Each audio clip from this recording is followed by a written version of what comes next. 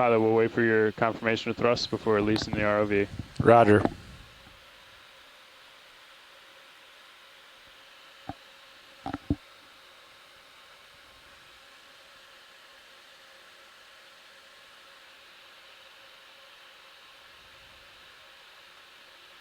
Pilot has control. Pull the pin. Stand by for line, pilot.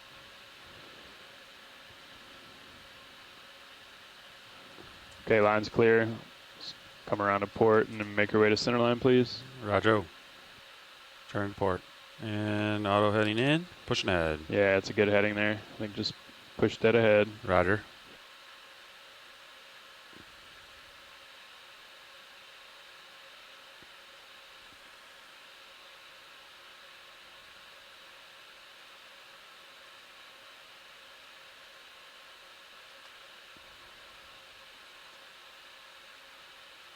Looking good, pilot.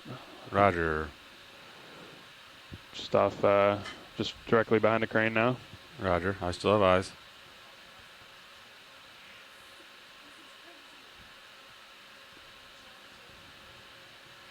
Adjusting heading. Copy.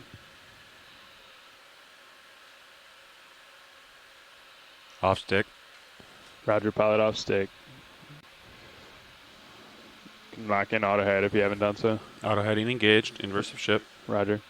Stand by for streaming.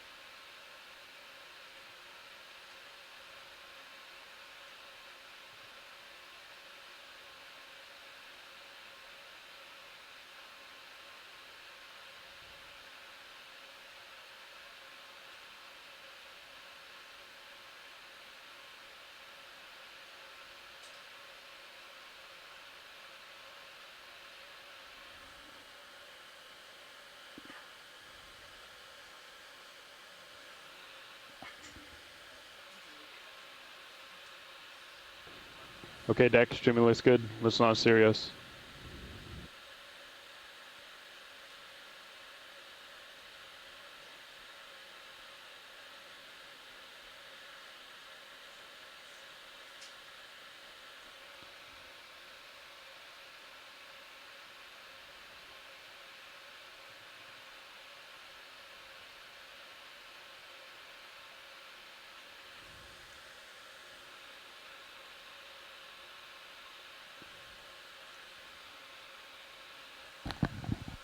Providing slack. Copy that, pilot.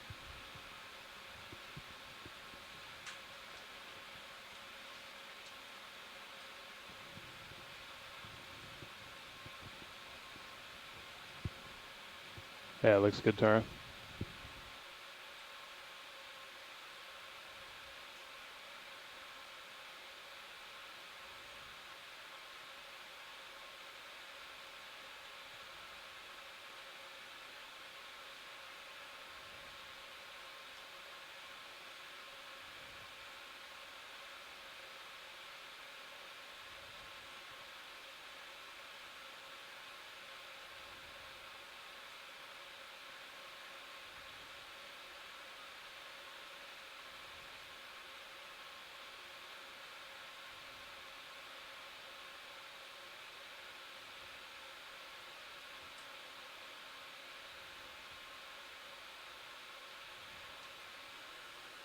I'm off stick.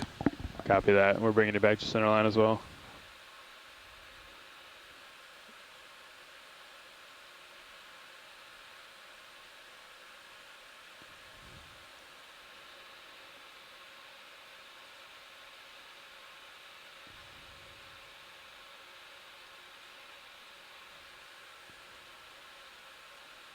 I'm going to push forward a bit. All right, off stick. Yeah. Yeah, I think if anything, just a little lateral, please, pilot. Roger, port lat.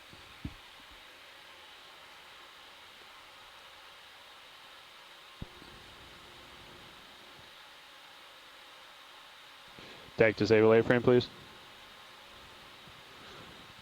And winch 0 the counter. Turn 0. I'm off my lats. Yeah. Off stick. Copy, pilot. Winch 0. Copy, winch.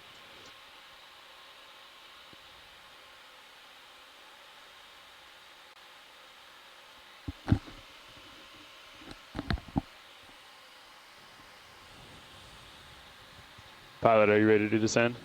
Pilot's ready. Okay. Okay, let's go down to 50 meters and hold at 15 meters a minute. Winch will do the same.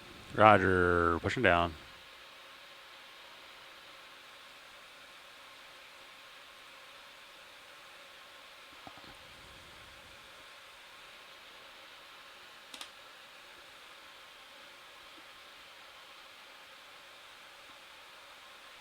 Ready for monitors.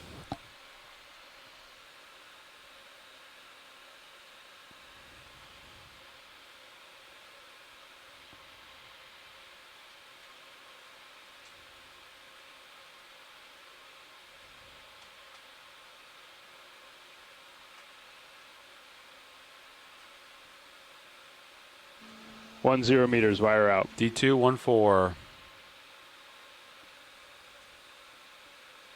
can just see your light in the flex link aft.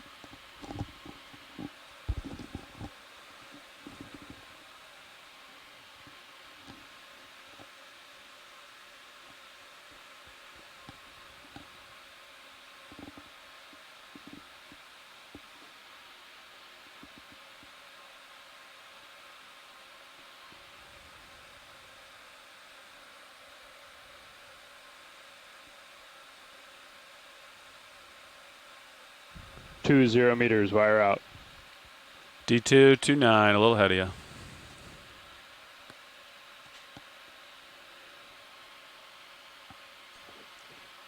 Dive suit nav, good tracking both vehicles. Copy, nav.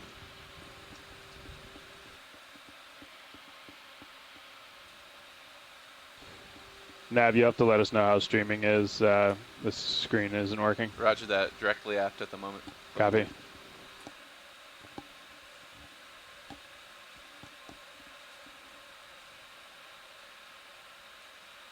Three 0 meters, wire out. D233.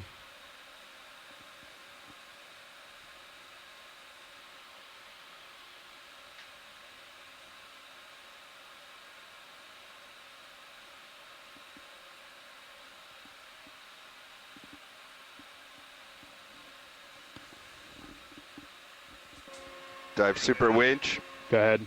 Winch looks good. Copy.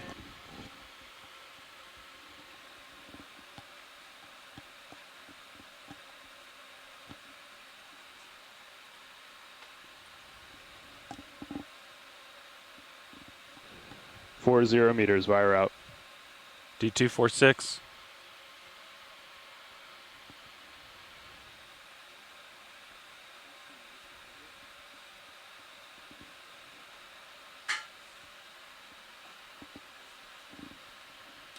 D2 50 meters, auto depth.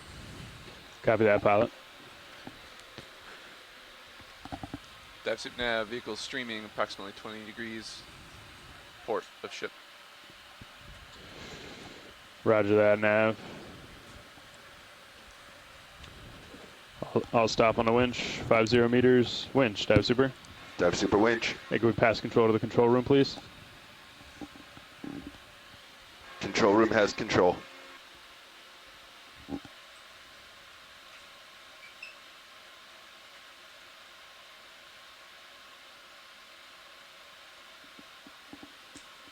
Control room confirms good winch control. Copy, co-pilot. Nav, dive super. Go ahead, dive soup. I can't see our approach to the waypoint.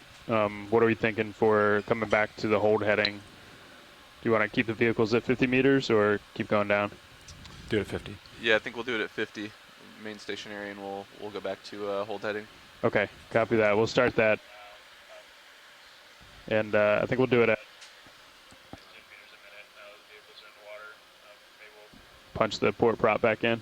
Roger that, dive soup. Be advised we have intermittent comms again, but we have you up on our belt pack here. Okay, Heading change, 15 degrees a minute. Probably to starboard, right? correct. Roger.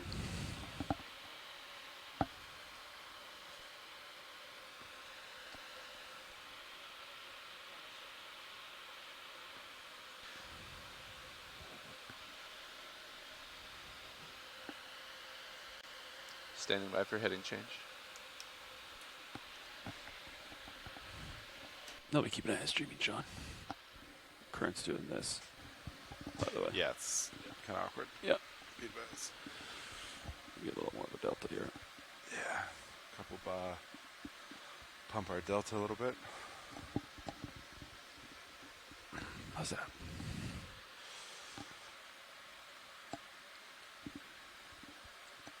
Just do 5. What do you think? That looks good.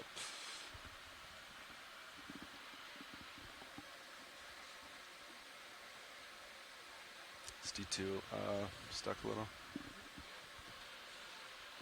There it is.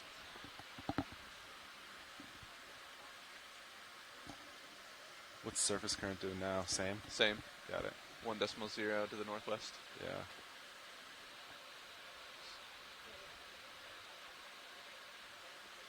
I wonder if we just...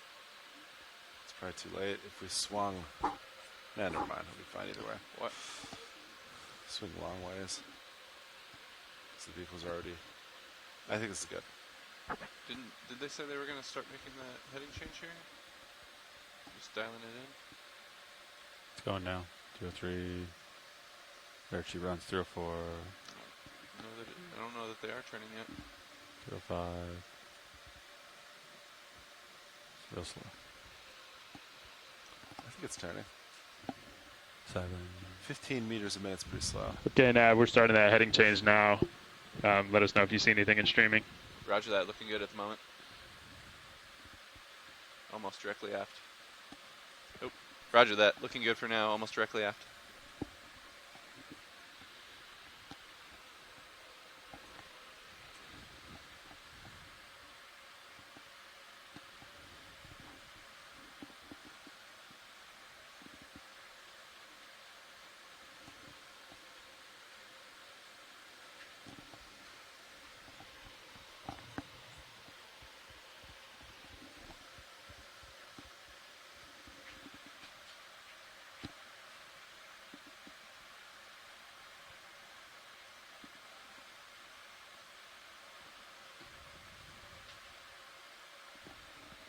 Go ahead, watch it.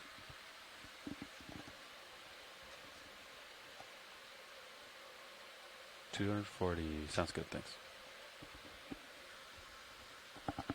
240, understood.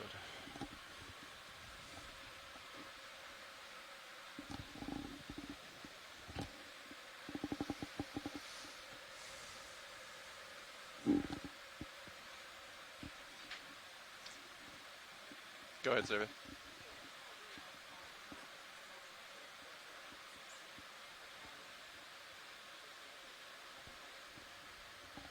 Roger, would you like me to try to drop one approximately? Or?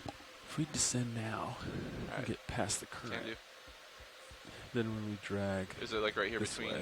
Seeps 5 and 6? might be better. Or so? What do you think? Or do you think we just increase layback? Because right now we're going to... Copy. Would you like me to put a Swing. particular label on it? So the only thing with that is the vehicles are gonna react slower. Okay, copy. More line out, the turn's gonna be sloppier. Gotcha. Right? Yeah. Sure. There's not. Thanks. I think there's a few ways you could do it. Should have had him turn to port. Kind of thought that, but I didn't want to. I thought it late. It'll be fine. It's gonna be fine. Yeah. Winch, dive super. Go ahead, Dev Super. Hey, while we're making that turn, I just wanted to confirm when we were paying out, you said it looked pretty good. It didn't have anything outside of the normal creeks and grounds.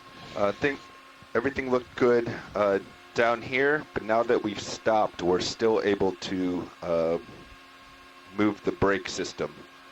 So Lars and I are currently discussing. Brake system. It does not appear to be fully engaged at the moment. Or if it is, it does not appear to be tight enough because we're able to wiggle the brake mechanism. Okay, but the storage drum isn't turning, is it? Storage drum is not turning. It is fixed. Okay. Okay.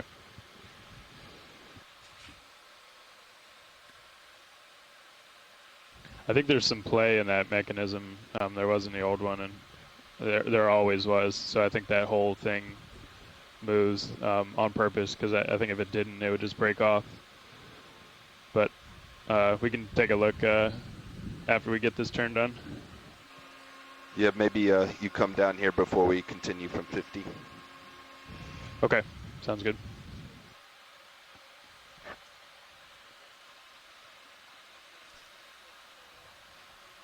Dive suit nav, we see the vehicle, or the ship heading changing. Streaming is good. Copy that, Nav. Yeah, we're keeping a little bit of forward way in as we're making this turn. Copy. I think that's working great. I'm going to push a little bit out. Straighten that out a little. What do you think?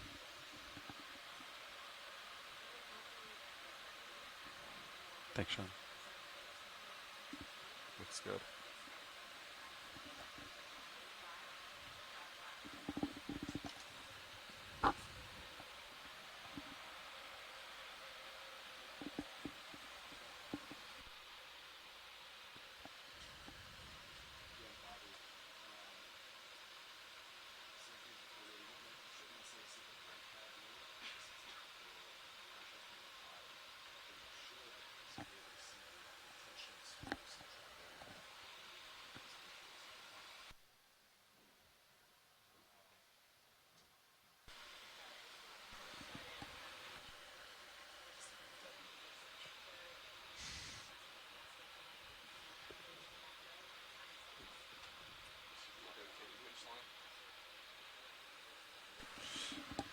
Just trying to do it offline so I didn't bunch up comms.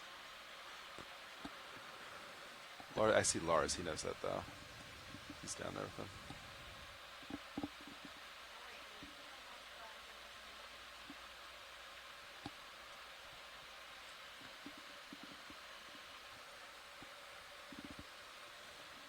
Streaming's looking good.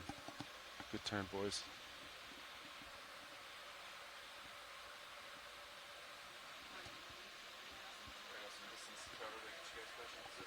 Yeah. I'm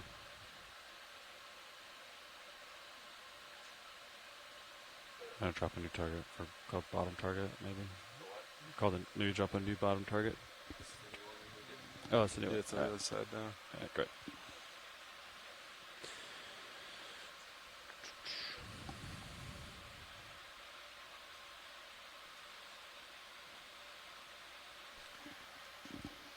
Dive suit nav, just an update. Vehicle streaming continues to be good. Copy that, Nav.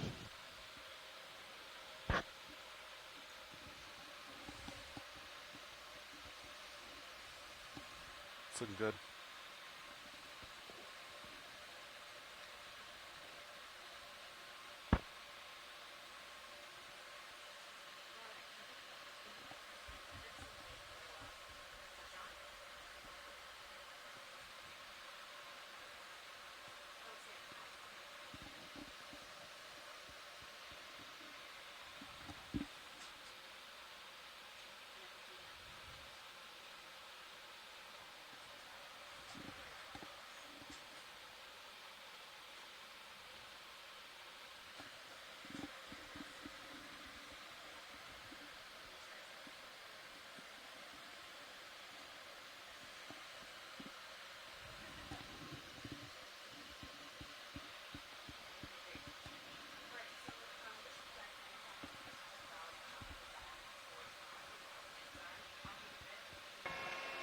Pilot, winch. Go. Winch. Yeah, if this is an okay time, I would like you to come up just a meter or two or pay out either direction. Should we come up a little? Sure. We'll keep you latched. Winch is the co-pilot. How do you have me? Co-pilot. I have you clear, co-pilot. All right, copy that. I'm going to come up a couple meters. That works. And Bobby, also same goes, you shouldn't necessarily see the brake pad travel, but the tensioning screw you should be able to see some. So yeah, all right, I'm going to ease into it and come up slow.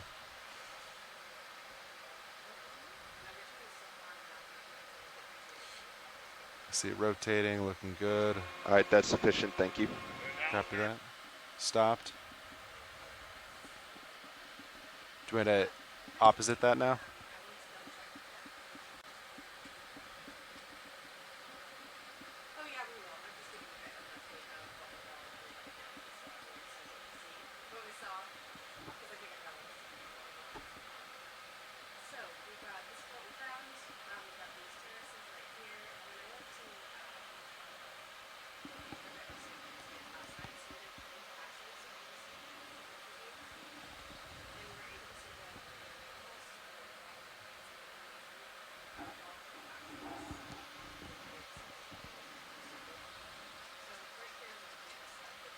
Yeah, if you write down 240 will be our Niskin.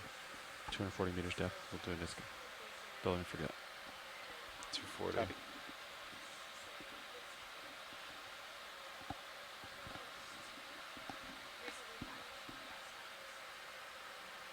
meters high. Thanks.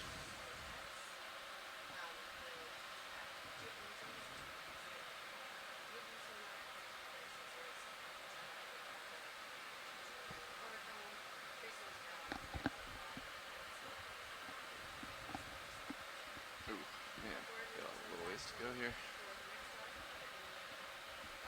Give a estimate of time.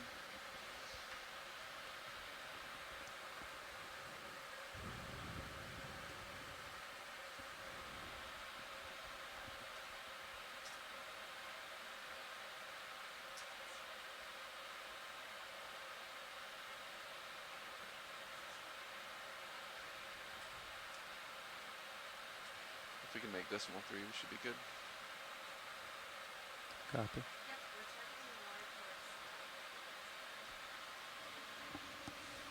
Make sure this ship is happy with that though.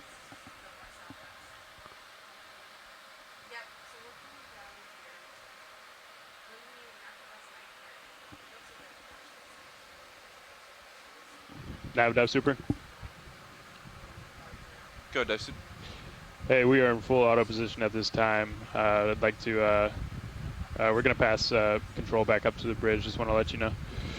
Copy that, thanks. Vehicle streaming directly aft.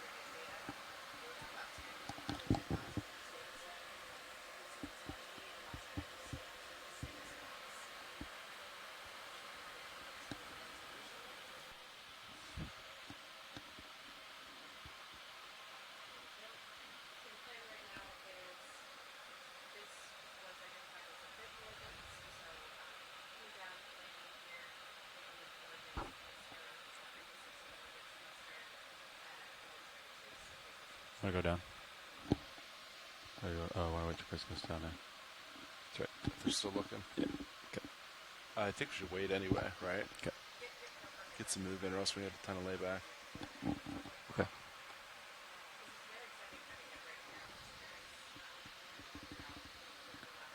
I think we're starting to trend towards the current direction now. Streaming northbound. See that? Yeah. I'm going to kill my draw lock. Forward way.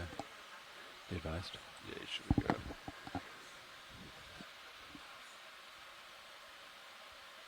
Now I'm thinking about it. Once we torque that tensioning screw down. Nav super. Go, dive suit. Hey, we have passed control back up to the bridge. I'd like to give comms back to you so we can continue. I'd like to go down to the winch room and give it a look. So I'm going to keep my headset on, but let's give comms to you for the moment. Roger, that sounds like a good plan. Nav has comms. Roger. Yeah, it's going to move going. And then we'll hold off on the winch until he goes down. Is Chris? Is he keeping his headset on? Yeah. Can I talk directly to him real quick? Okay. Hey, Chris. This is Sean Decay. As we go down, so when we're applying pressure, you should be able to wiggle, like press the brake pad in a little bit, and then you should be able to see that gap. And then once we release, it should close it again. Copy that. Yeah.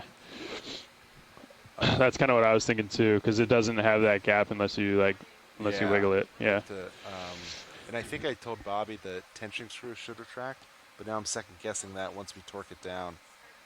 You might not see that travel. Yeah, I don't think that moves relative. Yeah. So if you want to relay that to him, I think I was incorrect on that. Winch copies. Okay, great. Okay, if you guys are ready. Stand by. It's just me down here. Yeah, we're standing by. Yeah. Headed down now. All right. I think we should go for it. Let's do it. Hold off on winch, but let's get moving. I agree. Decimal 2 or 3, doesn't matter. I say as fast as we can do. Okay. As fast as the shipment. Start at decimal 2. Say, hey, if that works, we'd like to increase speed. Copy that. I always call moves in at 2, get the momentum, see the momentum, then ask to go 3, and then ask to go 4. At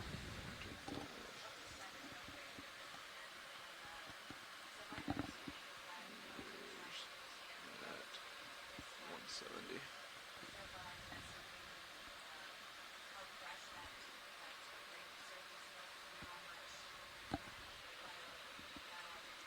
Bridge, RVNAV. RV bridge. Yes, I wanted to just confirm with you that we are stationary in auto position, and if so, request a ship move. I can confirm we're in full auto position. Roger that. Is now a good time for a move then?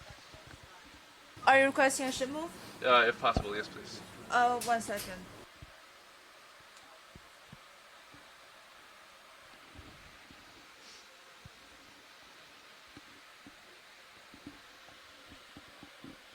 Ready for ship move. Copy. We'd like ship move, range 425 meters, bearing 170 degrees at decimal 2 knots, please. Range 425 meters, bearing 170 degrees, speed decimal 2 knots. Good copy, thank you. Thank you. Good copy, thank you. All right. We're starting to move. The ship is starting to move. We'll see. Streaming looks good. Comps look good. Fiber values look good. Copy. And with the current ship move speed, we should be able to get there before we reach bottom, just barely. So, depending on how long we're sitting at 50 meters, we may not need to increase speed. Okay. So that's the name of the game. If we come down in current, we're going to get more layback while we're moving. So we can kind of, what do you guys feel like? If we start coming down now with the ship moving, that's how we get a lot of layback. Yep. Because, right, current's going this way. It's going to, so, and we're coming down on slope, right? Yeah, can we see the contours? Very slight. So I think, but if there's layback, we're like in the slope, right? So I feel like we should just get there and then come down. Oh, you want to get all the way there? This close. It's kind of what I'm thinking. Open to discussion. Because if we're laid back here, Not this bridge. is steeper. Go right? ahead, Bridge. I just want to confirm our center of rotation is still midships. A good copy, thank you. What do you guys think?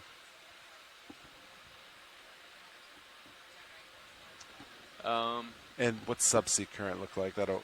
Unfortunately, it's not sounding very deep right now. Only 250 meters, for some reason. Is it just kind of? What's the trend of that 200 meters? Just the surface current. That's it. Okay. Yep. It looks like it dissipates ever so slightly, but not much. Yeah. So. Hoping it'll drop off deeper we go, but unknown.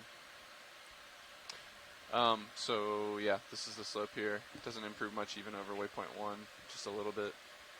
What kind of slope like is this right here? Let me get a gauge here. So that's 30 meters over 90 meters. So What's behind? I guess above that. About like up here. Yeah, like between waypoint 1 and Sirius. What's like that slope kind of like? So 1, Just the average 2, slope. 3, 4, 5, 6, 7, 8, 9, 10, 15, 16. We'll do 15. 370. 150, 370 is No way to know.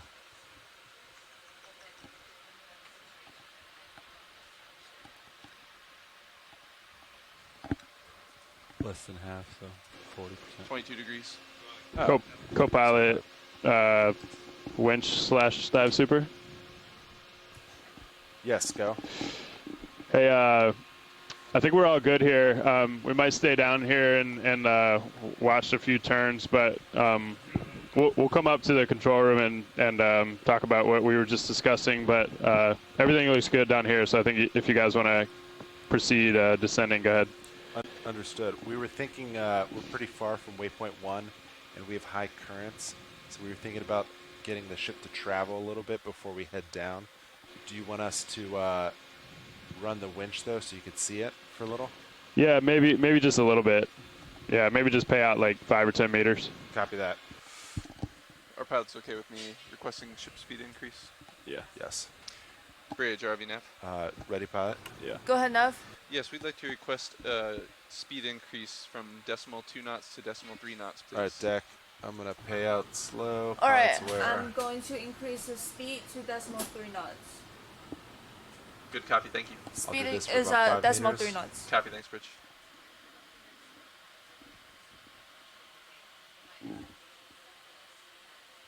It's about 10 to 15 meters a minute.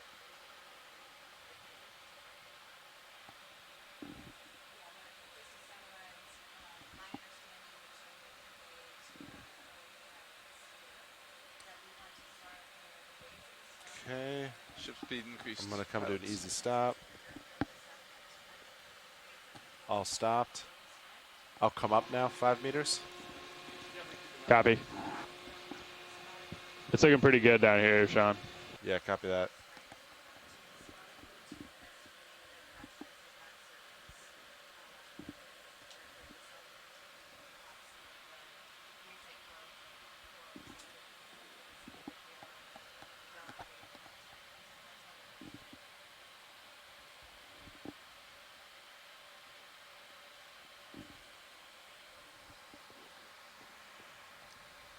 With that ship speed increase, looks like you're streaming a little more northerly, be advised, pilots. Yeah. But not bad.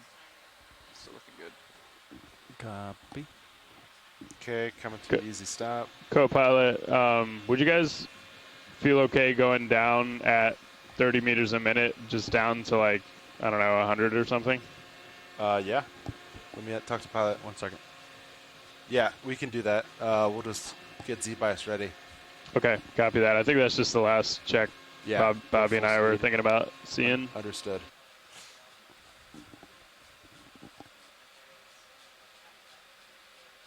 Ready, Sean? Yeah, you ready? Okay. Depth is out. Pushing down. Go. All right. 5. Paying out.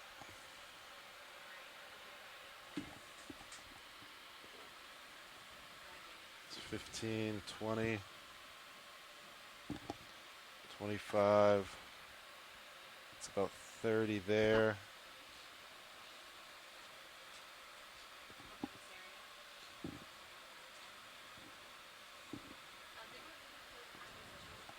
Meet at 100. Meet at 100. Copy. That's 30. It's about 30 right there. We'll go down 30 more meters to about 100 and we'll stop.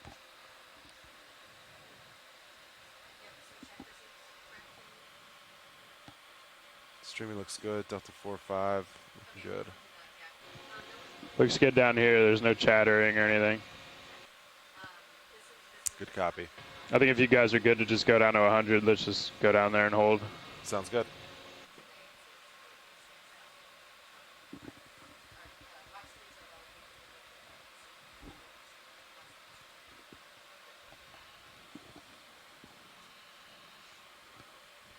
I have 10 to go.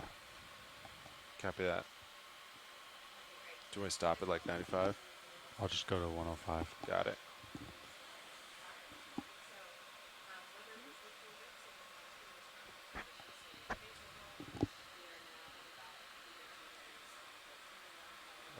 Approaching 100. Coming to an easy stop.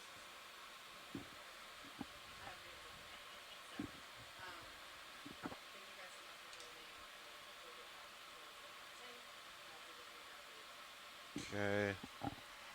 All stopped. How's that look? Looks good.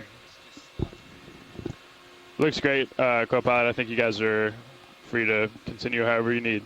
Okay, understood. Great work, everyone. Co-pilot Winch.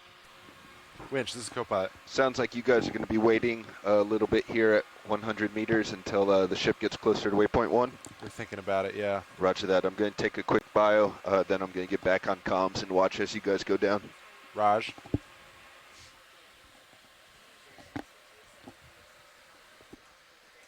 Crash Mahal. That's what I thought too. Can we get some contour labels? How deep is that? Oh yeah, sorry about that. I failed you. I failed you. This is should be 2160, I believe. Okay. Or 20. I'm sorry, 2060. Yeah. Yeah, it's doing 3. So Great. I'm gonna go off of Seep 4. Just be thorough about this. Seep 1 is at 2025. So.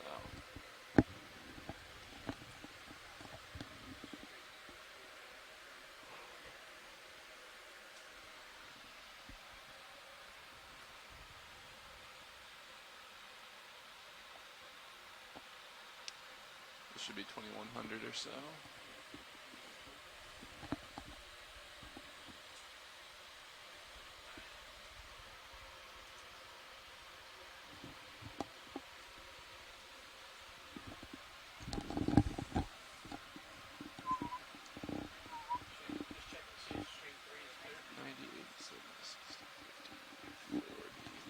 Yep.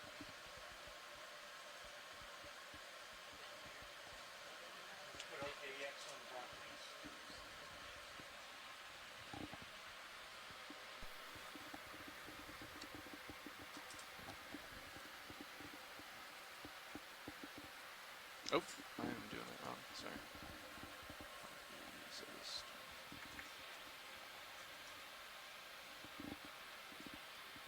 Interesting jellyfish floating by us, huh? See him in the tow cam? What do you think? You think the ship could do decimal 4? Ship angles look pretty good to me.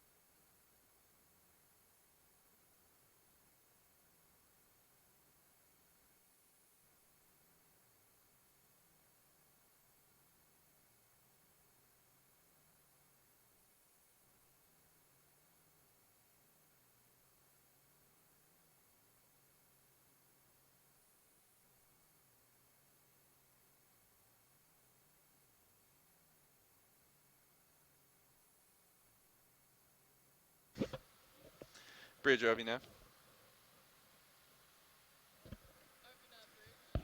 Yes, we'd like to request an increase in ship speed from decimal 3 knots to decimal 4 knots, please.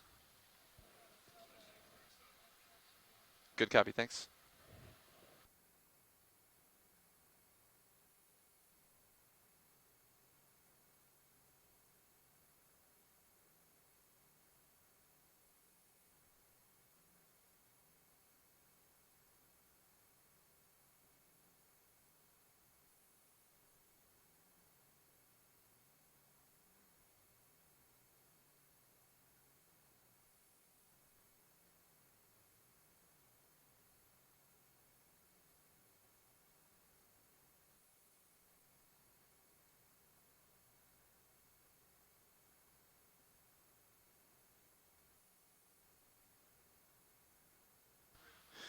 Bridge, RV nav.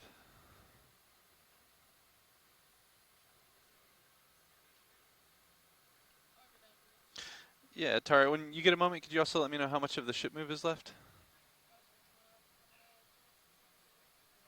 Copy, thanks.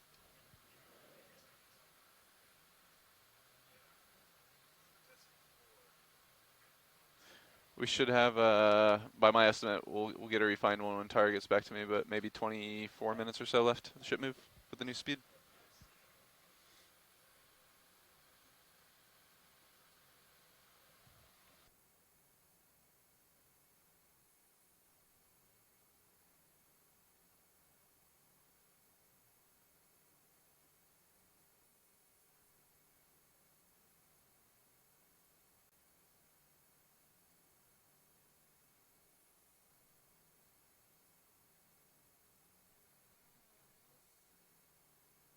Go ahead, Bridge.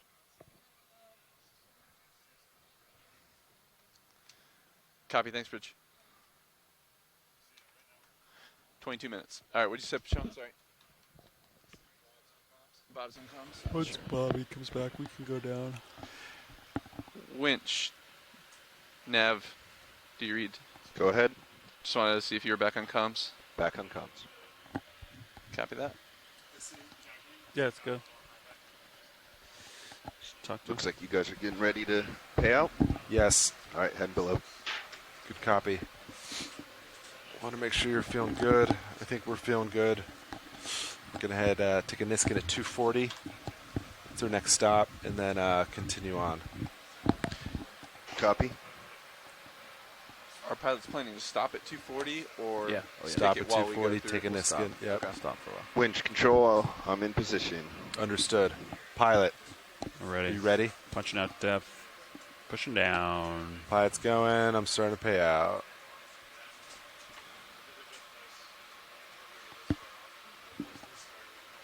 $15, $20, $25.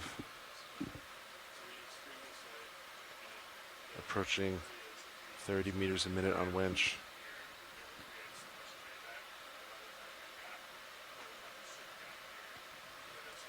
$30 meters per minute. Head down 30 meters per minute. Next stop, 240. Pilot, I'll stop 5 meters above you. Right. Good copy. Barrage that.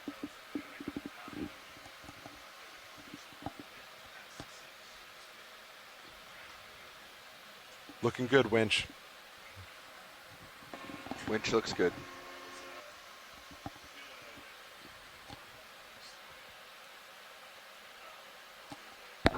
It looks very good from my camera.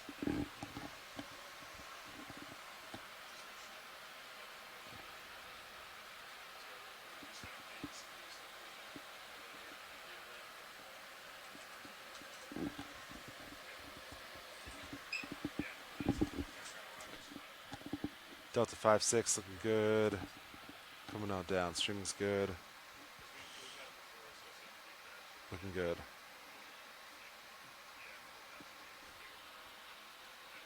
So you towed that one camera down a little bit. About So I 20 should be a degrees. little bit more to the middle of the camera than the bottom of it. Correct. So now you probably want to, that's probably like looks pretty good. Center, bottom, center. Okay. Bottom of this one, center of that one. Delta 5. I think it looks pretty good. Roger.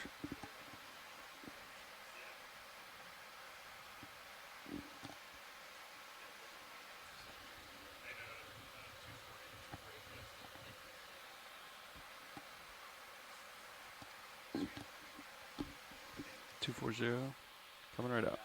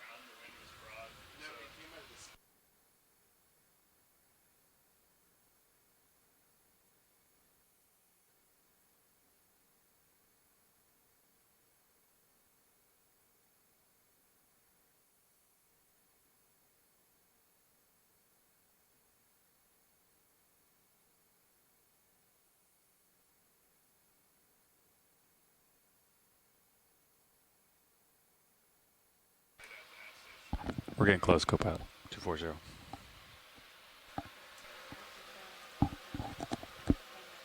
Winch. We're 30 meters out Go ahead. from a soft stop. Understood.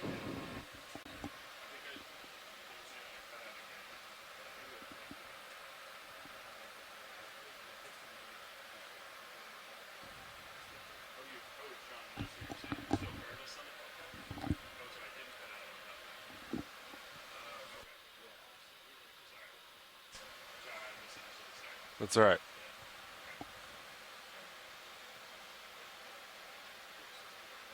Five, four, can thrusters coasting All right. down. Winch is going to come to slow. 40.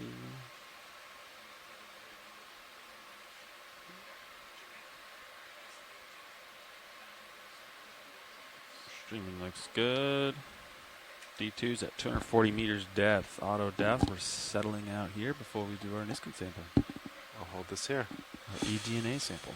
All right. This is the, I believe it's deep scouting there or shallow scouting there. Watch lead. We're at depth 240. Are you ready for Niskin sample? Copy that. Survey 2. All right. All right. I will get hydraulics up.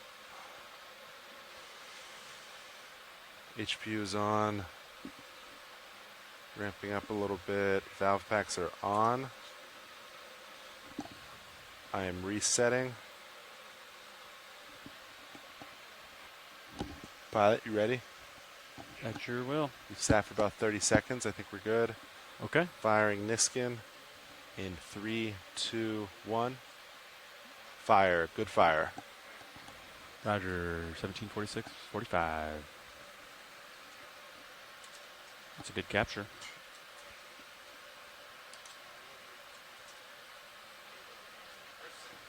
You're welcome. Nice job. Ready to descend? Yep. All right, Bobby, we're going to start winch up again. You ready? Punching out depth, pushing down. Delta 6. Winch is ready. All right, Winch winch is is ready. heading down. So we're just gonna plan to keep an eye on layback. Is that correct, pilots? Yeah, it looks great to me right now. Yeah. I think we're good. Concur.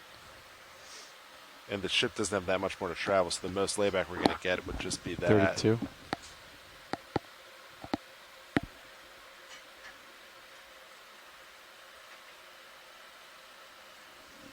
Doing 30, heading down. So I think Dive Soup had recommended we set up so that D2 is over waypoint 1, not Sirius. So I might call an easy stop as we get closer. Looks like we might overshoot. D2 over waypoint 1. Understood. We did. Yep. eDNA number 1 down. Layback's looking good, Sean. Sorry, say again? Layback's going to be nice. It's like, It's looking great, yeah. yeah. It's looking good. It's looking real good, pilot. Yeah, it looks very good. Because he's going to stop pretty soon here, and then that'll give us plenty of time to settle out. What are we white balancing? could wipe out. Could start at like 1400. Okay. You could try the. You could try the WB1 and then do the joint locks. Up to you. So if I just play yours. Play mine. Oh, and then Follow the bars. All right, I'll do that. And then it That gets typically you doesn't close. match up perfectly, Get you close though. but it gets you close enough where you should just be able to a single, like, joint motion. Okay. Should be good. So lock your joint and go for it. And then you just point mini Zeus down.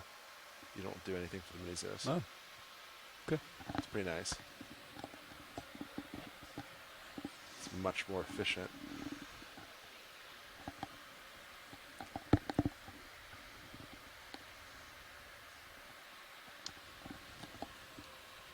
We may be able to see those seeps once we get within 100 meters of them on the blue view. Just be advised. Okay. Spotted in our bathymetry data as high as 700 meters depth. Understood. The blue view on. It's hunting. Well, we're facing the wrong way at the moment, but you never know. You never know. Always be ready.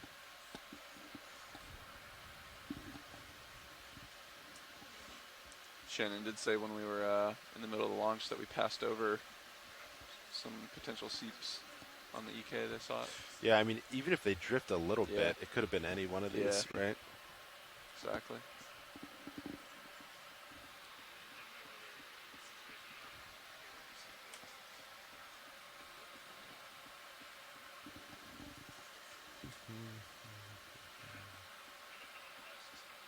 Fire values look good. Comps look good. Heading down. Stream looks great. Delta 9 looking good. Winch is doing 30. Heading down.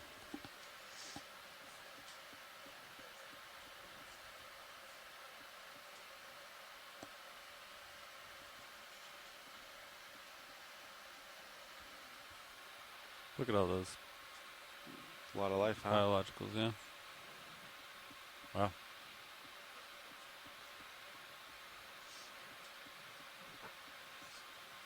Probably another 13 or 14 minutes of ship move left, pilots. Okay. Understood. Making good time. Layback increasing slightly, but still looks good.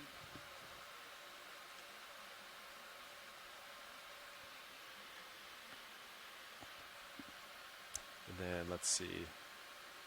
We want D2 to turn right. Or Sirius left. So I guess in this instance, D2 just, yeah. Both turn right, meet at like south, somewhere south. What do you think? Yeah. Understood. Sounds good.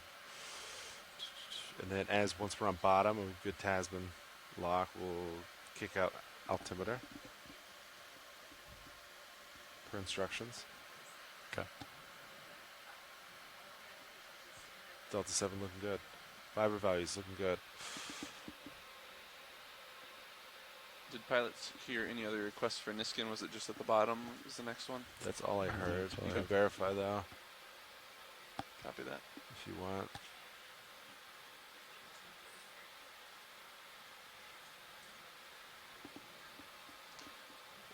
Watch the nav.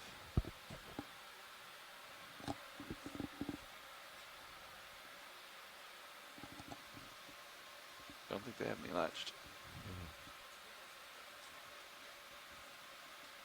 Did you guys want another Niskin at the bottom? Is that the next one?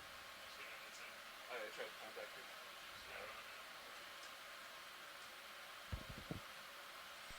Watch the nav. No problem.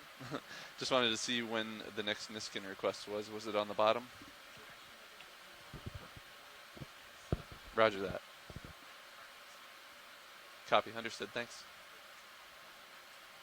Sounds like we're going to wait till we acquire a Seep for the next Niskin. Raj.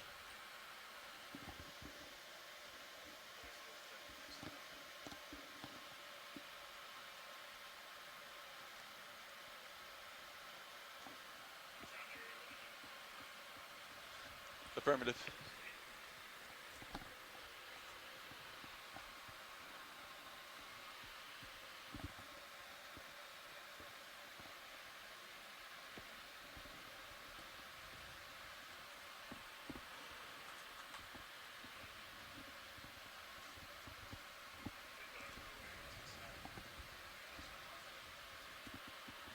And remember to order 11/16 crow's foot. Copy. That's my list. Let's get a mid-sized. I could use a bio at some point. Good to see you. Then a mid-range torque wrench.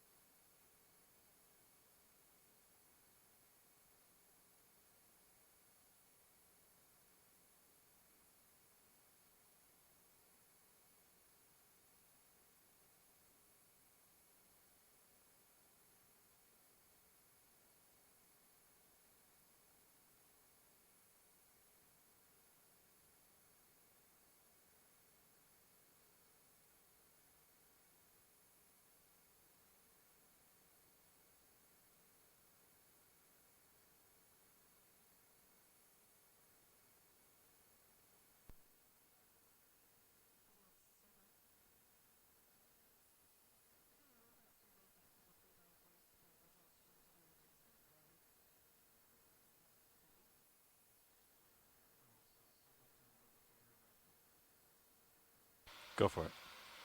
Yes.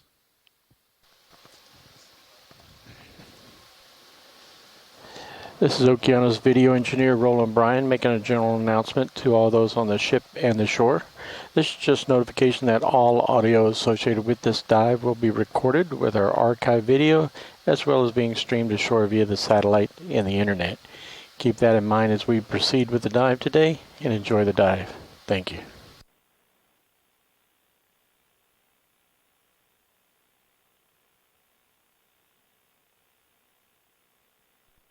Control winch. Hey, Decade, go. Yeah, the rounds look good down here. Everything seems to be working nominally. Nominally. Copy. Nominally. I am seeing a little bit of brake powder on the brakes, but I imagine that's because we're going through a little bit of a, burnishing, as we reset, put the new brake pad or Yeah. old brake pads on. I think it's not a perfectly flush fit, so we're seeing a little bit of brake dust come off, but not quite what we were seeing yesterday. I can definitely still wiggle the brake system, so it's not engaged. I think it's just sort of smoothing itself out. Okay. Understood. But I will keep an eye on that during the future rounds. Understood all. Thank you very much, Winch. Winch going off comms. Winch going off comms.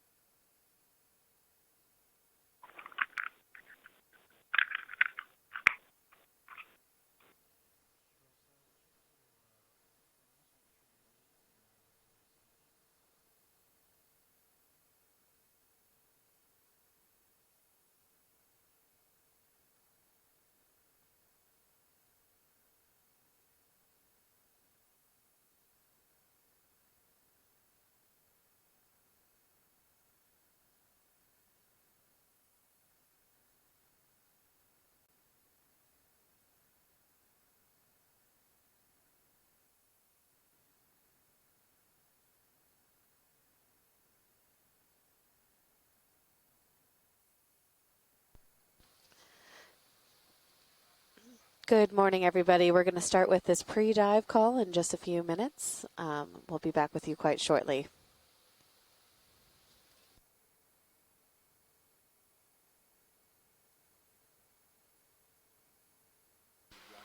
I'm going to stop ship here. Yeah, that's kind of what I was thinking too, actually. You stop it. Bridge nav.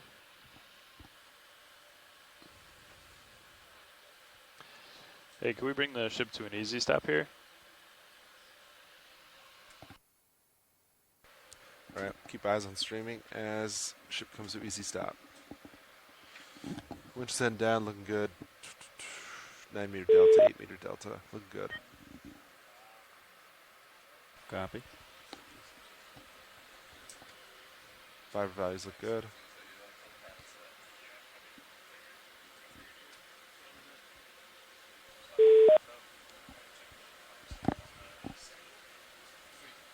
Okay, good morning, everybody. We're very happy to welcome you to dive number 4 of the Seascape Alaska 3 expedition. We are currently planning a dive off of the Sanak Seep area. This was a seep that was discovered earlier this year by the Okeanos explorer, mapped in cruise EX2304. Sorry, tongue-tied this morning. Yeah, so we're exploring today an area called the Sanak Seep, which was first discovered earlier this year by the Okeanos explorer, mapped in 2302. So we're going to try and get some eyes on that today. I'd like to introduce myself. So I'm Rian Waller. I am a deep sea biology professor. Nav, just for reference, what was the layback? Looks pretty good. I'm just curious what it is. Approximately 50 meters. Nice. That's great. My name is Rian Waller. I'm a deep sea biology professor at the University of Gothenburg in Sweden, and I'm the biology lead for this expedition. Hello there. My name is Jennifer Ashoff.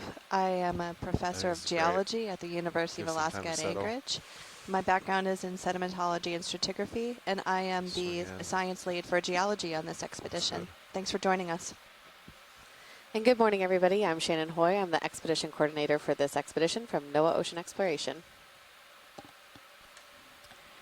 Yep, and so that's the crew that are on board today, but we have scientists on shore as well. We have scientists in our chat room who are helping us with the dive today, but we also have some scientists on the phone line. So if you could introduce yourselves, please, that would be great.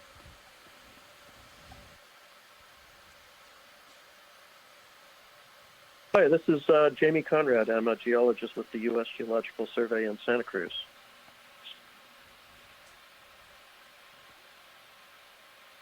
Hi, this is... Oh, sorry. Helen Ruppel, geophysicist with the U.S. Geological Survey and Woodfall Chief Scientist for the Gas Outreach Project. Identified targets. Roger. Yeah, this is Christian Nilsson. And Louis Vaughan. And we're science communicators from the University of Gothenburg.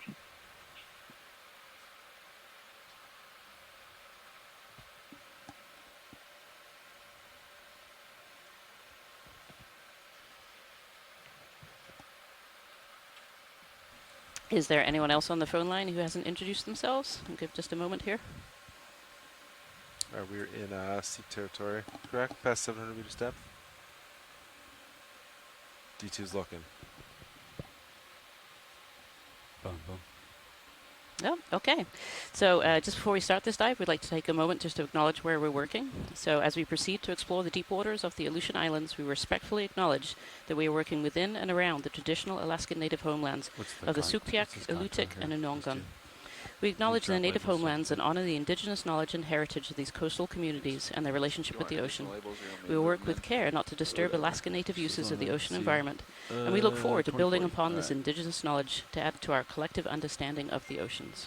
This one right here is 2050. And so with that, I will pass it over to Shannon Hoy, and she's going to take us through a little bit of spatial awareness of where we are and the dive today.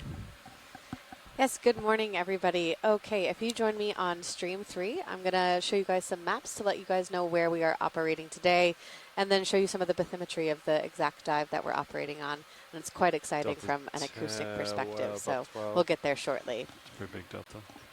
All right, if you're on stream 3 with me, what you're seeing right now is an ArcGIS map showing where we have been and where we currently are. Reducing. So I think about 5 or so days ago, we left from Kodiak on the 14th, steamed all the way over here for that first dive of this third expedition from the Seascape Alaska campaign. That first dive was that water column dive where we saw some really great, interesting features. We moved on against this shelf break, or the slope, south of the Aleutians to dive 2 at about 2,300 meters to explore some of the benthic Checks out. geology and benthic fauna in this region. We then kept moving over and attempted to dive yesterday for dive 3. We only got to about 83 meters, and then the seas and the conditions just worsened, so we had to pull up, unfortunately. But the seas are better today. The weather is looking better. We are in the water at about 800 meters right now over here at dive 4. So you can just see as we've been progressing west along our movements here as we make our way around here to Unalaska for our final port. I do have 2 other things on this map to spatially orient you, and I'm sure Jen will talk more about this later, but we are experiencing some very fun and exciting seismic activity around us. So this yellow star right here, that was the earthquake that was experienced, I think, 2 days ago now, 2 or 3 days ago now. That was a magnitude 7.2 earthquake.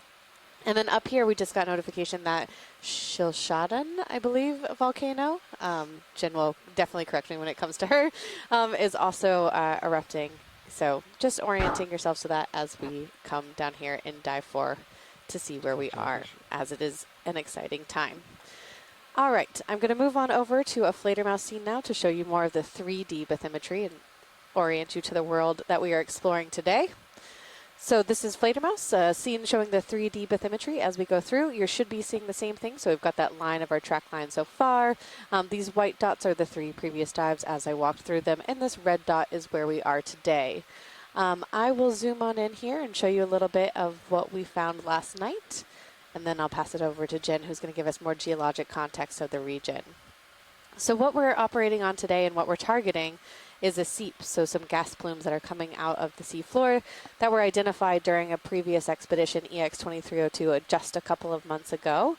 Last night we did a survey with our multi-beam sonar and our EK sonars, so that's our fishery sonars and our bathymetry sonars, trying to see if we could still identify those seeps. And excitingly, we were able to identify them. So let me turn off some layers here for you and show you a little bit what we found.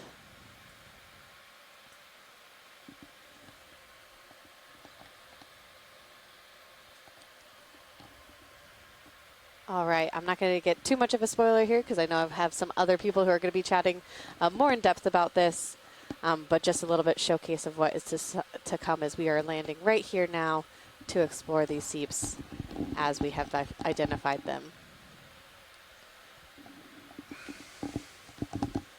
All right. I think I'll back out now and let Jen take away a bit more of the broader context, and then we'll zoom on in, and hopefully Carolyn can join us to talk a bit more about the seeps, and I'll show some slope maps and different views as we get to that point. Zooming out. Thanks, Shannon. So this is a very exciting expedition, especially geologically. But maybe that's just because I'm a geologist. I find it particularly exciting.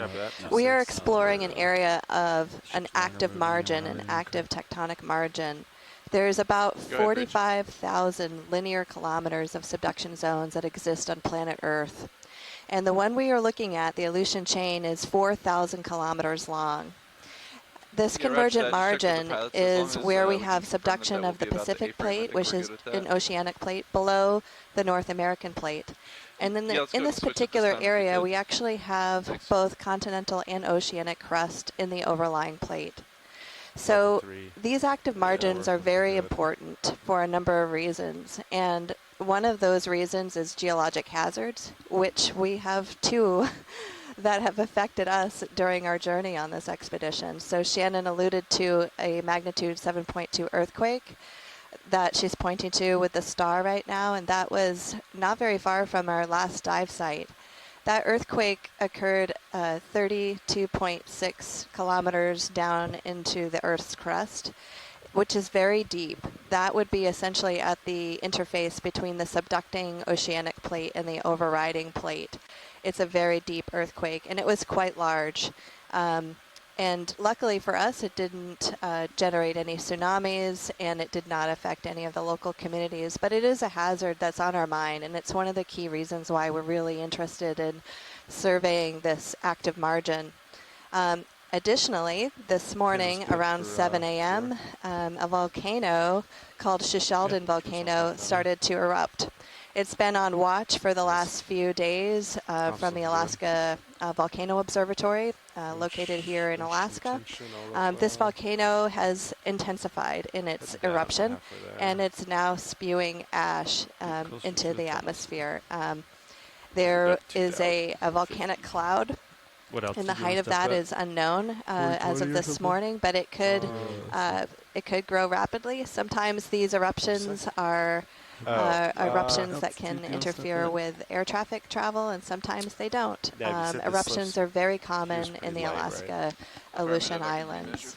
So on this active margin, we have a number of geologic hazards that are related to the subduction zone, and the earthquakes are one of them, of course, as the plate is subducted underneath the continental. The oceanic plate is subducted underneath the continental plate. And then also, during that process, we have volcanoes that form parallel to the subduction zone as a direct result of the subduction of that plate below the other plate. Essentially what happens is that some of the rocks that get subducted are emitting water, and that water comes up through the Earth's crust and helps to generate magmas that come up as volcanic edifices when they reach the Earth's surface. So just to give you a broader view of what's, why we're here in the first place, and this really interesting tectonic margin. The other thing you see a lot in active tectonic margins are faults. And so zooming in on today's dive, you'll see approach bottom, I think Shannon had, there's the dive site.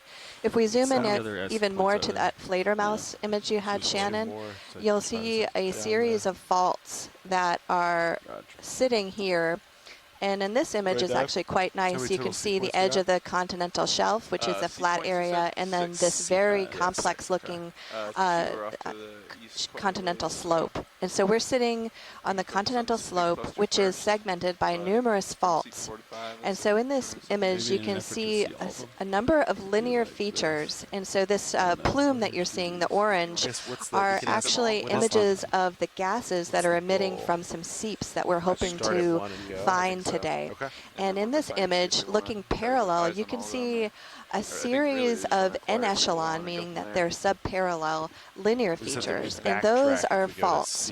And so the seeps tend to occur along those fault lines because the faults, as they break the Earth's crust, tend to generate fractures, and that becomes a weak zone for fluid migration, such as methane gas, sometimes water in the case of a spring on land. But here you can see a beautiful image that she has constructed showing these different fault blocks and the position of the seeps appearing to be right along one of those fault blocks. And those fault blocks, again, are a direct result of some of the tectonic activity in this area. So there's an overview of the general geologic context in terms of the subduction zones on the planet, this subduction zone, and its relationship to both geologic hazards and the occurrence of these seeps. Now, methane gas is a very important greenhouse gas, and this is methane seeps can contribute methane to the ocean, and it's one of the more important contributors of hydrocarbons to the atmosphere. So behind humans, these seeps are very important contributors to methane gas to the atmosphere. So that's one of the key reasons why we're really interested in them. And we're lucky enough to have Carolyn Ruppel on the line, who is a scientist at the USGS. She's the head of the Hydrate Center, and we're very lucky to have her sharing some of her expertise. She's been studying these seeps for a number of years. So Carolyn, would you like to add anything? Yeah, and I'm sorry to start out by contradicting you, but seeps that are more than about 100 meters deep in the ocean actually do not contribute methane to the atmosphere right now, as far as we know. The methane is consumed in the water column. So especially these deep seeps would generally not be able to get methane to the atmosphere. In any case, this is a deep seep. I don't know if anyone said this is about 2,200 meters deep. There have been other seeps on this margin. Lisa Levin and others have looked at deeper seeps on this margin. Of course, those were more needle in the haystack finds. This find, having the hydroacoustics, is obviously very powerful. If you've been with ocean exploration on the other U.S. margins and other dives over the past many years now, over a decade, I guess, or about a decade, you've seen these seeps identified hydroacoustically and then verified with the ROV. In terms of what we expect, I would agree that this is not all seeps are connected to faults, but given that this looks like a sheet of gas coming out, it most likely is sitting along a fault. So we don't know the source of these fluids. There is a sort of more thermogenic basin about 40 kilometers away in this forearc, but we without being able to sample, we're unlikely to know much about how deep-seated these fluids are. It is most likely that these are methane, though, not some other gas. In terms of what we might see today, starting sort of first, obviously what everyone loves to see is the chemosynthetic communities that develop some of these seeps. What has been found in the past here are certain kinds of clams and what I would in the vernacular call worms. Obviously, they've got a much longer name that I'm not going to attempt to say. And one thing that some of the past papers have talked about is the amount of the number of other fauna that are near these seeps, which is not as usual in other places that we have them. So I guess we're hoping we'll find something like that. We may also find special rocks that are called authigenic carbonates.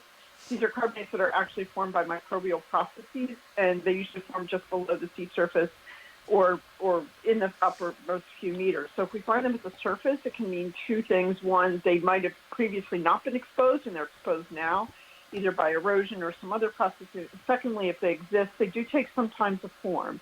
So it could mean that the seeps have been around for a while. We also may find gas hydrates. So that looks like ice. Some of you have seen that in previous dives. We are very, very, very far inside the gas hydrate stability zone. So any methane that comes out of the seafloor and that has the ability to combine with water before it gets dissolved or before it gets carried away could form this white ice-like material on the seafloor that's called gas hydrate. And it would not be unusual to see that here. Gas hydrate is volumetrically on Earth very important. It sequesters about 16% of the methane on the planet, and it's mostly in sediments. But there can occasionally be some at the seafloor, and we've seen, particularly in the Gulf of Mexico, some spectacular formations of gas hydrate at the seafloor at various seeps. Trying to think if there's anything else I should say right now. I do want to say that, as Shannon knows, I was super excited this morning to get the image that these seeps were still active. So as far as I know, this is the first time we've been able to dive on an OER find on this margin for seep. And seeps sometimes shut off. They shut off because of barometric pressure, tidal pressure, even quite deep ones. But the deeper they are, it seems to me, I've mostly observed anecdotally that they do remain active because they've got a good source of gas that's really flowing in and keeping them active. And I think that's all I'll say for now, Shannon. Thanks, Carolyn.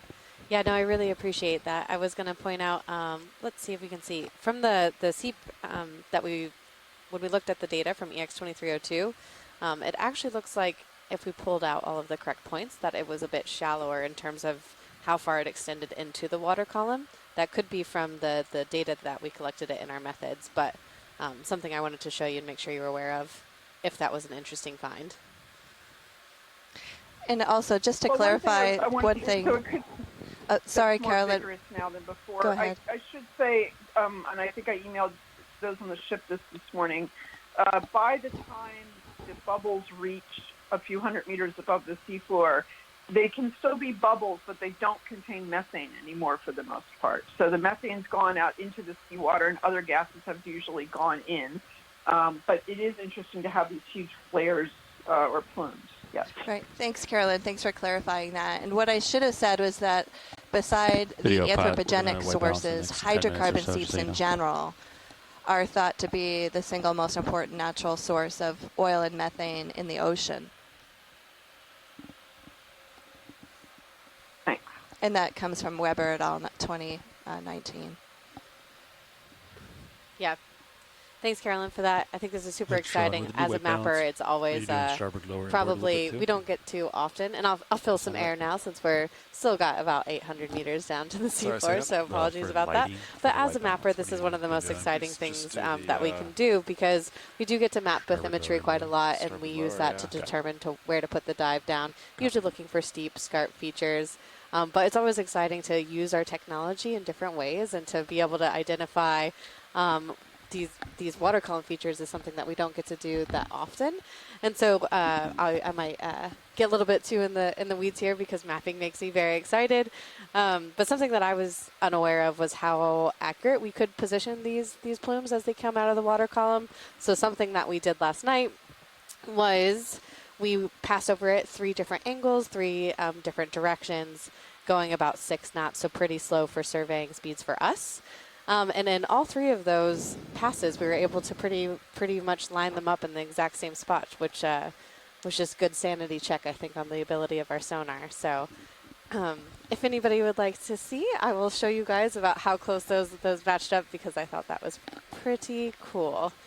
We do have people overnight always mapping, making sure that the data that we collect is of high quality, and working through the night to be able to pick out these point clouds. So I'll just show you guys right now a time series of the data that was collected. So here is the data that was collected during EX2302. You can see a bit more spaces between the plumes, or between the point clouds here, and that's actually just an artifact, I believe, of how fast the ship was going. So we were transiting when we first found these, going probably about 10 knots or so. But for our focus survey last night, we slowed down to try to resolve these plumes or these water column anomalies a bit better. So I'll show you right now. That was 2 months ago from EX2302. Wrong button. Turn those off for you. We then went over it last night. Here's pass 1 with the orange. I'll put that back on to the pass from the night from 2 months ago. You can see it lines up pretty well with what we saw 2 months ago. We then passed over it again. That's this purple coming into the mix here. I'll zoom a bit more slowly. And passed over it one more time furthest blue. And so you can see all of them really aligning.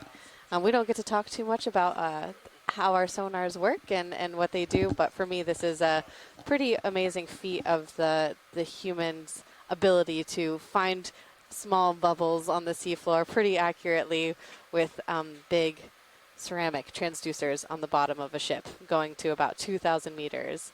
So I hope all my other acoustic enthusiasts are out there as just as excited as I am, and especially if you're an expert, want to chat more and tell us even more how we can improve our methods here. This is an exciting night for me and mappers around the world. Go ahead, Carolyn. Shannon, I think it'd be interesting to, I think it would be interesting just so we can nerd out over here physics for a minute, to say something about why we can do this, why we can detect these bubbles. So the bubbles, of course, you can think of it kind of like the sound is trying to go, it goes through water and then it encounters gas. And the gas has a different characteristic in terms of how the sound propagates than the water does. So it's all technical about impedance contrast and things like that, but the point is that's why we can image these bubbles. And in fact, we've been able to do this for a long time, and it's not as if Seep just started 10 or 15 years ago. But before that, we just didn't have the capacity to store the data and look at it and everything else. Now people are using this water column data much more aggressively to try to find features in the water column and to understand it's particularly good for gas tubes, obviously. Yeah, thanks for that, Carolyn. I'll be here all day if anybody wants to pull back in and talk more about mapping and acoustic methods and things like that. But I hope that we're find these seeps and have some other things to talk about. So, yep, exciting day for us mappers back here. Thank you all. Yeah, so something I should have said at the beginning, of course, this is actually a combined extended dive today that we're doing on the Sanak Seep area. So we're going to go down to the benthos now, down to the sea bottom, and have a look around, see if we can find those seeps, all those wonderful organisms as well, as Carolyn was alluding to. So we should be hopefully finding some tube worms and some clams. But then once we've looked and explored around the benthos, around the seafloor, we're actually going to come up and do a water column dive as well at the end of this. So we'll be doing a transect at about 50 meters off the bottom, 900 meters off the bottom, 700, 500, and 300 meters off the bottom, our standard midwater transects. But the neat thing about today is we're actually able, hopefully, to try and transect through this wonderful plume that Shannon is showing us on the maps, and try and get some signatures, see what organisms kind of live right above the seep area. And this is something that I hear from the folks who work in the water column world, the midwater world, that this is something that really hasn't been done, hasn't been looked at before. So it should be really exciting. And during those, we'll be taking eDNA samples as well, just to see if we can catch some signatures from the organisms that are living around these seeps. So a really exciting dive today. We're super excited. For me personally, this is the first time I've ever dove on a cold seep area, so I'm super excited for this dive today. Not much. So once again, just welcome to dive number 4 of the Seascape Alaska 3 expedition. We're diving today on the Sanak Seep area, which is about 2,000 or so meters deep. And this is a seep area that was discovered just a few months ago during Ocean Exploration Expedition EX2304. You ready? So for now, we're going to go a little quiet as the pilots start to set up a little bit. We're sitting right now at about 1,440 meters or so depth, so it'll be a little bit of time before we reach the seafloor. But once they're all settled on the seafloor, we'll start again with our narrations. All right, looking forward to it. Bye. Put Mini Zeus up. Sure. Copy that. You're okay with it? Oh, I am okay with it. All right, so if I go teach play, I want to play the Sean Kennison White Balance 1. Mm-hmm. And now I'm ready to go. Line manipulator. Yep. So wrist, jaw, elbow. Oh, I'm in. You're in. So now you just need to do, I did it at camera angle 5.5. Okay.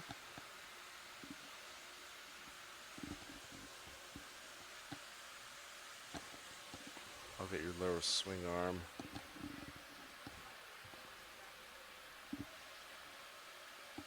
Inboard. 5.2. Do you come in? Main Zeus? Yeah.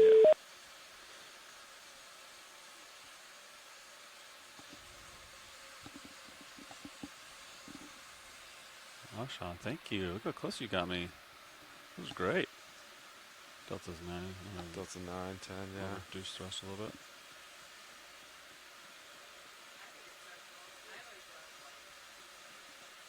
So that's, I think, about as close as it gets. Okay. And then you can go, depending what you want, you can adjust as necessary. I'll try live, doing it live. Okay, yeah.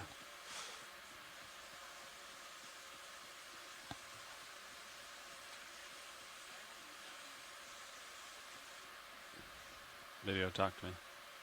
Is that good? I love it. Okay, I'll leave it right there.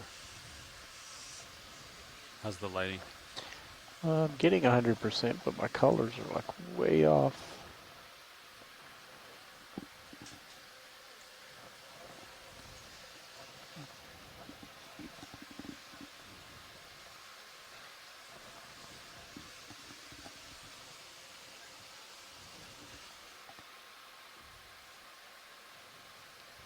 Can we get high pack on the race monitor? No? Yeah, thanks.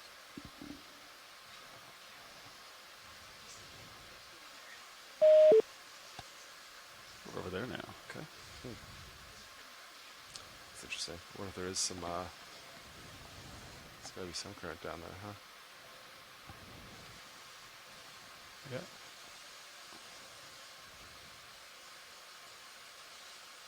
Clocking northbound. You're gonna turn that way anyway, so that's good. Copy.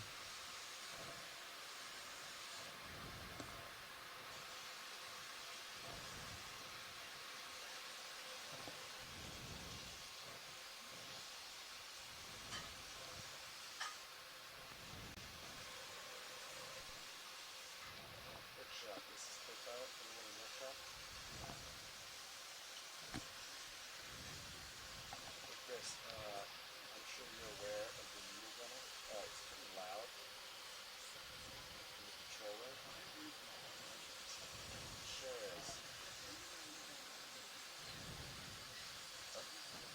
Understood.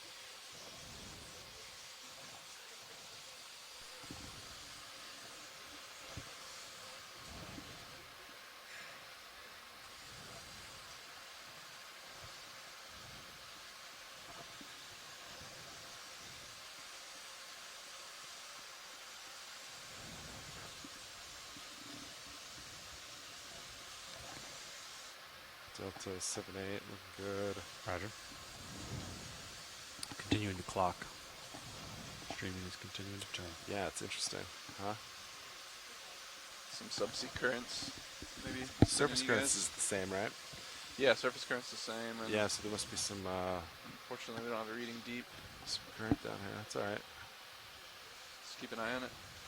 Which is interesting, though, because the Seeps, we Can you registered see the straight up, oscillations which in the indicates there's no vehicle? current. Actually, the new bathymetry and new Yeah, EK Roland, we're data pushing showed down. it kind of trending Okay. as it got up into the water column a little bit. Oh, do you know where? With the structures? I don't have those new maps. We can maybe request some from survey. Just curious. Because that would kind of indicate what the current's doing. Yeah, that was they were taken early this morning, but that'd be a good guess. Yeah. Not necessary, but would be kind of cool to know. See if it lined up. I don't know where the latest data was put for that. It's okay. It's not not high priority. It's not back there.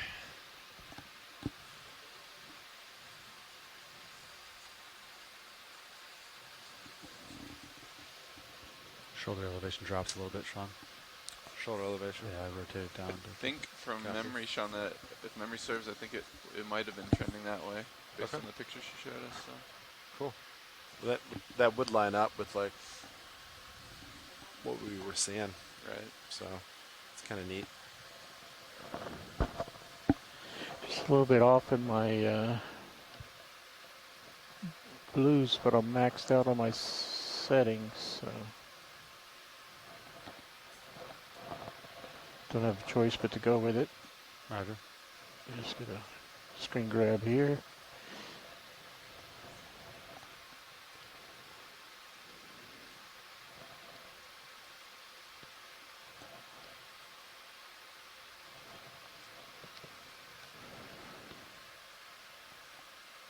We're settling at 45 degrees, John.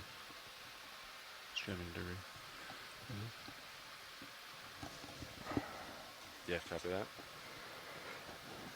Okay, you want to Delta about 2. bring down HD2.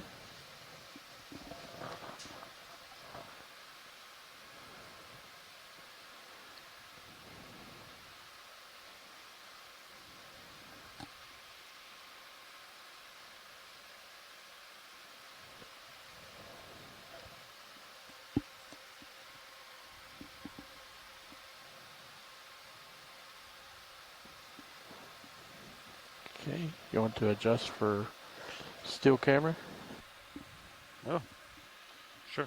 Do you got it?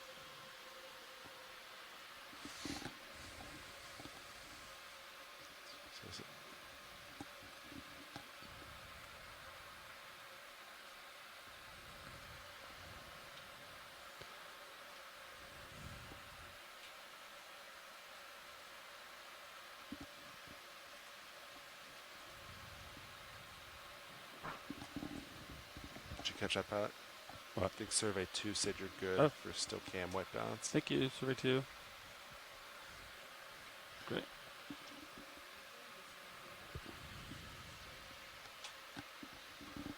All right.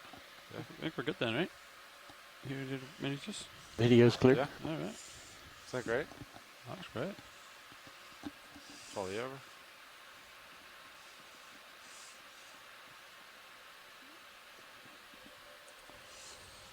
Okay, great. Thank you. Yeah, it's way better. Okay, I'm clear, Sean. Copy that. I'm gonna put back lower swing arm. Outboard.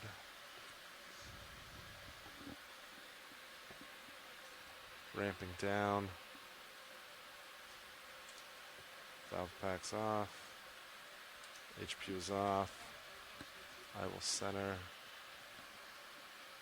Mini Zeus pointed down. Was the original plan to turn right anyways, so that kind of worked out? And I will take my monitor back to HD. All right. Looking good. Roger. Is the ship position okay? Would you guys like to move at all as we descend, or like where we're at? Yeah, maybe you could move us a little closer to waypoint 1. Move us Just like in a little bit to the west? Yeah. West, Yeah. Westbound. Roger. Get serious over waypoint 1. Yeah. 50 meters west. Sounds good.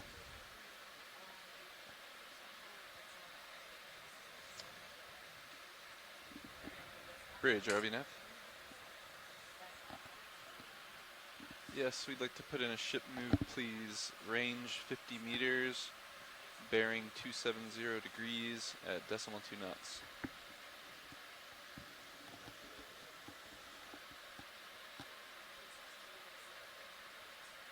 Good copy, thank you.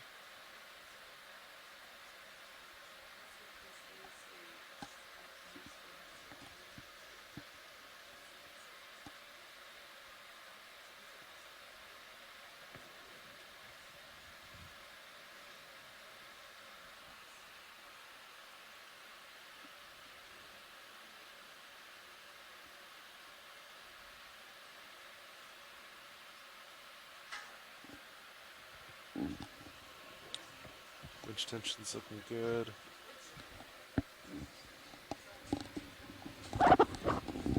Let me keep an eye on the Shiv and 6-8. I'm sure it'll be fine, but Let's see, monitor 12, starboard HD. We can put that back up. thanks, sir.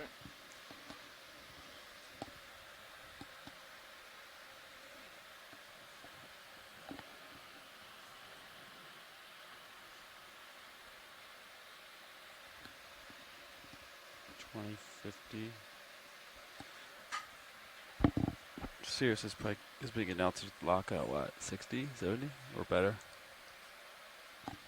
Serious? Yeah. That's seriously. Actually, Like I'm going to put the sonar full screen on stream 3. I haven't fired bottom in a while though. I think it's my first. Maybe the first location that we see signs of the. But I think when we were leaving the other day, I thought I saw it lose around 44. Okay. The Tasman yesterday picked up like 160 intermittently, and then just got better. So, and let's see, you still have both of them on, right? Yep. Altimeter and Tasman looking good.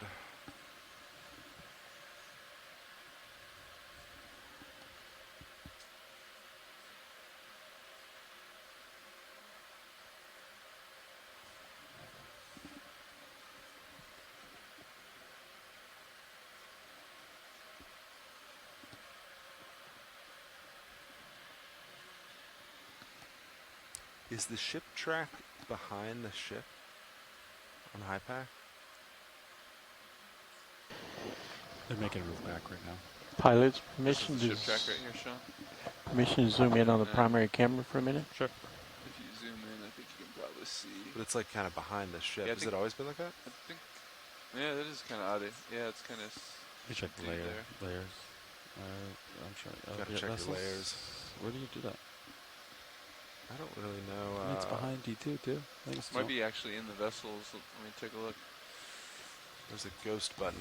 Yeah, Not I sure see what that. does. Boat, vessel track. Let's see if it's different from. Streaming pretty far eastbound now. Do you have the camera tilted directly down? Serious camera? The ROV. The RV camera. It's at -3. Okay. Wrong. We're just checking that flare in the lower left. There you go. There we go. It's probably the is the swing arm still inboard right now, Sean? The swing arm is outboard. It's outboard. Okay. Roger. Delta 6. Delta 6.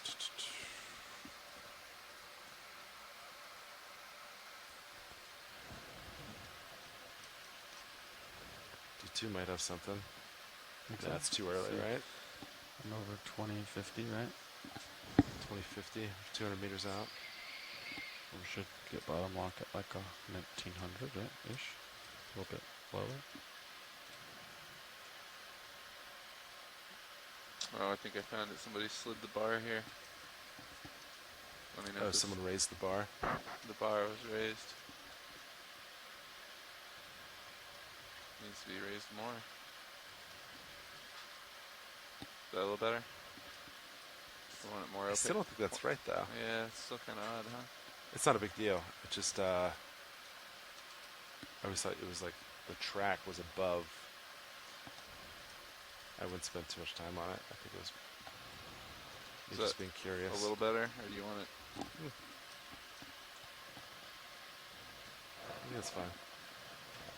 Copy that.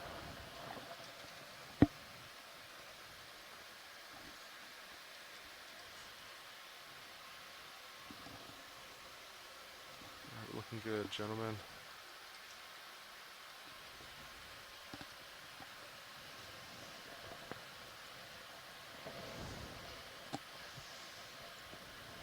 Ship getting close to Tasman range here.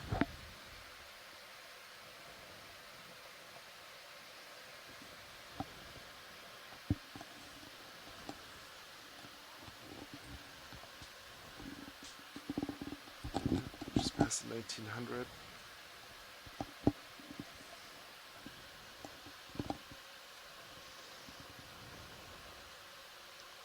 Blue view looks clean. Pointed down.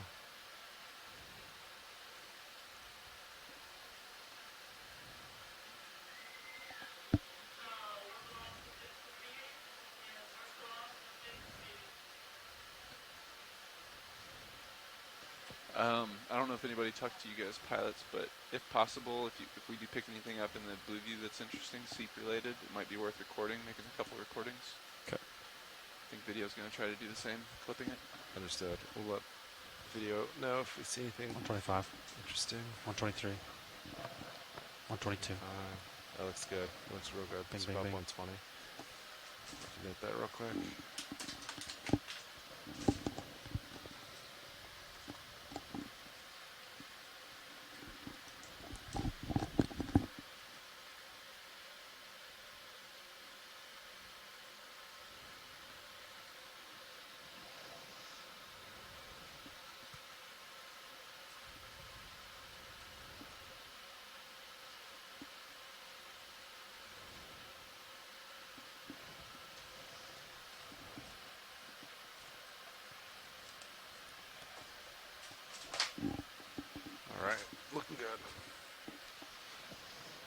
Altitude 100. Down.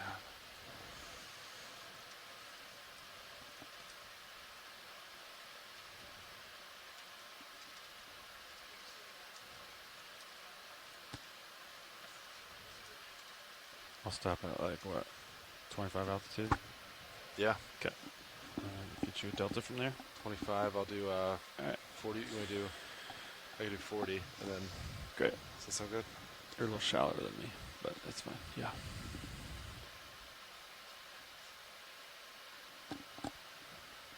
Do you want to stop the ship this time? I can bring it to easy stop? Yeah, easy So, stop. yeah. Bridge RV nav. We'd like to bring the ship to an easy stop, please. Thanks. Let that settle. Sirius might swing a little bit. Be advised. Alright.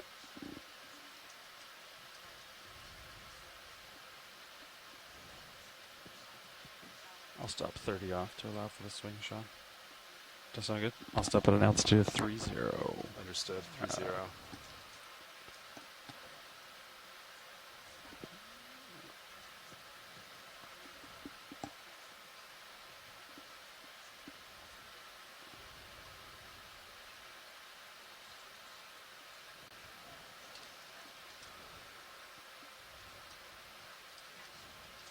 20 meters to go. Kept that. I picked up altitude 50. Looks good. Sirius altimeter around 50.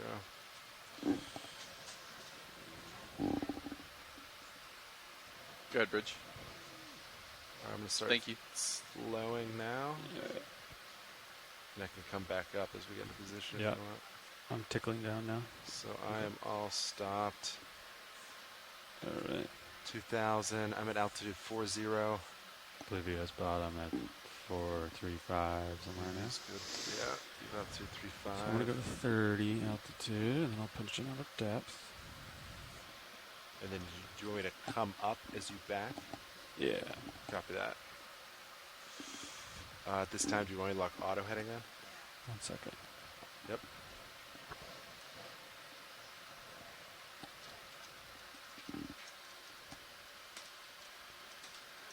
Alright.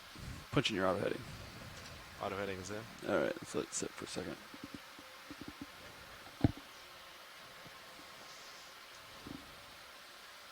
Sirius cam pointed straight back.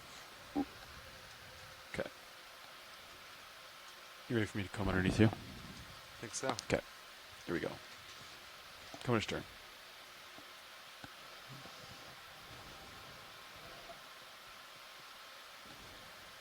Look dead center in the PTZ. I'll start coming up a little bit as you back. Roger.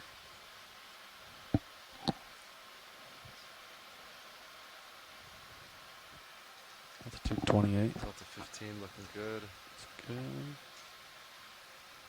Look nice and dead center.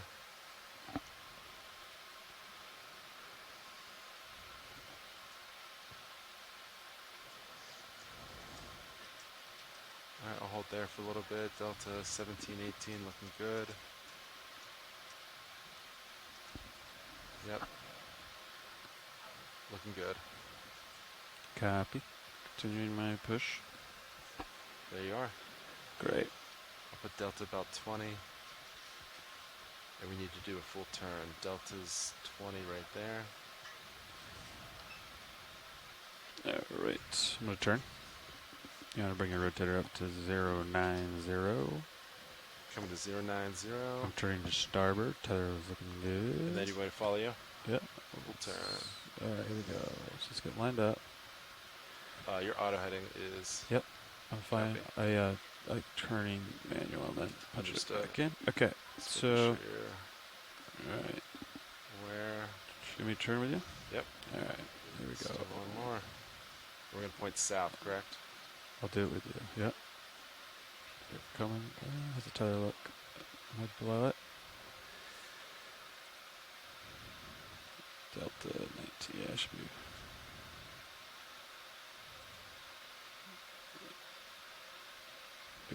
Good. It's above my starboard rail can. Yep. Okay. There's blue view.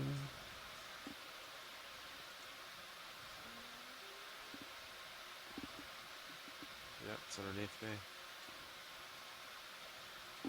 Alright, see that blue view return? Kind of line it up with that. Yeah, copy that. Almost there. Alright, I am south. Looking south. Alright.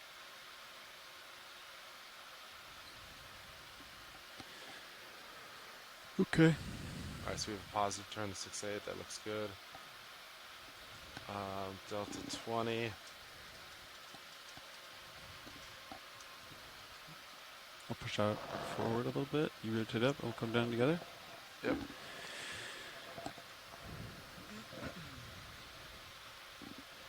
And coming down slow on winch. Roger.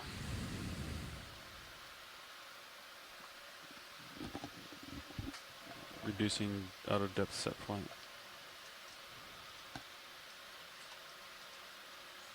My altitude is 16, coming down. Rotate my camera down between my toes. I see bottom there.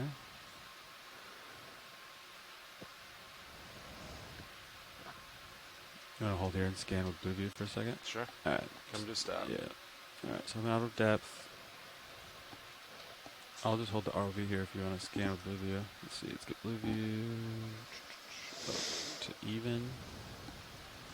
Let's get the pan zeroed out. Alright, and I'll scan with the vehicle. Alright, Copy. turn east I'm starboard. not scanning with blue view Yeah, this time. I'll scan with the vehicle. I'm just pointed straight ahead. Nav, what's distance from D2 to Seep number 3?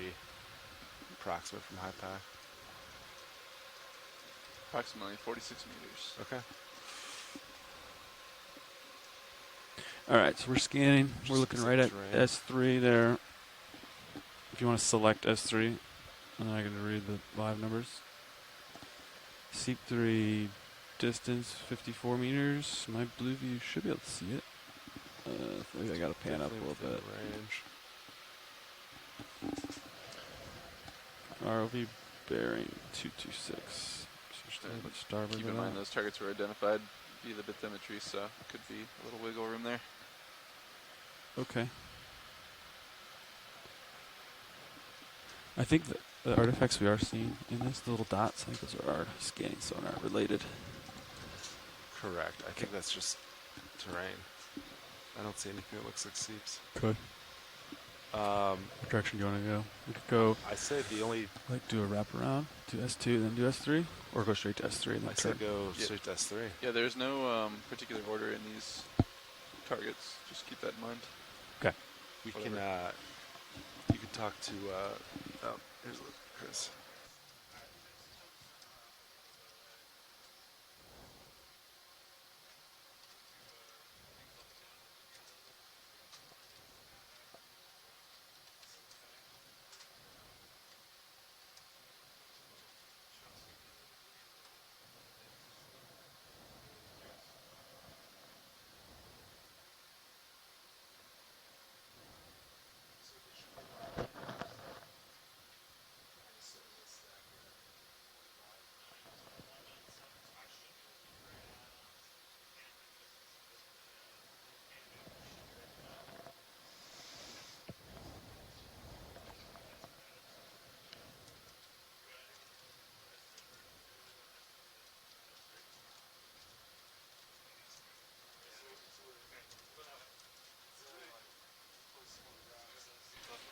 Okay. We'll go to S3 first. Let's see what kind of range you want on this ship move. You're Let's do like let's 20 go meters. down and acquire Come down, Bob. yeah. Yeah. We'll get moving.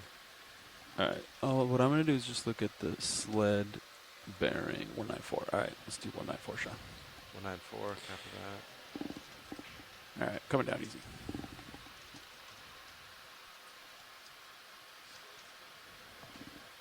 Camera's at 6-0 for now. Be advised. I can push forward more. Push up a little bit. 5-2 degrees for reference.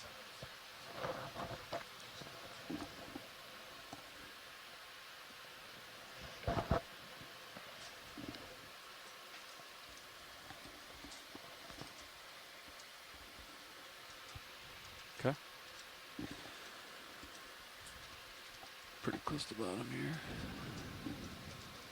Alright.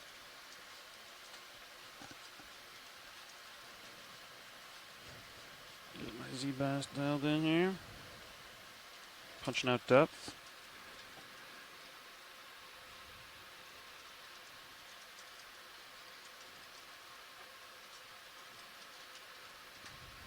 Alright. There on the come bottom. to a stop. It's about 15-meter delta. Looking good. All stopped. Alright. I think I see shells. Want to start your lights? Yeah, go for lights. Hydraulics are on. Ramping up.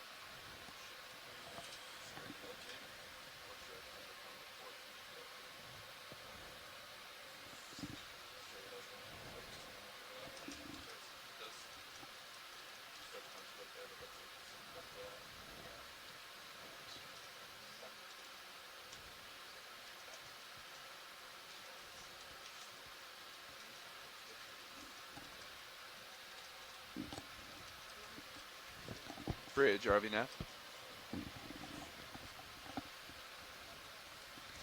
Yes, I'd like to let you know that the vehicles are now on bottom. For the current bailout plan, we'd like you guys to just come straight ahead, dead ahead on ship if possible, and that will change if you guys make any heading adjustments, so please keep us informed. Pilot, I want to put a note in the log. I momentarily Yeah, we'll lost just keep it communications at with the 080, ROV camera. And, Okay. we can adjust if necessary.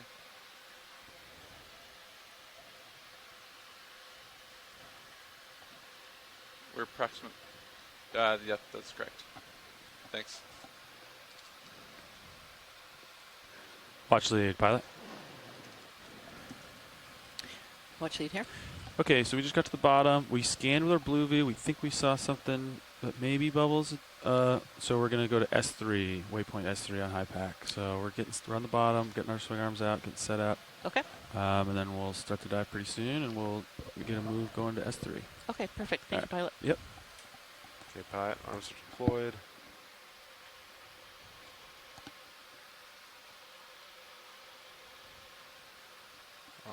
Will drag the pins at this time in your drawer.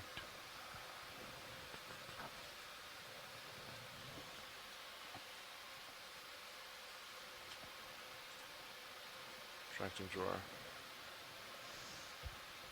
All right. Okay. Ramping down. Valve packs off. Hydraulics are disabled. Roger. Okay. I'm ready for a move to waypoint S3. We are now. Roger that. What distance, what range would you guys like for that? Maybe just do a 20-meter move. 20 meter move? Oops, sorry, you I'll want do to that. try Try to I'm going to shrink you real quick here. So sled bearing 194. So make it. 20 meter move. Yeah.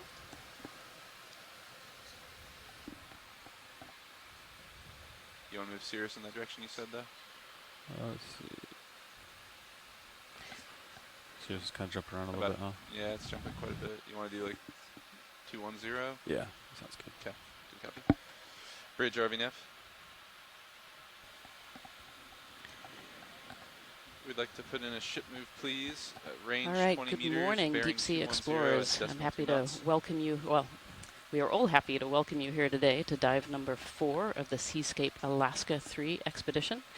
And I hear we have some folks tuning in from Sweden, which is my home country at the moment. And so I'd like to say good morgon. Djupt havets forskare.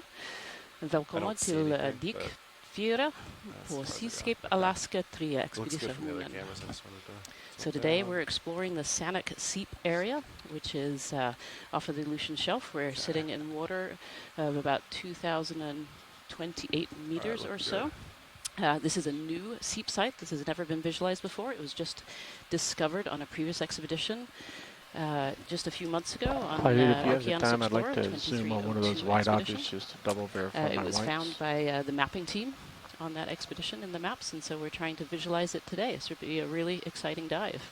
So we've landed in this area of really thick sediments, and already I feel like we're seeing some debris that could be just a key that the chemosynthetic community is maybe just uphill of here. So what we're looking at right now is a clamshell.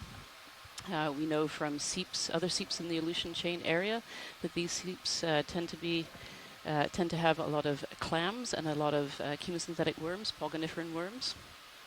And so seeing some of this debris downhill is maybe a good sign that we might be coming upon this seep fairly soon. So just to introduce myself, I'm Rian Waller. I'm a deep sea biologist from the University of Gothenburg in Sweden. I'm right next to me. I have our geologist. Hi everyone, my name is Jennifer Ashoff. I'm a professor of geology at the University of Alaska, Anchorage, and my specialty is in sedimentology stratigraphy. Thanks for joining.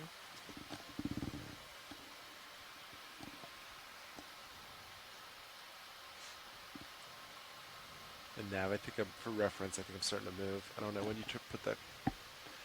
Copy that. In, but that was in at 1857, so about 2.5 minutes. So 2-3 minutes. Yeah. Okay. Are we doing a Niskin here in the bottom? We are not. We are saving the remainder of the Niskins for Midwater. Okay.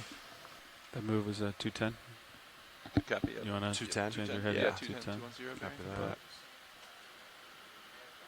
that. Would you like me to keep your blue view ranged out, or you want me to move it in? I think it's good. Okay. I'm going to adjust the speed of sound. Stand by. Thank you.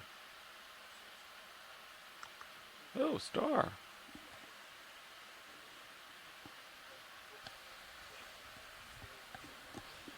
So we've kind of landed in this area with looks like a fairly thick covering of sediment here. You can see lots of burrows. Those are little mounds in the sediment. Those are probably made by organisms that are living in the sediments or living around the sediments. So organisms such as shrimp and clams, but also worms, amphipods, little crustaceans can make these little burrows in the sand. And just here we're zooming in. This is a little sea star. Sea stars are in the Echinodermata, so they're related to sea urchins and they're related to sea cucumbers. And in the foreground there, we see what looks like a worm tube. Now we know from cold seep areas, particularly here in the Aleutians, that they're often dominated by communities of tube worms, these pogoniferan tube worms, which are chemosynthetic asking if you wanted more. and also by clams. And so far, you know, we've just landed here. We're just about to start our move up towards what we think is the seep area.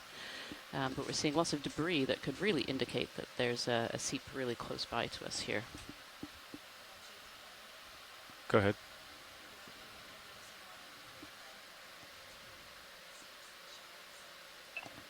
Brian, for those tuning in, it might be useful to say why we call these cold seeps as opposed to hydrothermal vents. Sorry, say that again, Carolyn. Video's clear. Thanks, Vito.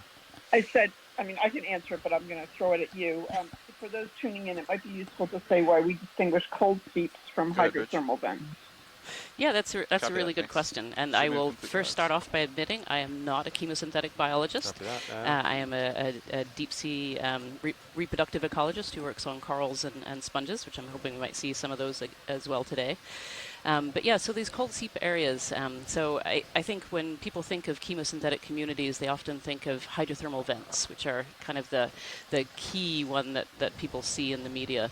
And these are these really tall plumes spewing out thick black hot water, you know, coming out at several hundred degrees up to 400 or so degrees Celsius, and just laden with minerals that make them really, really black. These cold seeps are a little bit different. Instead, these seeps are fed by hydrocarbons and other chemicals deep underground. And so they don't come out hot, they come out not cold, transmitting, so but they still are able to support support these bacterial communities that create these chemosynthetic communities. So we call them chemosynthetic communities because when we think of the general deep sea, most organisms in the deep sea actually feed off of what was once living in the upper ocean, so living off of these food sources that were photosynthetic, so plankton living in the upper ocean, photosynthesizing, dying, falling down, and creating food for the deep sea organisms that live there. But these chemosynthetic ecosystems are a little bit different. They actually feed off of what we call autotrophic bacteria, so bacteria that are creating their own energy, not from photosynthesis. And so some organisms have developed really special strategies to be able to deal with this. They actually are able to incorporate these bacteria into their bodies, and the bacteria then are getting energy out of these these waters that are coming out laden with minerals and chemicals, and then some organisms eat the bacteria itself, but kind of live around these chemosynthetic communities. And these chemosynthetic communities in the deep ocean are what we call hotspots of biodiversity very often. In the deep sea in general, there's a relatively high biodiversity, a relatively high number of species, but generally very low biomass, so low numbers of each of these species. But where we see these chemosynthetic communities, we see a lot of life gathering around them. And so we will see a lot of different species there. But from a geological perspective, I would love you to give an explanation of cold seeps versus hydrothermal vents as well, Carolyn. So I'm going to throw the question right back at you. I'll hold this video. Well, generally it's pretty straightforward. So hydrothermal vents generally happen at mid-ocean ridges, so places where new plate, new crust is being formed. Essentially, so these are very hot areas. I mean, you can think of it as sort of two plates moving apart and think of hot material oozing out. It's not exactly like that, obviously, but they're warmer places generally. They can be very, very warm, in fact. Whereas cold seeps are generally, they can be within a plate. They can be in other settings on passive margins, places where there's no active plate boundary. These are cold seeps here because we're not at sort of mid-ocean ridge areas. We're in a different tectonic setting. So by definition, the features are cold, if you will. Could travel via Auto XY. And would I be right in saying that these cold seeps are often found in these subduction zones? Is that correct? Actually, so the surprise and one of the big discoveries that came out of, that was not a slow-pitch question, out of the NOAA ocean exploration endeavor over the past decade or more has been that we didn't think they used to exist in a widespread way on passive margins at places where there weren't subduction zones, for example, but they do. And, a big discovery that came out of NOAA's Ocean Exploration and Research Program about a decade ago was that there were hundreds of these seeps on the U.S. Atlantic passive margin, which is not like, for example, the Gulf of Mexico, where there's a lot of interesting tectonics going on, even though that's also a passive margin. And a crab in the near and it's not like this area we're in now, which is a subduction zone. So the big surprise has been, as we've gotten better at the hydroacoustics, that as Miriam Kastner likes to say, we find these seeps everywhere we look. That's really great. Thank you, Carolyn. It sounds a bit like deep sea biology and deep sea corals, where wherever we look, we actually find them. And but 20, 30 years ago, we didn't think they were in places where they truly are.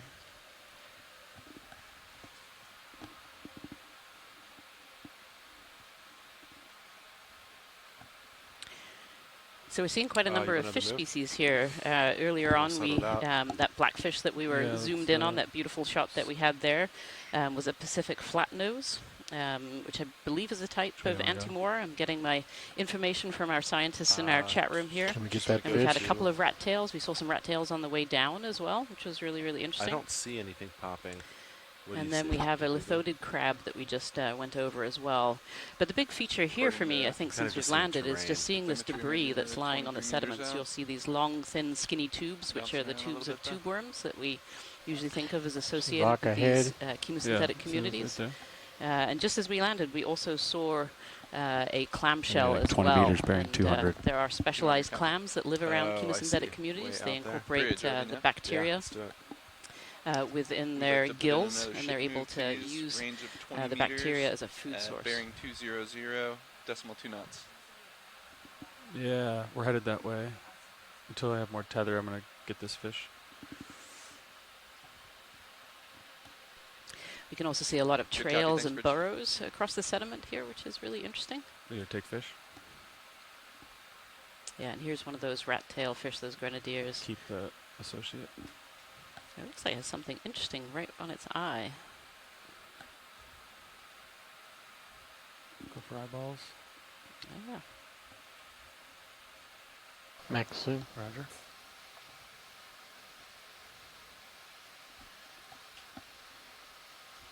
So this is probably a good time to say that though it's myself and Jen that are here on the ship, we're actually supported by a large team of scientists on shore.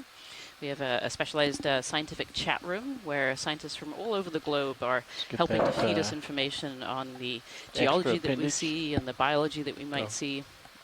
And there are also some scientists on the phone line as well. You heard from Carolyn Ruppel from USGS earlier, and I'm sure others will be chiming in as we go. Thanks, Ron. Little splash lasers on it, so we have it. Those lasers that you see there in the picture, they are 10 centimeters apart, and that helps us to scale things on the seafloor, which is incredibly important for scientific information. Very often it helps us identify which species are which. If we have the sizes, it also helps to identify geological features and be able to describe what we're seeing in some of these transects along the seafloor in these newly explored areas. And Carolyn, since I'm not an expert in seeps, I was wondering, I read that cold methane seeps have been recently discovered, and I read that they were discovered just in the 1980s. Is that correct? And what's the history of the seep exploration? Would you be able to expand on that? No, not very much, obviously. I wasn't around then. No, I was around. I was an undergrad. But yeah, I mean, I thought someone else on the line or in the chat room might correct me if I'm wrong, but I thought one of the first discoveries was probably in the Florida Escarpment. But I guess one thing I would just emphasize again is that the modern era of seep exploration has really kind of exploded with the ability to find them remotely with geophysical methods, hydroacoustic methods. Before, it really was a needle in the haystack. Like, you had to hope that you got the geology right and had a good guess in order to find them. So unfortunately, I just don't know about the deep history very much.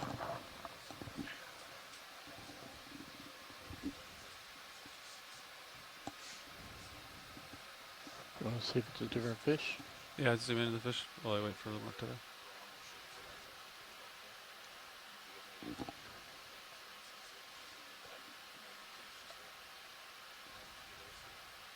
That's good, Ron. We'll let it go. I'll keep scanning with the blue view. Try to find these seeps. I see a little bit of a steeper outcrop right here with rocks. I feel like we're really starting to see more debris on the seafloor here as well, and you can kind of see in the background there, we're starting to see some more rocky outcrops, some more topography. So maybe we're creeping closer to the seep area.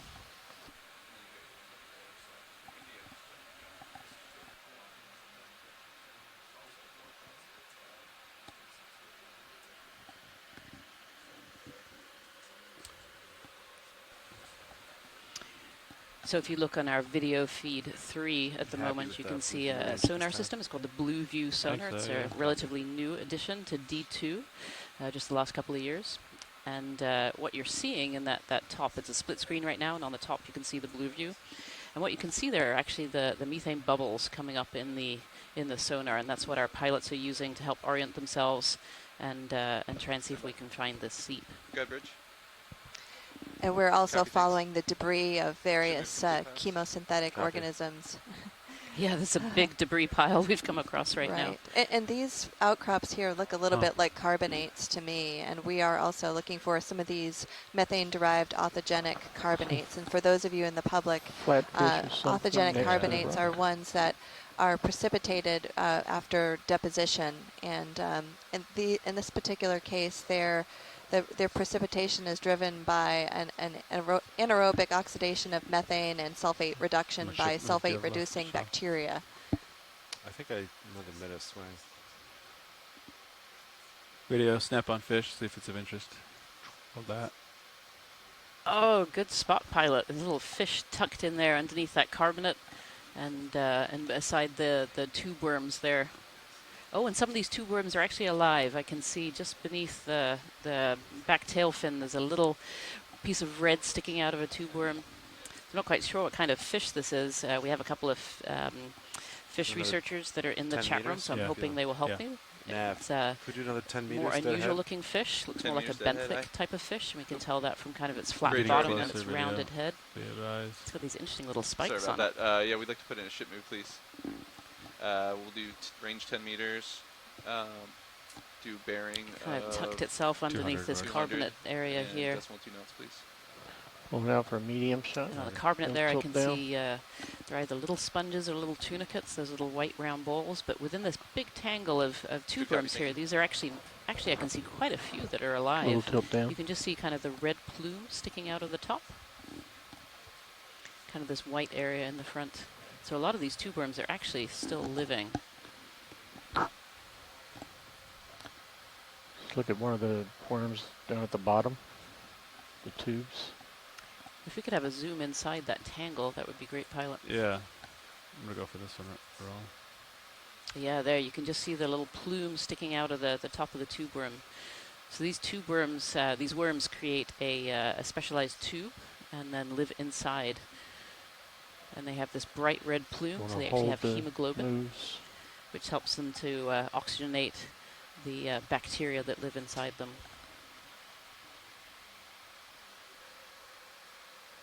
Cool. A little more down.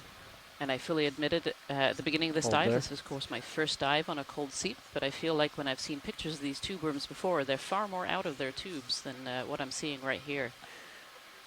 Although they're there and alive, they don't seem very active right now.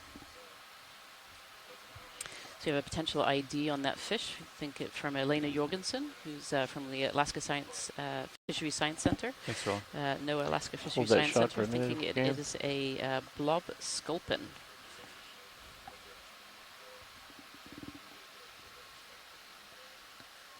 I'm going to continue rolling. Video's clear. Thanks.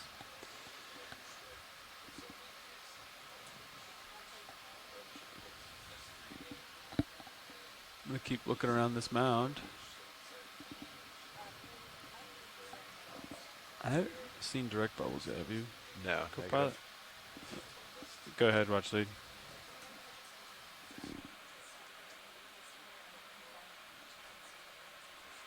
Okay.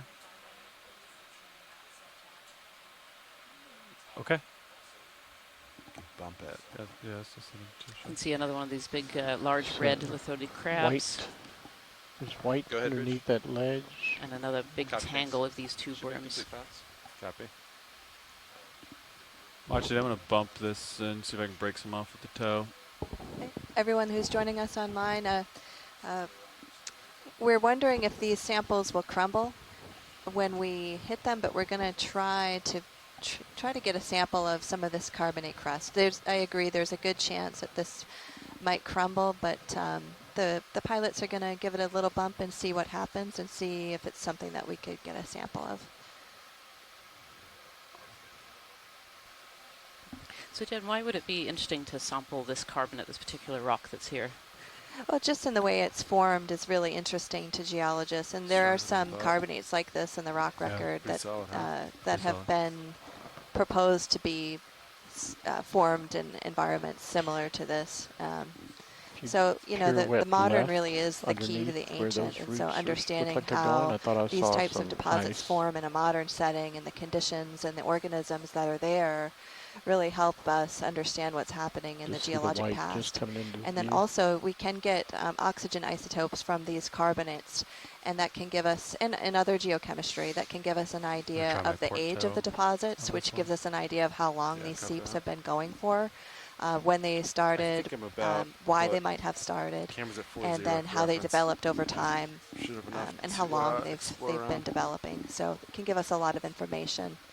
But Carolyn Ruppel is suggesting we might wait a little bit longer if these particular deposits are a little crumbly, which they may be.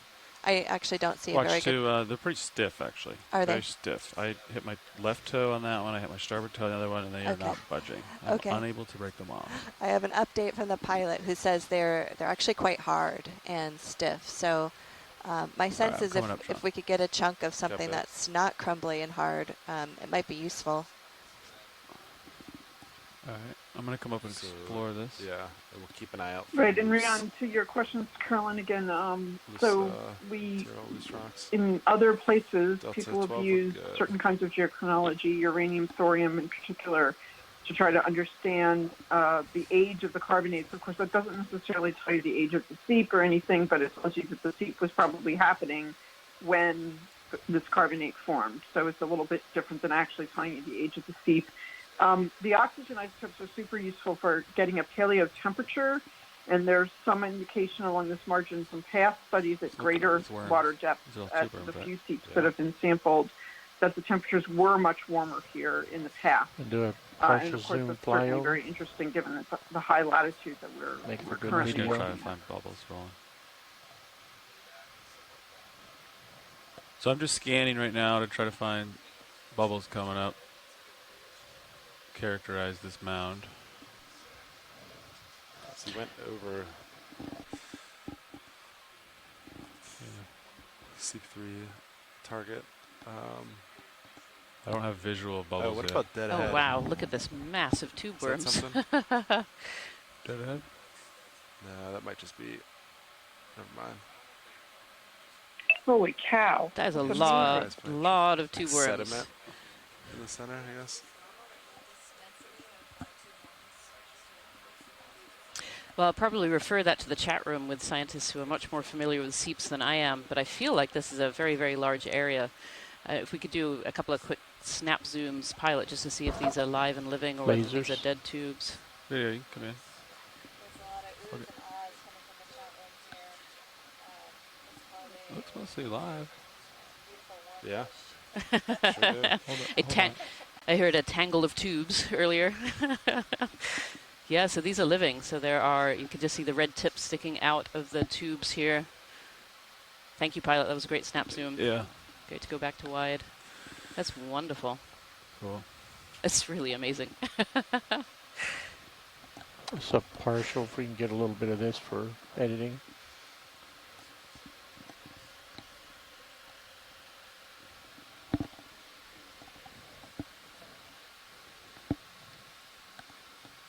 Yeah, come wide rolling so I get a view of that, yeah. So this is the... This is an extremely extensive area of tube worms. Yeah. I'm just gonna come. So I was saying earlier about how these seep areas, these chemosynthetic areas can be hotspots of biodiversity, hotspots of life on the seafloor where life is usually pretty well spread out because of the limited food resources. And you can see here with this sheer number of tubes that we're seeing on this image right now, there must be a lot of food resources in this area. So, Leanne, you can see the way the seep is underneath this giant bush of tube worms and it's slowly feeding this bush.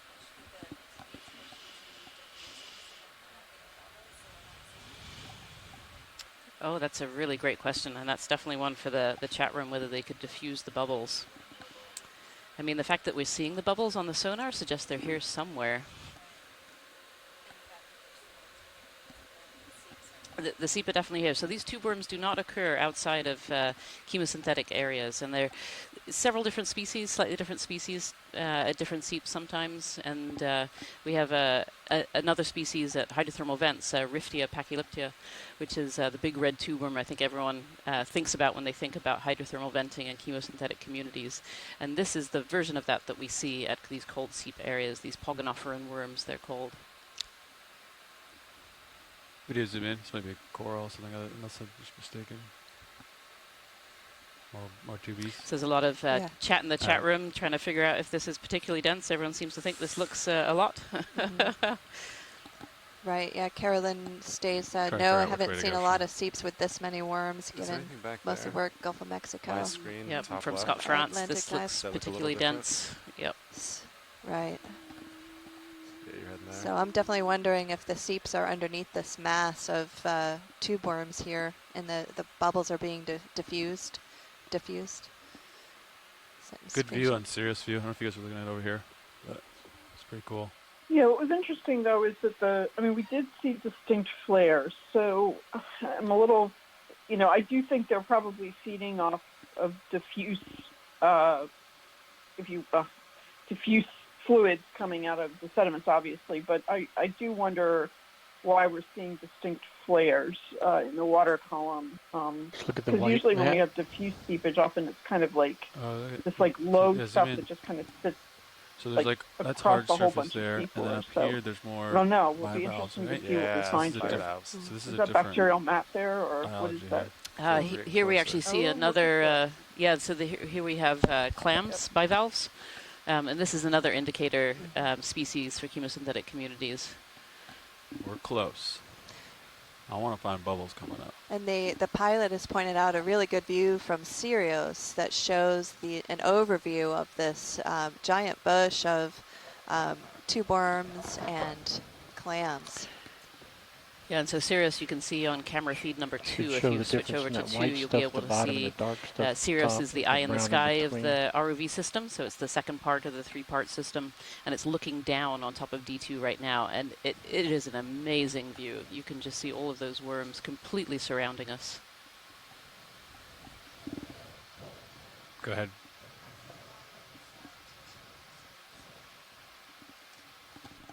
Oh, it's roughly 9 feet tall and like 7 feet wide. Take out the drawer. Yeah, at its widest, 7. 7 feet. Yep. So this is interesting. This might be bacterial mat on the surface here. I don't know if we can do a quick snap zoom in on some of this orange area. Yeah, I think you should tilt down and look at the lower right, all the white with holes in it. And for those of you looking at screen 2 at the overview of this big mass of tube worm colonies, D2 is about 7 feet wide for scale there. So this is a quite extensive mass of tube worms. I'm floating, so... Yeah, look at this. This definitely looks like a bacterial mat. And on those tube worms, you can see lots of little limpets. Those are the little shells that you can see covering on the tubes. Continue to pan right. So lots of mollusks in this area. Tube worms underneath that mat too, I can see. Is that what those... Oh, actually from the chat room, we think maybe that's a sponge covering it rather than a bacterial mat. It's very, very thick.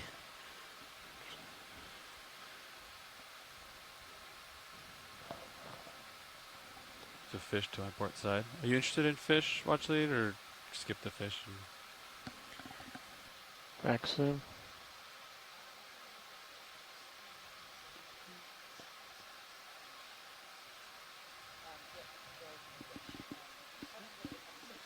Yeah.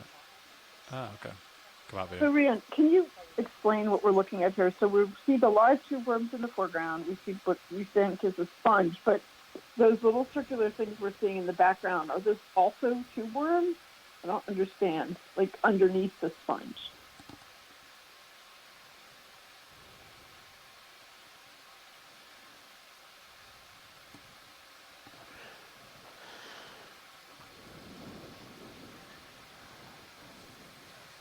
Yeah, it looks like carbonate to me below that encrusting sponge. You going for the... Yeah, but it's interesting how there are actual features in the carbonate. It's very strange how it's eroded. Okay. Yeah, that's a good question, Carolyn. So it looked like before there were creatures in some of the cavities in the carbonate. Rian, do you have any idea what those might have been? Maybe we could suction it, but yeah. So when we zoomed in there just now, we saw some of these 100 tubes square that were feet of tube underneath this orange potential sponge, and it looked almost like there were like worm tubes or amphipod tubes or something underneath that as well. I didn't get such a good look there, but it's really, really curious. The pilots right now are kind of scoping around to see if there might be something they can pick up, but it may not be possible in this area. It's all pretty flat. From the video perspective, that looks like an area where maybe the bubbles had come up through the surface.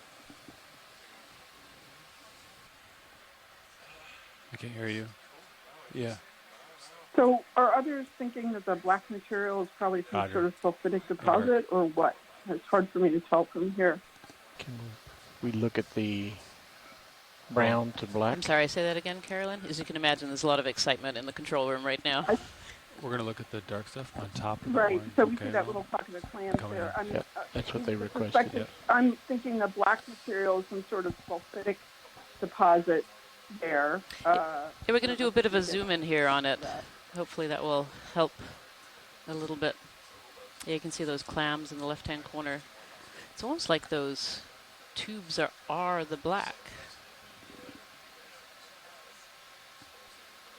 Yeah, they look biogenic to me. I don't know what you think, Rian. Are those little baby worms? Yeah, I'll try to hold they this might be rolling. biological. Yeah, burrows.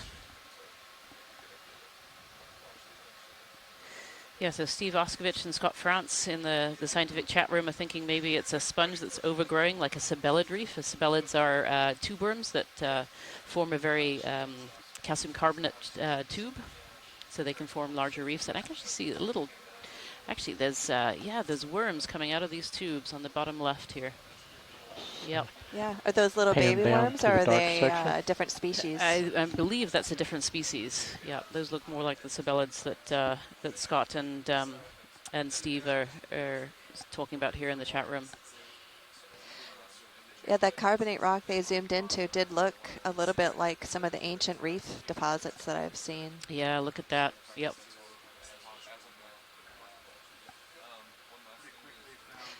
We see here that one of the biologists, Tara Luke, has mentioned that the smaller ones are a different species.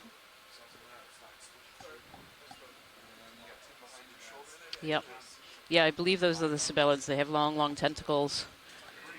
So very different from the tube worm that we're zoomed in on right now. You can see this one has kind of a rounder, more fluffy tube proboscis here, whereas the ones sticking out in the background have these long, thin tentacles. So I believe that's what we're looking at, is this is a reef system created by tube worms that's now covered over with the sponge and also by these other pogoniferan worms, these chemosynthetic community. Thanks, video. See anemones in this view as well as limpets and other snails of the gastropods. And also it seems like there's a discussion about whether or not the orange mass is indeed a sponge. Partial. Come out, video. So, to be determined. Watch the pilot. Yeah, it's very, very hard to tell. Sometimes these sponges really encrust and so are hard to see, and then sometimes there's something completely different. It's very, very hard. I'd say the pilots are kind of looking around a little bit to see whether there's something loose they can pick up, but honestly, it's looking like this is just a flat mat. I don't know if we'd be able to sample this particular area. So it looks like this particular mat is sitting on something soft. So my left toe is kind of in the mud. So I think we could suction sample this. Is that something you're interested in?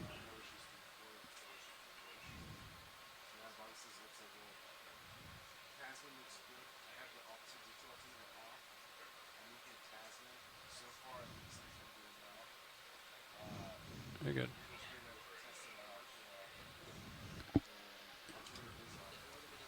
Everyone following along online, we are looking for a place to sample some of this very interesting conglomeration. Looks like you got a little window there. Yeah. What could be worms and bacterial mat. Where's my pilot? Or possibly sponge. Bobby's right here. You want it? Okay. Bobby's pointing to me. All right. All right, co-pilot. Yep, the pilots are just going to get set up to sample, so we're going to just take our notes down here for a moment. All right. So we're going to do large, get you to jar 1. Copy. You're ramped up. Can we get jar lights? Do I switch? Go ahead, Bridge. Yeah, you can take monitors.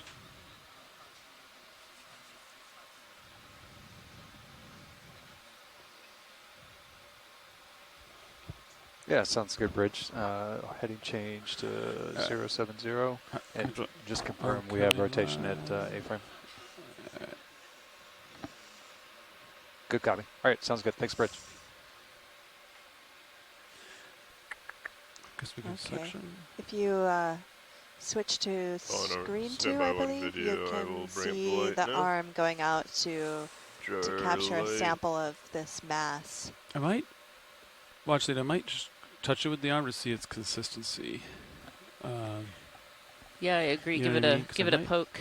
Yeah, we might. Yeah, that's 60% video. So the pilot's going to give it a little nudge and see what it's made of before they try to sample it. Okay. Just kind of get an idea. Did you come in partial? Zooming in on me. Yeah, that's good. So I think it's very soft. Is it just ripping it apart, or is it? So it's kind of like a. Yeah. So it's definitely this is definitely suction sample material here, because if I try to grab it with the jaws, it's just super soft, and then when we do suction, it's going to kind of all you know. I think a suction sample Right. would give us a little bit of everything, so I think Okay. that would actually be a great way to sample. All right, good. Might get some tubers in it too. All right, Lars. All right, we're going to try to use a suction sampler tubes to go get pretty deep. a little bit of everything in the view that we're seeing here. Drawer with you. Yeah, drawer. Coming out.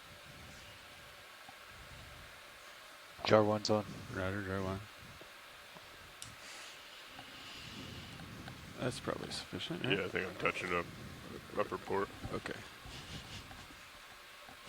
This is crazy. Crazy habitat. I might have to have you come in more. But You want me to try and come out? so a little that's bit the more? max shoulder azimuth to port. So you need to draw out more if you can. You can wing in if it's touching there, but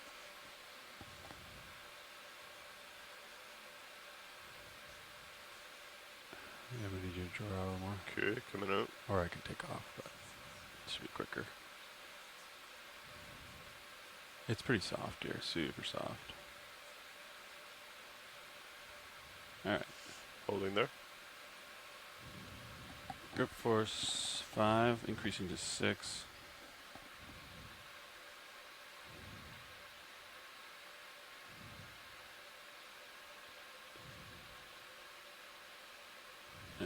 Grip lock.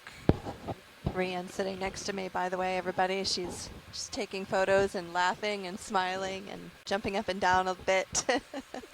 You know, as my first Seep, I think this is a pretty good one. I agree. This is my very first Seep, and Just I'm a pretty little high. impressed. Is that what it was? Yeah. There you go. Okay, draw in. Coming in. Watch that. Yeah, you're good. I was going to see if the jaws of the port manipulator fell down. Watch that. But yeah, see how you're hitting the jaws? Yeah. Get the manipulator out of there. Okay. Let's deploy the port manipulator.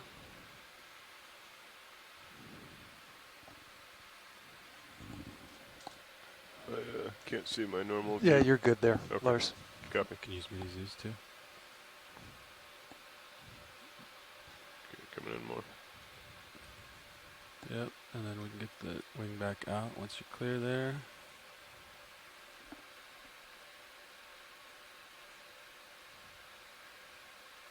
Okay. Coming up with mini to follow you. Alright, you want to do the port manipulator camera? Yeah, we can. Let's do that.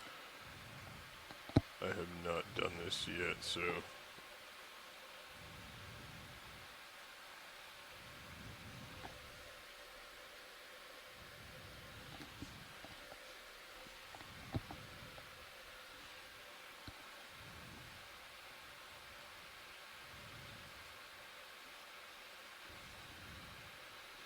Shoulder up, elbow down. I think it's the other way around, up, right? shoulder down. Yeah. Yeah. Do we have that view up here? We're going to pull it up somewhere, yeah. But you don't want me to lose the jar cam though, right? What's my top left monitor? That's Titan. Yeah. There you go. Which view? Oh, okay. That's pretty good. Top left. Shoulder inboard. Oh, sorry. My bad. Shoulder inboard. You get a decent shot from the starboard manip as well. Hold that right there. Yeah, shoulder down, maybe. Get a little bit lower. Sure. Shoulder down, elbow up. Jaws are getting close to the ground. Yeah. Is that reasonable? Yeah. You want me to come inboard a little bit? Can you still see it in your view, or? Yeah, you can come inboard. Don't know how much we're gonna lose here if I keep creeping in the. You tell me when, pilot. Keep just have a nice constant move. I can clip the video out if I want. All right, hold that. Hold That's it. good. All right. Okay.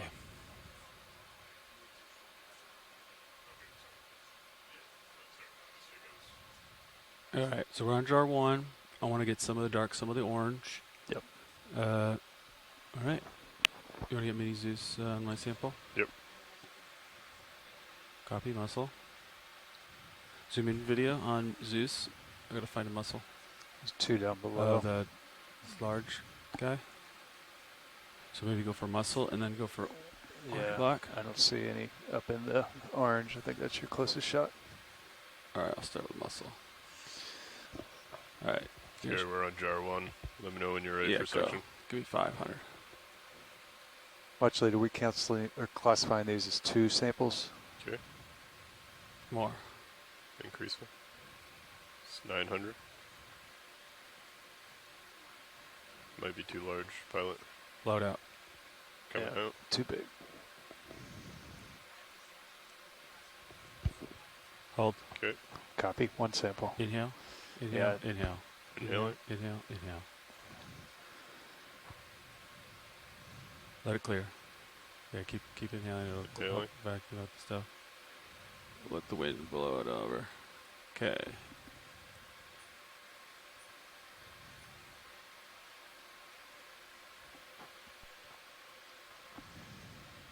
It was too big. Yeah, muscle was too big, so we blew it out. So I'm gonna let the sediment blow away, and then I'm gonna go for the orange section here. Is that okay? Unfortunately, the muscle was too big for the suction tube here, so the pilot pushed the muscle out and is going to try to attempt to get a different sample spot here. All right. Let me know when you see orange in the buckets. So we're interested in this black mass that seems to have a different species of worm and some of this orange material. So much dust. Yeah, I got some orange in there. Orange in there? Discussed as being part of a sponge or possibly a bacterial mat. We got quite a bit. Watch lead. Okay, I just have a very small. You see some orange in the jar. yes, it's there. I see it. I see it. Feel pretty good about that. Perfect. All right. Yeah, we turn off the suction. Yeah, we turned it off. So we're going to stow it now. Perfect. And then we'll blow out the hose on jar 6 after we take off. Is there anything else you wanted to sample while we're here, or do you want us to pack up and move on?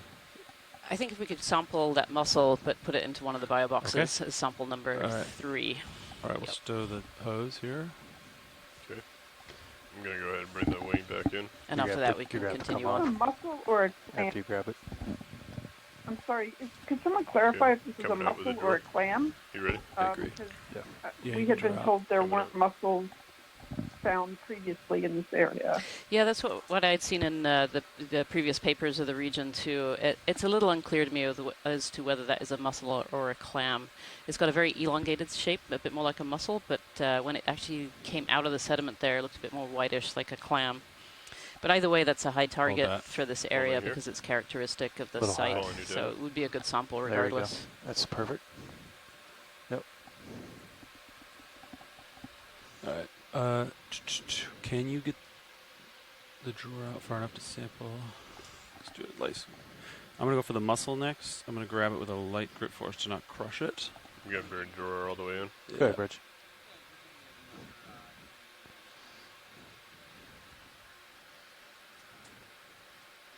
Sounds good, 060. Yep. Thank you, Bridge.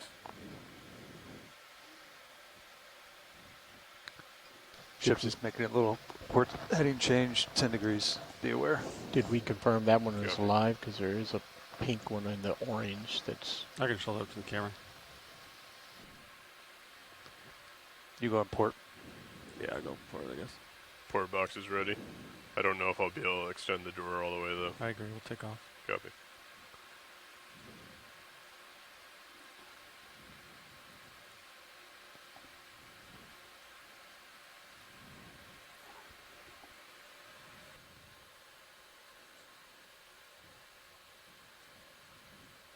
I'm just going to drop it.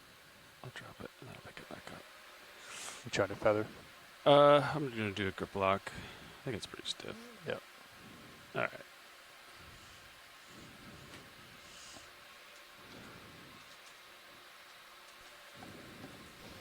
Watch these. Does this look good? That looks great. Yep, we'll take the tube worm too if it's coming with it. Yeah, the tube worm might lose that. But all right, I'm gonna have to take off. Let's see, stow this sample in the air. If you want to get the port manipulator a little bit closer to the vehicle, so shoulder up, elbow down, maybe a little bit outboard. Raj? Copy. Okay. Yeah, manipulator is good for you there. Yeah.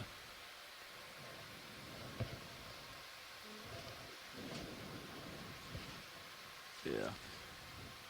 What do you think? Port, outer, inner? You have a preference? I'll just take the easy one. Port inner. Copy. Okay, holding there. All right, here we go. I'm going to take off. I'm ready to withdraw. All right. Coming up.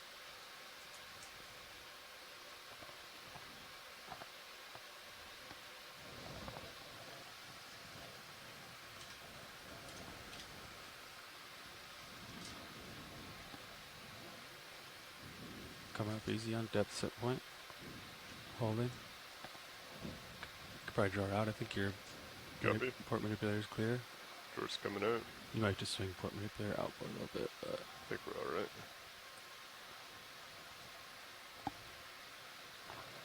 Yeah, it's a nice shot. I'm gonna hit your sample. Yeah, the bottom part. Yeah. There you go. That is a long. I don't know if you're gonna get all that in there. Look how long that is. Yeah. It'll fall out. I'll open the jaws and it'll fall away. Yeah. It's all right. Okay. All right, here we go. I'll follow you over with Mini.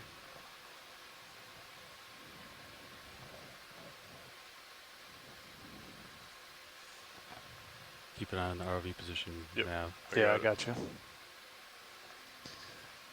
All's good. Auto's still in. All right. Yeah, you are drifting back in slightly. the box. And we're open.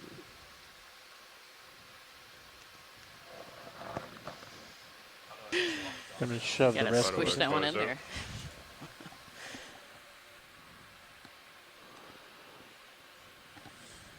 Hey, look how long those tube worms are. Do you want me to bring this back in, or we'll probably crack off a piece of it and they'll end Yeah, up in the box? If you draw in, it might break it off nicely and you have a 6-inch piece. Okay. Just slow. Draw in, yeah.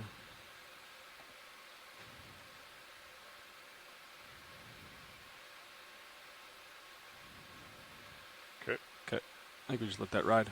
Yep. You agree? Yeah, it just pinched it. You can see it good from the shilling shot.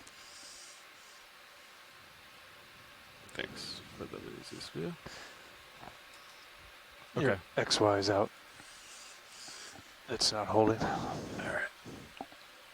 Yeah, altitude drop. Roger. Okay, bring Mini back, center, and then forward. Just do a pilot swap up here. And then I'll stow.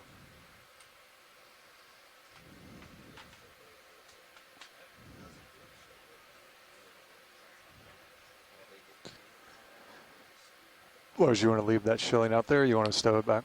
I think I'm going to stow it for now. Yep. Thank you, pilots. That was a great collection.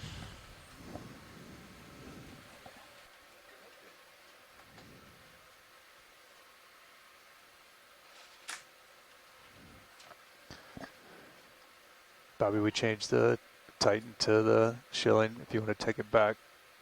No, that's fine. Okay.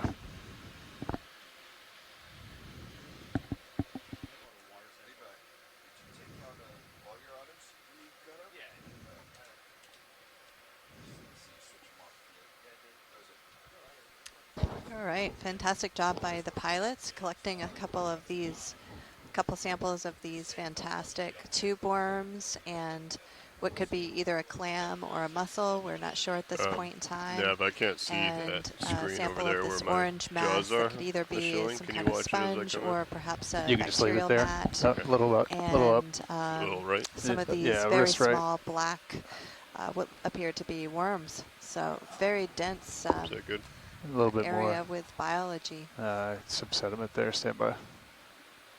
That's fine for now, guys. Yeah. We can readjust on the way up. Bring down hydraulics. You want to blow out 6 before If you you're do just that? joining us here today, we're currently on the probably fourth should. dive Yep. of the Let me Seascape turn my heading. Alaska expedition. And today we are investigating an area called Sanak clear. Seep, Okay, which is an so area that was discovered on a mapping cruise through the technology here on board Okeanos Explorer. Yeah, it looks good there. And so we have much just in come the across the hose. Seep Yep. area, which turns out to be a very extensive area Leave with it. these worm tubes off. and clams and potentially some sponges, maybe some bacterial mat. And Pointing we're just, back into we're the just current. taking a sample and going to settle back down and continue our way All to right. try and find some of these bubbles, Pointing back forward. looking for the source of this chemosynthetic All right, Nav, you community. got a new pilot. Where are we going? Well, we're still trying to find the Seep. It Okay. So we've just dropped right where we came in to collect bottom here. Understood. We've got some locations to the right, some to the left. On the search for Seeps. Co-pilot, let's get multi-beam up, please, when you're done with Chris. And everyone on shore, anyone who's right, joining Bobby, us so maybe we start left recently, and we can work our way just back. wanted to give you an overview of where we are. Yeah. This is the third You're 220. fourth dive on the third expedition of Seascape Alaska. We're currently located about 43 miles offshore of Sanak Island. Co-pilot, let's get multi-beam pointing forward, please. 2,020 meters. And you, we're on the search where do you for want us to go? cold we can seeps. still explore These around here a little bit. methane You guys seeps haven't that are done a coming lot out of the of seafloor here. And we're sitting on the continental slope. And we're looking at right now a group of I'm looking down at you, 4-8. chemosynthetic worms and either mussels or clams and a variety of other black, very small little black mound worms that I see right now. It'd be, port to you if we're going to try to explore out. Or So if you keep going that bacterial way, mat, sort of which is a bright orange Go in to some port. places. Got it? So if you're just joining, we're at Sanak Seep and on the search for I'd say something more like a 2 organisms or a and more 3, seeps 1, in this 5. particular area. 315. Co-pilot, can you come around to... Coming over to 315. So thank you to the scientists in the chat room. We have a bit more information about these pogoniferan tuberums. You mean 135? So Karen Rupel has posted from Chuck Fishers, who's a scientist in the U.S. It's 2002 NOAA mission log for a Gulf of Mexico expedition where they were looking at cold seep areas. You gave me counter instructions. And an abstract from that is we've been studying the you said turn cold port, seeps in the Gulf of Mexico for about 15 years. Oh, sorry. I was just... And I've learned that these tuberums are, in some ways, even stranger than the tuberums found around hydrothermal vents. Cold seep tuberums grow fairly quickly for about 10 years, but then grow very slowly for a long time. A middle-aged tuberworm will grow only about 1 centimeter per year. And I'll follow you to We discovered that by staining the tuberworms blue and then coming back a year later to see how much they had grown. And after that, they did that to hundreds of tuberworms over the course of several years. And these tuberworms can easily live for more than 200 years. So some of these tuberworms could be potentially extensively quite old. Okay. And Scott France here in the chat room is also elaborating a bit on how they did this experiment, and they deployed a bag around a clump of these tuberworms and introduced that blue dye that stained the tubes. And then they went back later to see how much growth the tubes how much growth had happened with the tubes after the dyeing, and then being able to calculate a growth rate from that. Starting to get into that position we were in the other day, Bobby. Yep, so 315. Pushing out. So that's really incredibly interesting, especially where we're seeing such a large area of these tuberums on this particular dive today. So let's keep coming down. Copy.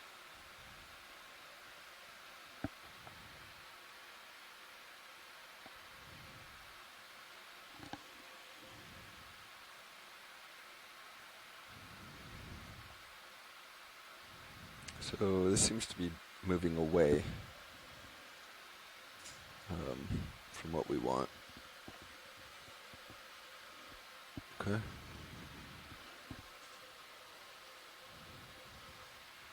Where's Sirius? Directly above you.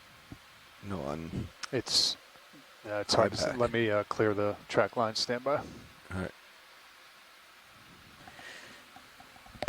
Well, I'm kind of out floating here in the middle of nowhere.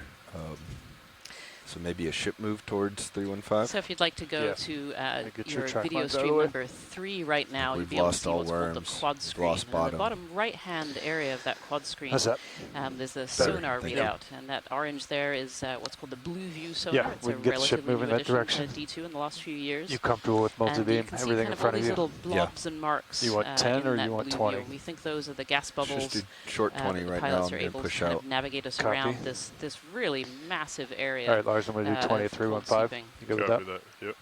Bridge, RV nav. Hey, Bridge, I'd like to request a ship move, please. Range 20 meters, bearing 315 degrees, speed 0.1 knots. And you can see on the seafloor here to the left that there's some shell debris there, and a lot of that shell debris was really helpful earlier in trying to find our way to the seep. All right, we're going to go nice and slow on that one. From some of these chemosynthetic clams or mussels. Do you want me to turn my head to match More view, Bobby, or nope, keep in point the way forward. I'm just trying to get something interesting in view.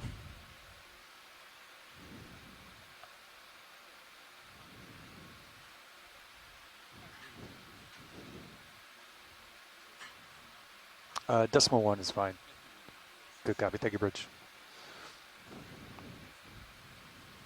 I think for the short moves, decimal 2 is okay going, for future ones. Yeah, I just didn't, with these valleys, I didn't want to put us in some place too fast. A little bit of caution. As long as we don't string a bunch together. Yep. Go ahead.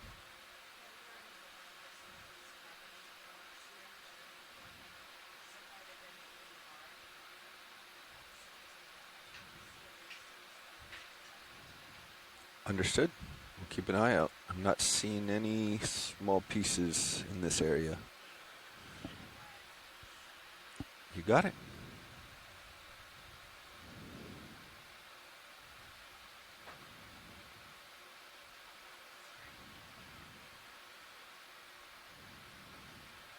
Looking down, you 6'5". Yep. Copy. And Rian is just taking a break for lunch, and so in her place we have Anna, who I'll have introduce herself. Hello, my name is Anna Lenish, and I am an affiliate at NOAA's National Centers for Environmental Information, and I am here on the Okeanos serving as a sample data manager aboard. And so, yes, as I'm filling in for Rian as we do our lunch exchange today. So.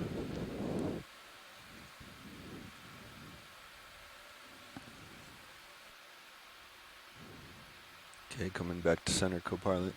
Copy. Now that I have a little more tether.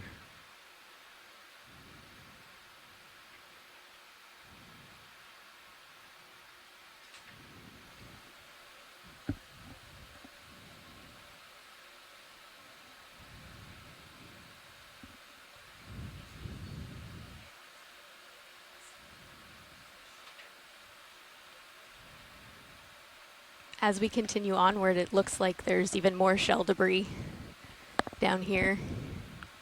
Maybe they're at 4-5.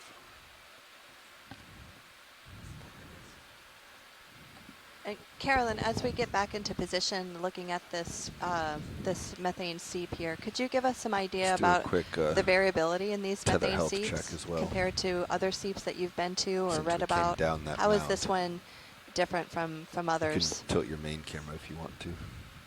Copy. You mean, I'm not sure what variability, Yeah, what just parameter are we talking about necessarily? yeah. How do these seeps vary in terms of their character, in terms of the communities that grow adjacent to them, in terms of the deposits that form around them? Just share whatever you know about that. Why would Alaska be any different, or is it different? Okay, I'll preface by saying I'm a geophysicist, but obviously we've looked at a lot of all the these way seeps. down to D2. So one thing that, and I wish some more of the biologists were calling in instead of just being in the chat shell room. there off your port. One of the things is that you'll see same types of organisms often as the seeps, but not necessarily the same groups of organisms. So one thing we've been talking about in the background, for example, is a colleague of mine pointed out that mussels have generally not been found at a lot of these Pacific seeps, whereas they're more common on the East Coast, for example, at the seeps there. Tube worm, these big clumps of tube worms, we haven't seen those on the So East I think Coast. the bathymetry is sort of They is what they're exist in the Gulf expecting of for the seep Mexico at cold lines. seeps. So That you may can just be work your significant. way, It may like you mean can something saddle about there, the source of just fluids, for example. starboard saddle, and that'll put you right on where they would expect it's not something. that seeps are seeps. I mean, seeps in these active tectonic margins, these convergent margins, they do tend to generally tap a whole different host of fluids. So there can be some that are shallowly sourced, but also there are a lot of complicated tectonics going on. So you could have folds, you can have fluids moving up faults, you can have thermogenic basins underneath that are overprinting the fluids. So there can be a lot of different things going on. Whereas on Yeah, you're sort just of a little old, north of cold, where boring Levi places picked like that the U.S. initial sample up. Atlantic margin, Yeah, but right the there. seeps are So are if sometimes we're heading deeper 315, sources yeah, we might of be too far fluids this beneath way. the seeps, but there aren't as That's what I'm many worried. possibilities for causing. Yeah, these do we? seeps. If you think it's along a One thing contour, that we might I be know past Cindy that Vandover and I contour. were interested in about 20 years ago when we I were don't know working how together accurate was the trying to use the organisms 'Cause on I'm the not seafloor seeing to really anything map towards the 315, fluids but and the everything's physics off to underneath port the right now. seafloor. And you can probably imagine that here I think on you're the looking place back we at are where he was today, previous. the tube worms primarily want to see So I where think if you keep sulfides saddling are. over to Whereas get to there this are other next waypoint. organisms that we see at some other seeps that really like to be where the methane is We think in the it's a whole sediment. line going along here. There's all kinds of questions Going about up here isn't whether gonna help one us. Well, organism I don't know will if they're deplete distinct. what it right? wants. Maybe Or it'll all deplete together. the methane, and then it'll become Yes, a you're right. sulfidic I system. can Those put us more organisms directly will west. get poisoned, and some other organisms I will didn't move want to in. put us And I here don't want to and then go it'd any be further behind into you, biology. because it's but- much easier to so come there's forward a lot than of it is to go back. interesting ways to use the biology to try to understand the underlying fluid flow and geology system. Thanks for putting me on the spot there. No, I'm sorry to put you on the spot, but you have a lot of knowledge. I just want to hope that we disseminate that knowledge. Thanks.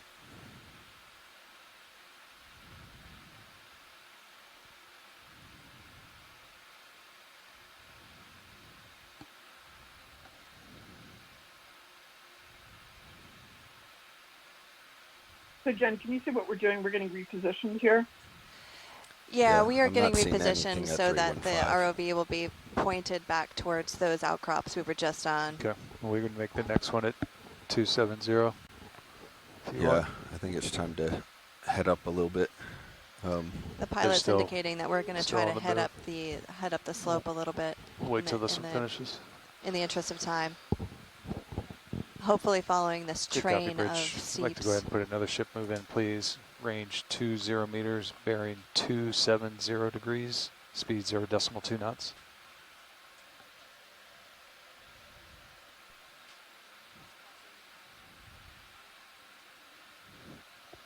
Good copy. Thank you, Bridge. Would you like me to turn my head to 270? Yes, co-pilot. Go ahead, watch lead.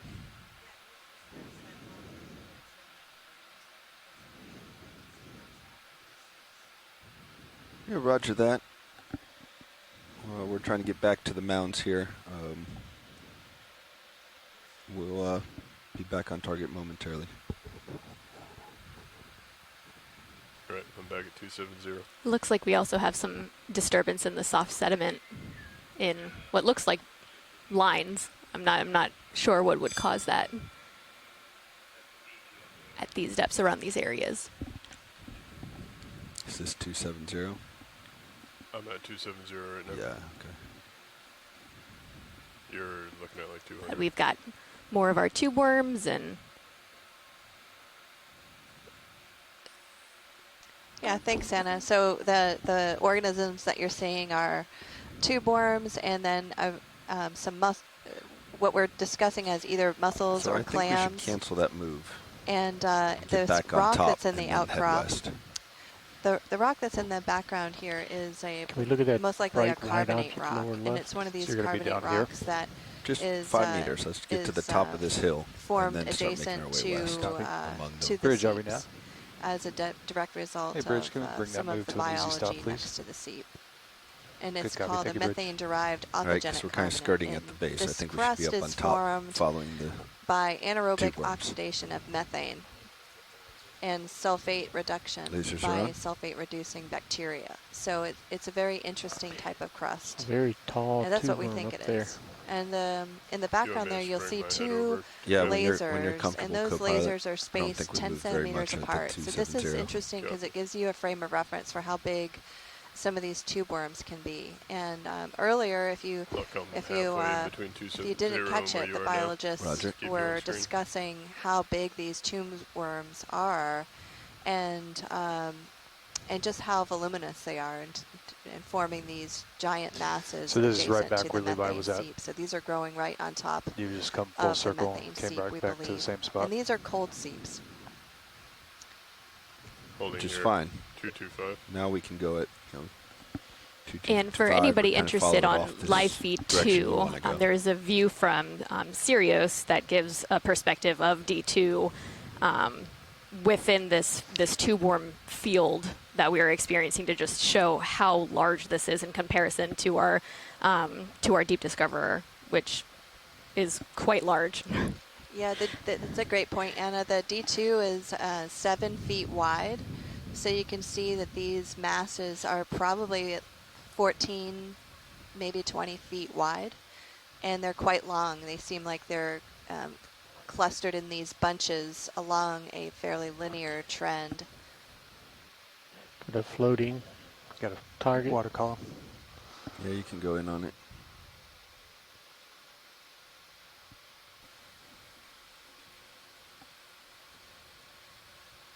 We've got That something was a target the other day. orange floating through the water right above the tube worms. Looks like a siphonophore. Let it Yes. just pass right through. We have confirmation that's a siphonophore. Okay. Looks like it might have seen better days. High pack, but I kind of feel The like biologists have said that it's been we should keep going gently on this chewed up. round. Okay. Straight ahead. What do you guys think? I think if we make a move to get me where you are, Maybe towards. and then move west from that point, you know what I mean? I think you could meet me right at this large coral straight ahead. So if we get right? a move of me at 230, where I'm looking right now, Yeah. 20 meters, that will allow you to push forward, check on the left and right. Yeah, that's kind of what I'm thinking. I agree with that. How do you feel about validate, Nav? Bridge, RV Nav. I would like to request a ship move, please. Range 20 meters, bearing 230 degrees, speed 0.2 knots. Have you guys tried adjusting your frequencies on your sonars? Good copy. Thank you, Bridge. No, not yet, I don't think. Floating fish upper left. Yeah, we'll let it pass.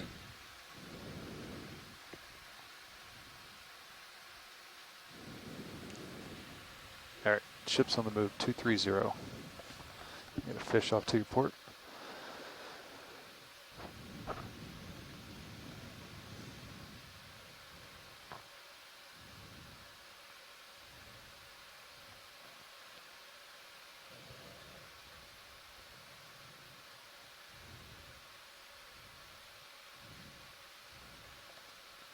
Have we looked at this crab before, Roland? We have not looked at any crabs type. Right. Definitely not this species. All right, let's go ahead.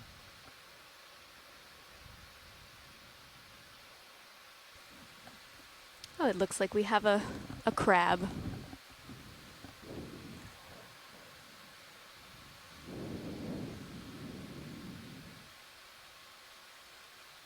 Partial.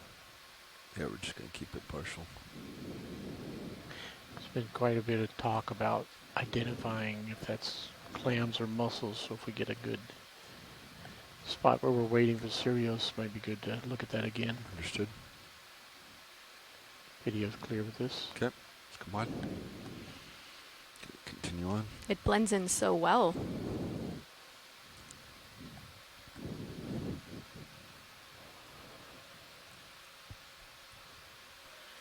We just need to be mindful as you come up here, Bobby. I think it falls So there might be a deeper off to your fish starboard. Yep. on the So we left-hand might just have to side, kind of ride this ridge around. I think this might be or something at what the base the of imagery says. Just push one forward. of the tube worm. You know what I mean? Yep. I think this is just offset a little bit, so we might, as we follow this ridge around, we might hit those two seep points. Dark object lower center. If you want to snap rolling. Otherwise, I'm going to the area behind it. Different kind of rock. No. Eyes are deceiving. Looks like we've got a rock there. Going here for the cluster of shells. Think I can get there, Lars? Yeah, I can also come down slightly. Okay, I need just a few meters. Pushing past Like the there's a skids. large collection of shell okay. debris up ahead as well. Coming down just a little bit, Bobby. Yep.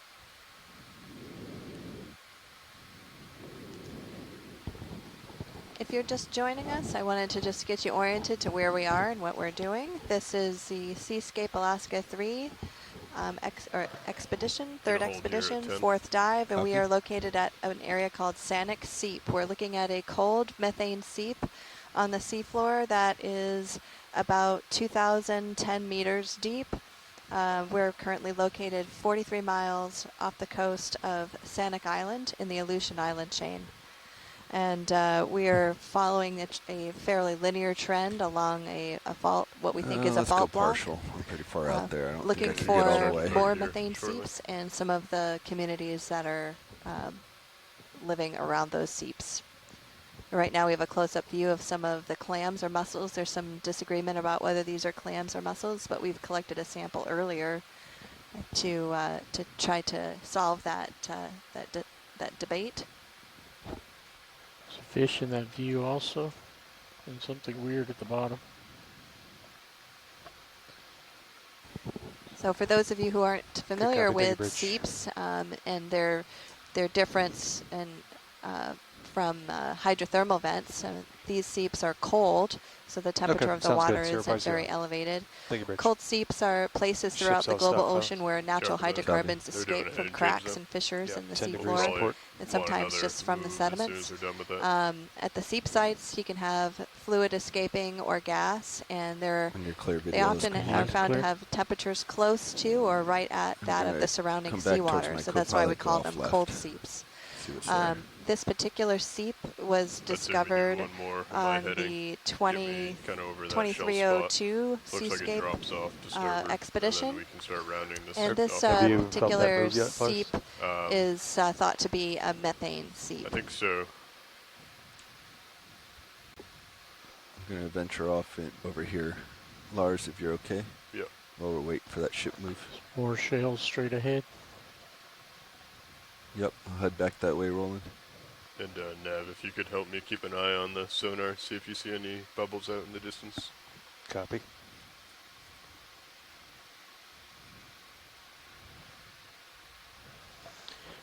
Okay, this is a scan off to port.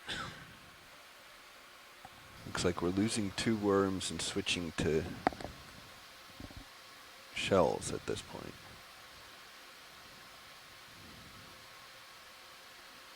If you're comfortable You want me to following turn my head? Yeah, if you're comfortable. Coming over slightly. Or splitting the difference. Okay. It's okay if I'm just off them. Gonna hold you right there. Roger.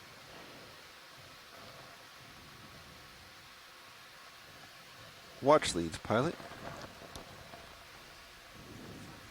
Yes, are we expecting a change in biology as we get closer to the seep? I mean, would these areas of shells indicate that we're getting closer, further? Should we chase them? Should we keep going based off bathymetry in the maps? How would you like us to proceed? Ooh, what is that? Or is Turning that an right. artifact? Right? Mm-hmm. That might just be an artifact. Okay.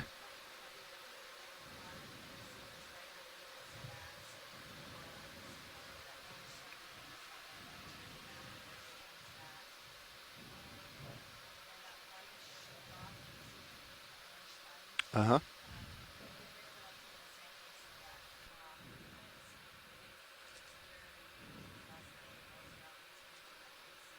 Okay.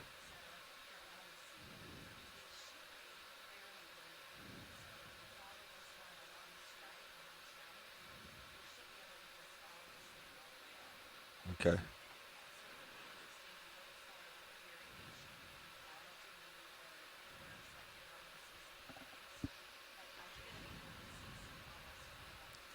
Okay. Okay. I was wondering if we, maybe following the worms or following the shells might give us better chances of finding bubbles, but we will just, we'll keep searching. All right. I know in the past, the seeps create or attract the bacterial mats, which attract the bivalves from the other ones that we've looked at So in the past. I feel like I've always seen the bivalves. Is that a heading move complete, Nav? Because we'd like to get a move underway. It is not. Okay.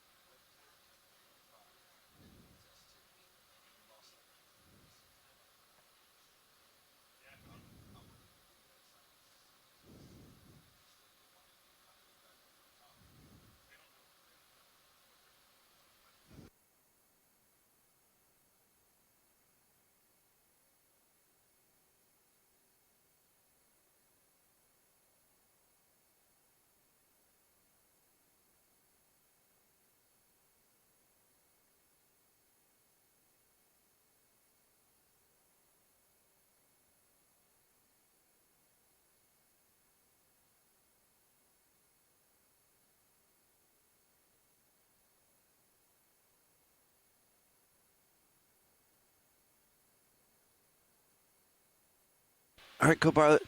I'll bring my head back around.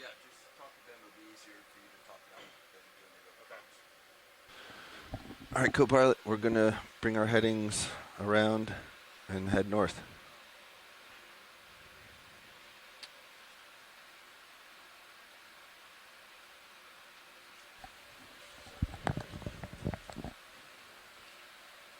If you are just joining us today, we are on dive number 4 of the Seascape Alaska 3 expedition, where we're exploring areas just off of the Aleutian chain in Alaska.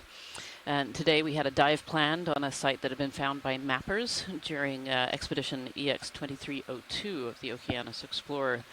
And there in the maps they had found some plumes suggesting that there were cold seep environments here.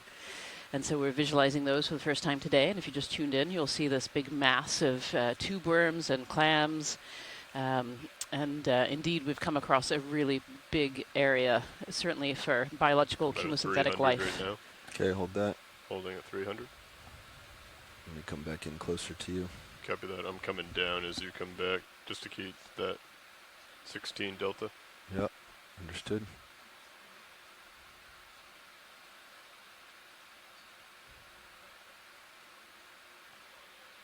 Okay, you can continue around. Coming around. I'm heading down. Coming down. Yep, keep maintaining delta.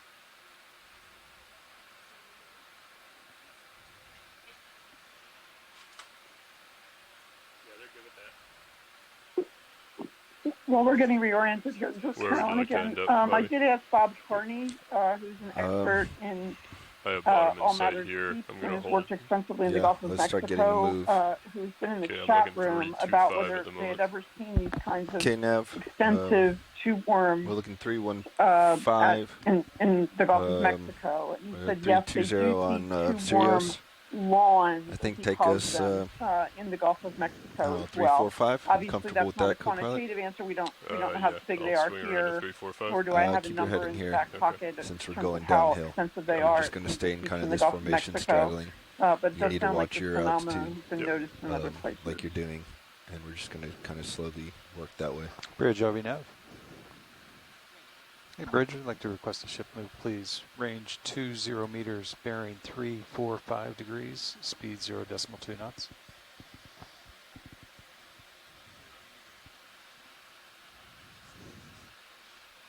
Good copy. Thank you, Bridge.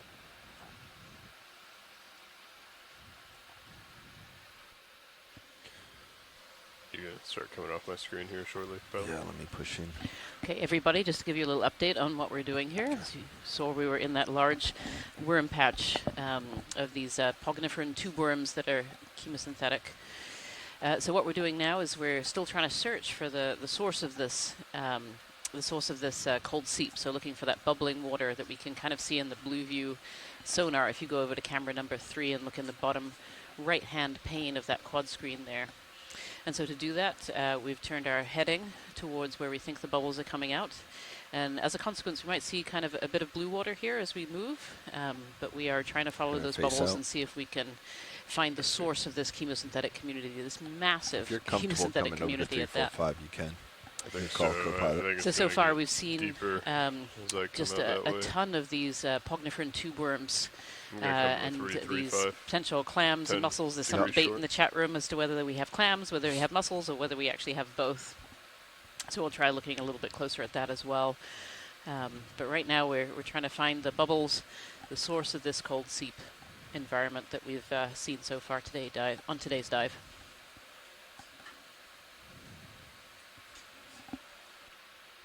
Not seeing anything on sonar, but we'll go look at the skate. And it should be added skate there because we don't see bubbles here. Nope, can't reach it. Obviously, there are a lot of fluids flowing underneath this system, or we wouldn't be able to sustain these chemosynthetic communities. So there's a lot of fluids going through here. It's being processed, if you will, microbially, and most of the organisms we've seen so far today really like sulfide-rich environments, which is something that often coexists with methane.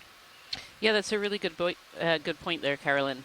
That the organisms we've seen today are chemosynthetic organisms, so they need that seeping, that chemosynthetic source to be able to survive. We wouldn't see these anywhere else on the seafloor, so that's a really good point there. So this is a skate here that we're imaging, kind of laying flat in the sediments there. And Dougal Lindsay thinks this is a Bathyrraja. Full line. Okay, I'm going to come back up. You can see a lot of particles in the water. So it's a very productive area of the seafloor. So here's a question for you, Carolyn. So when we were looking at the maps this morning, Shannon showed us that beautiful series of plumes all kind of joined together. And now here on the seafloor, we've seen this massive tube worms, really much more extensive than we were potentially expecting to see. You know, is there a potential that this plume is kind of diffused by all of these tube worms and is kind of coming through and maybe not, emanating as bubbles? Would it still show that in the multibeam, in the sonars? Or would that specifically only see these bubbles? Well, in my experience, you have to have, you don't technically need very much methane to create an anomaly that you could detect, but conversely, you probably do need real bubbles to make the kind of I'll call it a sheet of apparent bubbles, bubble anomalies in the water column. Also, we did see things that look like distinct flares, and I mentioned earlier that and they go quite high in the water column. So normally, when we have more diffuse flow, we may detect a diffuse flow, but it generally coming back up to you. I feel like I'm pretty far out there. Very non-scientifically, it'll look more kind of like a blob near the seafloor. So I don't doubt that there are fluids coming up through some of these areas. The worms are probably intersecting a lot of to whatever you need the it to fluid be. flow where the worms Well, I think are. we're still But trying I to get still Lars would over there. expect, So even if we we could do can't find them, the needle in the 315, haystack problem on the seafloor, let's go I still north of expect it. there are Yes, areas let's of do the actual same. bubble emissions somewhere here.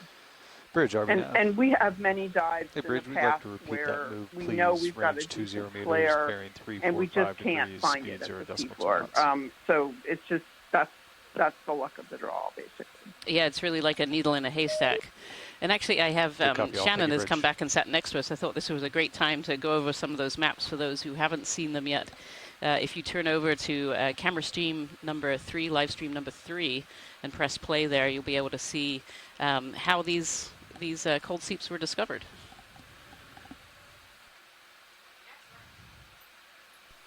Yeah, sure. Thanks, Ryan. So, yep, on stream 3, I've got the maps of what we mapped overnight, including the plumes that were processed out of the water column data from our EM304 multibeam sonar. I think what's interesting and what we're trying to pinpoint right now is exactly where these are coming out of on this break right here, and it's a bit difficult to resolve because that horizontal distance isn't that far. And so just trying to figure out where we might find it and where they might be escaping here, I think, is what we're trying to pinpoint. But from my perspective, it was really interesting how linear, I think Carolyn called it a sheet this morning, I believe, how linear the sheet was. And so you can see if you're looking right now, the little two ROV and Sirius, as we're trying to investigate where this plume may be coming out from the slope. Yeah, and so really it looks like we've just kind of hit the edge. We're not even in the kind of main part of this plume. Would you agree with that, Shannon? Yeah, right now it looks like if we were to head, let me put north up for everybody. All right. And this is what the pilots are working on now. We're kind of on this edge. This was shown as the more dense area in the original findings of EX2304. So more on the edge of that area, but we've got this sheet extending eastward. I always mess those up on air. Eastward. So. Yeah, so hopefully much more to see in this dive, for sure.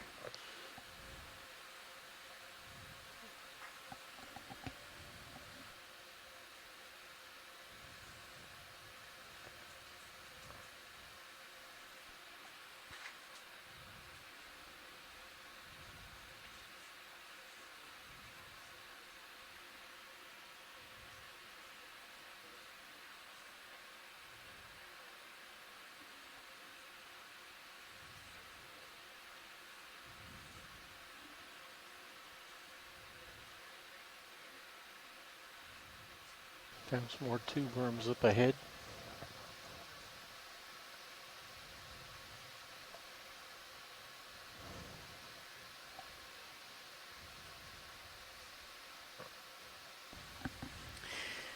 So it looks like now, like we're right on the edge of kind of this, in the murky background there, you can just about see potentially some of these more tube worm masses that we were seeing earlier, kind of skirting around the edge. And in this heavily thick sedimented, which is very similar to what we landed on at the very beginning of this dive. Lots of burrows and some dead tubes and clamshells that we can see on the seafloor that have obviously come from this big, massive chemosynthetic community, the Seep community that we were seeing a little bit earlier in this dive. So we're just moving a little bit now to see whether we can get ourselves more into the center, try and find some of the bubbles that are coming out of the seafloor that will tell us a little bit more about what exactly is driving this cold Seep community. And if you go up to live stream number 3 and take a look, Shannon is right now driving the map around. You can see the little white square in there is D2 and the blue one is Sirius. And then all of those mapped bubbles that were coming out of the seafloor. So right now we're just trying to find this this area of bubbling. Yeah, and I did translate the points down a bit, so to try to find the intersect with the slope below. So you can see that we are right where the points that we saw that was a little bit floating up here due to some of the artifacts of the sonar. I translated them down. It does seem like they are right around this ridge line. I think we can get Lars so a fingers little bit crossed. closer, maybe like yeah, and as Carolyn was saying earlier, you know, this really is a needle in a haystack situation very often. We have far better tools than we ever had before to be able to try and find some of these cold Seep communities. I think we were exceptionally lucky to have landed almost on top of that massive tube worms. And so now we're just trying to characterize the site a little bit further and see if we can find those bubbles that are coming out of the seafloor. You okay with that, Lars? I agree. If we were to find bubbles. Carolyn, for those who are tuning in on, go ahead. Tuning in, I just want to say that the visualization that Shannon has up on camera 3 is fantastic. Just understand where we are in this dive, where we are relative to those orange dots that are in the water column, which would be the gas, and where the vehicles are. It's amazing. So I do encourage you to go there and look at that. Yeah, and I definitely agree with that too. It's really an amazing visualization, amazing map that the team here on board the Okeanos Explorer have managed to put together with the sonars. I was going to also take the time to maybe explain the colors that we're looking at right now, because this is a slope map. So some of you guys might have seen bathymetric maps before, which I'll switch to right now. Maybe. All right, so this is a bathymetric map. So we're getting colored by depth right here. And so the warmer colors, that's going to be the shallower points. The cooler colors, that is the deeper points. So you can see, we can see that there's like a feature here, but it doesn't stand out as abruptly as if we put this into a slope map. But when we compute slope, instead of seeing the depth, we're seeing the angle of slope. That's what's being colored right here. And it really helps us target these flatter areas and these steeper areas of where to put the vehicle down, because as we know, a lot of fauna and seeps and things are going to be characteristic and found in similar places on the seafloor based on the morphology. So really this bathymetry, this shape of the seafloor, is helping us pinpoint where we want to investigate for specific observations. And so all of these tools that we have, the bathymetry, the slope, and even if we go further into the backscatter, which tells us that relative hardness or softness of the seafloor, we use all of that input to figure out how to make the most use of putting our wonderful robots 2,000 meters below the seafloor. We'd like to go ahead and put a ship move in, please. Range 20 meters, bearing 300 degrees, speed 0.2 knots.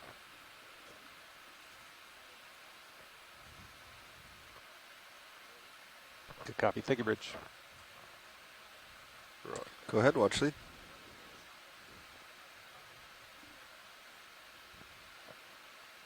Roger that.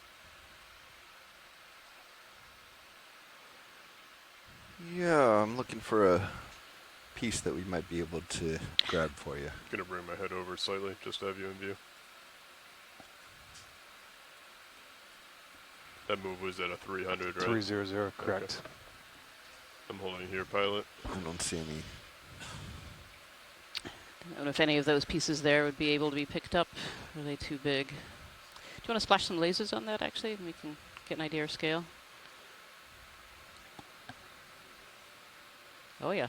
They're bigger than they looked. And we're definitely looking for kind of that carbonate material rather than that rock that's in the foreground. So. Yeah, the rock in the foreground looks like the only one that I could grab, unfortunately. We'll keep an eye out. I mean, some of it might be relatively loose, you know, having fallen off of the plate there. You guys see any? I did not, no. Okay. Unfortunately, I think with the ship move and trying to get to the bubbles, we're going to have to let that section go. Okay, we'll keep an eye out. That would be great, thank you. Can we do a snap zoom on this gray patches that we see, kind of these lighter patches in the seafloor there? Just as we go by, those might be the bacterial mats that we were searching for earlier. Light gray on the left. Let's try that.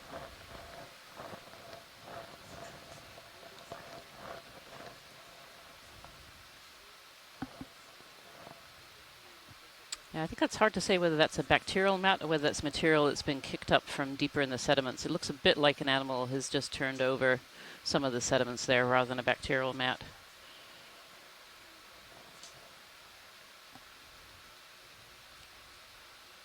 Thank you, pilot. Let's come on. We keep searching for those bacterial mats. Can we look at the rock with the white stuff on the bottom of it? Go ahead, snap. Yeah, more of those broken shells, those clam shells that we saw earlier around the periphery. Sorry, rolling. Corals on the rock above. Yeah, that's what I was trying to aim for.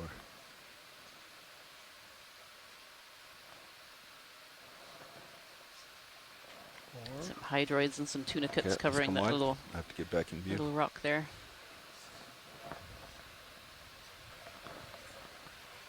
Okay, coming back to path forward, co-pilot. Copy. I came over a little bit to port. I'll come back to starboard to my 300.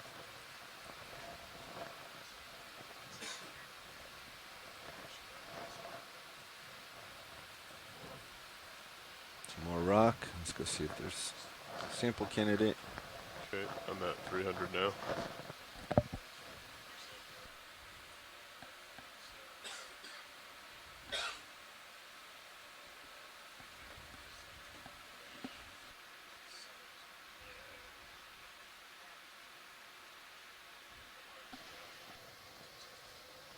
I think I was seeing some blurriness in there.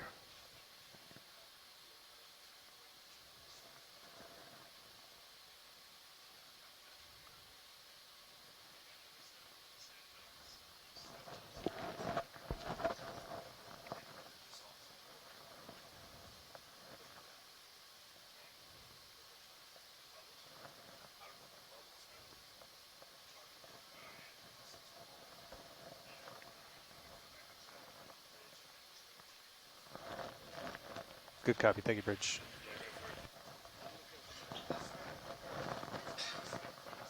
Yeah, sounds good. 3030.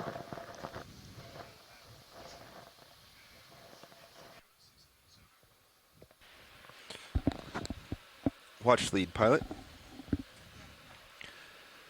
Yeah, does this rock look like stuff you would want? All right.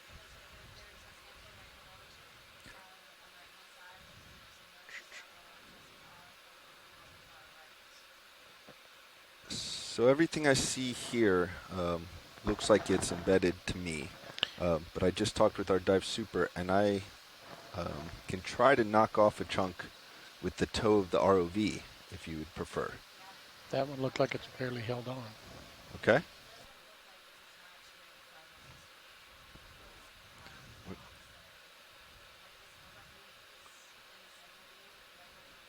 Uh-huh. I was thinking the same thing, or the point that's sort of at the, was that the 4 or 5 o'clock position? I think we put lasers on it. Point on starboard is better. Yeah, this point, would that also be acceptable? Okay.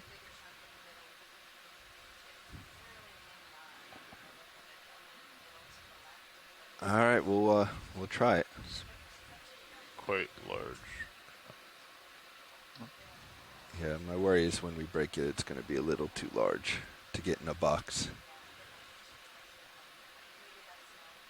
All right.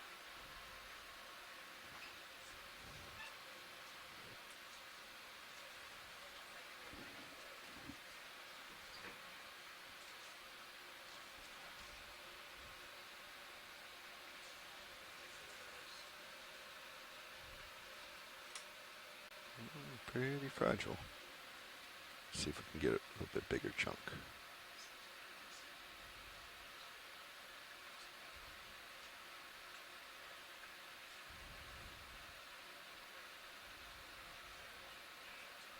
Let's try one more. So right now the pilots are taking a look to see if we can sample some of this carbonate rock.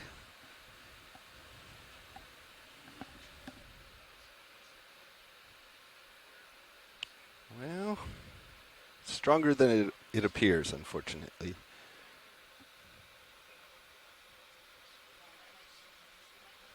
Good copy. Thank you, Bridge.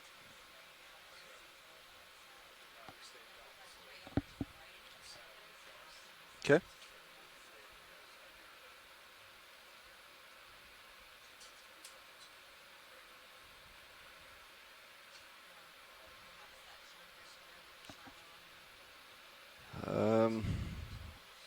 Yeah, again, that's looking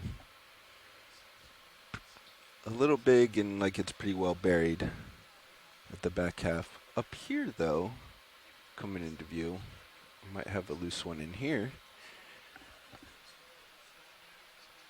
Co-pilot, the one lasers are on, does that look loose to you? It looks sedimented to me, but might be. Just come around to the right. I think it's attached to that cluster. Oh, yeah, to the right. Right you are. There's that small piece underneath next to the two berms, so to the left of lasers right now, like right there? Yeah, that might be loose. It is, yeah, small though, and it's in there pretty tight. Getting a good toe might be challenging.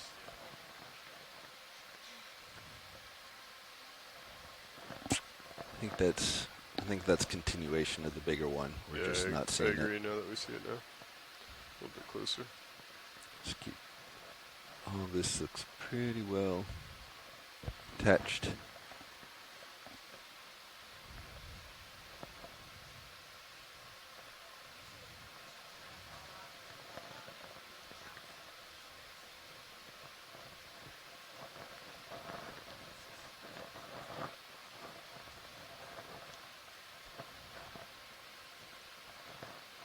Looks like we're getting out of it here.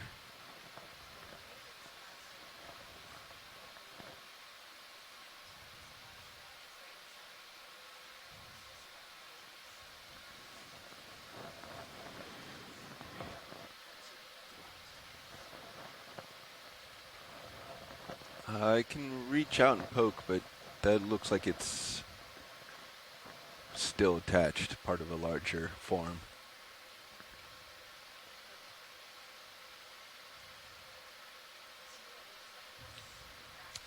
Okay. Happy to reach out and give it a poke. Before you get too far on your port toe, like right by your port toe, you can see it in your starboard manip. There's that little spire, that right one. There. That might be enough to jostle out with your toe if you can get it in there. Kick it over. Just where the base of that seems pretty slight.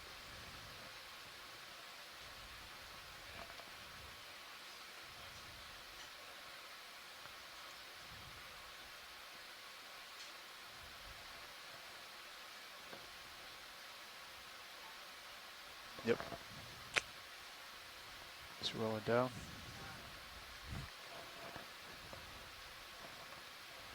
That ship move is complete now. Yeah, we're all stopped. Copy. You have plenty of time to sample. Come around left, actually.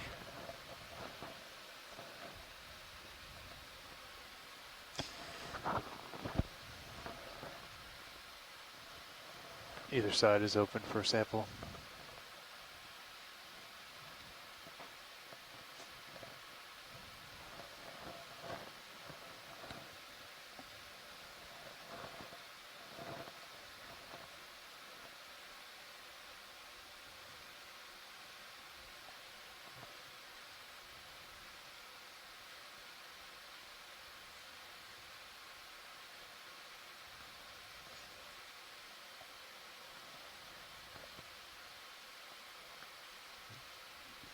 thought it was on there. Come up a little bit.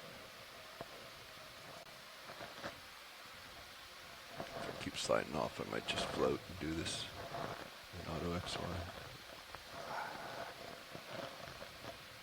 Sorry, pilot error. Hit the wrong button.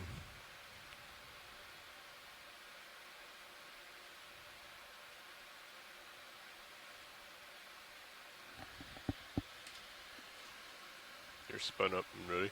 Copy. I'll follow you out, and I can bring the... Yeah, we're going to put it in the lidded box. Hydraulics coming on. Armor's live.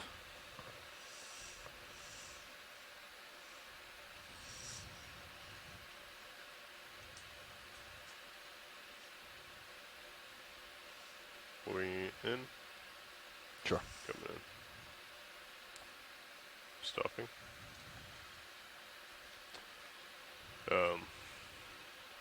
I can try and wing out slightly if you want. It might start to close the lid though, just so you have a better view of that sample. Yeah, I'll need you to so I'll wing in some. A little bit. It might close it though, unfortunately. I can draw out How slightly. much do you got on it? Here. So it's hitting the... I'm going to draw out slightly. If you do that, There we go. it's going to hit the white balance in the camera. Be advised. Copy.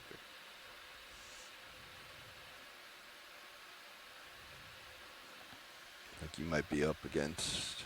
you're close. Okay. Can you see the sample from here, or do you need more? I think I can make it work. Okay. I can also lift the other arm out of the way.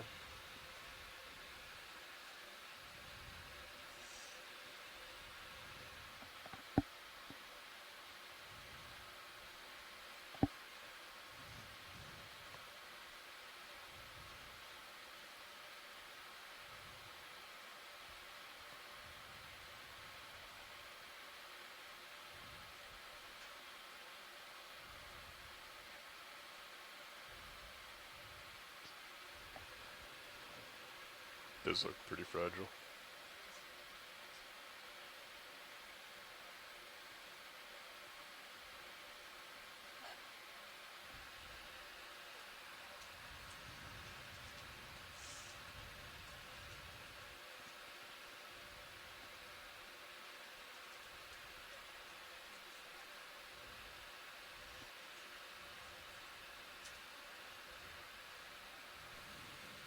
All right, everybody, we just recovered a pretty good sized sample of one of these carbonate crusts that's adjacent to the methane seep.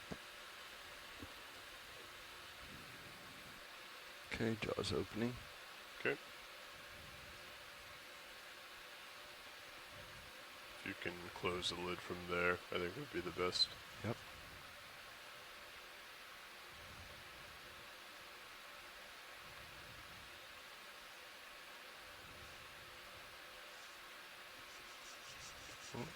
You're at a limit.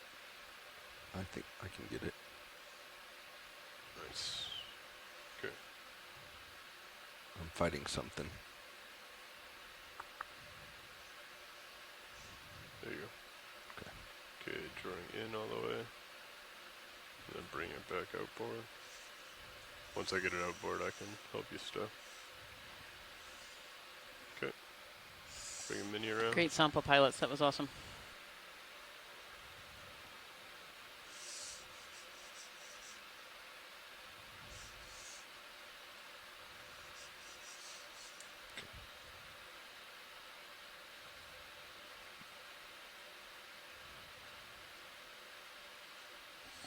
Okay, craft off.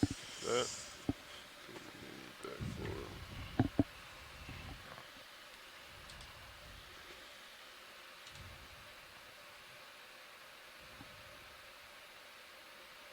Moving on.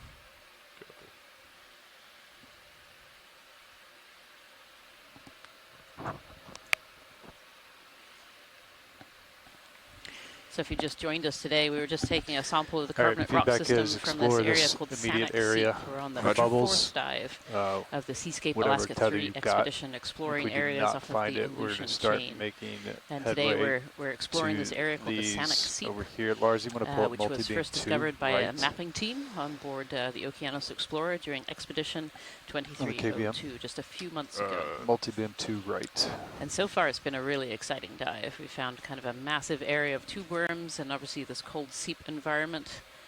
We found some of this carbonate rock, some mussels, some potentially mussels and some potentially clams. We haven't quite figured out what they are.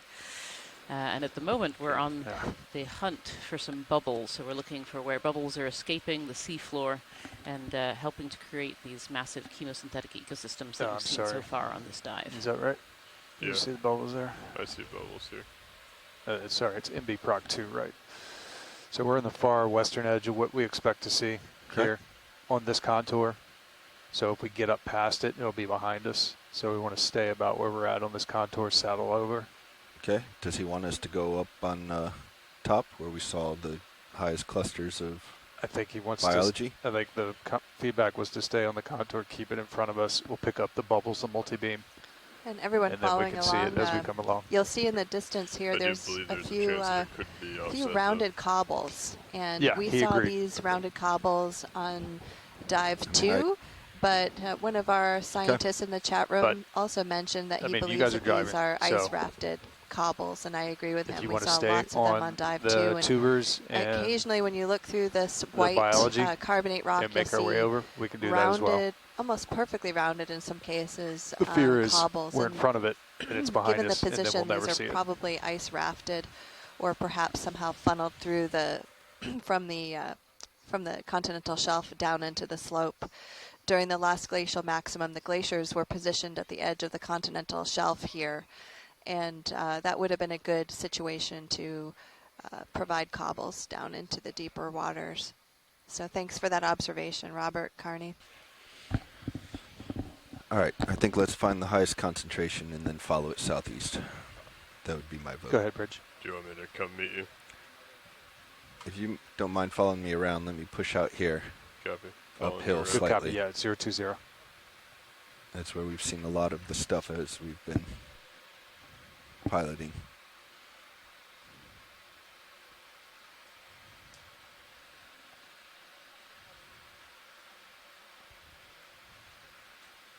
Okay, I'm at 217 right now, 215. Lined up with you.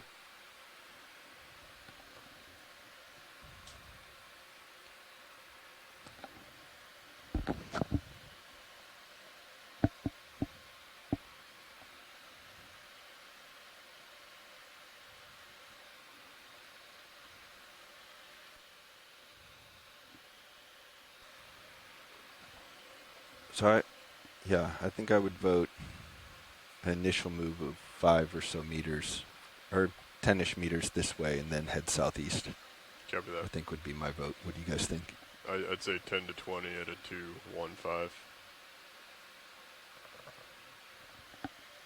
Yeah, we're just waiting for the ship heading move to change. Technically, you're right over S2. If it was offset, I think that would allow you to see that. If we don't see anything where S2 is or where it could be, then we head southeast. Yep. S4 is due east of where you guys are at right now. So southeast will put you down here. I mean, it doesn't have to be exactly southeast, but start making that move that Dive Super was talking about. If right? Like, I think let's go uphill until we find stuff and then start going to our left. Of where we are and what we're looking at. This is part of the Seascape Alaska campaign. We're on the 3rd expedition, and this is our 4th dive. We're diving on an area called Sanak Seep. We're located about 43 miles to the southwest of Sanak Island. If that's where we took the sample, and we're currently at a water depth of about 2,000. I think getting you up here by this and then heading we've been following a trace of different methane seeps with various biologic communities growing on top of them for the morning. That is Alaska time anyway. It's getting late though. And for those of you who aren't familiar with seeps, there's a great document available on NOAA's website that explains some of the different types of seeps, but I'll just explain a few of them here since I'm not an expert on seeps. Cold seeps are also known as hydrocarbon seeps. Sounds good. Thank you, Bridge. Stand by. I have actually worked with some hydrocarbon seeps. Video, have we but done just anything not close these on the methane tube ones, worms? in particular. But cold seeps can be methane. Yep, they can be brine. They can be oil seeps. They're different types, and they're classified based on the chemicals that come out of them. Basket star. And so these different biologic communities really I got some time, so I'm going to set up for thrive on chemosynthetic communities thrive on these seeps. One thing that I've been looking for is a partial zoom as we float over a whole bunch of it. Zoom in the center of that tube worm. There's a little pink, kind of a different color in the middle there. Yeah, we think it's a basket star. Watch lead. We're getting a closer look as we speak. Fantastic.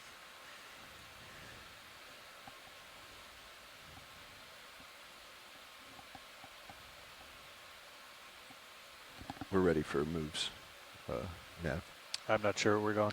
I think 20 meters at a 215 will put me right where Bobby is now, or pretty close to it. So this is a mass of those tube worms that we've been seeing throughout this dive. These are pogoniferan tube worms. They're a worm that build this this tube around them and live only in these chemosynthetic environments. 20 meters, bearing we're zooming 215 on here. degrees. Yeah, this is a beautiful. This is a 0.2 basket star, knots. otherwise known as a Gorgonocephalus.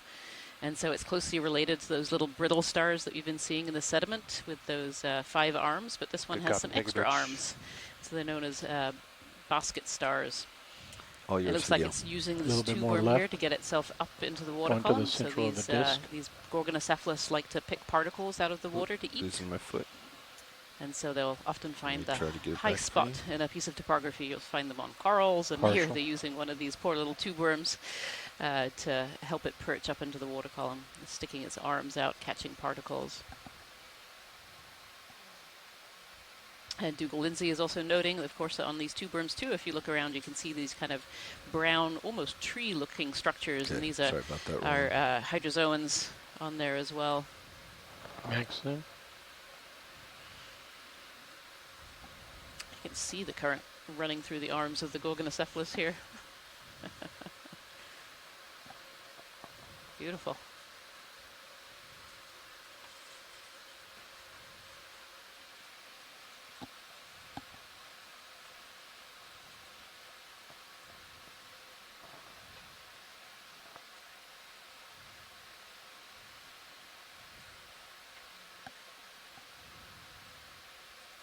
That's a great shot. Thank you, pilots.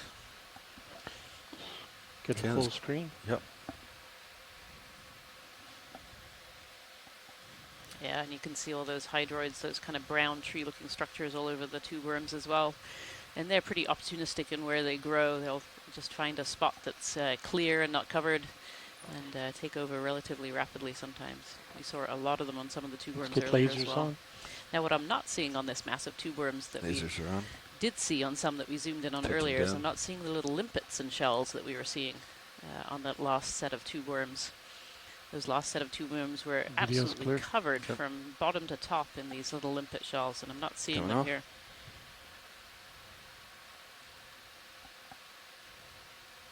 Okay, I think that gave you some time to catch up, co-pilot. You have a little bit of tether. You are full wide. Roger.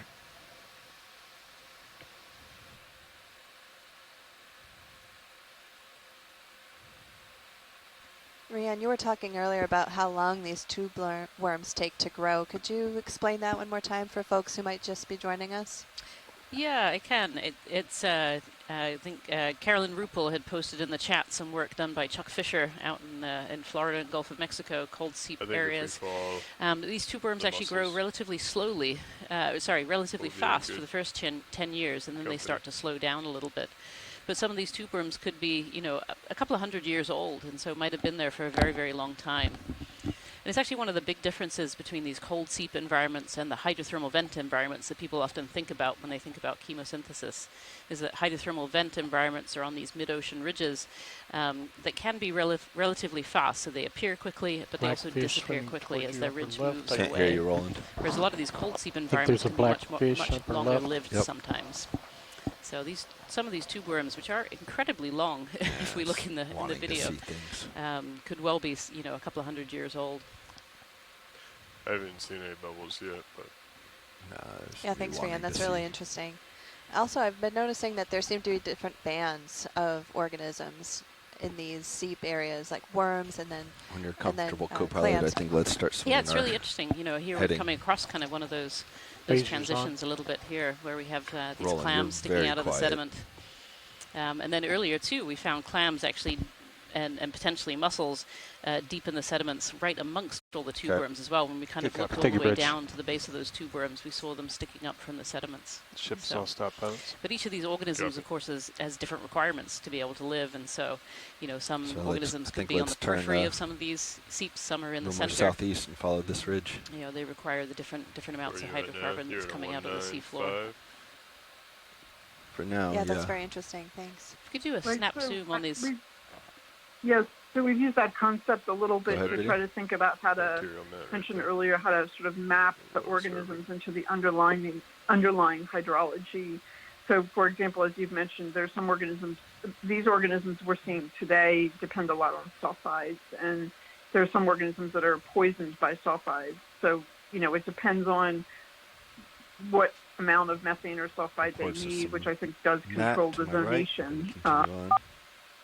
In a way, like if there are little tree under there that's kind of supplying the I'm going to call them nutrients, but methane or sulfide or whatever it is they need, supplying it at different rates.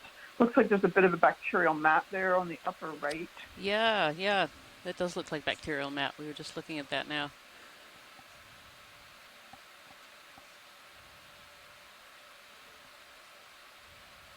Video's clear unless you want more. No, let's come on. All right, co-pilot. Yeah, let's Bob keep Carney this is saying in the scientific chat room here that these cold seeps can have a very slow to dissipate reservoir. Looks like it and so drops that can off feed again these over organisms for a very long time compared to the hydrothermal vents that tend to be fairly fast. I think we should head a little more south, a little more westish than our last one. More westish, you're heading south right now? Maybe 20 meters to south, puts you where I am. Copy. Keeps us on top of this mound. Yep. 20 meters at a 180 now, if possible.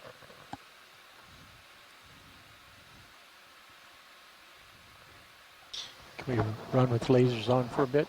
Bridge over now. Sure can. Hi, Bridge. I'd like to request a ship move, please. Range 20 meters, bearing 180 degrees, speed 0.2 knots.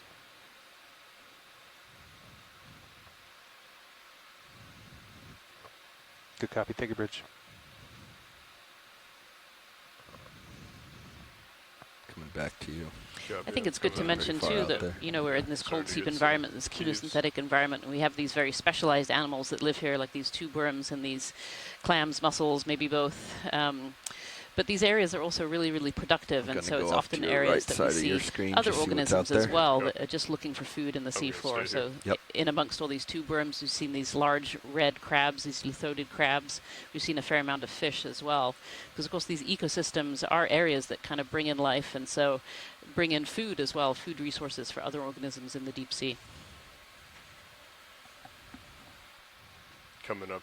In fact, one of the key studies that was done when they were just discovering the seeps on the Pacific Northwest margin of the U.S., dependent on a little bit of a input local from mound. fisher people. So people who fish for commercial fishermen or people who fish for a living who knew where the fish were concentrated. And it turns out they were often concentrated over the seeps because they were feeding on organisms in the water column. So that's important as well.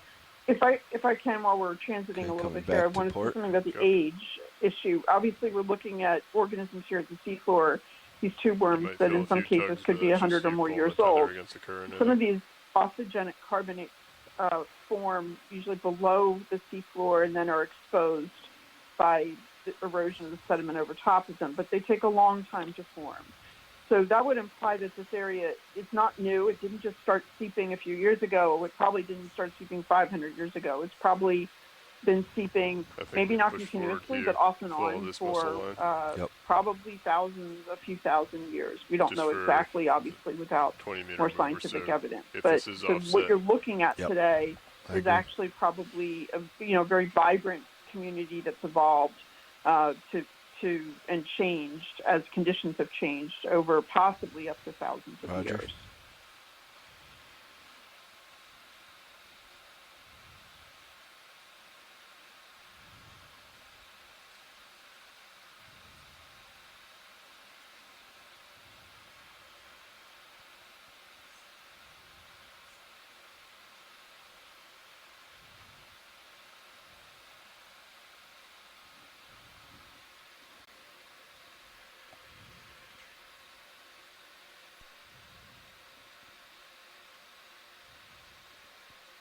Go ahead, Watchley. Now would be a great time. We'd love to do an introduction. So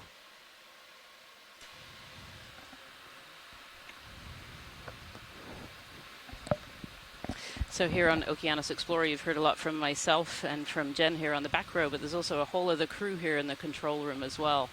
So I'm going to forward you to the pilot to the front row to introduce themselves and what job they're doing up here in the control room. Well, thank you for that introduction. This is Bobby Moore, sitting in pilot seat right now. I and my fellow team members are from the Global Foundation for Ocean Exploration. We're the group tasked with operating, driving, and maintaining the ROV systems, Deep Discoverer and Sirius, as well as bringing the live footage to you at home on your computer through the satellite systems, and for producing all the post-dive highlight reels and highlight videos and other form of products that you see. To my right, we have in co-pilot Lars Murphy. And on my left, in the navigator seat, Chris Wright. And we'll pass it off to Roland. Way over in the corner, we got Roland Bryan at video engineering and satellite. And in the back row, Art Howard on clipping. And next to Art is Livia, one of our newest crew members, and also one of our video producers as well. And we've got some other people all around the ship that are not currently in the control room on these responsibilities. And we're all members of the Global Foundation for Ocean Exploration, engineers for exploring the world's oceans and bringing it to the world at large. Thanks so much for that introduction. So just to show that we're a very large team here aboard the Okeanos Explorer exploring today. And I also want to give a shout out to, in the background as well. We have lots of crew. We have crew members from the NOAA Corps. And then we also have a team of scientists onshore as our shoreside scientists, some of whom are on the phone line, but many of whom are participating in a very vibrant science chat here. A science chat here in the background. That was perfect. We should say, too, that a lot of these scientists in the background are from all over the world. So we have scientists from all over the U.S., but also internationally as well, participating from Europe, it looked like it was getting Japan, better as I was from starting New Zealand, to get off and your other screen. areas of the globe. It's one of the come beauties back of to this a little telepresent more southwest expedition is we can with my involve a heading. lot of people having eyes on the seafloor here and helping Yeah. us to interpret what we see. Follow me around. Large cluster of shells there, lots of worms. This is feeling better, at least warmer. Have you detected a temperature change at all along this route, Bobby? Not that I've not been paying attention. Those snails. Having some interesting information coming from the science chat too, just talking about the science chat in the background here from Dougal Lindsay about these really interesting masses of tube worms that we're seeing here today. So Dougal says he believes that they slightly more to port would be good. ingest the symbiont when they're larvae, so horizontal transmission, and then the symbiont reproduces and lives inside the trophosome. And the symbiont there is this chemosynthetic bacteria that's able to utilize the chemicals coming out of the sea floor. The worms do not have a mouth once they are adults. so they can't eat once they develop, so they absorb the methane or other chemicals from the thinner end of the tube, which is deep in the mud. And I believe I've read as well that these particular ones around these cold seeps can sometimes have really long roots, and so they're actually able to utilize this source long after it actually stops seeping out of the surface. That allows them to live these periods where Carolyn was mentioning. Sometimes these seeps go on and off.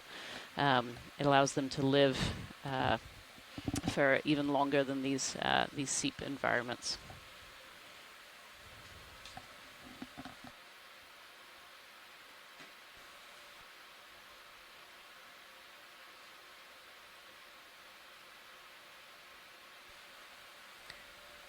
Pilot watch lead.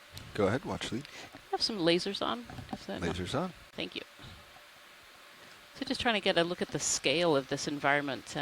They're kind of hard to see because it's such a mixed environment that we're looking at, but there are two little red dots in the just upper center of our screen. And these two dots are around 10 centimeters apart, and that just gives I got you at 0 roll. Gives you some scale of the enormity of these tube worms Don't know what that we're to do. seeing I've in front of got us it and we've right seen in throughout front of this my mouth. dive. These are incredibly long tube worms. I would say some are at least a meter, maybe Here's, more, directly below in the height, lasers. and are just this big tangled mass. Go ahead. Purple.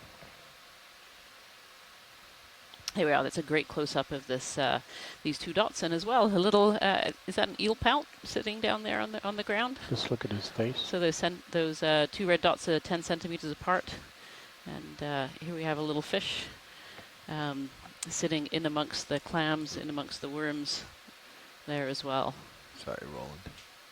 It's really interesting getting a close-up of some of these environments too, because we see so much more than we do from the long view. I see anemones, and there's some gastropods in there as well. In amongst all these shells, we found this little fish here. Yep, I'm getting some confirmation this is an eel pout from the chat room. Yeah, so many more organisms, limpets, gastropods, lots of other organisms living in these environments that these tube worms are creating.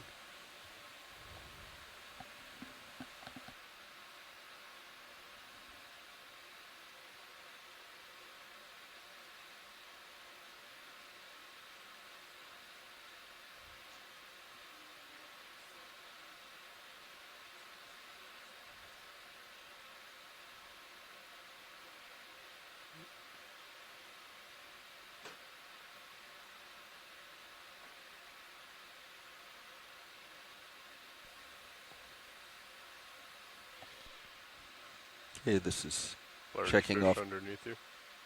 Off to starboard. Don't see it yet. Right there.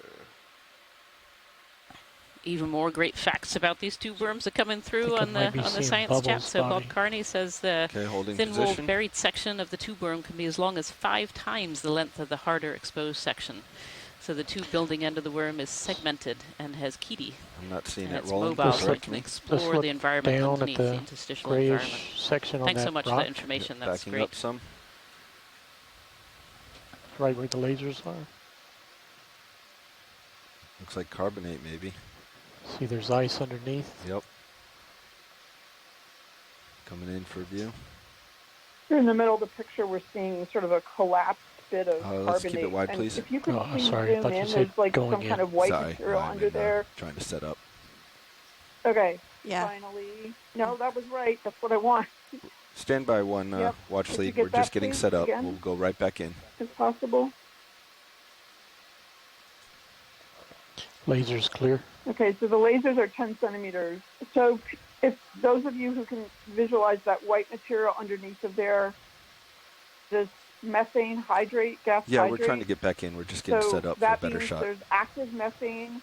For this to be this solid, there have to be methane bubbles down there that are forming, are combining with the water as they come out and glomming All right, on Roland, and I'm stable. forming that Do you want, big mass of understood? methane Do you want ice. fogs or So anything? methane let's hydrate is a start with combination that. of water and gas.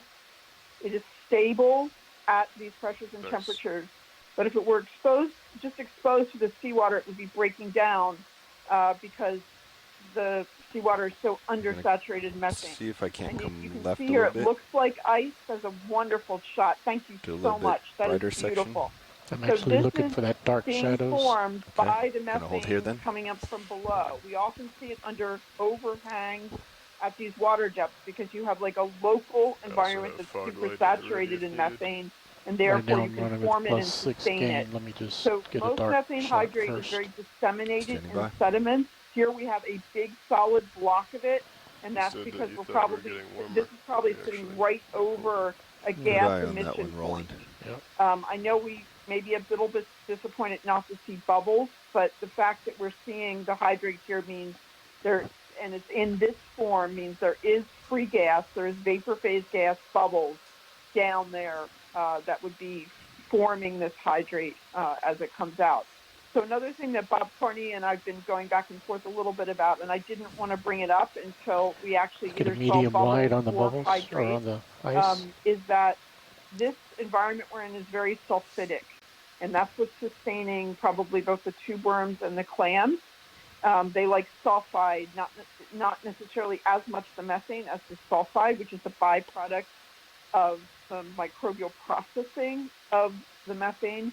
And so in this kind of environment, you can, in fact, have hydrate right below, and it's sort of slowly breaking down. And that can, with the microbial processes that are happening, say in that thin veneer right on top, that could be providing the sulfide that sustains it. In an area like this, it is very likely that there is hydrate right under the seafloor in a lot of places, just because of the water depths we're at and the fact that there's clearly a lot of methane here. And I'll shut up now. Thank you. No, please don't be quiet, Carolyn. We really want to absorb your knowledge on these since you are the expert on these types of seeds. I was curious, Carolyn, if you think that black mat-like material that's sitting right on top of the hydrates, if you think that's bacterial mat. Holding for wide. Not mine. Yeah, I know, but you've worked on them. That's why I thought I'd ask. Any ideas, Rian? Is that more of like a bacterial mat sitting on top of there? I mean, there could well be a bacterial mat under there. What I'm really amazed to see is the is just the number of anemones that are sitting around there. Those are, as far as I know, I don't think those anemones are chemosynthetic. So it's really interesting to see such a mass of them sitting there. And then just that view that we had earlier of this this hydrate, and then the clams or mussels sticking out from the back of it, you know, almost embedded into this block. It's a really, really fascinating environment. Right. I'm wondering, too, if it's potentially a different species of tube worm that we're kind of seeing in the foreground there versus the background. Right. That's very cool. And for those of you in the general public that are hearing all these scientific terms and aren't really sure what we're talking about, sometimes we get a little bit carried away. This is, we're looking at an exposure of a clathrate or methane hydrate that's positioned over what we think is a methane to the hydrate, seep, yeah, a probably. cold methane seep on the bottom of the seafloor at about 2,000 meter water you're depth. You're going to lose your angle. Near the slope of the continental slope off of the coast of the Aleutian Island chain. So these methane hydrates will essentially be solidified within a certain pressure and temperature range. Down for you if you were to see them in your hand, it would look like a piece of ice or dry ice. When it dissociates, it turns into gas, and it would dissociate or break apart and turn into gas when the pressure or the temperature went outside of the field where they're stable. So for the general public, that's a great outcrop of methane hydrate.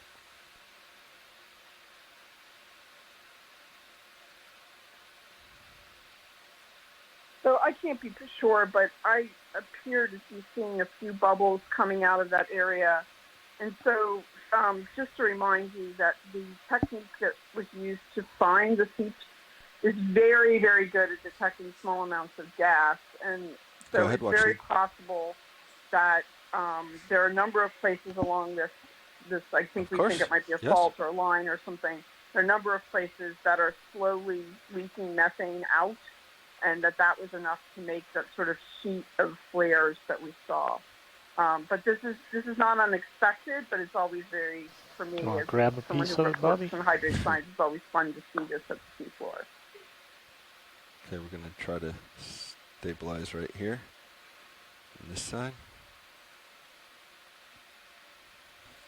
Yeah, we have a bit of confirmation in the chat room that maybe there are a couple of different kinds of tube worm here. Oh. Some of the bubbles and biomat off. And there we are. Okay, perfect. That's what we wanted to see. So we got the episodic kind of feature of the venting. I also want to point out, you notice the bubbles are wobbling in the water column and they're not exactly spherical. That's because as soon as they're emitted, they get covered with gas hydrate, and also with these pressures, the bubbles are not necessarily spherical. Thanks. I'm sorry to interrupt you, Rianne. Those bubbles interrupted me, not you, Carolyn. Yeah, they're great. There are a lot of people jumping up and down in the in the room here. And our video team captured that whole event of those bubbles coming out. Took some excellent snapshots of that.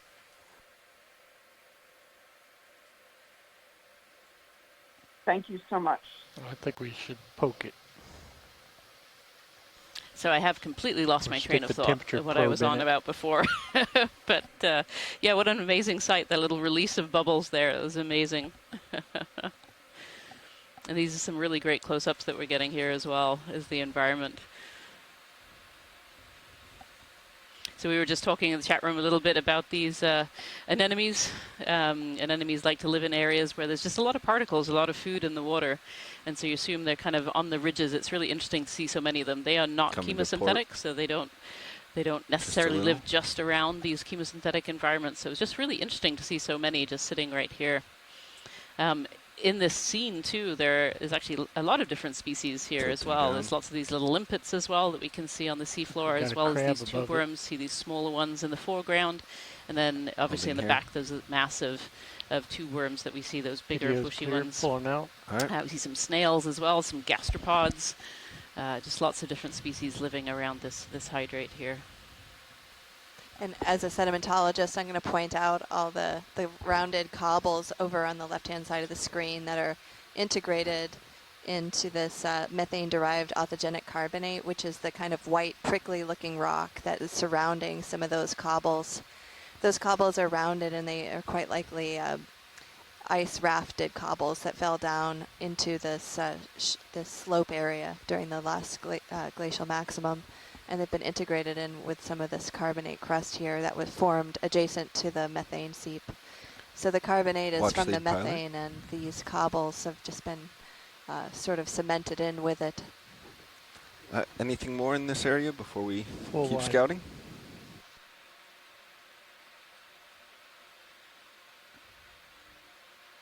Fog light's clear. You're off to my port. Understood.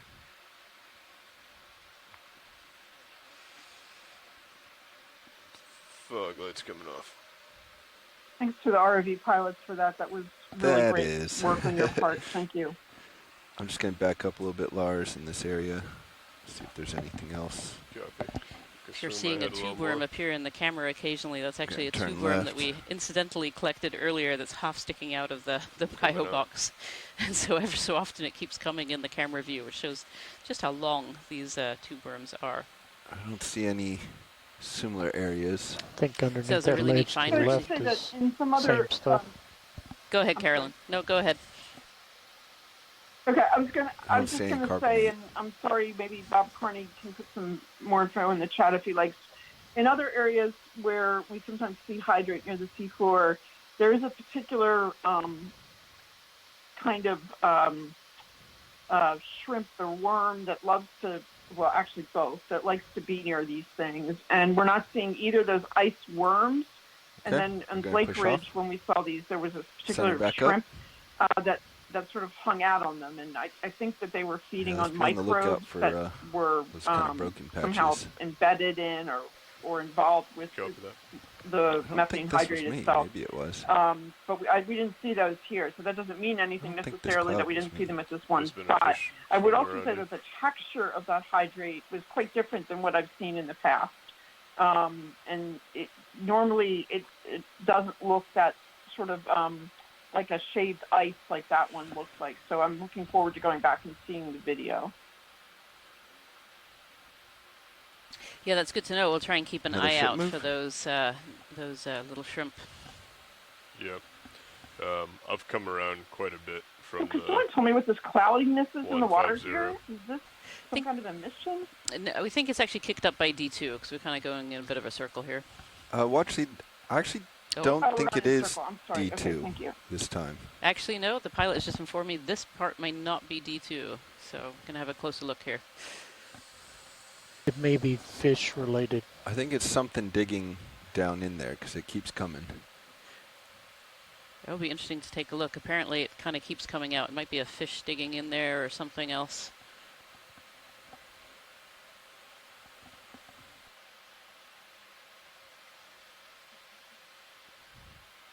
Can't really get around the other side without stretching my tether.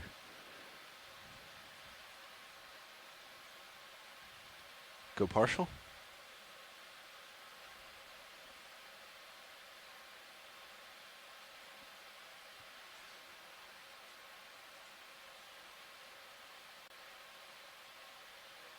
I suspect it was a fish that ran into that and then swam off. Maybe, yeah. It originated way down in there, so it was not D2. All right, let's come on.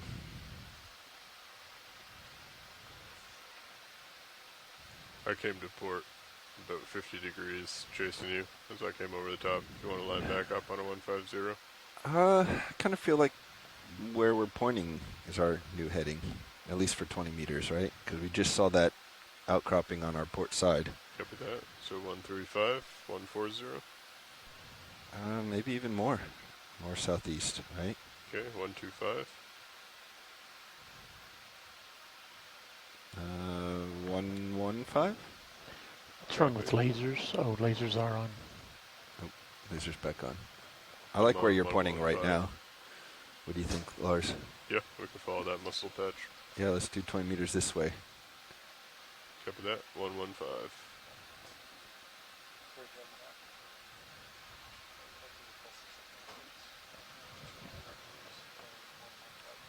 I'm going to cut across your screen. Just see what's over in this area. Copy that. Sort of mow the lawn.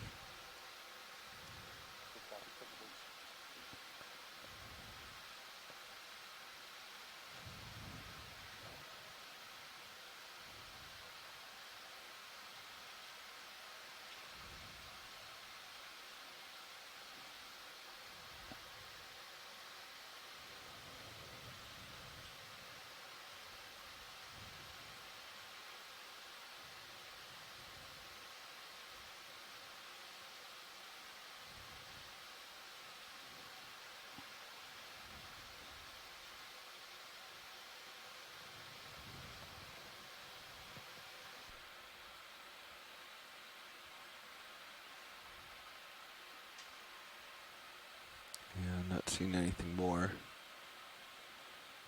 uphill from this. Coming back around.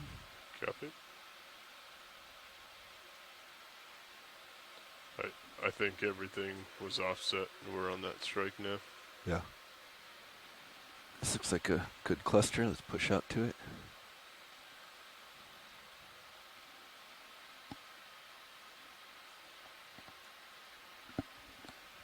Fish, okay.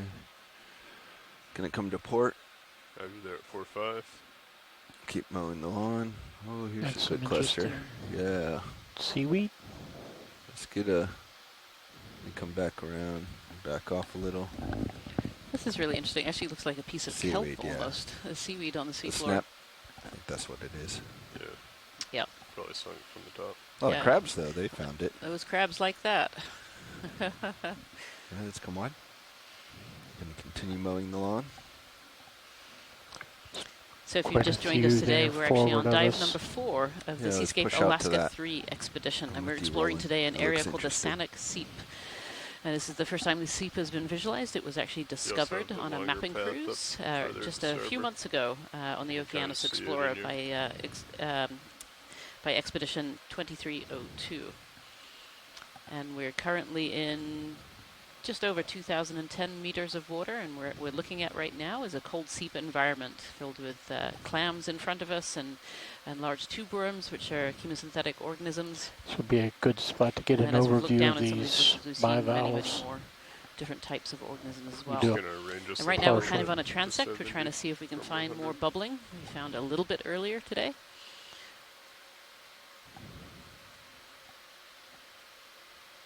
And so we're trying to find, if we can find the source of these big plumes that the mapping team on that Going previous back to cruise port, and on this cruise to have, the other side have of found. the mound, since that's where we saw the last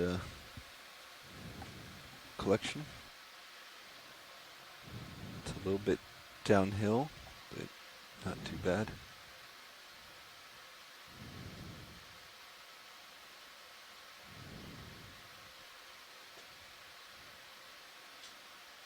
Let's give a look off to port.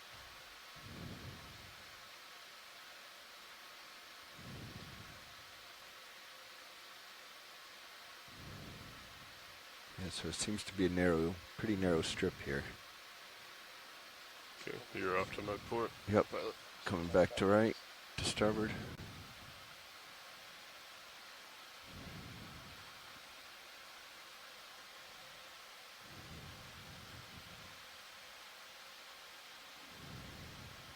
There's our, so yeah, that's our original where we found the carbonate.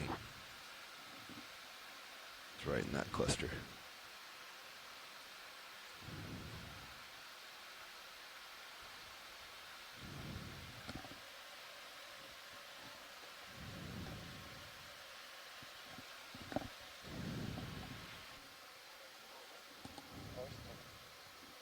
He has an afternoon shift. Okay. Looks like a field of worms.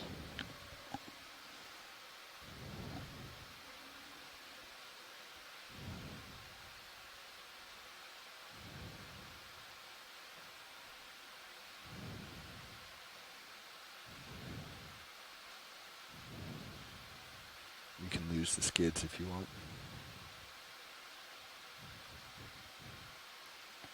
If you can push forward on this, this would be a really nice shot to get a partial. You have a very large mussel bed up to starboard. Up to starboard, heard.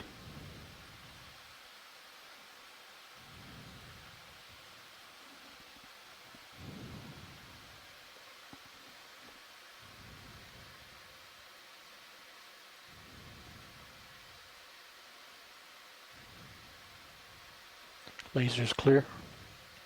Ooh, squat lobster. Very small one. Little Galatheid crab sitting in the middle there. It's really so interesting to see such a dense aggregation of these two worms.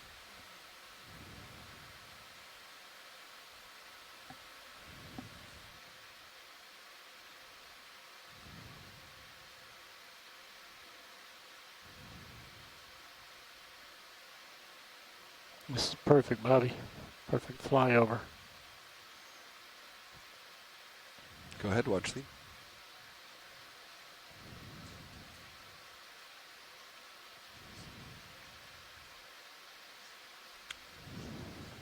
Roger that. We will keep searching. Try to pick it up a little bit.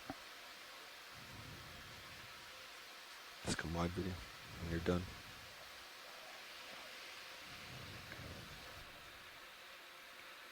These all look pretty buried. Lars. Yes. This looks like an area of actually dead clamshells. This could signal kind of the edge of where the that methane or hydrocarbon is seeping out.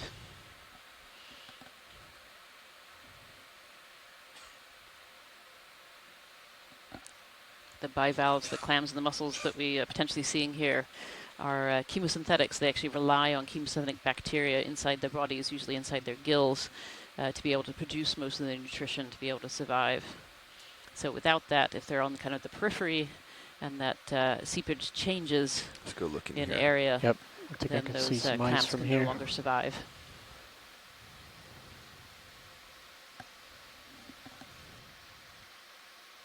Maybe not.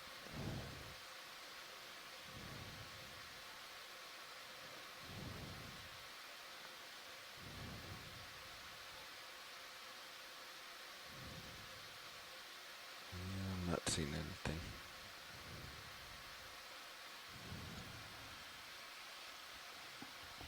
All right, continuing on. I think let's keep the ship moving.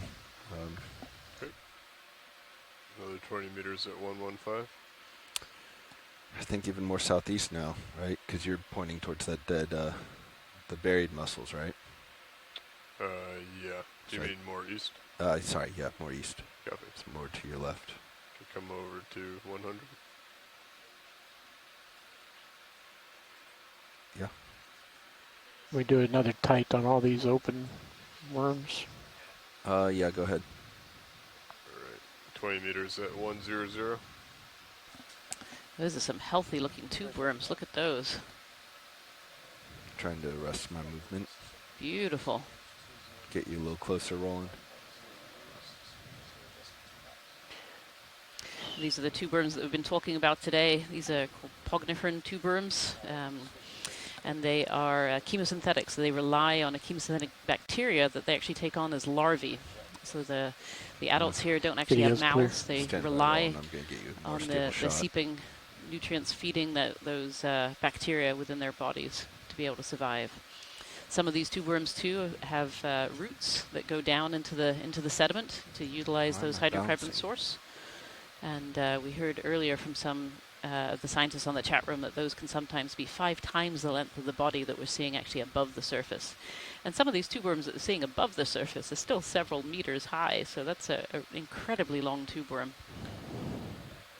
You can just see the beautiful red plumes sticking out of the top of these tube worms here. And they they're red because they contain hemoglobin, which helps them to oxygenate and feed the bacteria inside with these nutrients that are coming out. Snapping some shots while you're going over it. Is just so a kick on the fog lights. It's so beautifully healthy. Look at those. 50%. Just tucked inside some of these tube worms too, we can see limpets. We see some gastropods. We see some little galathid squat lobsters in there.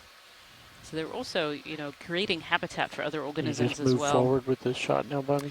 And Bob Carney is noticing those beautiful, very regular growth bands on the tube worms as well. There's some anemones in there. That's great lighting in the near ground. Watch lead pilot. Yeah, just wanted to let you know that while I'm doing these shots for our video team, we do have Sirius moving on.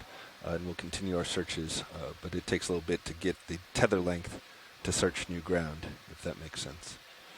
All right. Pulling out slow. Yep.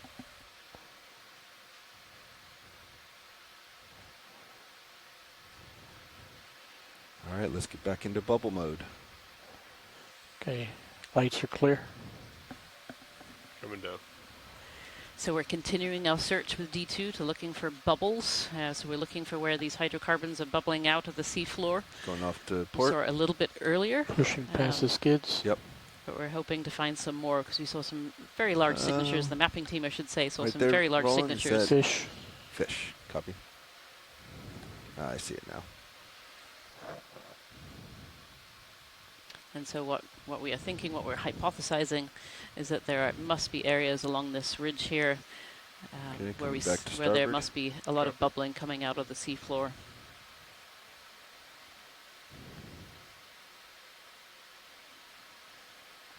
A little tilt up.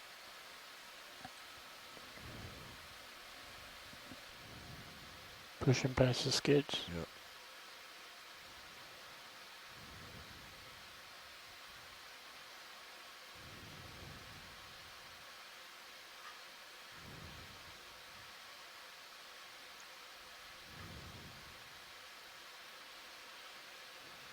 Pushing forward, see what's up here.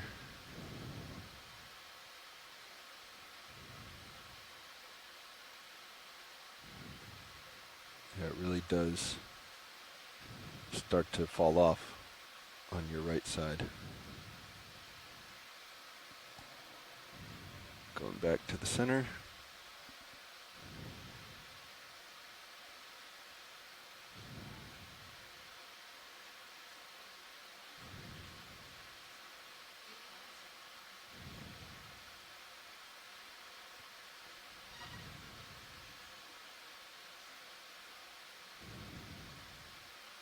There's that cloudiness again above those features we just saw it a minute ago, if you saw it. That one was created by the ROV. I do wonder if there's methane coming up through these beds. I don't know. Orange I agree with biomet. you, Carolyn. Every once in a while, I see sediment plumes come up through the worms, and yeah. Ice on the left. I agree. No bubbles. Let's snap. Is this a little more hydrate here, Carolyn? There's more coming in on port side. Trying to Yeah, get my that looks like focus. hydrate. Yeah, you're a little bit ahead of me. So yes, let's hydrate underneath. So yeah, so I think a lot of this area, you can see some also here on the left, a lot of this area has just got the thin carbonate cap, and the hydrate is right underneath of it. And we've had some questions in the chat about sort of oh, that's really great. Look at that. It's beautiful. We've had some questions in the chat about sort of why the carbonate ends up at the surface. And it is true that we do see these places where I'm going to call it like an inflation, like the methane kind of is like forming a mound underneath, or the hydrate's forming a mound underneath at the seafloor, and the carbonate's over top. Yeah, this is really, really great. So there's got to be methane coming out below this for a feature like this to form. This has much more the characteristic, when you look at it, of sort of individual frozen bubbles that have been glommed together. The last one was kind of a more massive hydrate. That's at 50%. Really great. Thank you very much.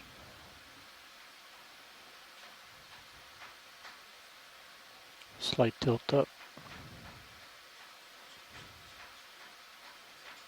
I think we're clear with this spot. Okay.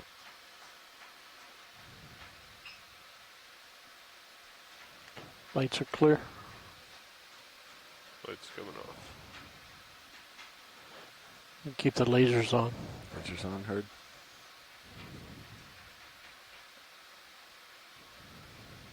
So for those listening, the temperature here at the seafloor is about 1.8 degrees Celsius. So it's actually, it's obviously very cold, but it's for this substance, methane hydrate, to be stable at these high pressures. It doesn't have to actually be that cold. Yeah. Which is why, for example, you find this on the floor of the Gulf of Mexico, which is much warmer in some places. But it's still very interesting to find it. It's always fun to find gas hydrate at the seafloor.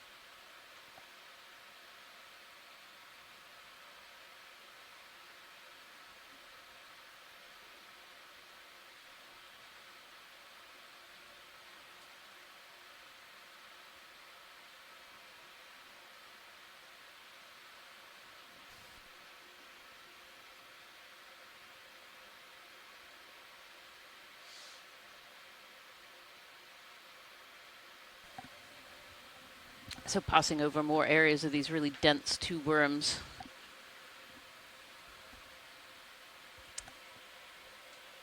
More orange biomat forward. Don't see any bubbles. Yeah, we'll catch that on the next pass. This has really been the feature of today's dive, is these masses of tube worms. Far more than the tube worm bush we thought we had in the beginning. This is a really extensive area of tube worms. Rhian and I have been discussing the zonation in these organisms, where the tube fish. worms, at least superficially, seem to be forming bands along this line of methane seeps, and it alternates between tube worms and clams and mussels on the margins.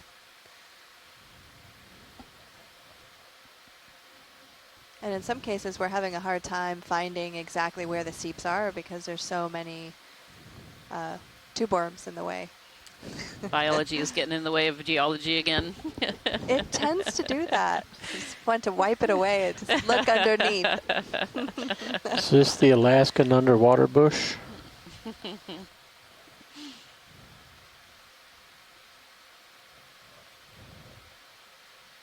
Yeah, you wonder how many of those hydrates are underneath there, underneath these bushes of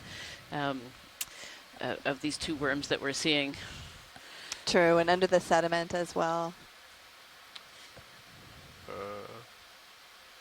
Yeah, it's quite possible there's a bunch a of whole stuff in bunch the of tail hydrate cam under with there. our bubbles. That's Backing. completely possible. And as I said, I think that's roughly where Roland pointed out the orange mat. sorry, to I the got left cut off. there. Often in these deep water sweeps, we actually think that, Holding position. these locations, we actually think it's the whole area. If you just sort of scratch the surface, there's probably hydrate underneath it there. So I don't see it.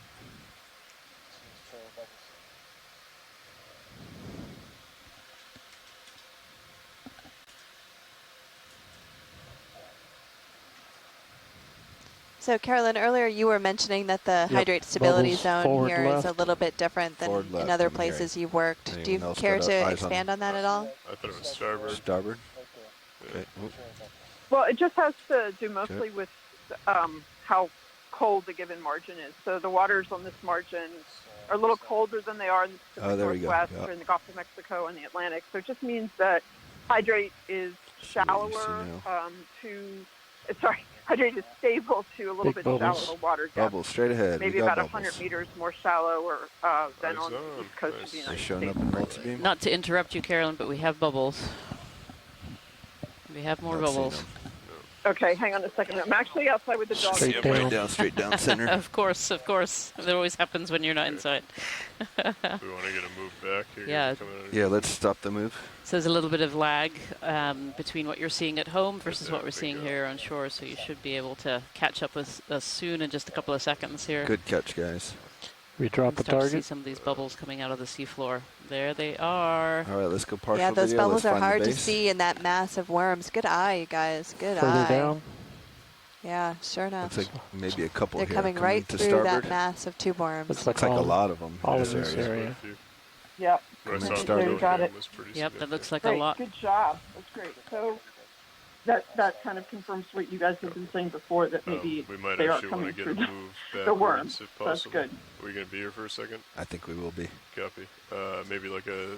I feel like as the biologist on board, I have to apologize for the worms being in the 290, way. Maybe just like 5 meters. In the background there on the I'm right, going for Rhiannon, the I'm seeing right. some more of that orange encrusting organism. Yes, yes. I don't know. You were thinking it was either encrusting sponges or like a bacterial mat? Or a bacterial mat, yeah, one or the other. And we have some collected, so we'll be able to actually find that out Okay. later this evening. So why is it red? A lot of organisms on the seafloor develop a red color as kind of a camouflage. You know, the red Still light back, is Bobby. attenuated or bounced out very early It's in the still water column. backwards. I And still so see if it you're at a the red bottom of the organism down at screen. depth, Those you're you're actually looking at. basically invisible. So a lot of organisms that live on the seafloor are yeah. red or a variation of rotator's red. all You the see way kind down. of purples Yeah. and oranges. Either that or being clear. Clear is quite look obviously down. translucent is a good way to hide from predators as well. This beautiful shot of this bubbles coming up through the tube worms. And now we're getting that little look on what these tube worms are really feeding on. So Trying it to does- back up. I'm looking down at 290. I am moving back though. I'm going to Understood. pull up to get the tether Yep. straighter. I think Yeah, you can good adjust your question heading here too. from like Robert swing around Carney. to What are the keep your tail bacteria away hiding me. from, you think, if Do they're you think orange that'll like help? that? What eats them? When we get a chance, I have no idea why one a of the bacterial shots mat we'd would like to be, get is would to be try to orange. get tight so on the I'm bubbles intrigued and to see maybe whether that's a bring up sponge. I'm full I'm a lights. little bit in Can the you come sponge wide, camp please? for what that might be, but we'll see. I need to check my See what those are when we get them back up. starboard side here. It did as look I very came around. sponge-like, but I think I've seen orange-colored and other brightly colored bacterial mats and hydrothermal, springs, at least on the surface. Yeah, that's very true. They can often be quite a rainbow of colors. Might be able to get a toe down. And we saw some behind. earlier that were kind of that gray color, which yeah. is a little bit more characteristic of what I think of with the bacterial Yeah, mat, I the wasn't kind of dropping gray it. It color. almost felt like I was touching something there, but all right, coming back into bubbles. Just had to do a surroundings check there, Pushing. watch lead, but we're coming back to the bubbles now. Thank you, pilot. Yeah, you can really see like Volume how many at bubbles are bottom just right. coming out of these tube worms. It's quite an Oh extensive yeah, area. here's a whole bunch of the orange mat.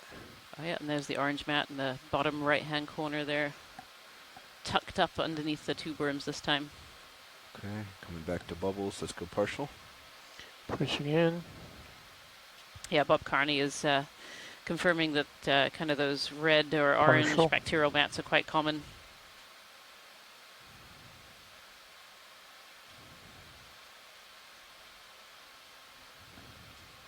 It's going to be hard to get tight on the bubbles here, Roland. I don't have a good foot anywhere.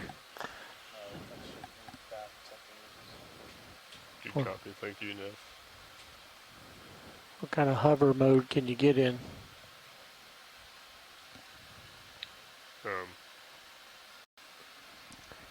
This, you're seeing it. Okay. Pilot directly Shall we behind give it a try? is a flat, muddy bottom with a bunch of shells that you could set down on. You pretty- might be able to look up. It's pretty far away, though. Lots of bubbles coming through these tube worms. And the two lasers that you see on the screen We'll just take are it from 10 here, Bobby, centimeters because I apart. see So it gives you a bubbles sense of collecting how on tall that, some of these tube worms worm are tube. adjacent to this methane seep. So Okay. Yep. There, that's all the way down. Right there. Some more anemones there and some little gastropods and some, sorry, Roland. I see some limpets Sorry. in there. Lots of other organisms. In some other areas, Rian, it looked like the... Hydrate forming right there. Sorry to cut you Yeah. off, Jen, Oh, but I yeah, was just it seeing the is. same thing, the hydrate actually on the tube worm. Yeah, that's so cool. Look at that. In other areas, it looked I'd like like to the try to sediment kick was in being some shutter transported on one of upward. these Are the shots. anemones eating that Go ahead. sediment? Okay. They're probably not eating the sediment itself, but if it has particles in the sediment, then for sure, you know, that anemones don't tend to be very picky. They'll eat almost whatever comes by. Yeah. That is beautiful. That's a great way to visualize the bubbles. That was a great shot, team. So you can see the bubbles don't look like bubbles. They look kind of like flat discs, and they're forming hydrate around them again as soon as they hit the seawater, and then they're rising up through the water column. And so one of the things is, see how flat? It's very cool. Those are great pictures. Yeah, so the point is that Hold that shot, trying to focus on the bubbles. with gas hydrate, as these want me to are, get you in the then the water idea column with them? might be that they could survive right now, I'm just trying to shallower gain up depths so in the you... water I need you to column, come and wide, also sorry. that the methane might take longer to get into the water. What you We saw haven't was lots of found that it shutter on lengthens the and amount of gain time up. it takes the methane to diffuse out of the bubbles that much. It's not enough to get the methane to the sea air interface, Roland, for I lost example, my but it's footage. still obviously very interesting about where you're injecting methane in the water column, because obviously methane is an important source of carbon. I don't think I can get a toe in on the left side either. All right, let's try again. Okay.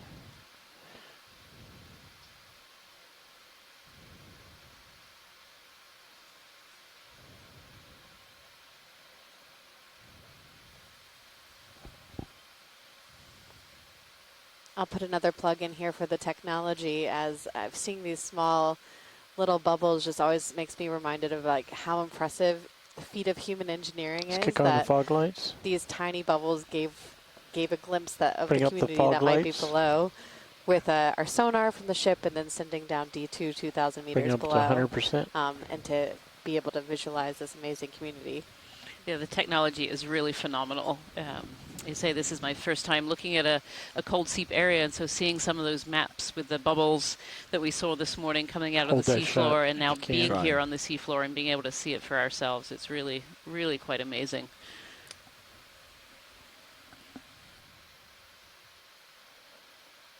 This video is amazing. We wrote a paper on this a few years ago using video provided by OER and others, and we had nothing of this quality. This is just amazing video. Don't let anyone ever tell you that all bubbles are spherical.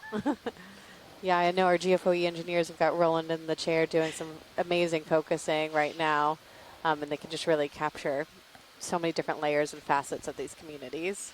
It's definitely something that I learned today, Carolyn, that bubbles are not always spherical. Look at them go.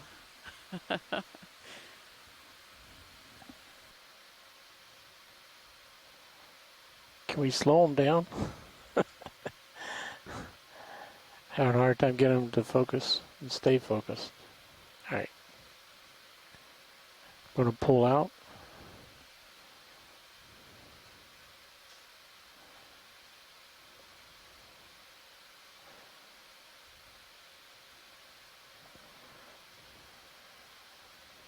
Going to bring them up into the black for you. Yep. A couple have pointed out in the chat room too, kind of that purple that you saw in some of the tube worms and some of those previous images are probably a sponge, like a bluey purple sponge that are there. I'm shutting my shutter down. Oh wow, look at that. What a great shot.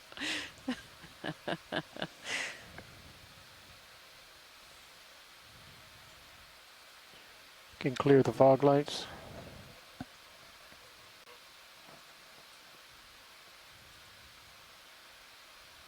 There are those bubbles, waiting to ping on a sonar. Thank you. I wanted the bubbles.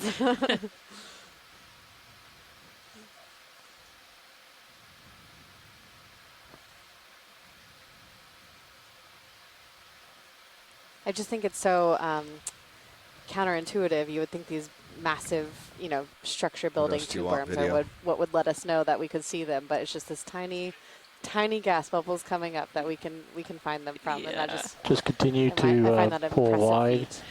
Tiny, tiny little bubbles are what is sustaining this whole massive community that we've seen today.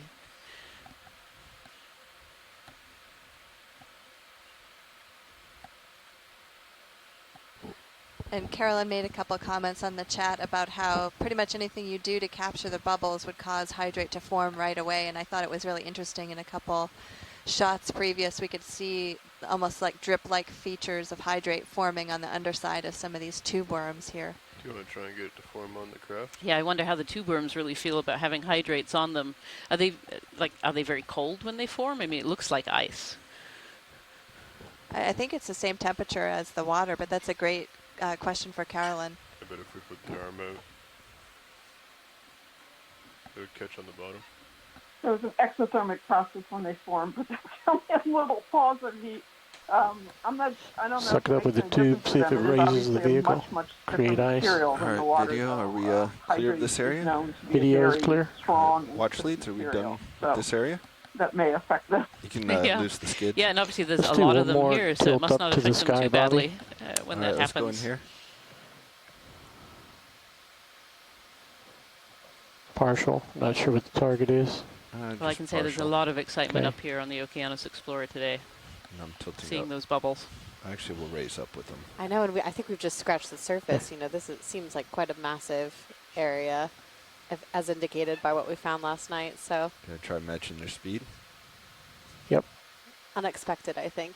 I would say. I think so. Laser is clear. And it was so hard to see those bubbles too, so I actually wonder how many of those little bubble areas we've actually passed over already, looking through this massive area of tube worms. All right, I think let's come wide.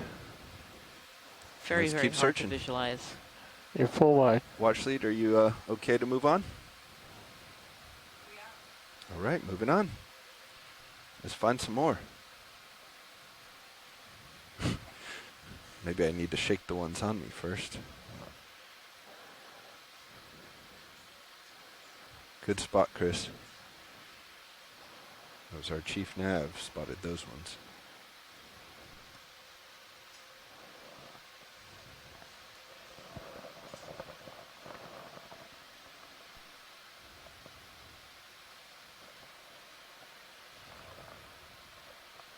What do you think, guys? Resume the move?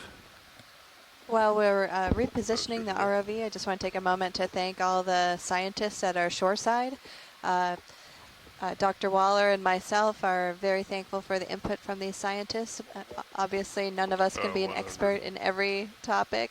And so even though I'm a geologist, I've never seen one of these seeps up close, and I personally appreciate all the input that we've had from our shoreside scientists, Carolyn Ruppel, Robert Carney, and then a number of the biologists. Whoa, it's a nice drop off. And just a quick reminder of where we are. We are on the third expedition of the Seascape Alaska campaign. We are currently located on a feature we call the Sanak Seep. This is what we believe to be a cold water methane seep. This is our 4th dive in this expedition. We're located about 43 miles off of the coast of the Sanak Island in the Aleutian Chain. Push past the skids. Our current water depth is about 2,010 meters, and we're the following the trend of a series of methane seeps around here. So far, we've seen bubbles that we think are methane, and some outcroppings of methane hydrates, as well as a wide range of organisms, including all these tube worms that we're seeing in our current view. Coming back to you, co-pilot. Copy.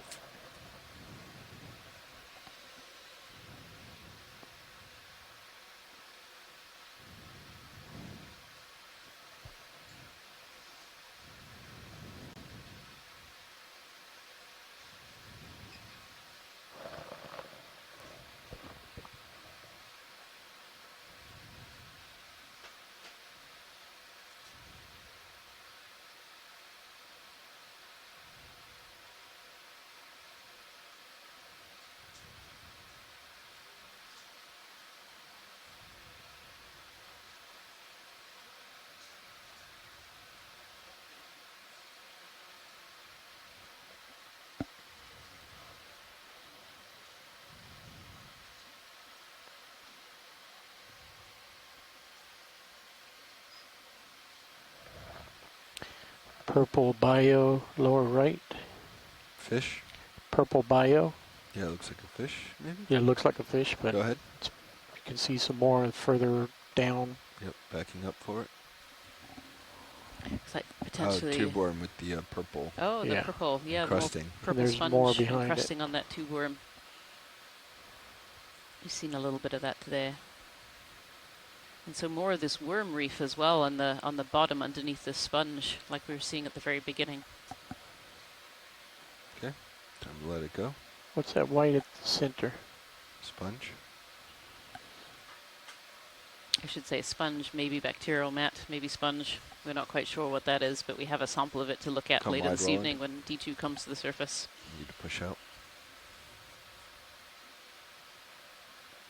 Coming down, altitude.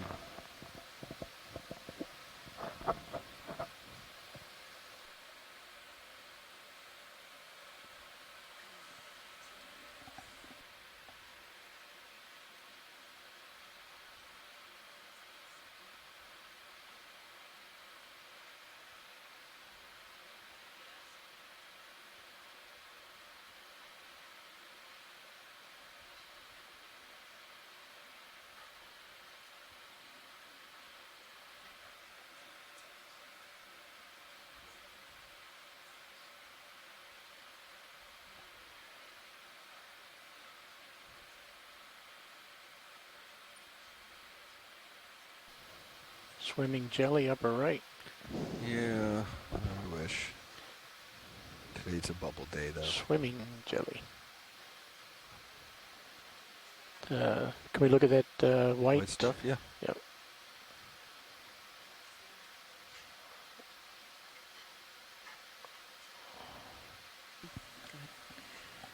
Yeah, so this is interesting. This is more of that worm reef that we were seeing at the beginning of this transect, but a bit more clear here. It's not so covered over by that sponge. Pulling out partial. Yep.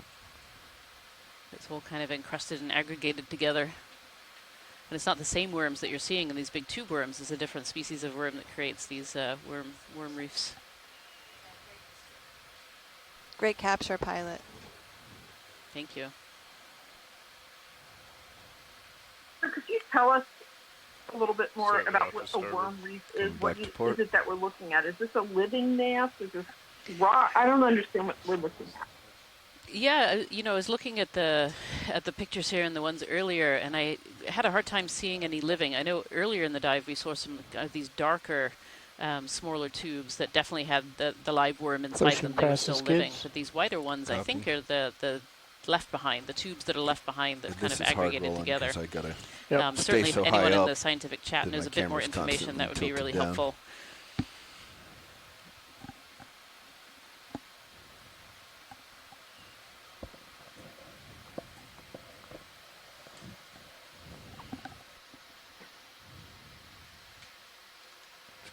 right of this bunch.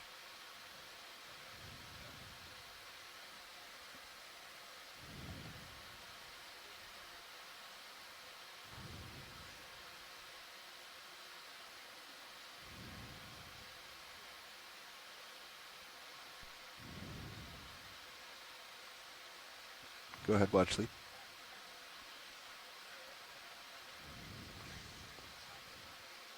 We can do a Niskin now if you'd like.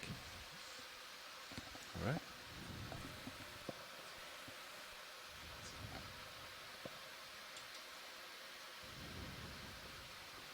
Co-pilot is ready for Niskin.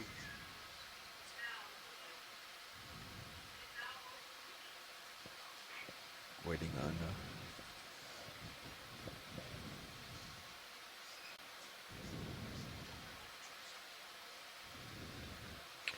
Clipper is ready. Yeah, we're Dive Super speaking with Nav. So we're holding. What is this here, Roland? See anything around this section? Nope, but it would be a good spot for it. I'm pretty far out from it, so it's going to look awfully dark. I'm just looking for vertical rising stuff. Copy.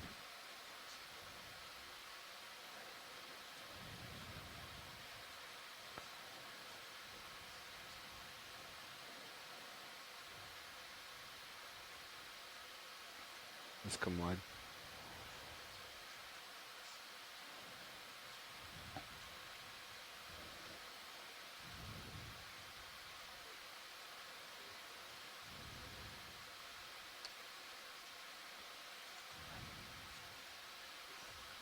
Video, could you make any adjustment to Sirius's main camera to help lighten it up a little?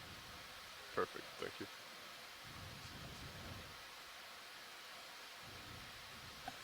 It's a ledge upper left past the fish. Rat-tailed fish. Yeah, I can't get there right going now. By. So we're heading back towards. That's a bubble right there that just came up. Information from Bob Carney here that Linda Spio is a worm known to create masses of mud tubes in proximity to bubble plumes.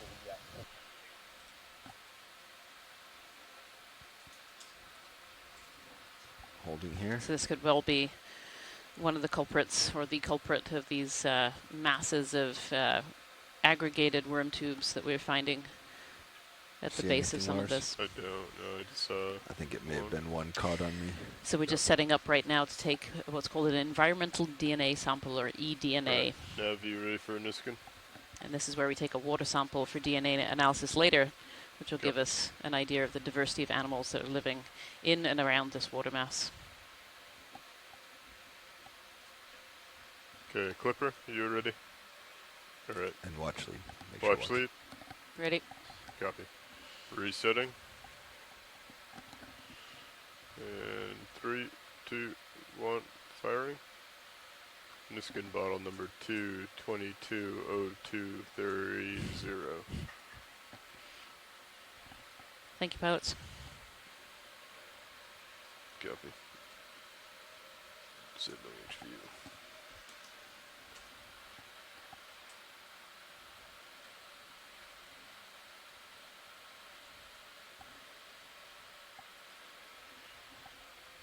If you're joining us online, you might have heard us go quiet for a few minutes there, and that was because we're taking a water sample that is for eDNA, which Rian can talk a little bit more about. Yeah, so eDNA is it's a relatively new technique where we can actually take water samples, and it runs off the idea that organisms kind of leave behind a DNA trace in the water mass that they are touching. Or around. And so by analyzing a water sample and getting the DNA out of it, we get an idea of the diversity of different animals that are either living in or have moved through a different water mass. And it's a really neat technique because it has a lot of potential for going out to areas where we don't have a lot of resources, being able to take a water sample and have an idea of what the organisms are that are living in that water mass. And this is particularly true for the deep sea, where there are not that many resources to go out and look at the deep sea like we're looking at today with D2. So it gives us another tool to be able to figure out what the diversity of life is living on our deep sea floor.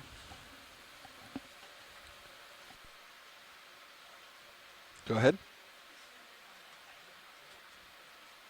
Yes. Video, let's go to partial here.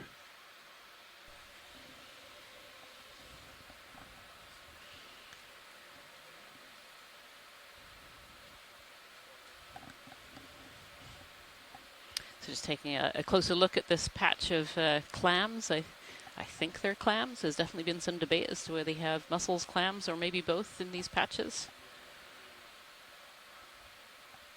I always think about mussels having kind of this darker coloration on the top, but then these are very white as well, which look more like clams.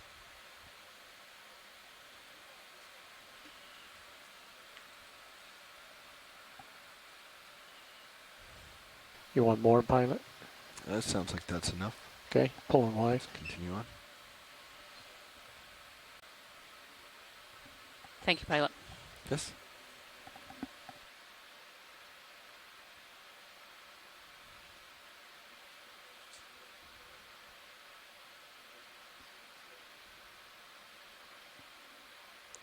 Probably get another move in when we're all comfortable. Pilot's ready. Good. Another 20 at 100.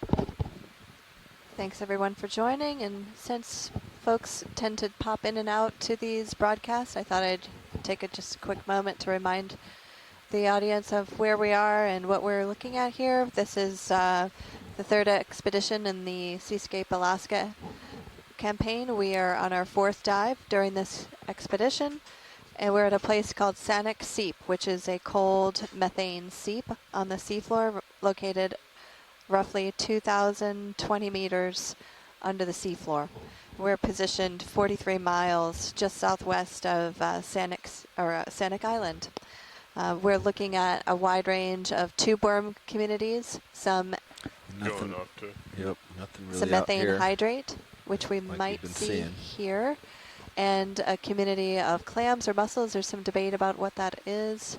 Throughout the dive so far, we've seen some gas bubbles rising. We've seen some methane hydrate outcroppings, and a wide range of carbonate crusts, and some encrusting sponges, all kinds of things. So Yeah, far. several of these eel pout fish as well, and then some of these aggregating tubes, which potentially are something similar or are a Linda spiro, the type of tube worm that creates these mud tubes very close to bubbles, to these methane bubbles that we were seeing coming out of the seafloor, hydrocarbon bubbles, sorry.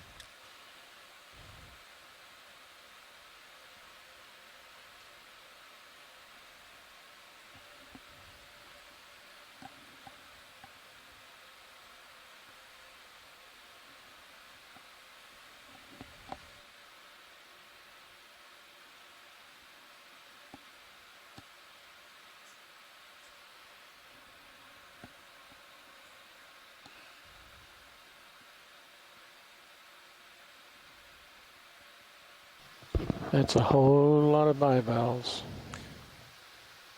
Yeah, I think up in to the right here.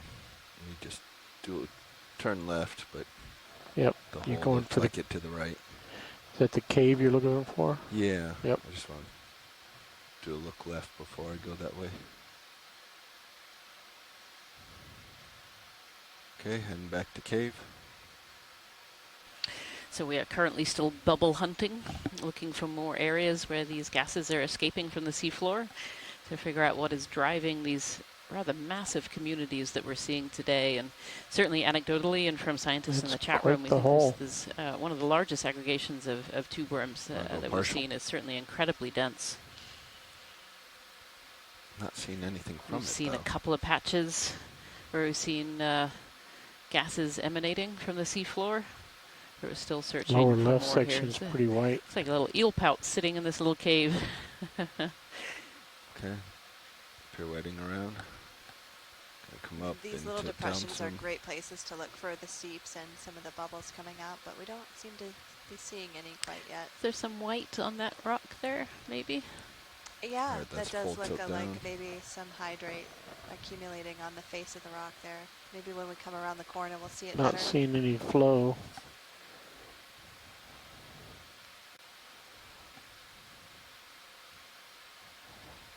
Throw on the fog lights.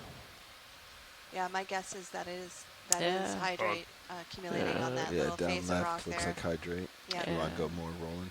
Look at Awesome. that. Can't tilt down anymore, but I'll try to get in So here. what's that now? Patch number 3? Zoom in. Yep. See if the lights off make it any better And, or you worse. can see there with the Fog lights laser off. for scale, that's 10 centimeters across. Ready for zoom? Yeah, let's snap. It's kind of a bulbous mammillary look to it. That looks like. Yeah. Oop, It's interesting, too, because each of these patches have Sorry. looked slightly different, at least That to looks like an methane untrained back there. biologist eye. No, I think that's pretty true. When Carolyn was online, she mentioned the difference between the first exposure of it and the second exposure of it. This one looks a Okay. little bit more bulbous or mammillary. let's move on. Yeah, I'm still here. I'm just sort of watching. Okay. Yeah. What do you think? What do you think the differences are between the three patches of hydrate in terms of their morphology? Is that an indicator of anything important? So it looks like It's we probably might need to indicator change your of next sort of move. the Lars. microenvironment it's forming in. As I said, the Well, first like one was really 135, massive. Yeah, a little bit to the right. Sometimes that'll happen like when it's been accumulating for a long time maybe because like a the hydrate 135 that forms to get around me bubbles eventually collapses on There you go. itself to You're make at a mass. 9.5 right now. The second one was 120 or much so. more porous. This one seemed to have even a different habit. So I think it's just sort of the microenvironment it's occurring in. Mm-hmm.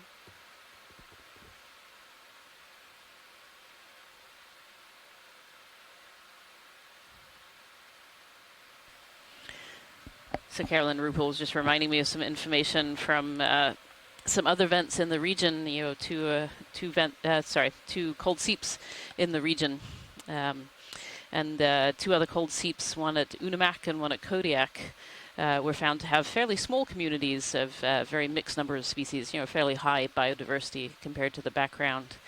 And so that is really what I was kind of expecting when I came in today, having read some of those papers and learned about some of those communities. And yet we found something really quite different. This is a very extensive and large community, cold seep community that we're seeing today. And just to add to that, Rianne, I've noticed in the comments here in the chat that they've mentioned that these worm colonies are much larger and much thicker than in other places like in the Gulf of Mexico that people have worked seeps on. So it does seem unique. I mean, there's tube worms as far as the eye can see there. It's amazing.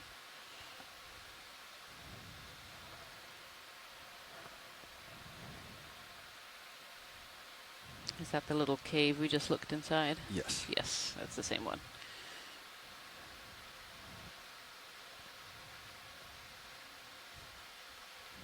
Probably get another move in when you're ready.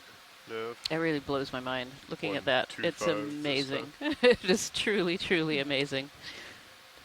It's the first big boulder we've seen. Can come down and take a peek.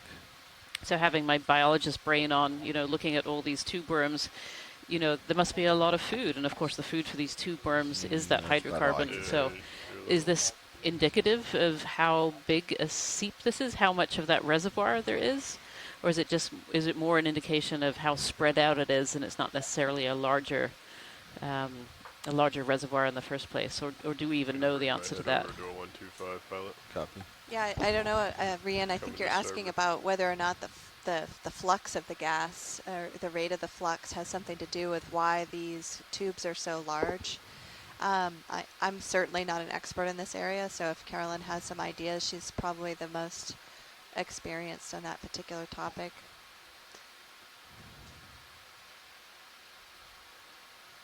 I'm not going to conjecture anything about why the tubers are the way they are. I mean, except for geographically, but I do think that, it's likely that there is a store of methane down there, methane hydrate. It's slowly dissociating. Something like that is going on, and that's what's sort of sustaining this community. And clearly, as we noted earlier in this dive, the carbonates take quite a long time to form. So I can't say it's been continuously seeping for thousands of years, but there's probably been some seepage at this location off and on for thousands of years, and certainly the tube worms can be up to 100 or more years old, and so that also implies that they've had a source of sulfide, which is related to the underlying methane for a while. Mm-hmm. Yeah, that's interesting.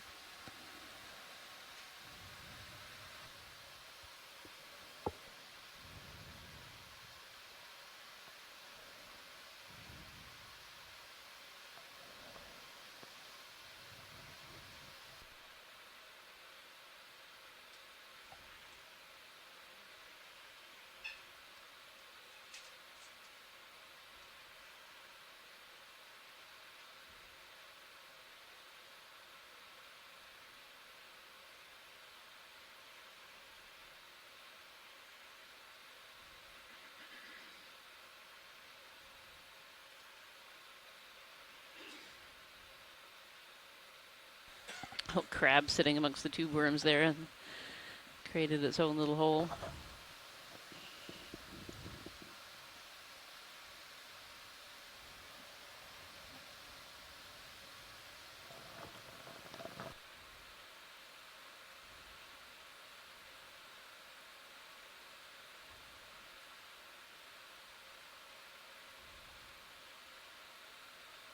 In case you've just joined us, what we're looking at today is a chemosynthetic community called a cold seep community. And this is where hydrocarbons are bubbling out of the seafloor and feeding this community that we're seeing. And this dive today has just uncovered this massive tube worm habitat along with clams and lots of other species living in amongst these tube worms and clams.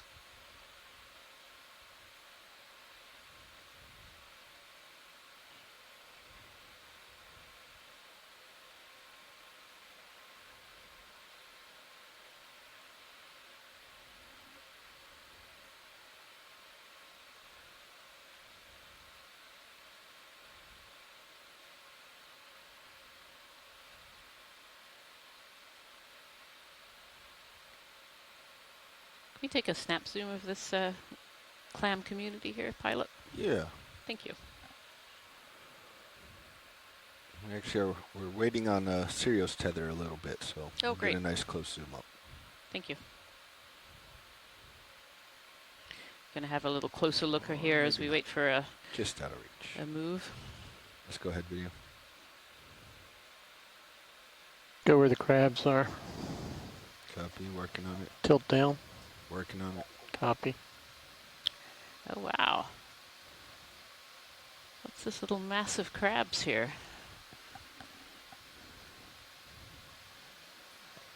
Laser's clear.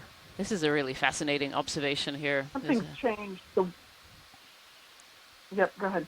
Oh, I was just making this observation that all these crabs are here, and they're relatively small ones as well. These are potentially juveniles.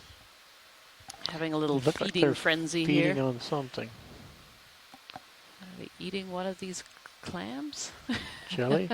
They're definitely fighting over something in the middle there. I see 1, 2, 3, 4, 5, 6, 7, at least 7, 8 crabs in there. Feeding on something that's underneath there. How close are we to that? Can we get the extra lights maybe? There's a better view of what they're looking at. Yeah, what's in there? It's like Like it's a lobster or something. Can only assume that they're feeding on one of these clams that are kind of sitting around them. So it's hard to know.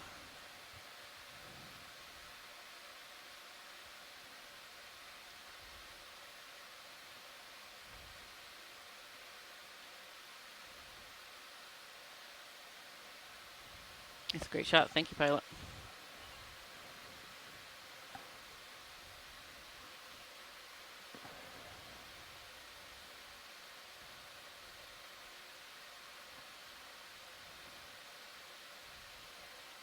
You can see anemones in the foreground here as well, these crabs. Trying to get a little bit of a side look as to what they might be feeding on. But there's so many packed in there. But I think they're inside one of these clam shells. They've pried it open, or the clam has died and they're eating what was left behind. That's really fascinating observation.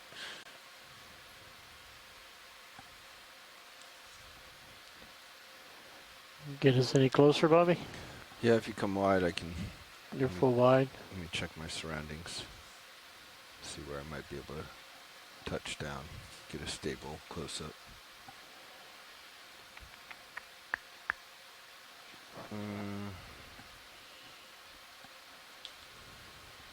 It's gonna have to be over here. All right, I think I'm gonna turn almost 180 on you, co-pilot. Copy.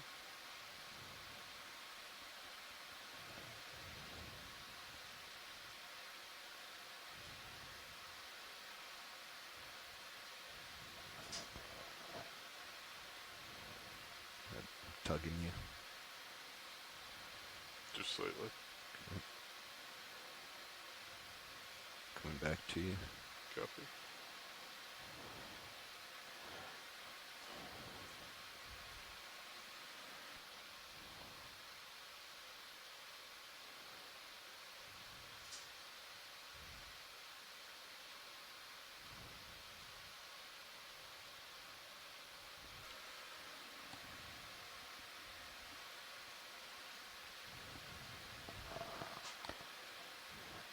Go ahead, video. If you wanted to sample crabs, this would be the place to do it.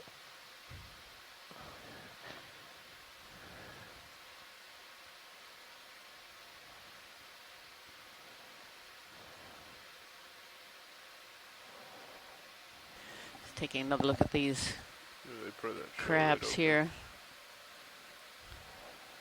Feeding on something. Is it crab eating? Some particle it's picking out. We can assume it's either these clams or mussel shells. That one has either died or has been pried open.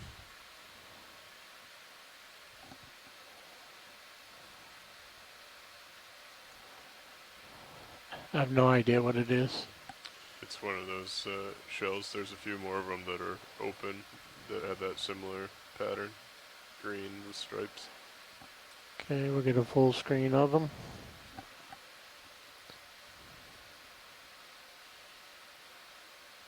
This little feeding frenzy of what I assume is juvenile red crab, lithodid crabs. Okay, video's clear. All right, let's move on. Thank you, pilot. Keep searching for bubbles.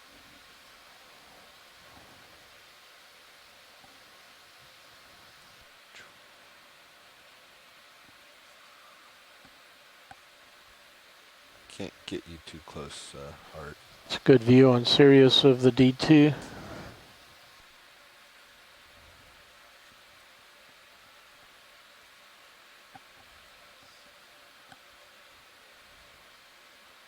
Lasers.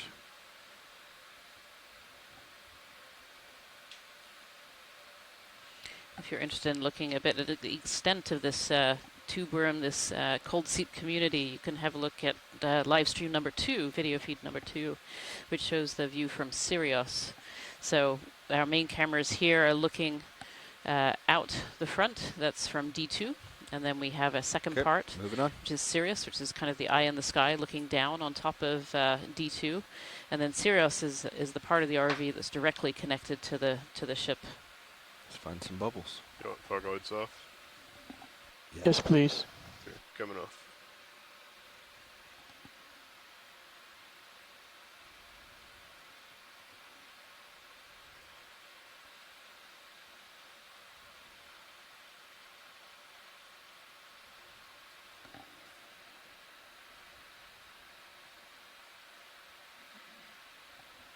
So is there any frequency changes you can do on the sonar to get anything different? Yeah, we could change the frequency.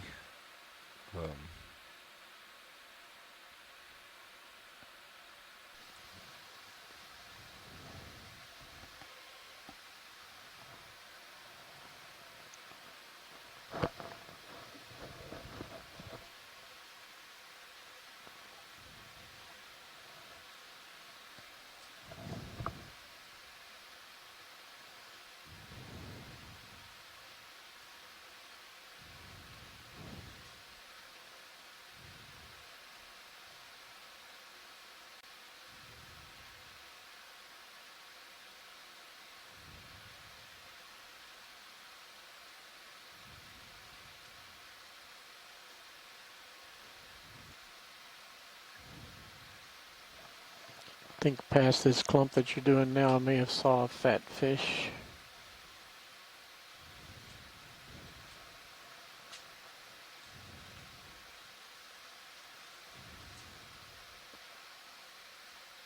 There he is.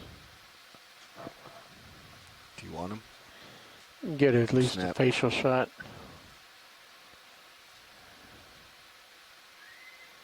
Lasers on.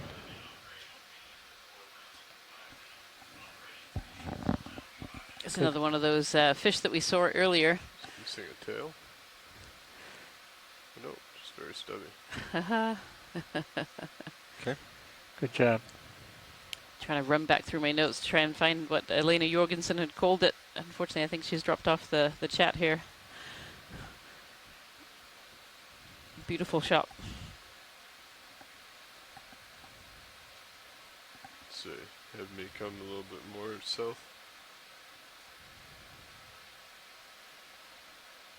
These worms look extra healthy. Let's come to the right here. And look at those white bulges on another the kind of worm outcropping tubes here. also.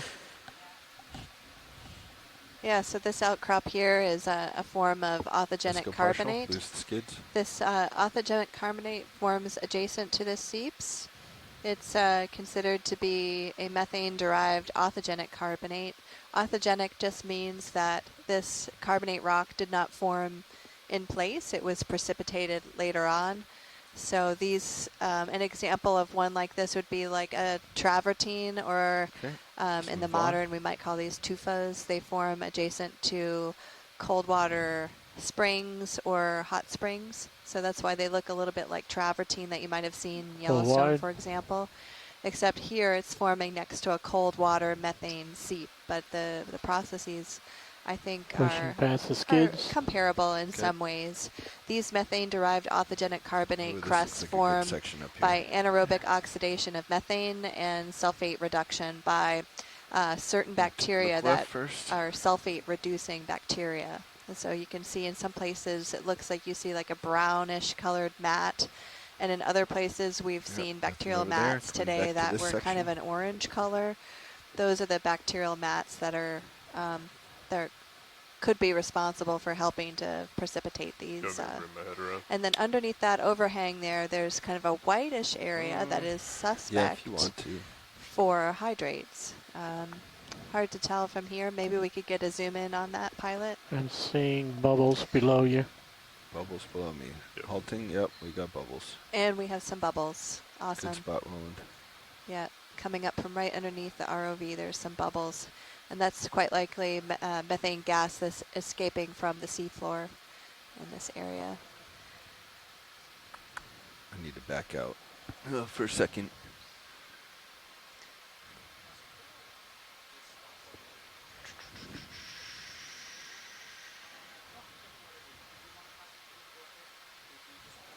So those of you who are just joining might not understand what hydrates are. Hydrates are kind of ice-like assemblages of gas and water that only exist during certain high pressures and or low temperatures. There's a very specific field of pressure and temperature where they exist. And so it's, in a way, it's similar to like dry ice, where you can see and hold the ice in your hand and then it evaporates, turns to gas in your cooler. And hopefully not in your hand unless you have a glove on, but Yeah, the hydrates are sort of similar to that in some ways, where it's a gas, but it turns into a solid form at specific temperatures and pressures. Can you give me a little bit more, Lars? So we've seen a few examples of hydrates Actually, today. you can hold here. Hold here, Carolyn, sorry. Yeah, I was just going to say, actually, it's fine to put it in your hand. If those of you, I'm going to date myself here, but if you grew up with sort of pop rock that kind of fizzes in your hand and leaves a little puddle of water, because it's a combination of water and gas, kind of loosely bound by Van der Waals forces. So, yeah, so you can hold it. It won't hurt you or anything like that. Sort of all I see for source. That's good to know. No, so it's better for your skin than dry ice, it sounds like. So the other cool thing about methane hydrate is that because it's made out of methane, it is combustible. So you can actually, it'll catch on fire. And so there are some images of methane hydrate burning all across the web. So it's kind of an interesting substance. And feel free to expand upon why hydrates are important, Carolyn, if you want to share any of that information. Well, the sort of trinity of hydrates that's always mentioned is the potential energy resource as a potential geohazard, and also as its interaction with the climate system. I'm going to just slowly tilt up into the black background. It is shallower than conventional oil and gas and contains a huge amount of methane. So some countries like Japan that have no domestic hydrocarbon supply are definitely very, very interested in hydrates. Yep, I concur. The Department of Energy and Japan and USGS Gas Hydrates Project and the Alaska North Slope Native Corporation are in the process right now of doing a drilling and production test on the Alaska North Slope.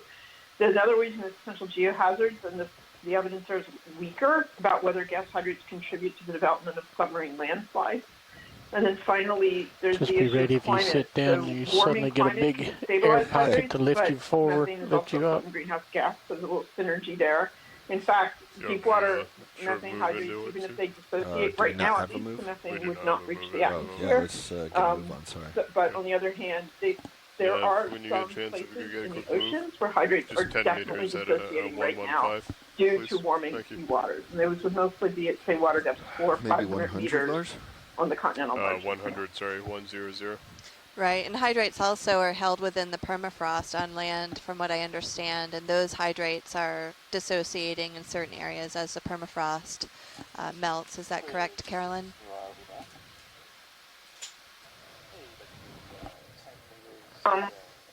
There's not much hydrate associated with permafrost. It's mostly deep in the permafrost or below the permafrost. So a lot of other shallower sources of methane.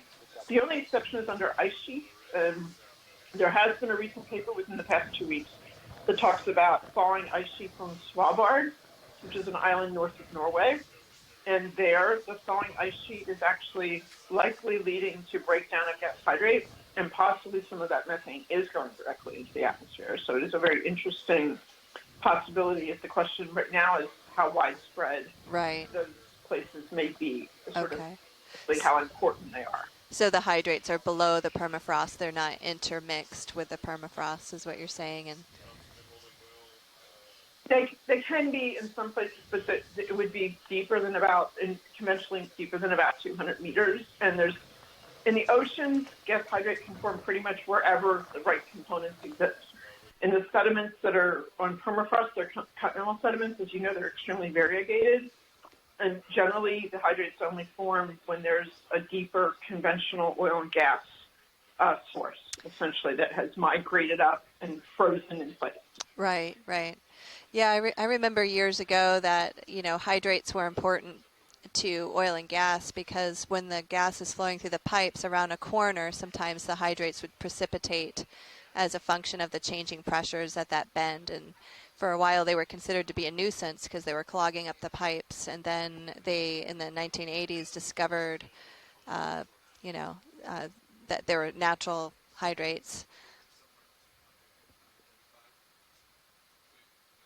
Right. So hydrate science initially began.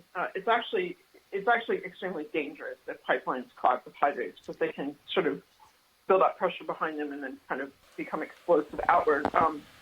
So that's how the field originally began, and they learned that adding certain additives like glycol could keep the pipeline free.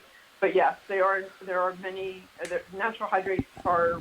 Sure, do we need to do that on a special channel, or is it EXRB? Permafrost areas and ice sheets, but on the other hand, there's a lot of they're it. talking right now. And certainly Yeah, we'll wait. with the U.S. Geological Survey studies, we don't study the kind that forms the pipeline. Yeah, clearly.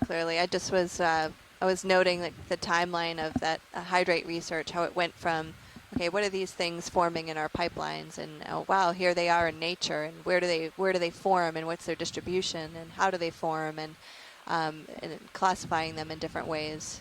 So just that timeline of research is interesting.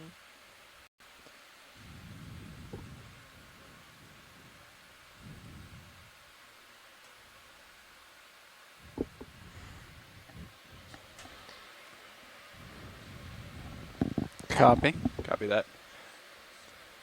Right, so we've got a good thorough view of this one outcrop of authigenic carbonates.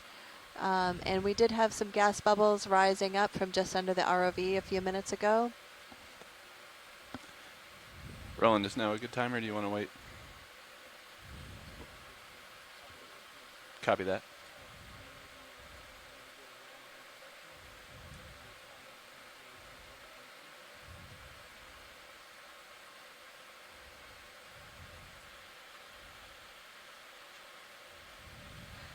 Yeah, so we just want to pause for a second to do a round of introductions. As Dr. Rian Waller has stepped out of the room, we have a couple of new scientists that have joined us for the narration. Both of them are biologists.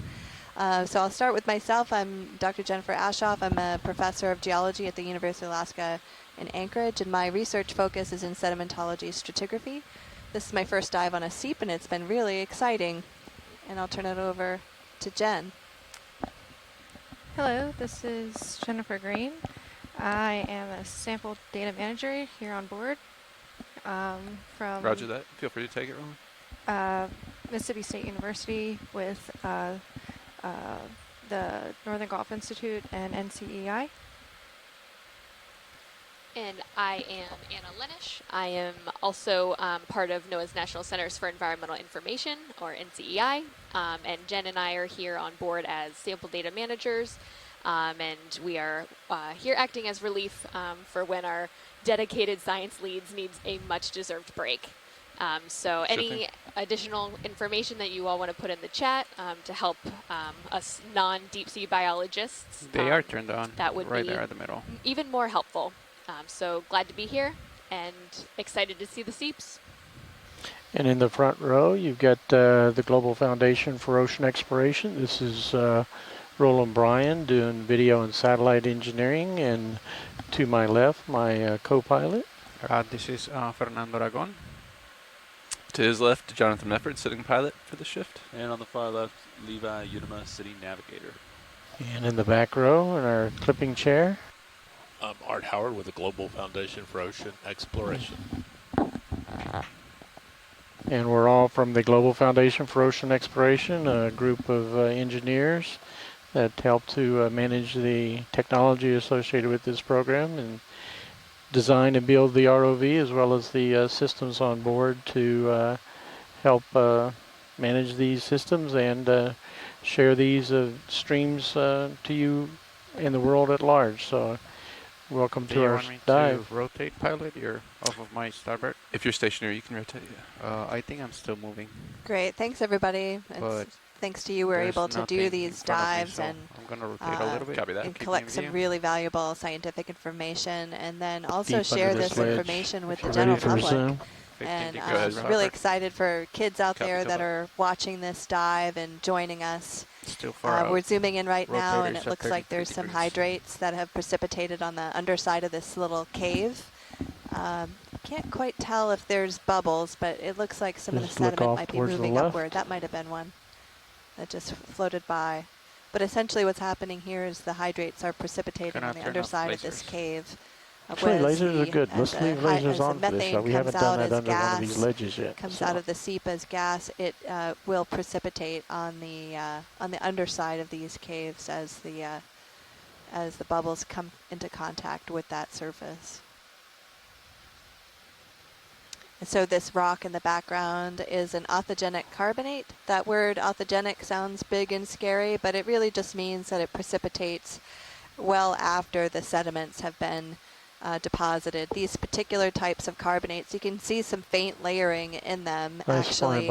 And these carbonates are methane-derived authigenic carbonates, and so they're formed by anaerobic oxidation of methane. Video's clear. And that would be from the methane that's coming out of the seep, and sulfate reduction by these sulfate-reducing bacteria. So the sulfate-reducing bacteria form as sort of like a sticky mat, and they reduce the sulfates, and Nav, that helps to precipitate some of the carbonate that you're seeing here. We're just going to go up the ridge. So they look very similar to travertines or tufas that you see adjacent to hot springs or to freshwater springs, cold water springs.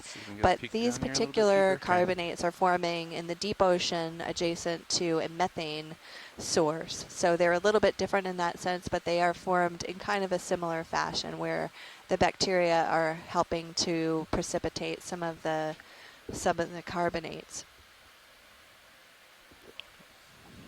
And we've been seeing clusters of clams, clusters of mussels, possibly, makes sense. And some of these chemosynthetic worms, tube worms, that have been growing along the margins of the seep. We've been seeing those all day. Oh, there was a bubble that just went by the camera, and there's some bubbles over there in the corner, I believe. So this is pretty common. Last I heard, it was direction 100 or 110. And just to give you a regional perspective, we are located on the Sanak Seep, which is a methane seep at dive site number 4 of the third expedition of the Alaska Seascape campaign. And we are positioned for about 43 miles offshore of Sanak Island. And we're currently at a water depth of about 2,008 feet. So we're slowly gaining a little bit of we got bubbles straight ahead of altitude here coming up off the seafloor. We started our dive today at 2,020 meters and worked ourselves up a little ways. And we've just been tracing the trend of this line of different methane seeps. And early on today, Shannon showed a really nice map that illustrated some of the bathymetry on the seafloor that showed a couple of an echelon or parallel faults. And these methane seeps appear to be paralleling the trend of those faults. They may or may not be related directly. I'll leave that up to the experts who study these particular types of seeps. But we have been following these trends, and we've been seeing these very, very thick masses of tube worms, and then some of these encrusting what we think could be encrusting sponges, perhaps at this peach or orange color in the lower right there, mixed in with some of the mussels and clams in different areas, and lots of patches of this authigenic carbonate, methane-derived authigenic carbonate, which you can see there to the right with the two laser beam eyes. Those laser beams are used to get a sense of scale for some of the objects we're looking at. So you can see here, that's 10 centimeters across. It's a pretty good size little outcropping of methane-derived authigenic carbonate.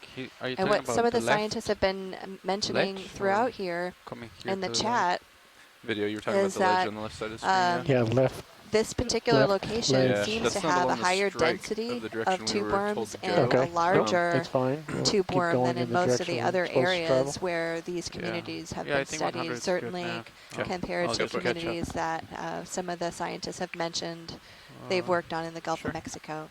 So. Yeah. And earlier they were saying that some of these tube worms can be about 200 years old or more. That's very fascinating.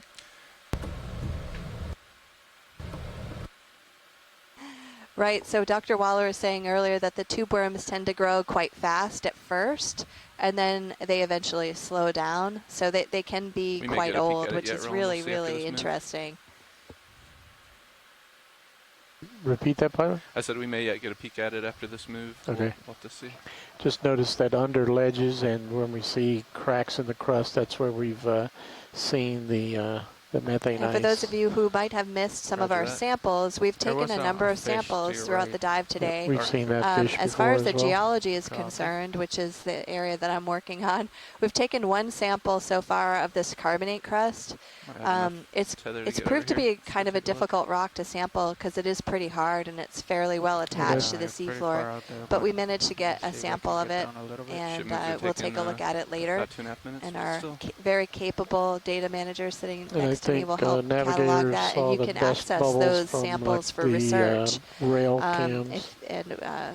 through the collaboration tools if you're logged in online, and certainly in on NOAA's website through the search engine you can find these samples, as well as a lot of photographs that we've been taking throughout the dive. We had some really, really amazing screen captures. I've been watching over my colleague's shoulder here as he's taking the screen grabs of these bubbles that have been coming up from the methane seeps. So all that information will be available online to our shoreside researchers who are interested in this stuff. Going in and out earlier today?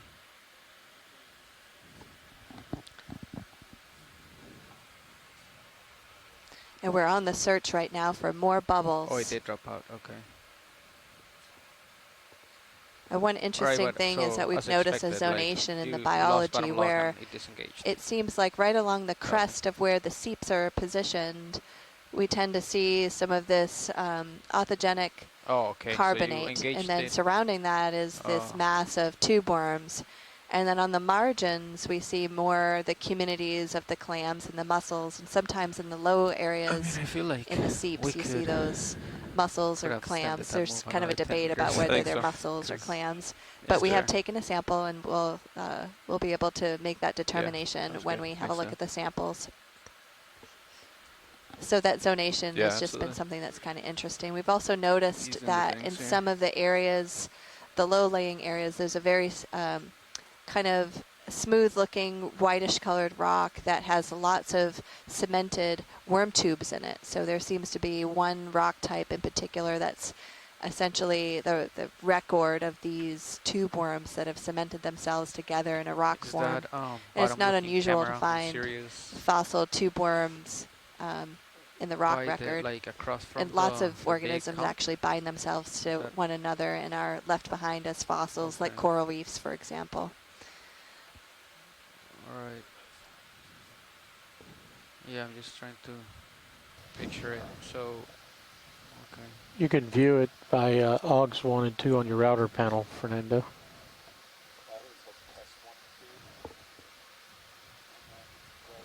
Oh, I'm sorry, you're talking about Sirius. Yeah. Yeah, sorry. Okay. It's fine.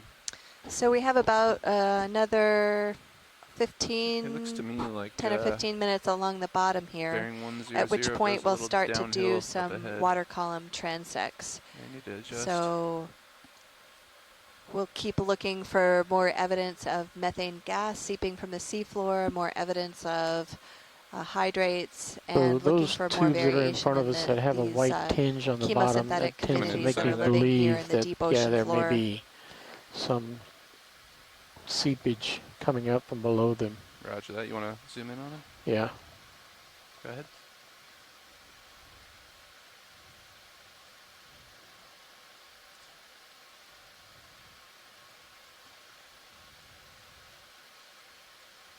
So let's look at this mat lower right, that collection.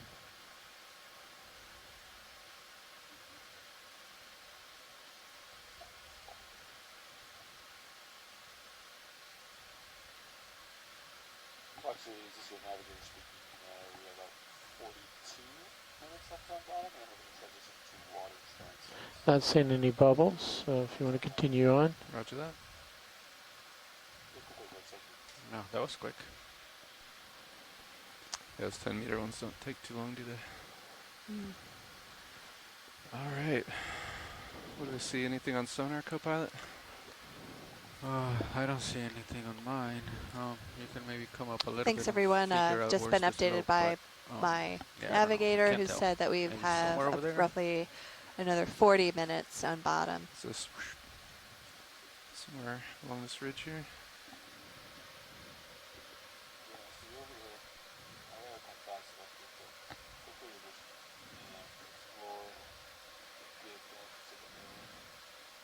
Go ahead, watch lead.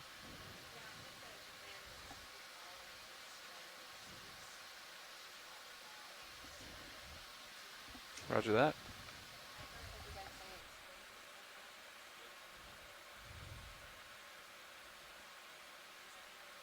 That is correct, yes.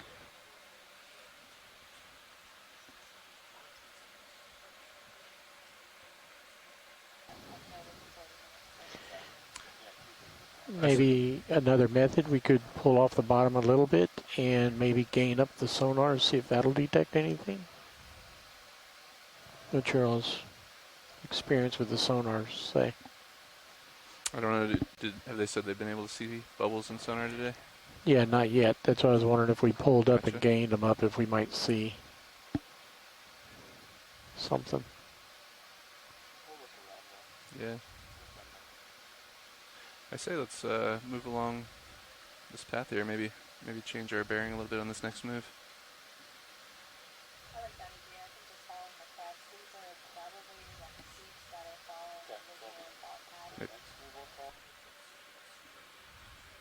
Yeah. Roger that. Let's go for it.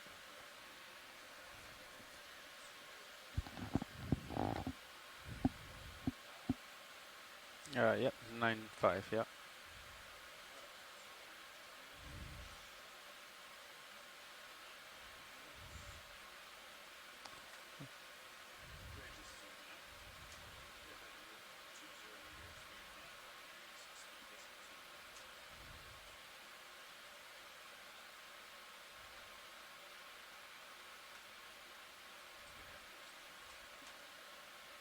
Thanks, Nav.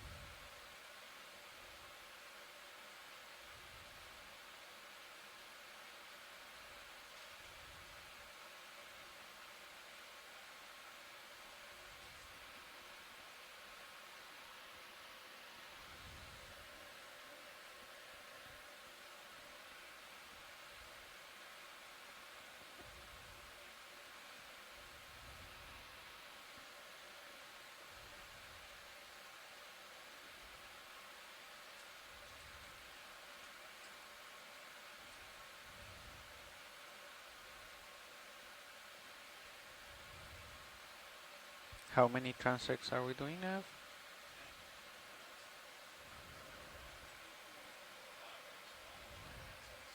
Oh, okay.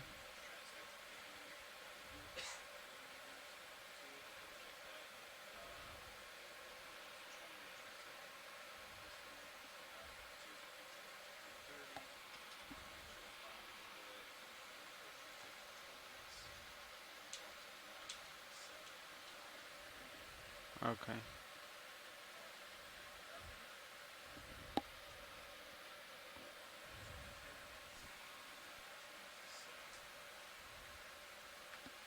All right.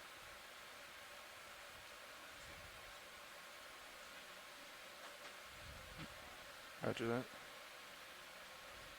You have 10 minutes of setup time for both sides total? Like, so 5 setup, 5 breakdown? Okay, that sounds good.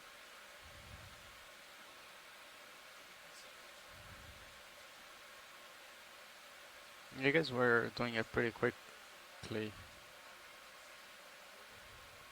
Sure. You guys were doing those pretty quickly the other day. I'm anxious to move. All right, we can come in on video.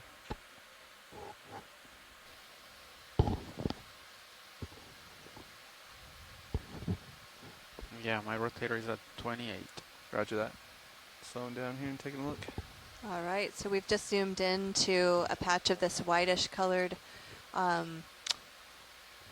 probably consolidated sediment or possibly rock, where it looks like some worm tubes have been cemented together.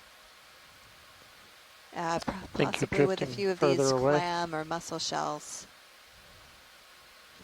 I'm losing light. Yeah, pretty stationary here. I was just stabilizing. Push forward for you.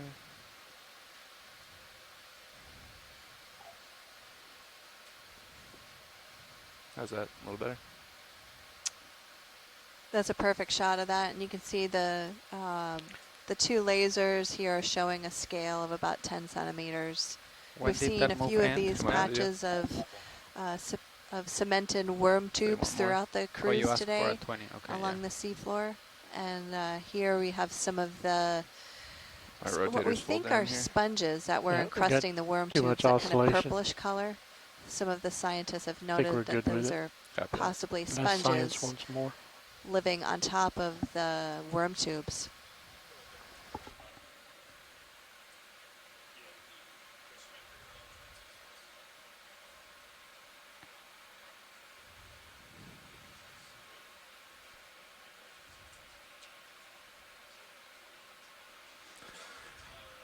Well, we'll keep taking a look here while we wait for Sirius to catch up.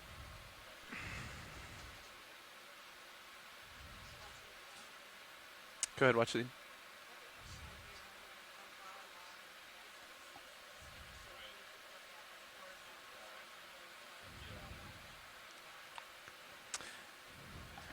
That might be a good question for Navigator, actually. He can measure that out for you with our track.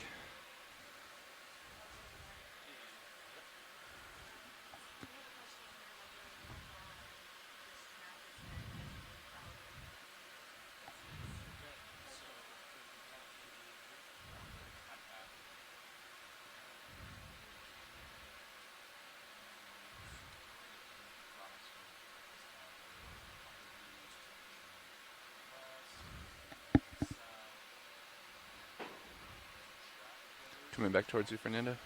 Copy. Get your camera pointed down a little more. Sounds good. Yeah, great question on the chat from Carolyn Ropel of the USGS, wondering how far along that set of seeps is. And you can see that on stream 3, Carolyn. But the Navigator just showed a measurement showing that length that we've traversed, and it's about 200 meters long so far.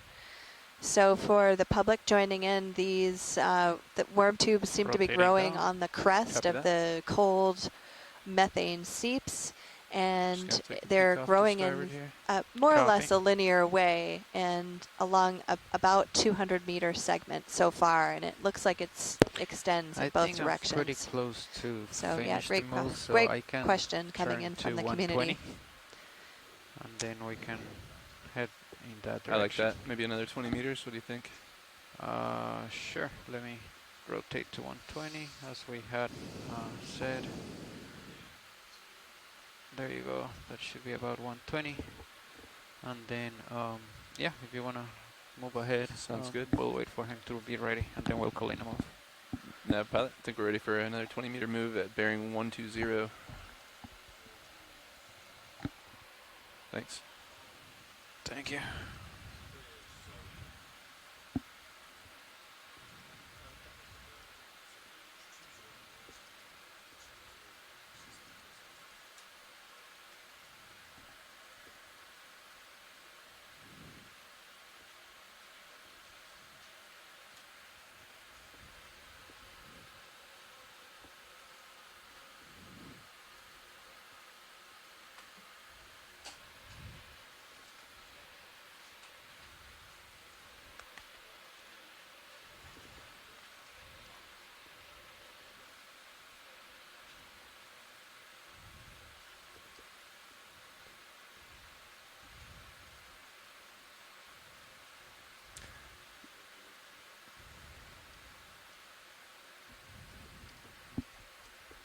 We can pop up like temporarily if we just want to like sweep out with our sonar, but not sure if we'll see anything.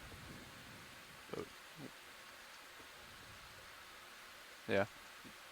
How about a pop up for you here while we're waiting for the move to kick in? I'm gonna come up a little bit, co-pilot. Copy. You're fine.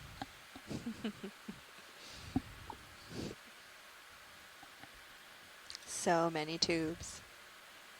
Everybody, there are so many worm tubes down here. It's amazing.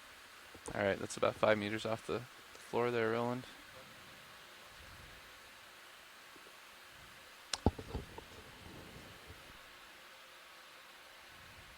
Okay.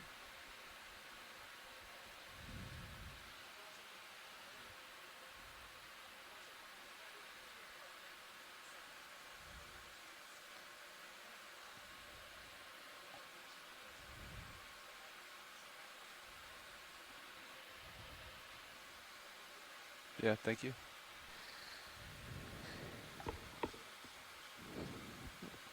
Mm.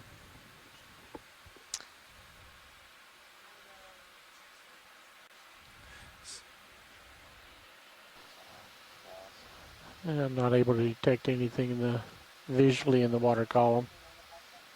Yeah, same here. Trying to determine where the next move might be. You guys got any ideas, Nav or Copilot?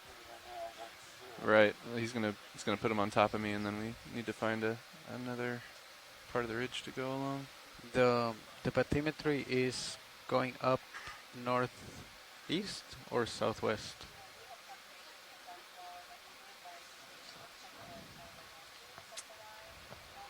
Oh, sure. Yeah, we can definitely get you one of those. If you see a particular one you like, feel free to call it out. Copy that. I'll drop down a little bit and we can find one. White ball straight ahead of us. Sounds good. How's this one coming down into view? Everyone joining online, we are far. discussing the potential of taking a sample of one of these worm tubes, just so that we have my rotator is at 40. a couple of different representative samples of these worm tubes, since they do seem to be quite a bit bigger and more robust and definitely more dense than other seeps, based on some of the discussions I've seen. One thing, you probably want to cut it, otherwise it's going to be 6 feet long. Mm-hmm. Yeah, we'll plan to use those clippers. Yeah.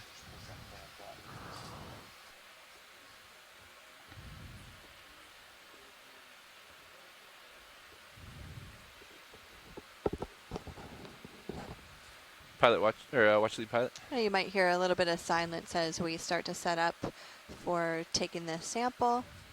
Hey, watch lead. Is there any particular, are any of these viable for collection? Ah, that red poker on the top. Okay. So and you prefer BioBox over a suction jar? Okay. So we should not open the Yeah, port an side, interesting right? interaction here from Dr. Waller with our pilot about which worm tube to collect. We're looking for a worm tube that has a little bit of red on top. All right, sounds good. And the red on top indicates that the worm tube is alive. Copy and that. we're hoping to collect one of these through to the left, the strike of our move here. the suction.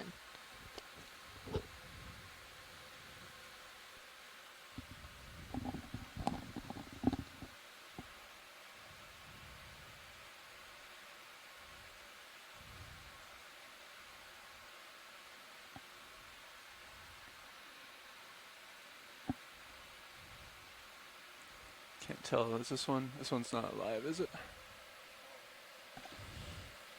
That big long one sticking out? Yeah, I think that one might be dead. And you said we only have one sample in the bio boxes, right?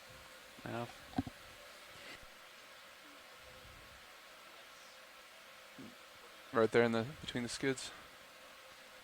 Copy. I think. Trying to look at tail cam here. Might be on a little bit of a slope here.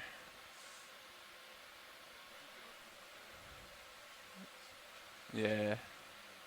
I like that plan. Mm-hmm. Let's see if we can.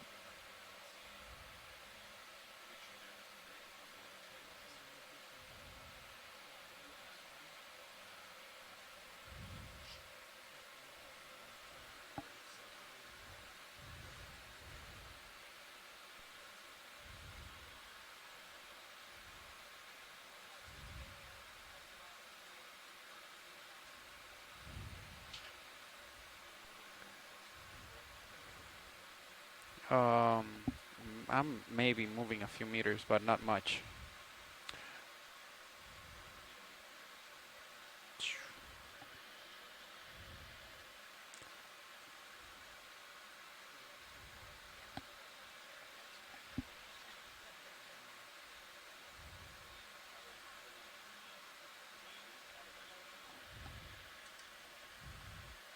Got the auto heading, a little downward thrust.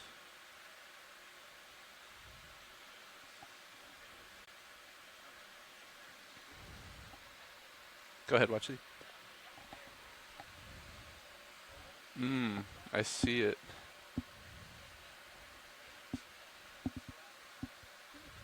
Let me perform a little shuffle here. I think so. I mean, you see that they're there. I think it's good.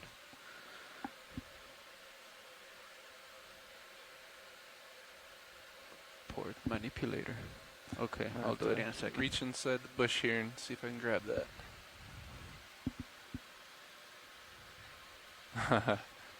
And you said we can't open the port bio box, is that correct? It would be better not to if it could go in starboard. Okay. But I think it's just the dead tube worm that will fall out of the port if we go that way. Copy that. Yep.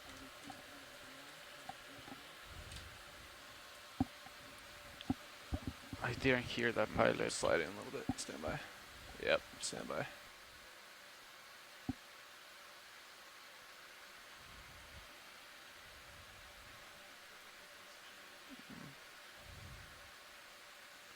Alright. Got a little sediment coming up here. Sorry about that. But I feel pretty stable. I didn't hear that pilot. Do you want to go to the port or? I think we're going to try to go for... We can go for either, but let's try for starboard and see if I can tuck it in there. Copy. I think we can go for it.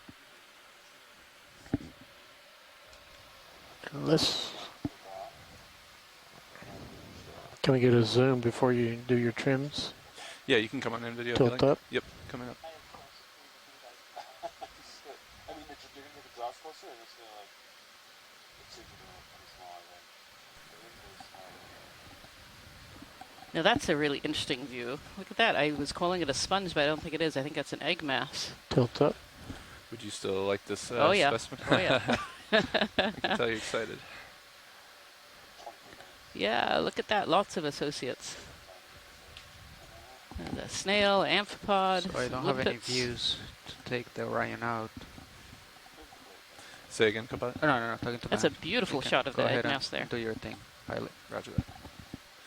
Do we have hydraulics spun up? Everything's ready. Perfect, Can we thank kick you. on the extra lights? Copy that, I see it. You have to lose the lights. No good. Watching. Going to get a two-shot with this and the head of the worm tube. Apologize for Tilt the dust up. coming up.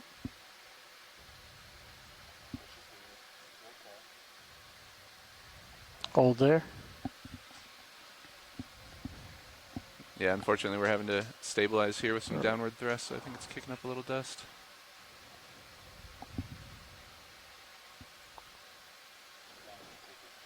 And one more tilt up. We'll just get the head of the tube. Oh, no, we won't.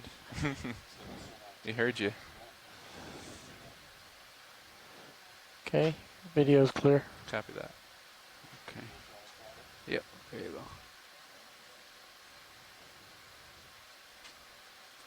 All right.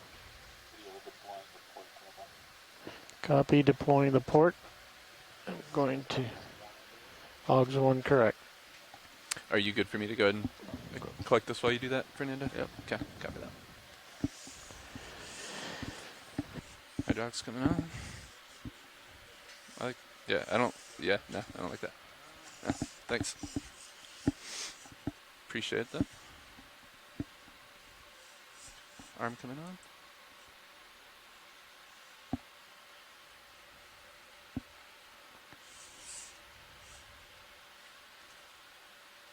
Cutters on the bottom. And about how much of this specimen would you like, watch lead? Just below the egg nest there? Yeah, just below the egg nest I think is good. Egg mass? Thank you. I might get a little extra. I've got some in my claw there. Let's see. Yeah, I think it's just important that it fits all the way in the bio box, I think. Roger that. I'm going to push this guy out of the way. And I do have my claw around it. Let's see if I can get it in between the clippers here. Do you want any close-ups? Zoom in on HD2 if it helps. Yeah, let's come in on HD2 so I can get an accurate idea here. Thank you.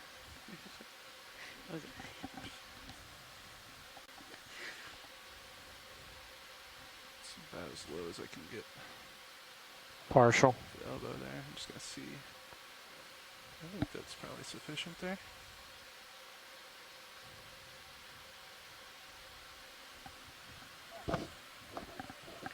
Perfectly plucked. All right, let's come out with you. Yep, full wide HD2 there. And do you have any room to kick the drawer out right here, Fernando, or do we need to come up?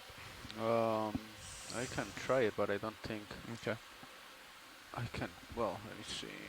I'm pushing out the drawer.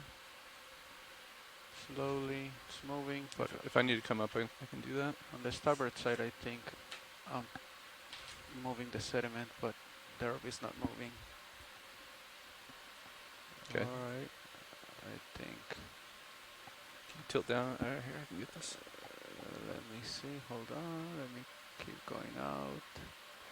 That's looking good. That's. All right. There you go. That's full out. Perfect. Thank you.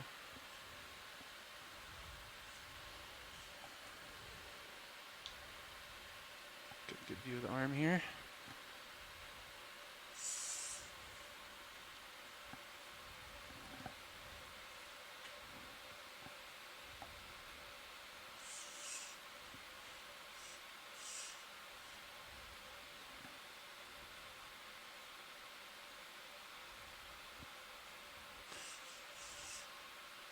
How buoyant are these, watch lead?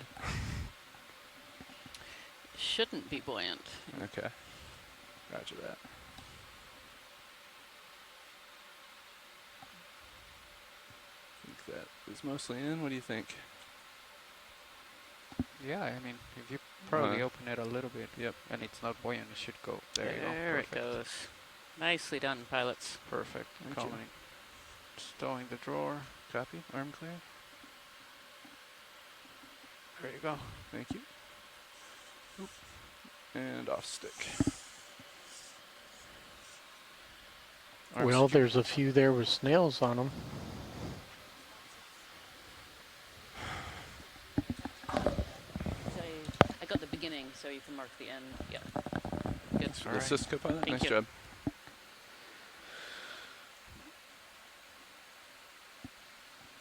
Taking off. I see you looking down at 050 degrees. Go ahead, watch lead. Oh, 15 past. Copy that.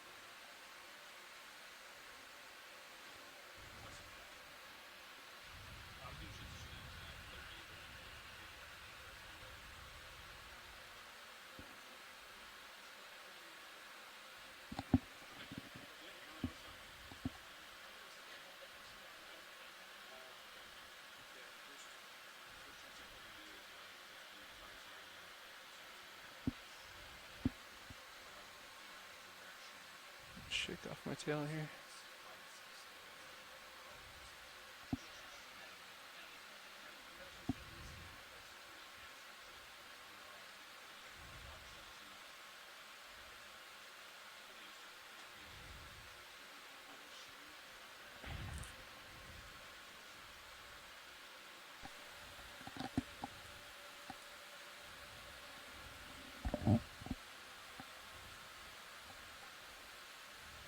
Well, we might as well start getting set up in the token fig. You ready to come off the seafloor, Fernando?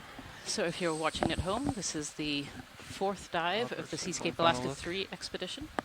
We have been exploring a Seep, Is that bubbles the on the scene over Sanak there right as we Seep leave? area, which is a Seep discovered a couple of months ago. Oh, there's more bubbles. Look at that. I'm gonna go take a quick peek. I've been interrupted by bubbles We got again. 40 seconds. Look at that. I've got a lot of debris on me, but The fish is looking at him too.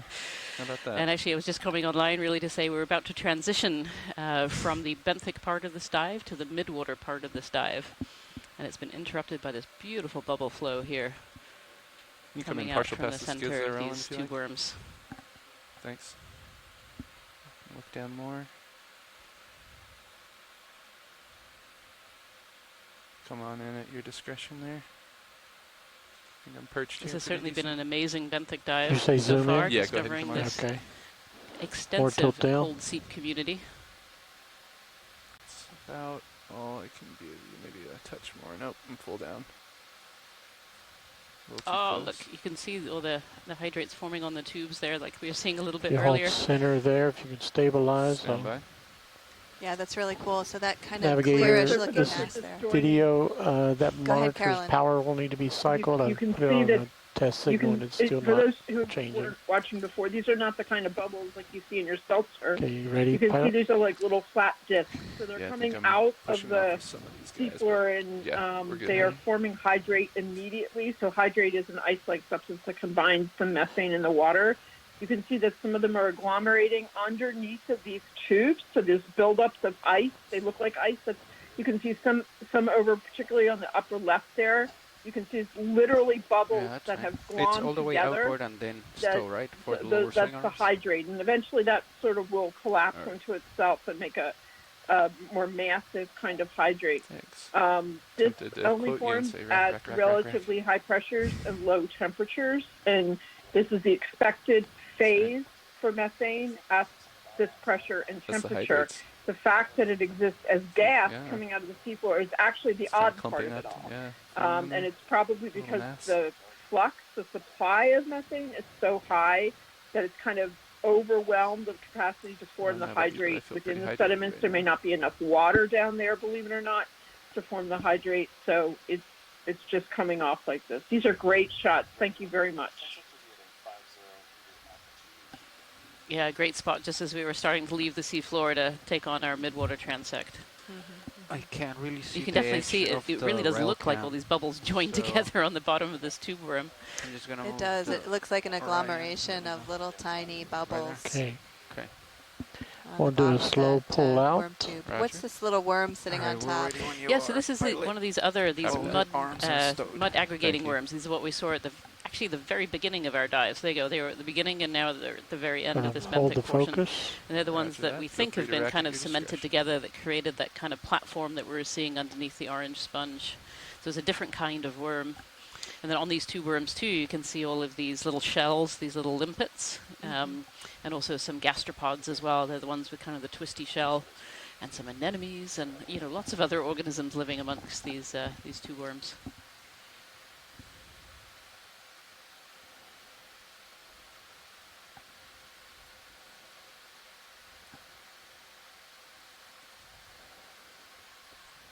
Holding this shot.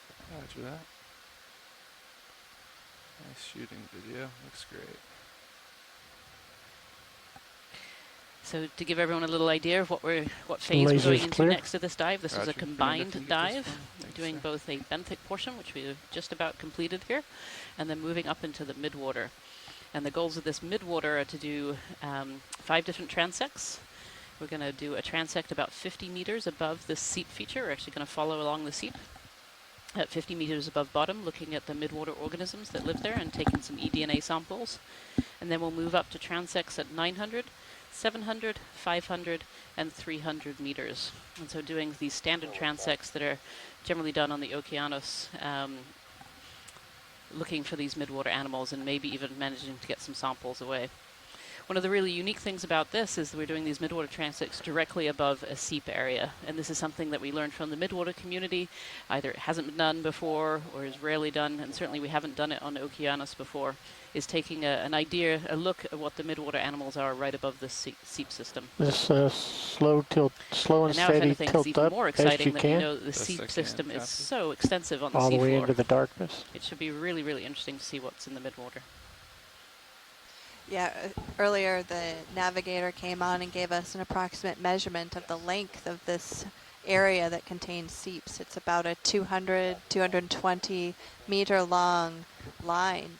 of different seeps with associated chemosynthetic communities growing on top of them. It's quite impressive. That's really impressive. Just Very, keep very going. impressive. And here, continuing to watch these beautiful bubbles. Steady as I can keep it, Roland. Apologize for the jitter. Yep.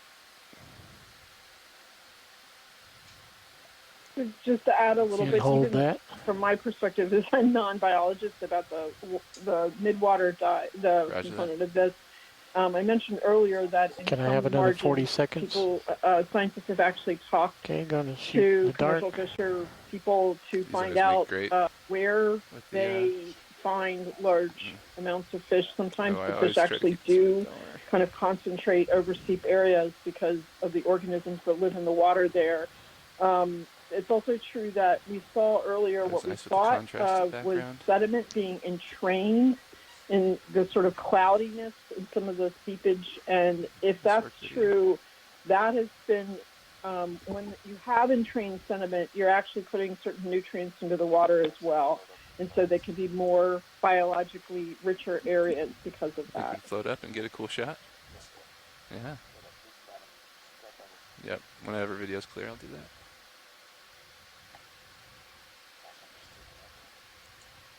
You're reading my mind, too. Okay, you can go ahead and rise. Rising up. As you rise, I'll zoom out. Hold in focus. All right. So cool. Okay. Time to set up. 20 meters, you said, right? Off the bottom? 50, okay. And then the direction that I'll move the ship will be 9-7. Copy. You're full wide. Copy that. Thanks, Roland. Nice shot. Good work on that. R3 too. Good. Coming up. All right. You're coming up to 50, Fernando. Is that what I heard? Me at 50. So I want you facing basically 100. You're going to face 100 and then go up to 50. Copy. Or you can tilt and face up 50 and go back. I would say, I'll just stay here. Yeah, I say just here, right? I mean, So our lab in Woodhull has actually made gas 25, hydrate like this and looked at the morphologies that you get around bubbles. And you can see the little oscillations going on because these are not your little normal spherical bubbles rising up. These are basically methane that's been encased in this methane ice, and it doesn't stay spherical. Just 10 obviously. degrees. It's kind of more like flakes. Rotating at the same time. Right there, that's 100.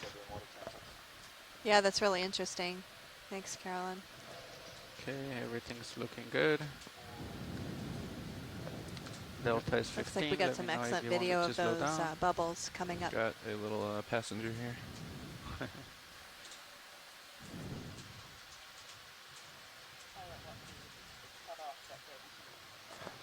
I think we're okay. I think the I think it fell off the windshield there. Oh, that's from the bio box. Yeah, he's... Roger that. I suspect once we have water flowing forward to us, it'll probably push it away. Passing 45. I settle usually 15 over you? Yes. 65? And then, yeah, maybe like 18 when I come under you, but 15 to start would be fine. Copy. All right, I'm passing 50. Go ahead, watch it. Roger that. All right, I lost bottom, but I'm gonna get to 15 delta once you are there. And then this is our first transect, is that correct? Okay. Right at 50. All right, you're right at 50. Approaching 50. 13 delta. Setting auto depth. Copy. Ooh, I went over just 2 meters.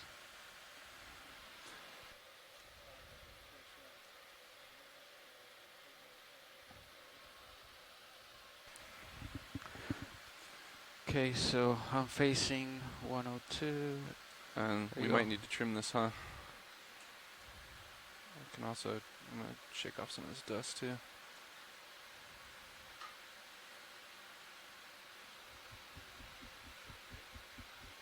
Got a lot of sediment stuck in the skids, huh? The question is, yeah.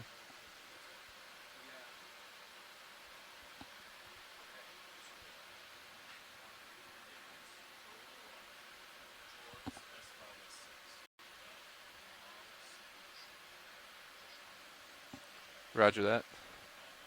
Maybe we'll even see some bubbles, yeah.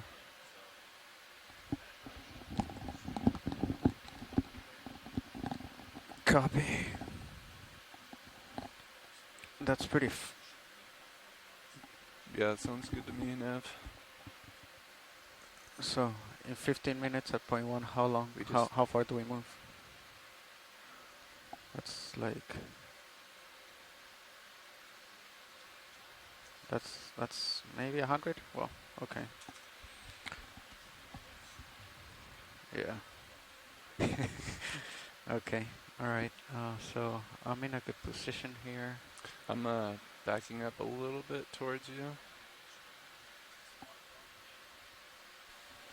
So if you've just joined us today, I know what you're seeing is Midwater. We're actually about to begin a Midwater transect, having had a fantastic benthic dive on a newly discovered Seep area. And so we're just setting up to do a Midwater transect at 50 meters above the bottom to get what we call the benthic boundary layer. So this is the water mass that sits directly above the benthos.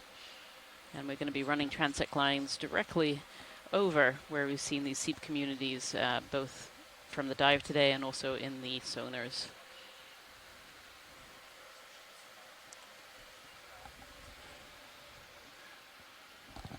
Do we want to secure hydraulics or leave them on? As soon as I do the Niskin, okay, we'll secure. Copy that.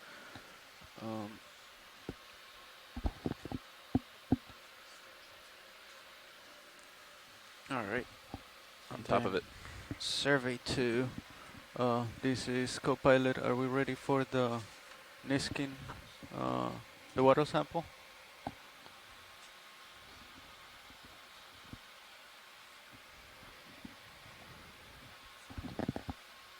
Isn't the clipper chair survey 2 right here?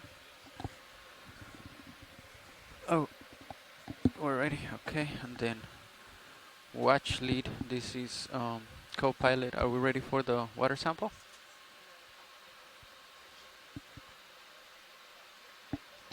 Copy. All right, so navigator, we're ready.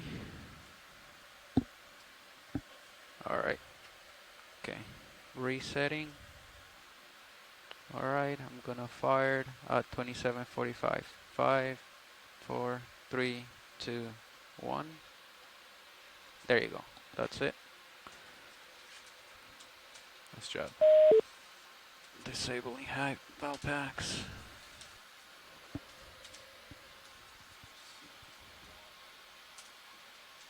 All right. Do you see any current, pilot? I don't see much. Looks pretty still right here. Yeah. So we'll be continuing our water column transects in this area. An interesting discussion on the chat here is about how some of these methane seeps seem to be associated with some feeding grounds of certain organisms. James Conrad from the USGS chimed in and added to this thought that methane seeps might be bringing up nutrients to the upper water columns for organisms to feed on. And James mentioned that he was on a cruise a few years ago where there were blue whales within a couple hundred meters of their ship that seemed to be feeding on organisms that were somehow related to the seep. So there was biological activity up in the upper water columns associated with the seep. So this is a really interesting interplay between the geology of the seeps and the associated chemosynthetic communities and then communities in the upper water column feeding on nutrients that might be brought up through the upper water column. Really, really interesting discussion here with our scientists on shore. Correct. At 50 meters, yep.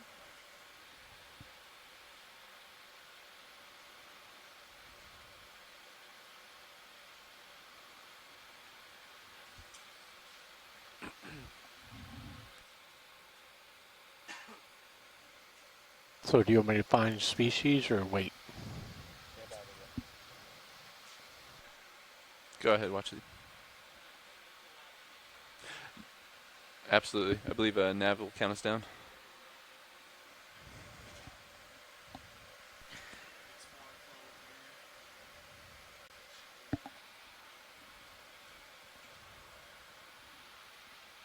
When was when did you put that ship move in? Should be feeling it here in a second. Yeah, we should definitely be feeling it. What was the speed? Decimal 2? Decimal 1. Maybe to get a little movement across the windshield here. Okay.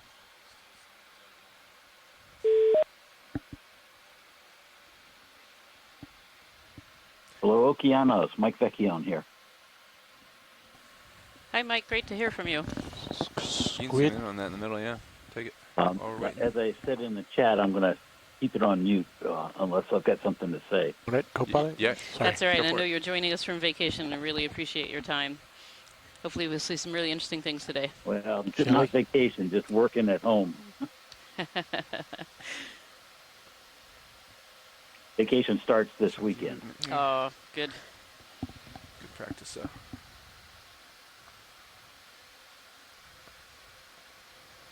So we haven't quite started our transect yet, but already we're seeing I jelly feel like here I'm in not the moving at all. Yeah, feels that way. in the camera. Medusa, Hydra Medusa, Octapodema. Yeah, I see that Dougal is annotating, putting names in. Yep. Yeah, we have a great team on shore here, shoreside scientists who've been helping us throughout the day for the geology, the really interesting geology and biology that we've been seeing in the benthos, and now starting up in the water column as well.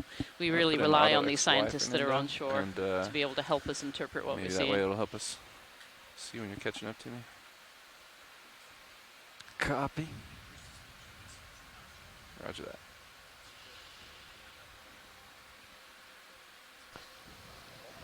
Copy.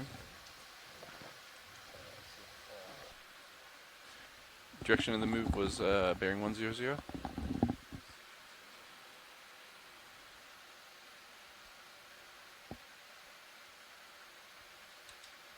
We're also going to be ready for samples. I was just thinking that in my head. You read my mind, Roland. Mm-hmm. Is that watch lead pilot? Is it the desire to collect samples, perhaps, or just images today?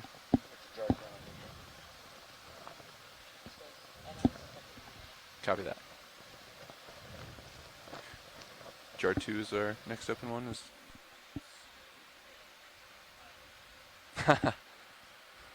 I do realize that.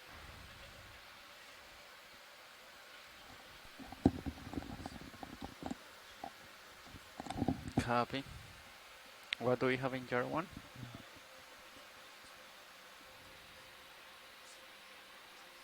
So will it float out or? Okay. Copy. Did you retract the pins for the bio boxes, Fernando? I need to extend the drawer a little. I don't think I did. Okay, may want to do that just in case. Retract them? So that we don't open the boxes if we extend the drawer. Copy. Just a precautionary measure.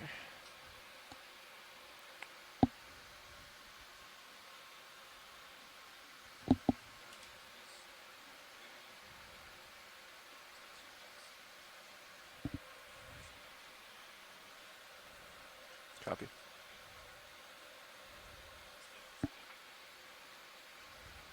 Okay, both pins are retracted. Perfect. The drawer is completely pushed in, and I still don't feel that move. Is that Keto on the left a sample device, sample request? Are you calling out the sample request? No, I was asking, is it? I sort of seem to recall. Gotcha. That may have been on the list, but I don't remember. Yeah, I'm not sure. Bottom right, a lot of something. Yeah, I do see that. It's interesting.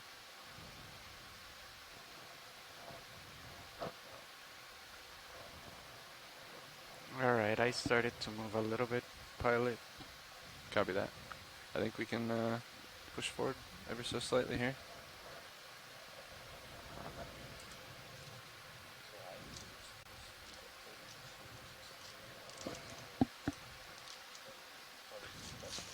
Copy that.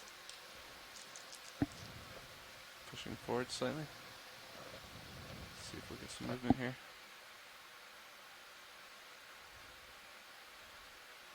Yeah, I'll let you call it when you think it's good, Nav. I think so. Let's start it.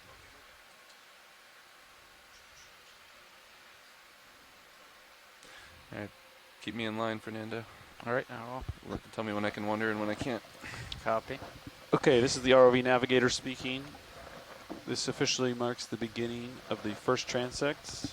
We're at a depth of 1964, 50 meters altitude. Current time 23:36. Center. Thank you, Navigator. Take it.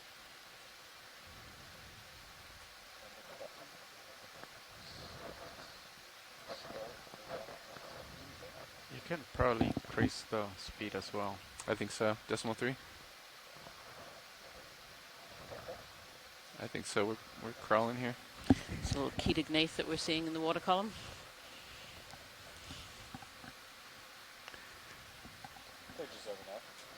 It's going up into the column there, Roland, I think. Increase the speed to 0.3 if you're comfortable. Thanks. Looking up at my lights.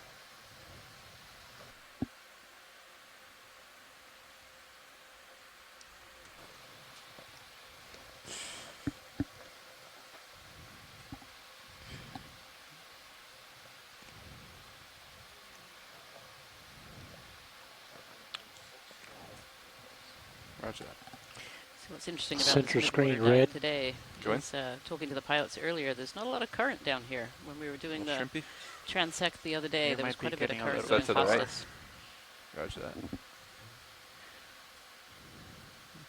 What's on the right there? Oh, what's this moving We're a through? little far away. And looking up a little bit. Get some lens flare. There's Jelly. Oh, there's Come a on red in. jelly. Oh, this one's really interesting. If that's a type of Atola.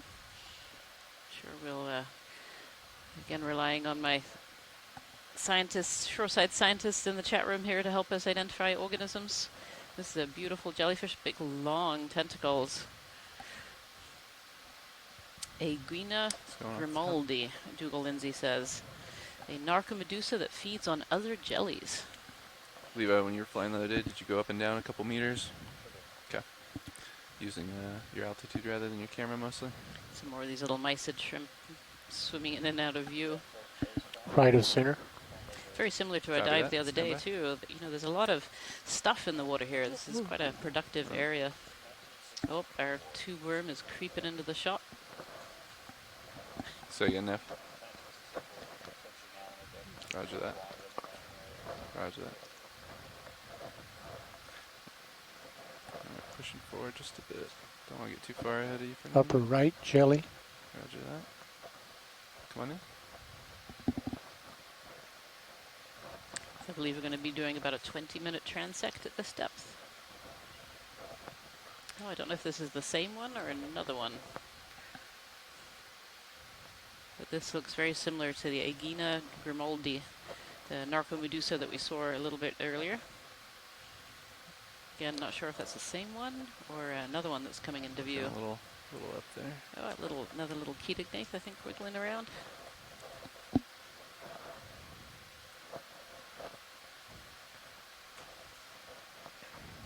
What is the current at the Want it? surface? Is it almost Yeah, take it. 2 knots? Oh, that was the one we just got. You want it down here? I thought that was the one we were going for. Take it.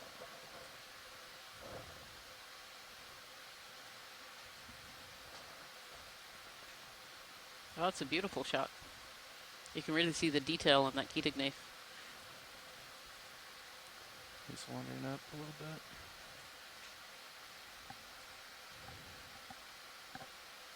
Looking pretty high there, Owen.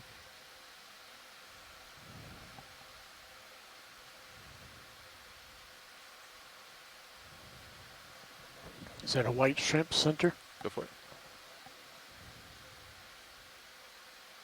Same thing. Same thing, maybe, yeah. Yep, See if we and can get a steadier shot on it, another maybe, if you want Keating it. there. You want it? I'm looking pretty high here. Let me center camera a little bit. They were thinking on that There we Keating go. that we just saw. If you There's remember, they a had little swimming white thing dots just all up over the the center. kind of trunk Okay. area. And these Top might be of the screen. parasites. On the screen.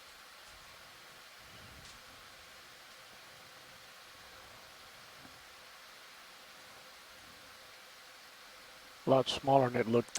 Yeah. Yeah, Deceiving. don't like that.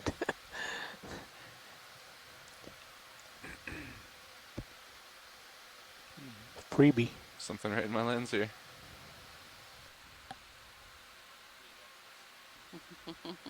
Another one of those Keating. Looking into the lights, but you can try to focus on it if you want. Backing up a little bit. Oh, he's right. Sorry, I had my mic closed. That's as close as my focus will go. Right. Yeah, I think he's inside of the Zeus housing there. Alright, we'll push forward.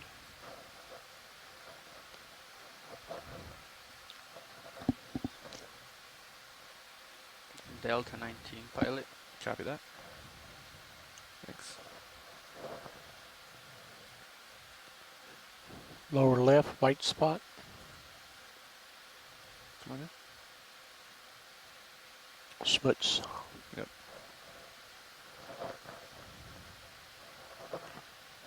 Lots of particles in the water column here. I'd say we're doing a transect about 50 meters off the bottom, just above this cold Seep area that we've been exploring earlier today. And if you're just joining us, we're just at the beginning of our water column transects. We're going to do a transect here at 50 meters, one at 900 meters, 700, 500, and 300 meters. And so far in this what we call benthic boundary layer, 50 meters off the bottom transect, so far we've seen a lot of Keating, a couple of jellies. Yeah, and even more of those Keating. Yep. Get that guy? One. Oh, what's that one? That's one swimming along. Oh, he's a fast Nope, guy. off it went.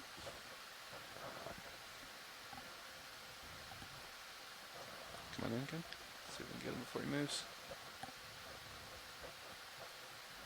Just out of focus. Out he goes. Can't get him. Yeah, again, kind of covered in those white blobs that our scientists on shore think might be parasites.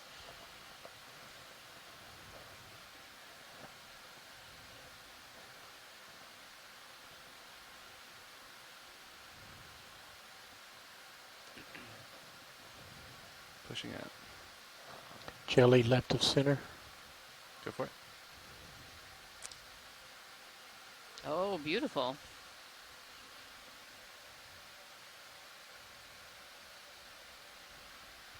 Slowly coming at you. I don't know if this was one of the same red jellies that we were seeing earlier, the Eguina grimoldi. Eginura grimoldi. I'm going to apologize for my... Backing up. That's not apologize for my pronunciation. That's really beautiful. A very good As zoom. his tentacles, the ones we were seeing before, they were moving through the water column. It's Hydromedusa. It's full so the wide. tentacles are facing downwards, and this one's just You kind of wanna try hanging to out. hone in on it? It's got his tentacles midway. Beautiful. Yeah, you can back up. This you one can is follow. apparently You a have plenty jelly of time. eater. Goes around eating other jellies. It's going away from you pretty fast. Sorry, still dialing in the sea bias a little bit.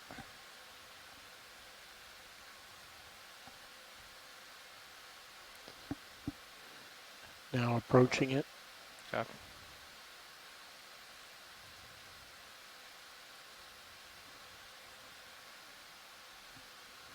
Oh, Now that's it's a great stable. shot. Zooming in. Copy. Get into view for you a little bit. Copy. Steady. Thanks, Leo. There we Nope, are. there it starts to go.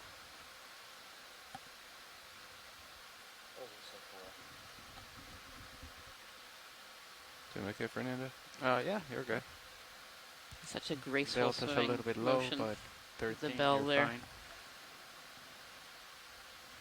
And this jelly is a bright red color. That's a color that's fairly common in the deep sea. It's a good way of hiding Clear. from predators. Copy. Going back down. You're full wide. Thanks. Okay, you can push Down out in a the little deep bit. sea, there's no Push red out. light. The red light, the spectrum of red light is bounced out fairly early in the water column. This way. And so if you're red in the deep ocean, Trying to be you're like you. effectively invisible. You captured some good ones the other day. We hear this is a pretty broadly distributed I like species in the midwater. Trying to hone in the Z-bias if you had it. That's the second or potentially third one that we've seen so far on this transect. Copy. Stretching out.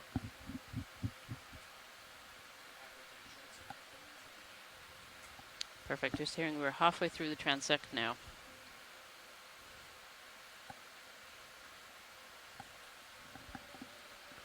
Bridge hasn't called back down.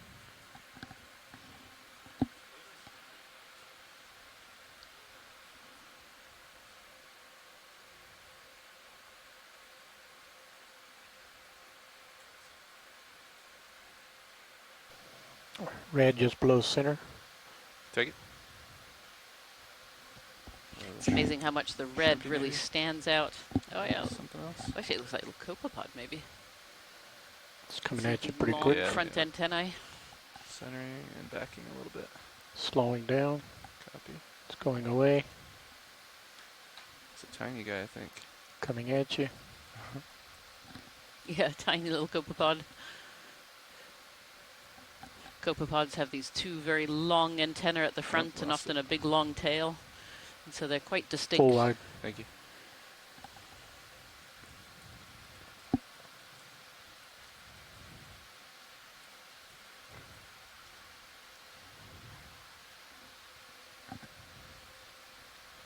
White line upper left. Come on.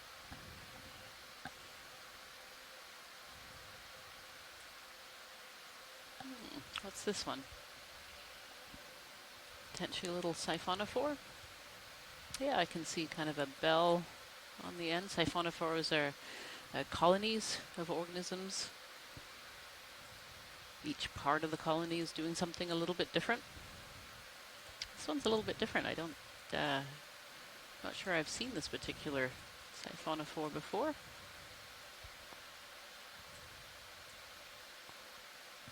A very interesting Sorry, trying to morphology. stabilize it for you, video.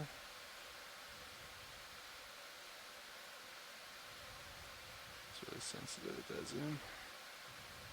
Alright, try again if you want. Come in slowly.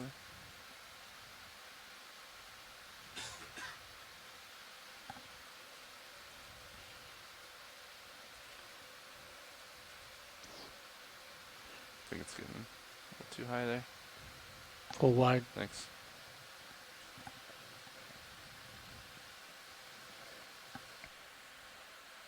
Pushing ahead, resetting. Copy.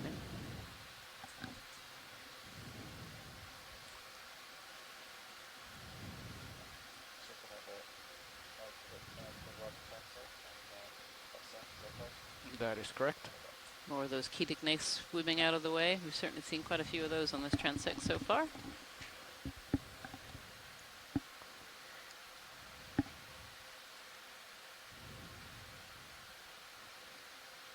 Jelly top center.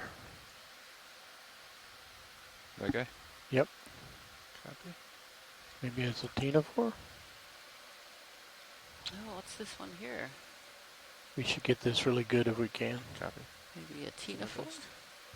Yeah, you have plenty of time. You can drift Copy. back with it if you want. Copy. Coming up just a little bit. Stand by. Not quite sure what this one is. It seems to Alright. have two Coming in. long tentacles, which suggests maybe it's a sediped ctenophore, but I don't see the comb rows. So maybe it isn't. What are you? Backing up, sorry. Give me a little bit more there. Yeah.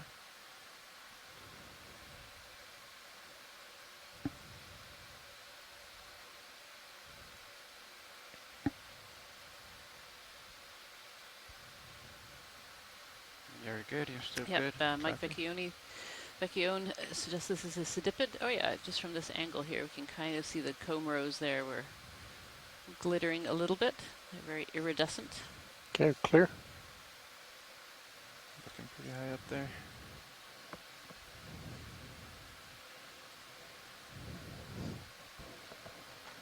Pushing out. Copy. Tether looking good? Yeah, everything's good. Copy.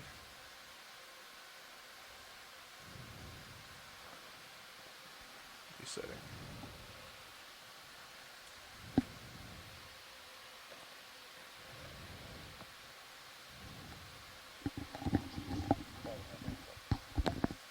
Copy enough.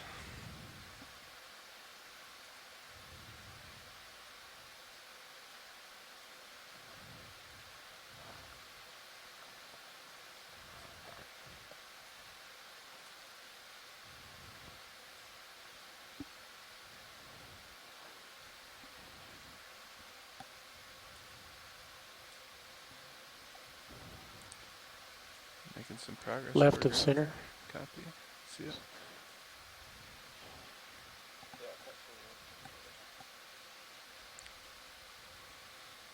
It's like another siphonophore, this colony of organisms. It's coming at you. Copy. Backing. It's like might be similar to the one that we saw earlier, if not the same species. Stopping. This one's breaking up. Staying stable with you. Okay.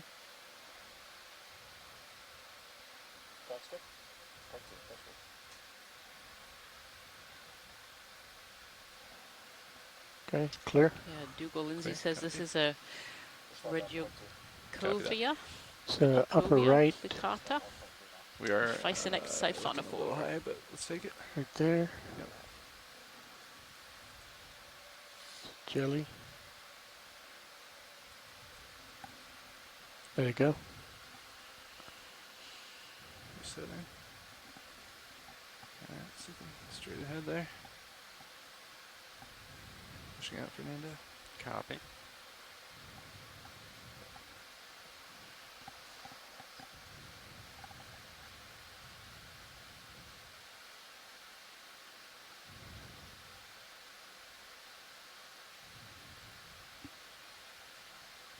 Big jelly. Center, yep. Slowing. A larvation house. Oh, this looks like a larvation house. This was a requested item also, but with the This is larvation a in it. mucus house created by a tiny little organism that lives very center. I haven't quite seen the organism yet. It's going Center away. For you. Copy. Swimming in there. They use these mucus houses to feed. They spit out these mucus houses and live in the middle, and these mucus houses catch particles that the organism in the center then feeds, and then eventually the mucus net becomes clogged, and they ditch it, and they spin another one. Pushing out. We heard on a previous dive that they actually keep a spare one under their chin, so that when they abandon their house, they can build another one fairly rapidly. Dougal Lindsay said they could see the organism in the middle there. I didn't quite catch it.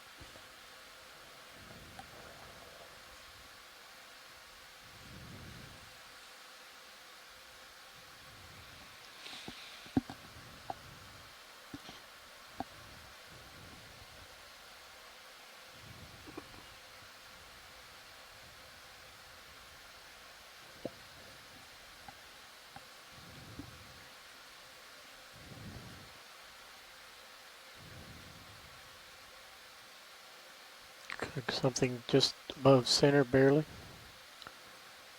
Oh, lower. Oh, right, they're coming in a few. Yep. Backing. Yep. Mucus. Full wide. Thanks.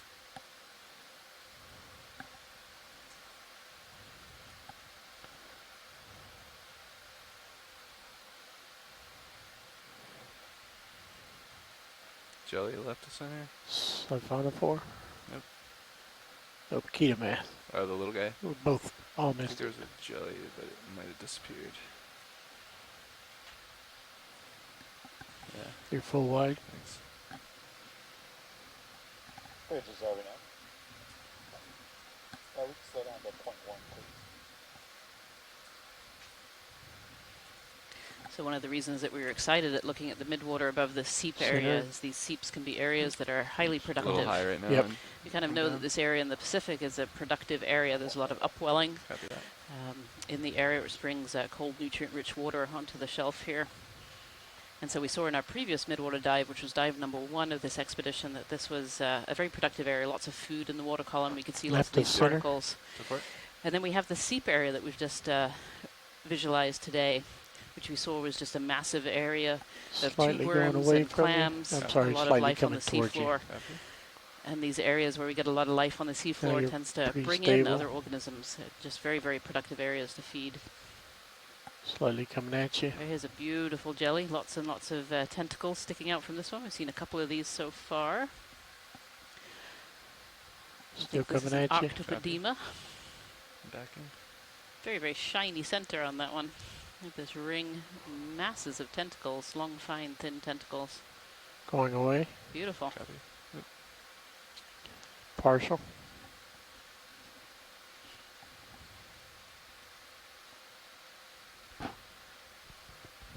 This marks the end of the first transect. Full wide. Perfect. Next stop, 900 meters.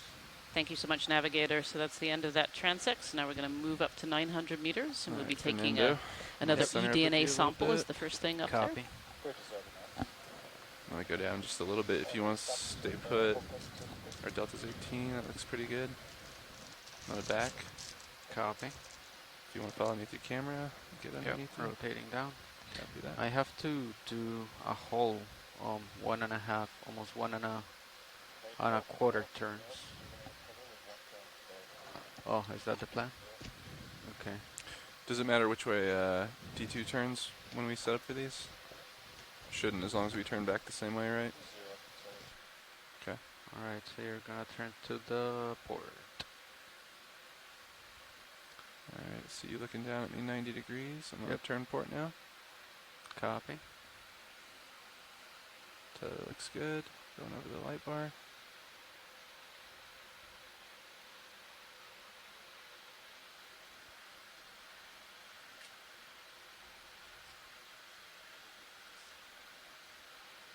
That looks inverse of you. Pushing forward. Copy that, thanks now. Pushing forward. Go ahead.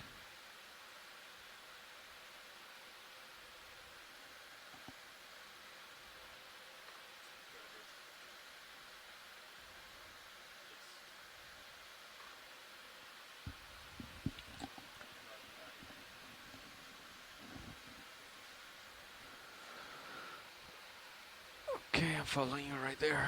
Copy that. Tightened. Gonna come up slightly. There's a push out.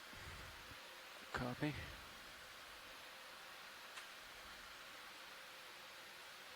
And there, I see you on my tether cam. Alright, I still don't see you on mine. Coming up a little bit and stretching out. Copy.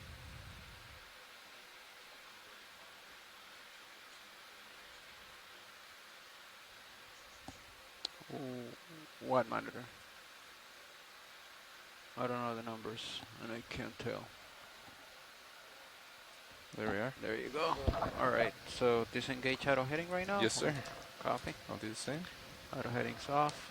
And let's come on up. Okay. Let me know when to start. Go for it right now. Copy.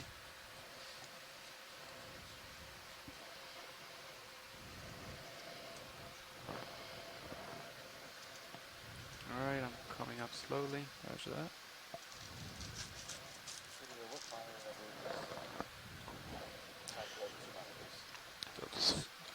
6 and 7. Alright, that's about 30. The one to the right of the two manips starts at 4, 5, 6, and 7. And what depth are we going up to now? 900 I.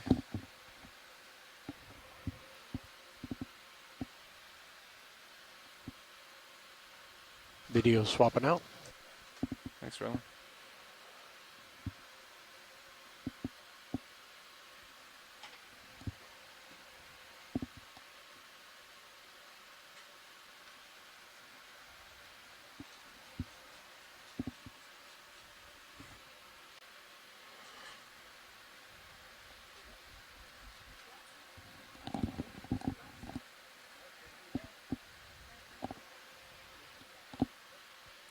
Getting a little ahead of me there. I'm gonna go manual for a second.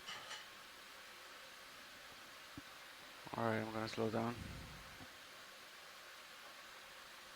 Yeah, you're right. I was. Are you still coming up? Yes. Okay. Yeah, if you could slow down just for a second. Pushing out. I see you in my cam still. I see myself, but you're pretty close. I mean, pretty far down. Yeah, pretty deep still. All right. Delta Z's looking a little better. Yeah, ease into it. Go ahead. All right.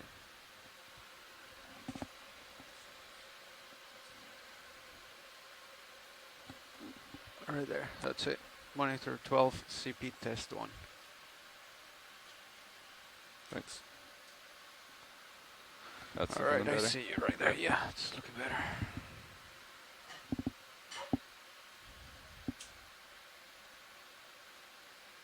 Let's try that for a minute.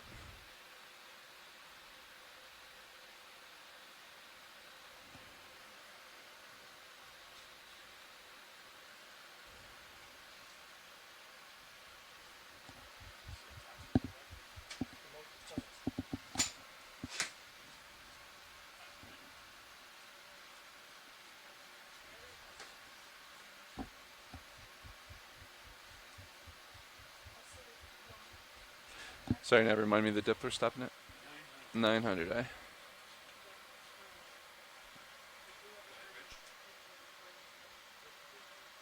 Go ahead, watch lead. Roger that. Thanks. Watch lead. We're doing a Niskin at the start of this one as well. Nev?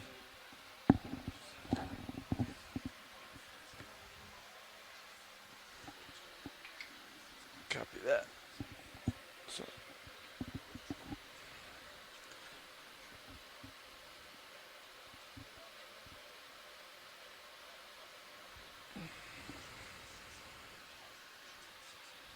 Copy.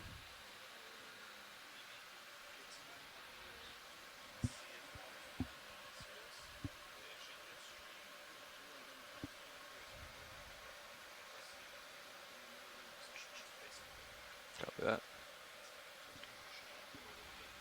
You should be able to tell from the ADCP the current at 900, can you?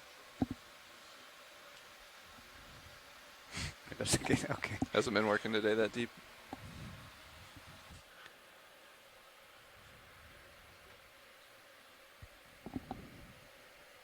Okay.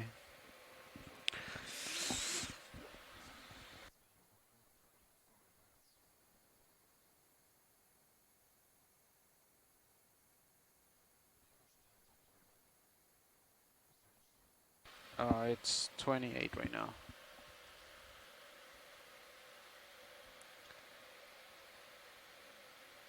So, what time are we done with that transect? I guess, are we gonna do both transects or the next, Yeah, but 4 more. What time does the next crew come in? It's an hour before recovery. Yeah. Okay. So there's 2 more in our shift. All right. If you wanna, just 900, and I'll just take one. Your call. Yeah. You can have 2 if you want them. All right. So that's a little bit quick. We're doing good. Delta's looking good. It's looking better, yeah.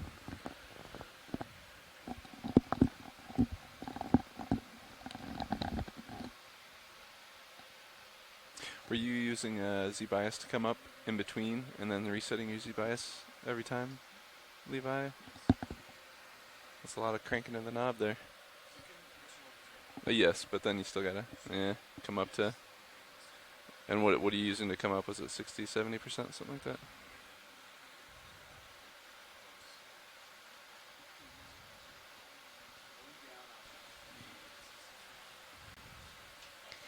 If you are just joining us today, we are on dive number 4 of the Seascape 3 expedition.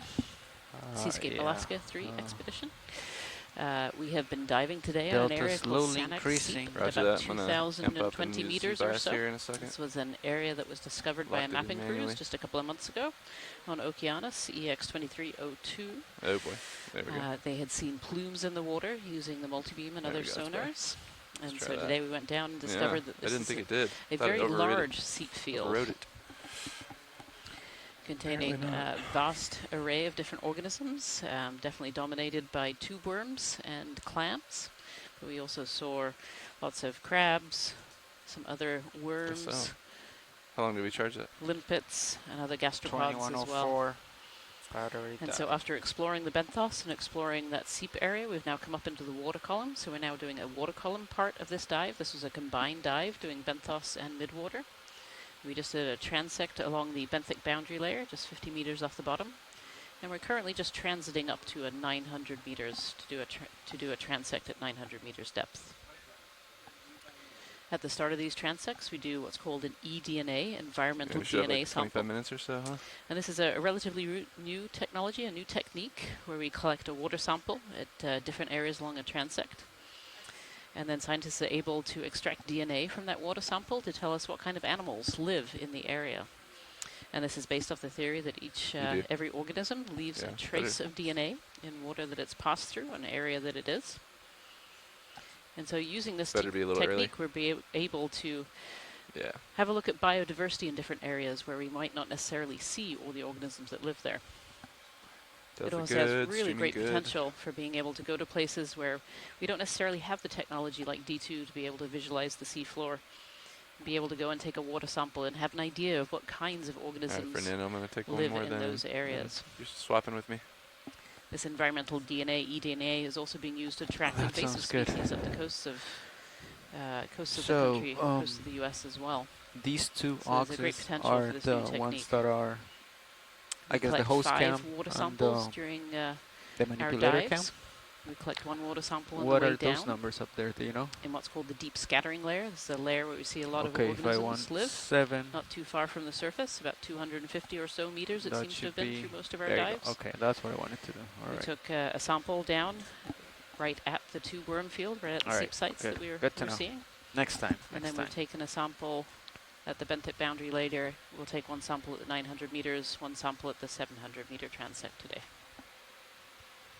So we're getting close to our 900 meters. So we have a little bit of a way to go because we're quite deep your Delta today. Z midwater, or sorry, your Z bias and midwater. And then we'll start a transect at 900 You would chase them manually with the stick though, yeah? Okay. Neutrally buoyant, yeah. And then you chase them with the stick. The stick, it takes just the slightest corrections when you're zoomed. Mm-hmm.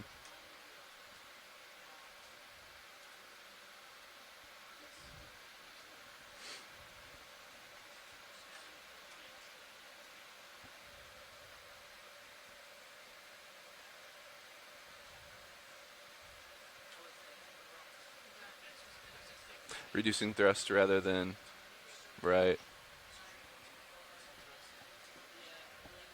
It kind of amplifies a little bit faster, yeah.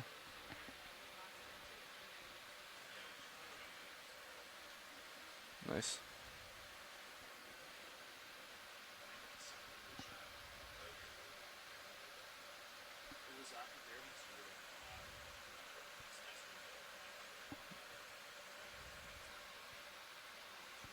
Quick check, yeah.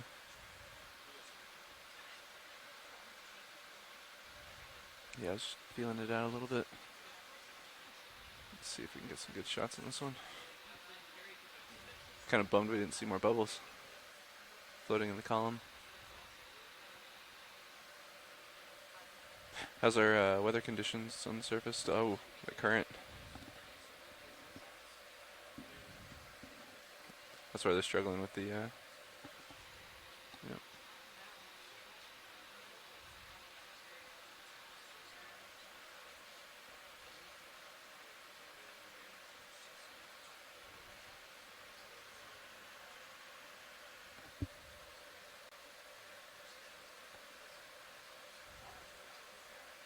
That's good.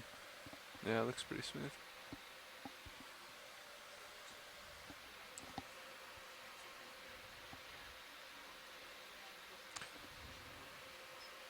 Who's our winches shift?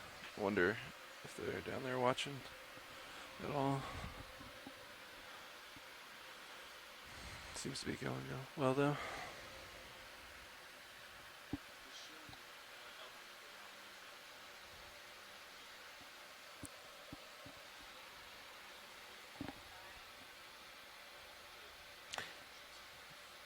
I mean, like, if they move that monitor a little bit more out, so I could see the edge of it.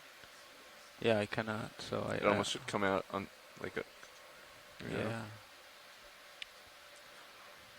It'd be nice to have it extended, like, almost towards the SCS display a little bit, yeah.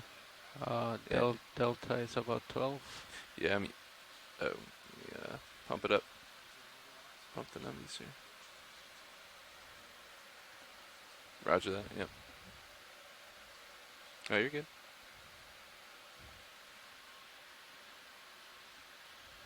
Ramp it up thrust. See if we can catch up a little. You're good. I'll catch up to you. Copy.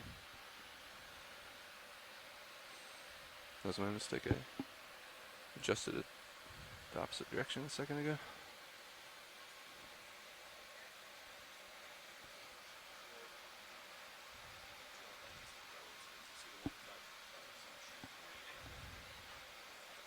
Mm-hmm.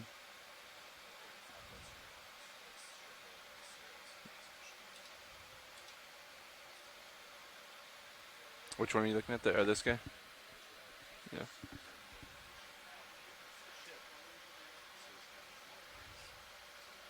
Mm-hmm.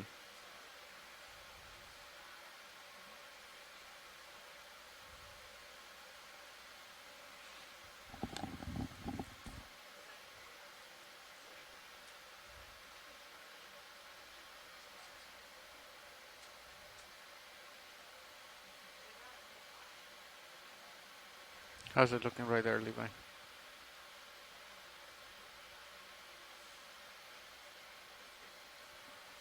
Yeah. All right.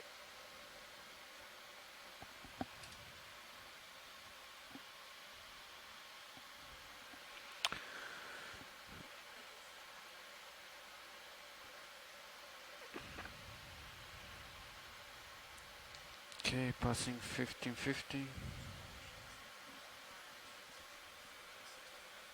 That's nice, yeah. It's beautiful. I hope they make some good reels with this. They got some good ones earlier today too, looked like. I didn't either. Saw a few though. I do. Every time I correct it, it just comes back though. I could lat over a little bit. Mm-hmm.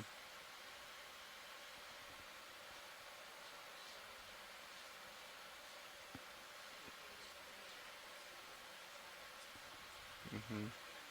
Yeah, right there your heading's changing quite a bit, yeah. I was doing that manually to straighten it out, yeah. Alright.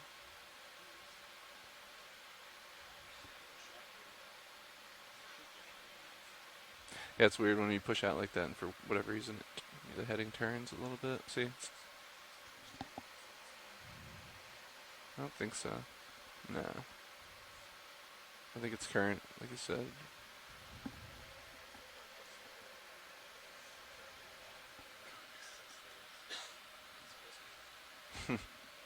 Yeah, it's nice to see that.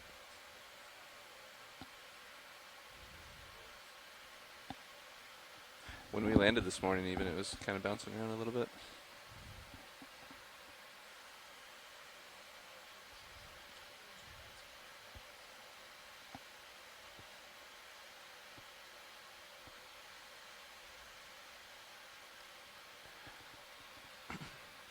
Now a nice healthy delta here, stabilizing. Streaming looks good.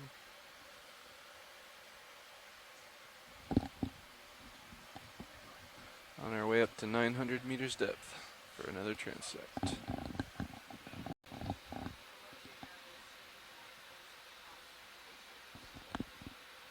It's cool we found the seeps today. And pretty cool that it was identified with bathymetry.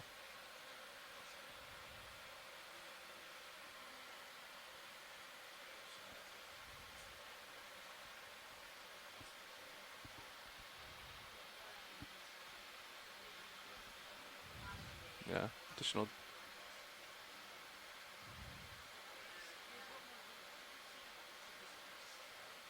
Mm-hmm.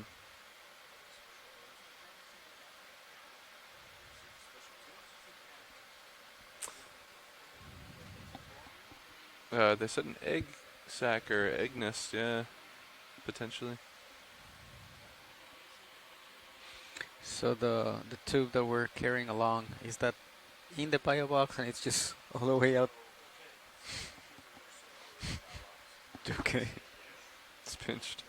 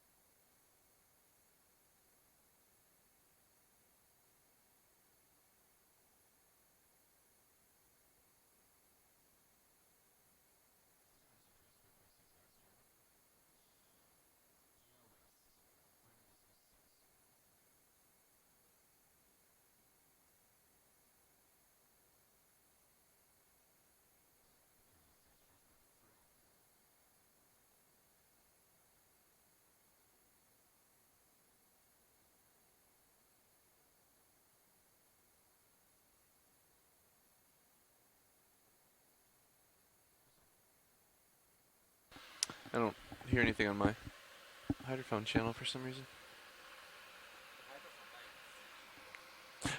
Oh.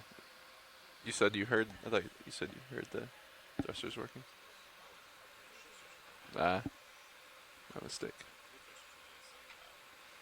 You can hear those bad boys though when the hydrophone's on. It's good still. A lot prettier when it's not moving. And I'm not keeping it in focus. That looks good. Like it's posing a little bit.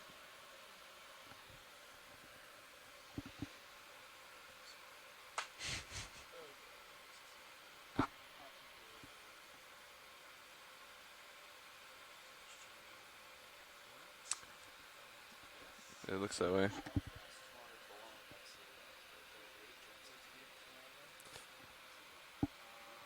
He's looking straight down. It's kind of hard to tell when you're moving up.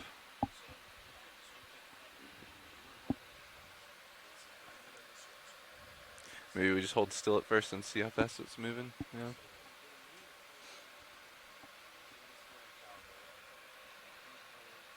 It might be enough. At least at this next one.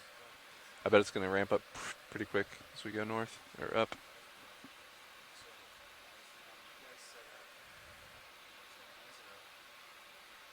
No, yeah, it's moving quite a bit because look, when it stops, when I stop moving up, like you can see, yeah, everything go down, all the marine snow.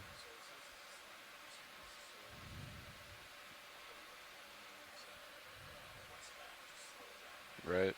Probably, yep. Especially as we get higher up. Okay. Copy.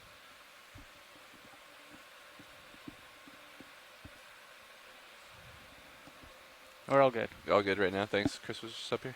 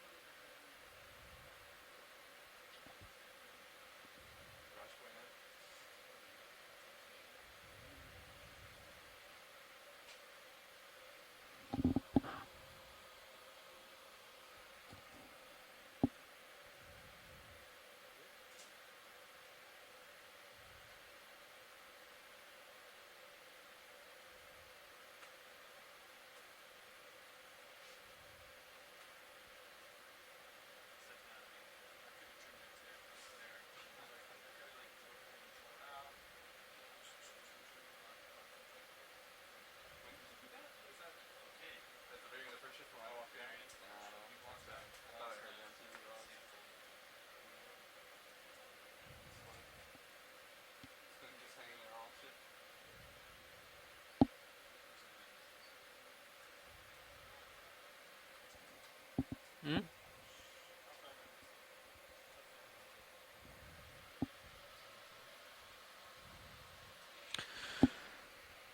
Pretty much the same as I always see them. -11, -11. So higher is worse or lower is worse? Okay.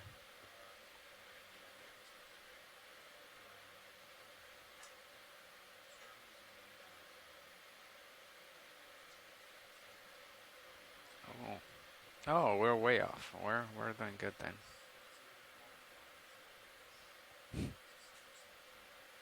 Okay.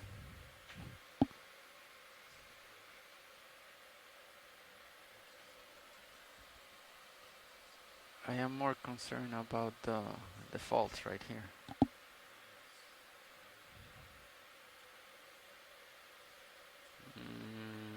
Alarm 1, 1200 k ohm.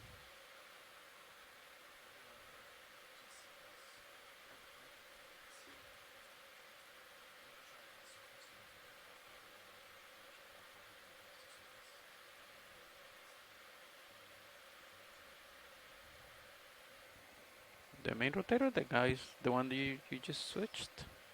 Okay. Okay.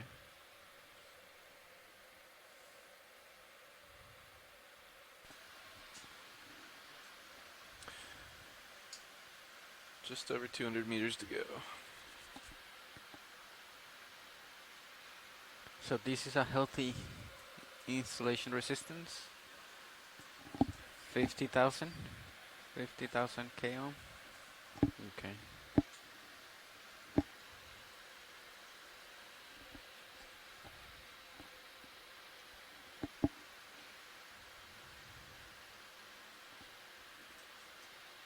Mm.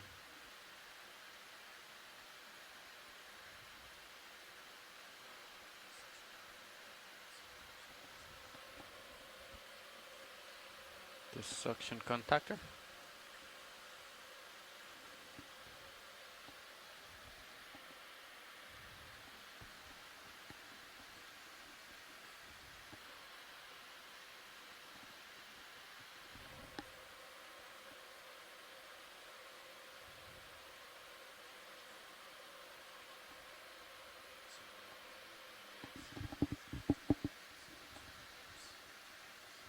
Okay.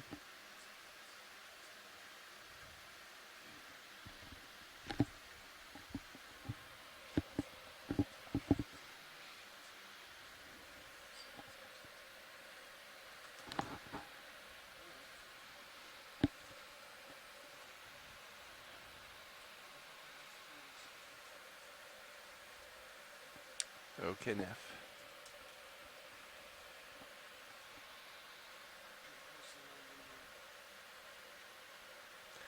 Creeping up. 150 meters to go. Delta 6.1. Oscillating a little bit, but yeah.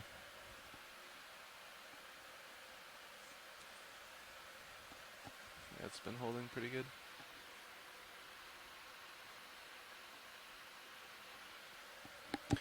Layback decreased a little bit, looks like.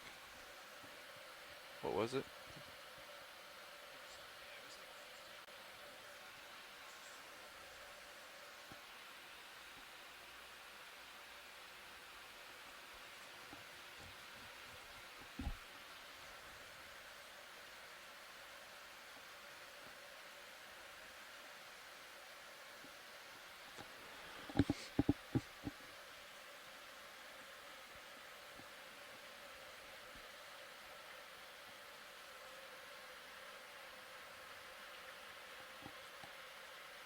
I think the comps have all been pretty good. I feel like the Tasman does whatever it wants, like.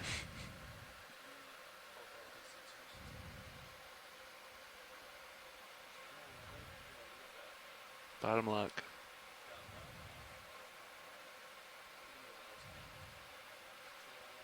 Oh.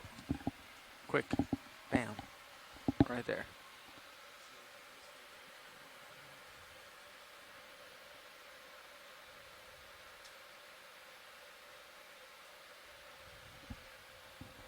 I like that view. It's so nice.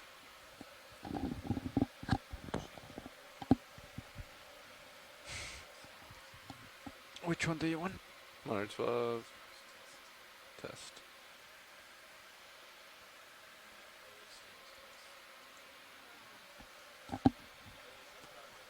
No, I like that one too. This monitor shows so much more than either of those.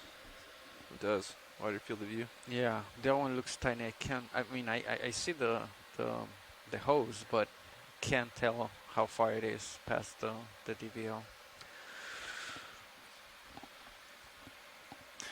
Isn't your third monitor there, the blue water one? Isn't that supposed to be your downward one? I know. It's nice. I could have sworn we could see the sonar head in that view. I do, yeah. Thanks. All around these monitors.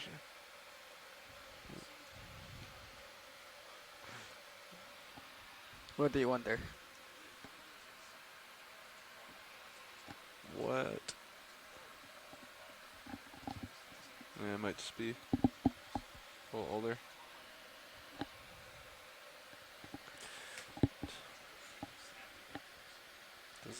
Doesn't like to change inputs.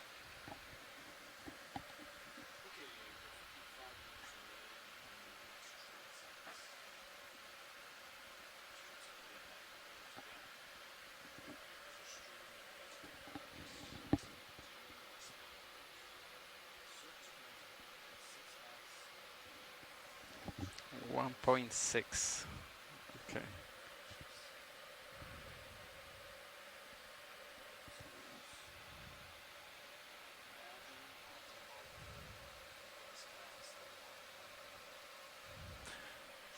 Water flow is acting like an airfoil on the ship right there. That's why the wind is helping counteract the lift a little bit.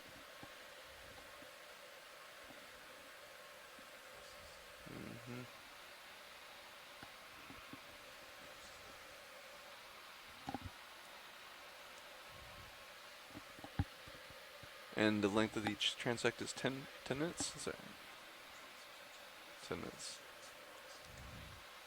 Copy. Oh wow. 10 minutes. That's quick. All right.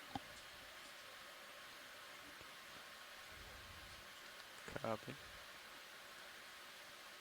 All right, Fernando. I have 15 meters to go, and you have about 20. Yeah.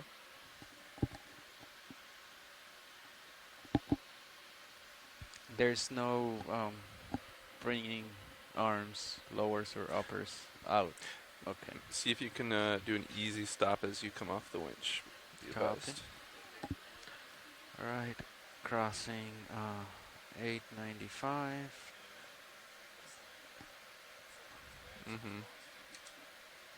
Auto dip that for a second.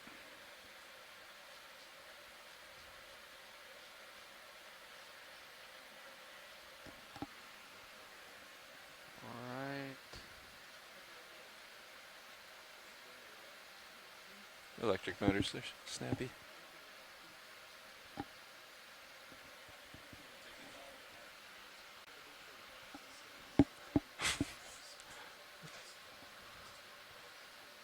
You sure went for a big guy there. Love it.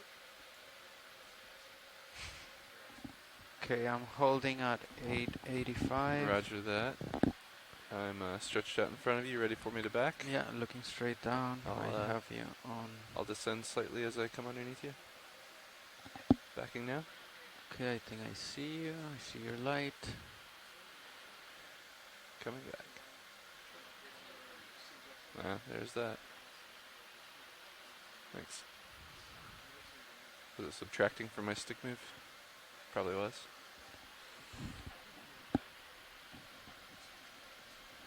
Especially with this current, probably.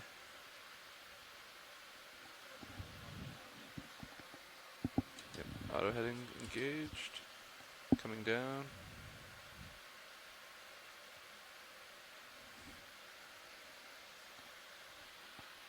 Still tracking me there in Titan? Yep.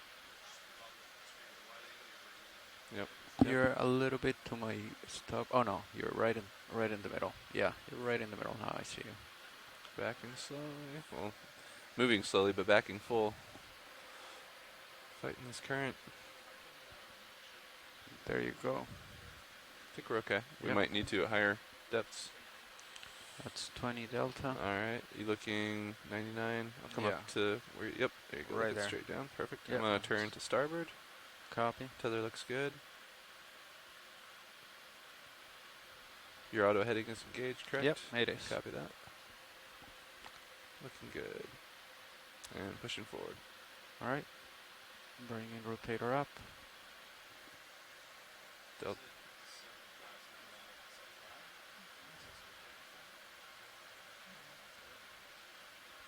Yeah, I guess look at the current. Oh. Yeah, come to whatever 90. you feel. I'll come to 90. Let's do that.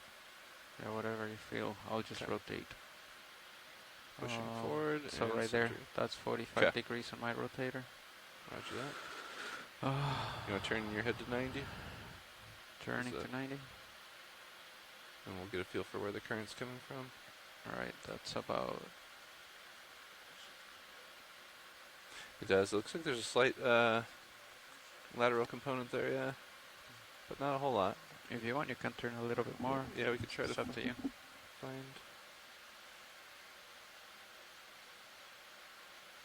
Yeah, just find it and then I'll. That's I'll kind of head into dead it. on. 120. Oh, hold on. Turn back to port. Overshot it. Thought it was good there. Let's see. That's looking pretty good. 110 or so. All right, I'll turn there and then you can just lateral to Roger meet that. me. Laterally now. Niskin is stabilizing while we do this. Should be ready to fire. All right, I'm at 110. Copy that. Centering up. Oh, look at that. Another one of those guys. All right, I have hydraulics enabled. It's a mucus house there going by. That's a big one. Yeah. For those of you at home, we're on dive number 4 of the Seascape Alaska 3 expedition. We're exploring off of the Aleutian It's up chain. to you, pilot. And we're on a midwater portion of this combined Do you dive. feel We're good, or just do you at want- 900 meters setting up. Yeah, About to take an settle while we do eDNA Niskin, I sample. think. All right, copy. Survey 2, ready for Niskin. Copy. Watch lead, this is co-pilot. Are we ready? Copy. All right, so Niskin is set. Navigator, we're ready. Okay, so 3910. So 5, 4, 3, 2, 1. Fired. Okay, how do you feel, pilot? Not too bad. I think I'm ready. Yeah. Let me see here. I'm adjusting my Z bias real quick. Feel a little heavy.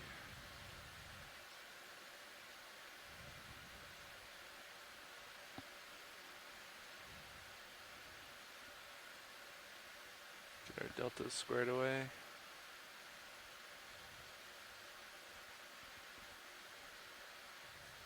It's looking better. I don't know. I almost could use I think a little more current. Doesn't appear to be moving a whole lot. Copy. Maybe we can call in a move, 0.1110.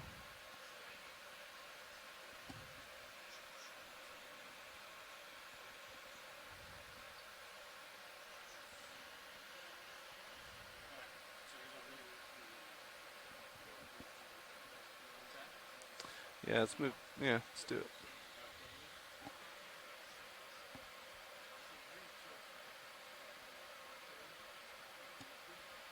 I have Z bias way down, and I feel like I'm sinking for some reason. It's interesting.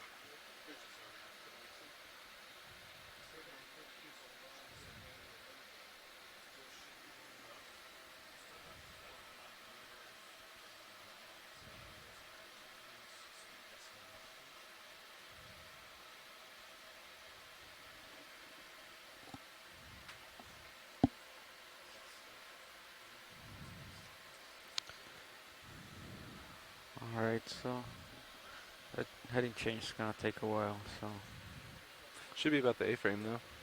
Oh, but we don't want to move while they're doing that, yeah. yeah, they're not gonna move. Let's keep an eye on currents here as we settle up.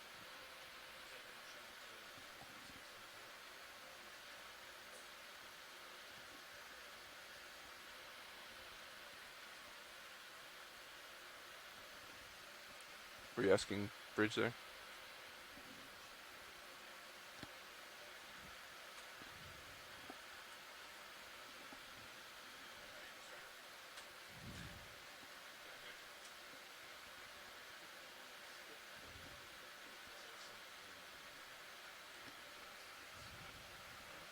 So, yeah, we can do that.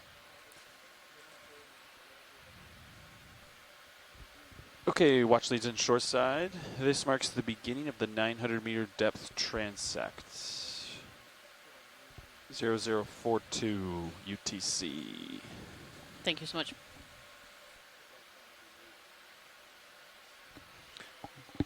All right, video. How's it going? Going well, pilot. How are you? Doing great. Feel free to call things out as you see them. Okay.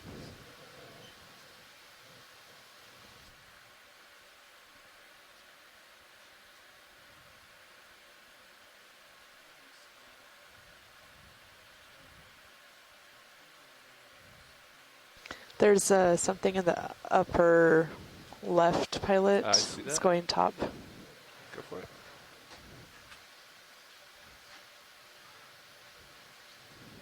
Oh, shaky. Yep.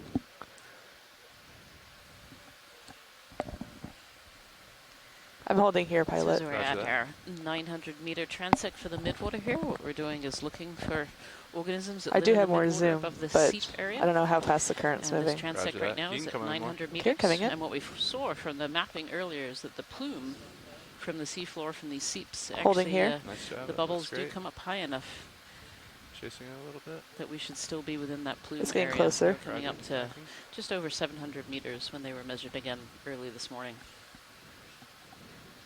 It's beautiful jelly here, Octopodema from Dougal Lindsay onshore.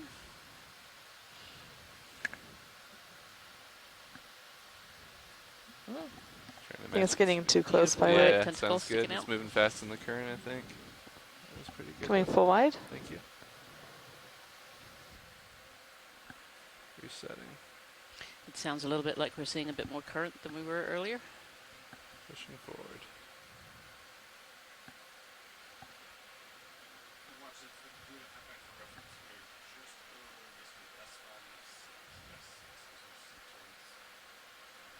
Something Thank you so much, center, Nav. just coming into focus there. Okay, coming in. Okay. Yeah, so the navigators just show me on the high pack screen, which you can see if you go Oh, over to your that's live close. feed. It is a lot closer than Number I That 3. is- It's, we have what's called a Reset. quad Oh, screen, and on that's the full top wide. right-hand Okay, side is what we call the high pack. You can Oh, there's see another thing in the an middle. image of the boat, and then a little Upper white left, square it's going that's up. D2. Oh, I see that. Go for it. And Quick then zoom if marked you on the like. seafloor in green there, you can see numbers, Oops, S5, sorry S6. about that. Sorry. And so those are the Seep targets that we found with the multi-beam sonar that Looks the like a mapping team larvation. had Mhm. found last night. So, Seeing quite a few of those. So you can see we're taking this transect Okay, right I'm gonna above come this wide. area Okay. where the plume is seen Thanks. well past this water depth. So there's no doubt still being influenced by those bubble plume that's coming up through Is the that water center column. left there? the left. Oh, Looks a little that guy? yellowish, greenish. Is that just It might be schmutz? parts of a siphonophore. It looks a little schmutzy to me. Oh, Okay. it's schmutzy. Come wide. There's Coming a lot wide. of particles in the water column, and this is perfectly normal. This is otherwise known as marine snow. Marine snow is what I, as a benthic biologist, think of as feeding the deep sea floor. So marine snow is made up of many different things. It's made up of carcasses of things that have Reset a little bit here for now. died in the upper water column, so plankton, zooplankton, even larger things like fish. It's also made up of a lot of sediment, and it's also made up of an awful lot of poop as well from different organisms up in the upper water column. But all of this comes down to the deep sea floor and feeds the animals that Little live on the deep sea. Vertical line there if you want to take it. Okay, going for line. Okay. You're getting out Mucus there, straight. pilot. Copy that. Backing. Looks almost like a string of mucus.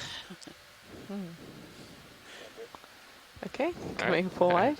Some particles caught in it.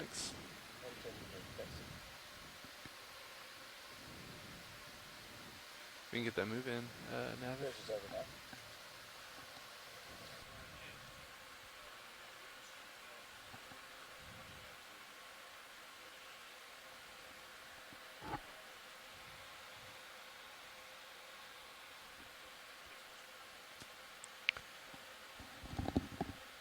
Thanks. Backing towards you a little bit, Fernando. Centering up. Sounds good. Delta's holding pretty good.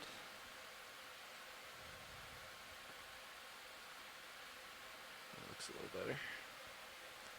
Alright, we're reset.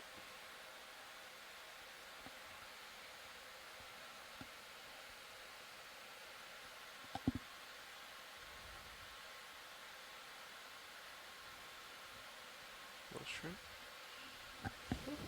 Going on shrimp. Go for it. Little red shrimp or a copepod wait, there. that should move.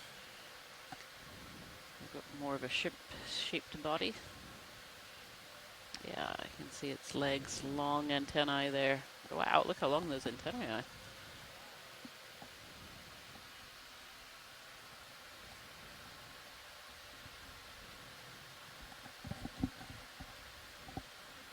You can take more if you need it. Okay, coming in more. It's a good thing to practice on. Yeah. Whoop. I gotcha. Swimming upside down. Little backstroke.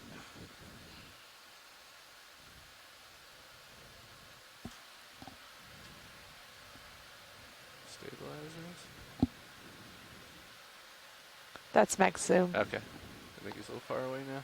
Yeah. Okay, coming full wide. Oh yeah, he's quite far. It's deceptive how far you can zoom with that camera. It is very deceptive how far you can zoom in. That shrimp was quite far away and quite small. 18 times deception. Let me know when you feel like you're catching up to me, Fernando. I'm good. Okay.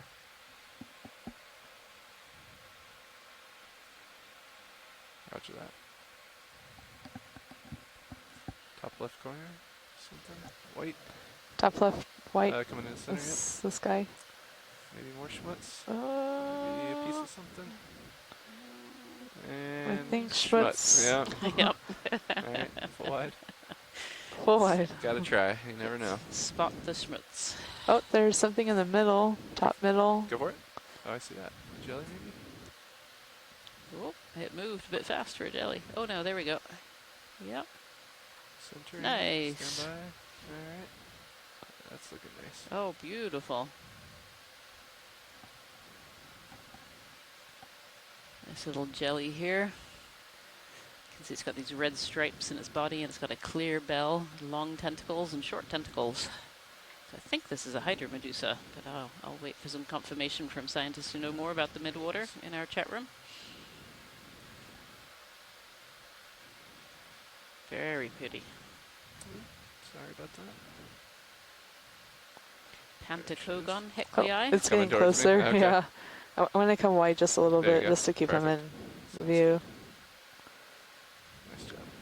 The colors are really nice on it. Oh, you can really see the iridescence there off the bell. Beautiful. Want to chase it, Fernando? Yeah, you have to. Look at that iridescence coming have back. to. Sure, don't green. turn too far right. Copy that. Very pretty. Yeah, you can follow it.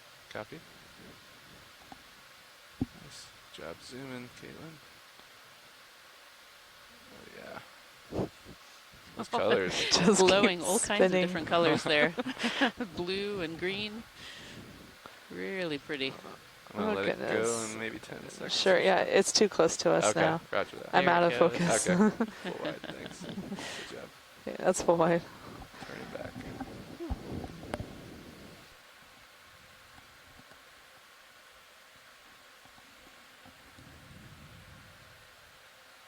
See if we can find. You said we had like 2 minutes, maybe a minute and a half now. There's something there in the middle. Come on. Yeah.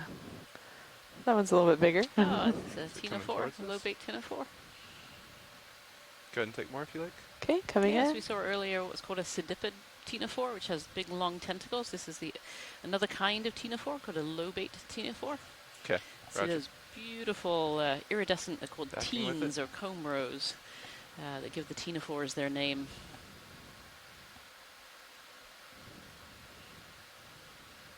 Beautiful.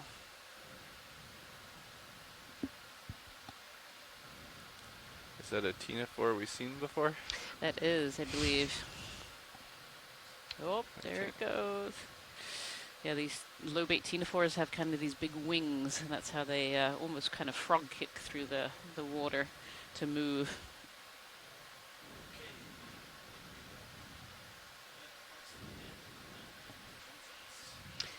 We'll let it swim off the top there.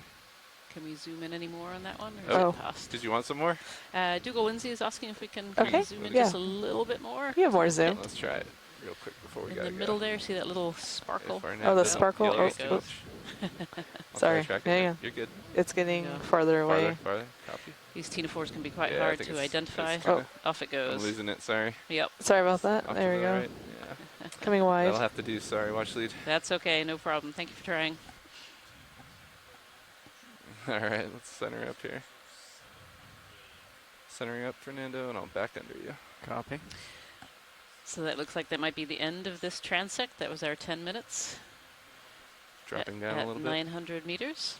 So now we're going to move up in the water keep an eye on column the a little tether bit for me. more to 700 Was meters. that pilot? I said just keep an eye on the tether for me, increasing delta. All right. And backing. You're backing? That's not an incredibly long if you don't have tube auto worm that you heading, see in I front think of you our still have camera. It's engaged. actually a tube worm that's sticking out of the box. Backing. Came along for the ride. Following you with my rotator. Roger. Looks Tether almost looks there. good. Copy. I'm going to turn to port again. All right. So we're moving up in the water column and Roger taking a transect at 700 meters depth. We'll take an eDNA, environmental DNA sample before we begin this transect as well. So we're still in that area where we could detect some of the bubble plume from the Seep. Looks good. Little I have you McTofoid went untitled. swimming by. Thanks. See you pushing out. And then we'll do another 10-minute transect at 700 meters as well.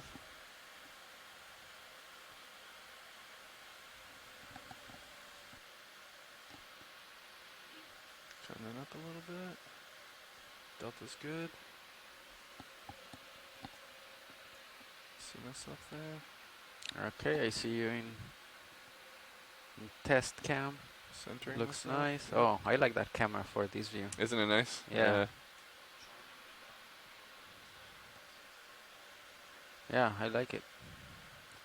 Alright, I see your light pool. I'm starting to head up. If you want to ease up on the winch when you're ready. Copy, coming out of auto heading. And then you're all the way out there. Okay. Roger that. Coming up at 15 for now. Let me Copy know. 700, copy. Coming up, Fernando. Yep.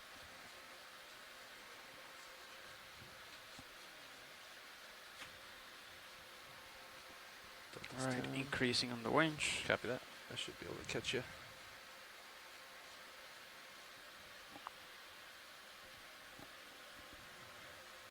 We'll get this stable here.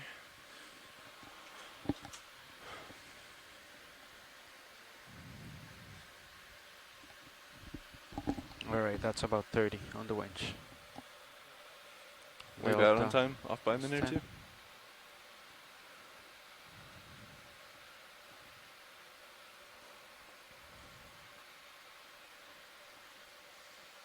$700. Okay. And then, are we taking a Niskin at 700 as well? Copy.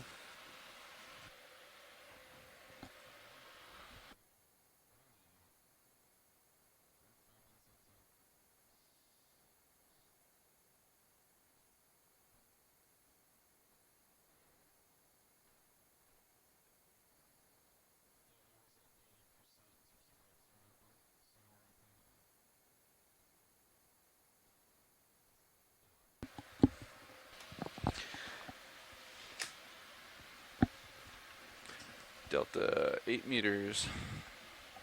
Streaming looks good. Copy.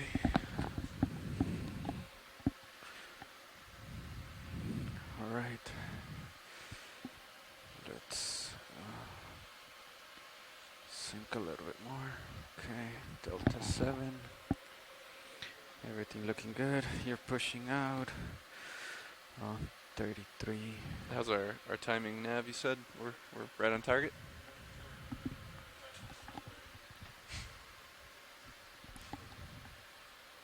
Okay, so we stop. At that point, I engage. I put auto depth. Engage auto heading.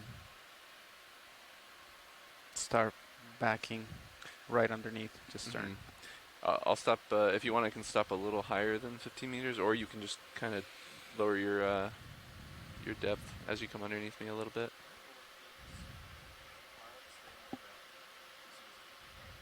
Yep. Okay. I did the pendulum maneuver, but I flew under, yeah. But Okay. when we did it the other day, hauling on the winch works, yeah. We can do that. Yeah, maybe you stop 20 over. What I'll do is I'll stop 15 over, but as you start backing, I'll come up a few meters. Okay. Yeah. If you're okay with that. Yeah. Okay. The less things I have to think Exactly. about, the better. You can just back straight up. Yep. Sounds good. Yeah, I was going 100%. Copy. And we'll have to see if the current is higher at this depth. We may not even need a ship move. We'll see. Well, that's what I was promised before. We'll see.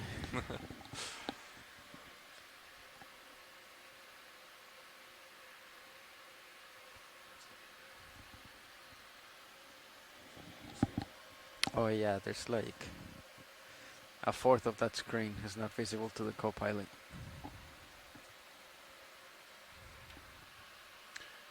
Winch hauling in. 30 meters per minute. Looks good. Yeah, I think that's good. You can see the shilling right there, right? Yes. Yeah, that's good. That's a lot better. Thank you, navigator. Needed a long arm nav. Alright. This was a short elevator ride. We're going to be there pretty quick. 2 more minutes.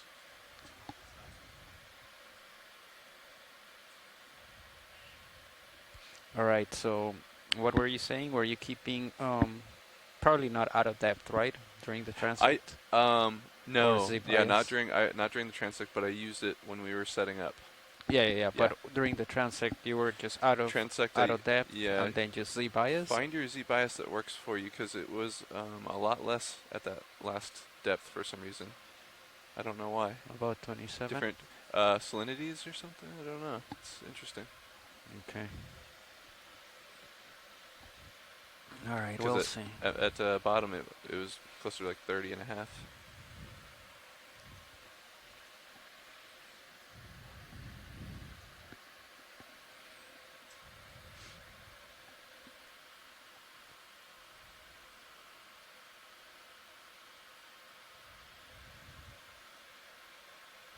The next transect depth was it 500?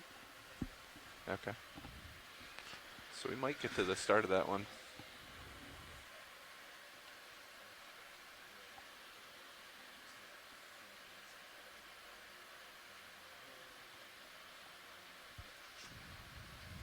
Sounds good.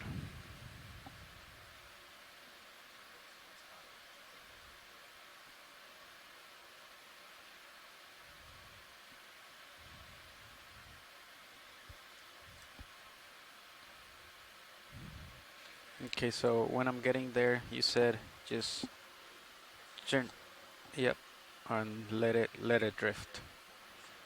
Okay, and then engage. Sounds good. Let's see. So all right, there you go. So those from this morning. All right. Let it drift a little bit. 700 right there, engaging out of depth. Roger. Okay. Easing on winch. Sounds good. Do a nice controlled slow stop. Auto heading is on. Holding 700. And then you're all stopped? I'm almost all stopped. Yeah, you got a little forward way, be advised. Copy. Alright, winch is all stopped. Alright. Coming out of Joy Lock. I see you in my Titan. And then engaging my auto heading. We got eyes. Backing straight back. Copy that. As you get closer, I'll come up on the winch a tad. Copy. Delta's good right now. Alright, increasing 85. Start hauling in just a tad. Yeah, you can probably increase all the way up to full back if you want. Copy. Full. Increasing delta. Looking good.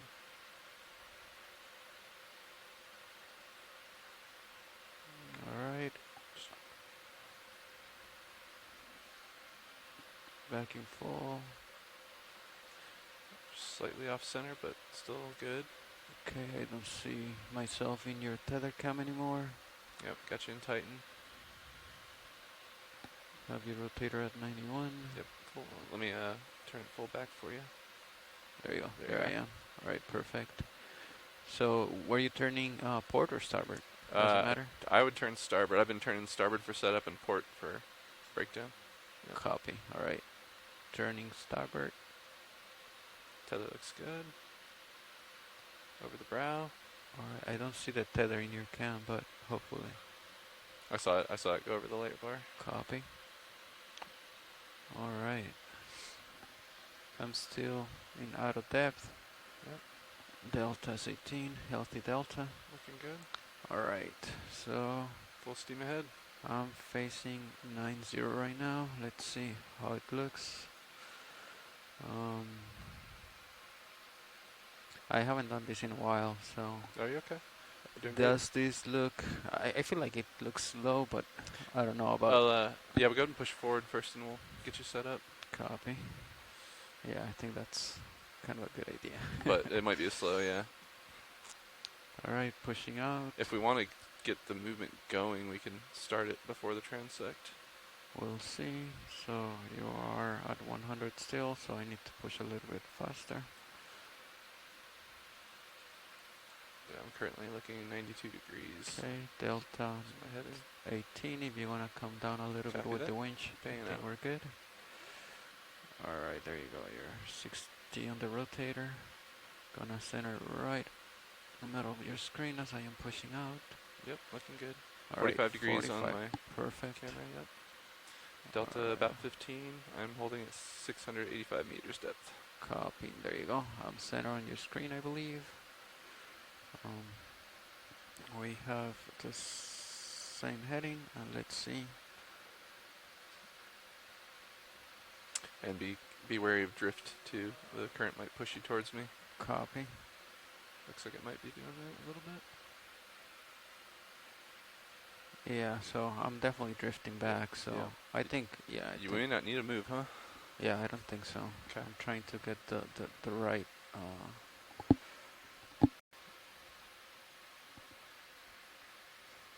Maybe you can turn a little bit to your port. Copy maybe maybe right into the current, huh? Yeah, 7.6 straight 7.6.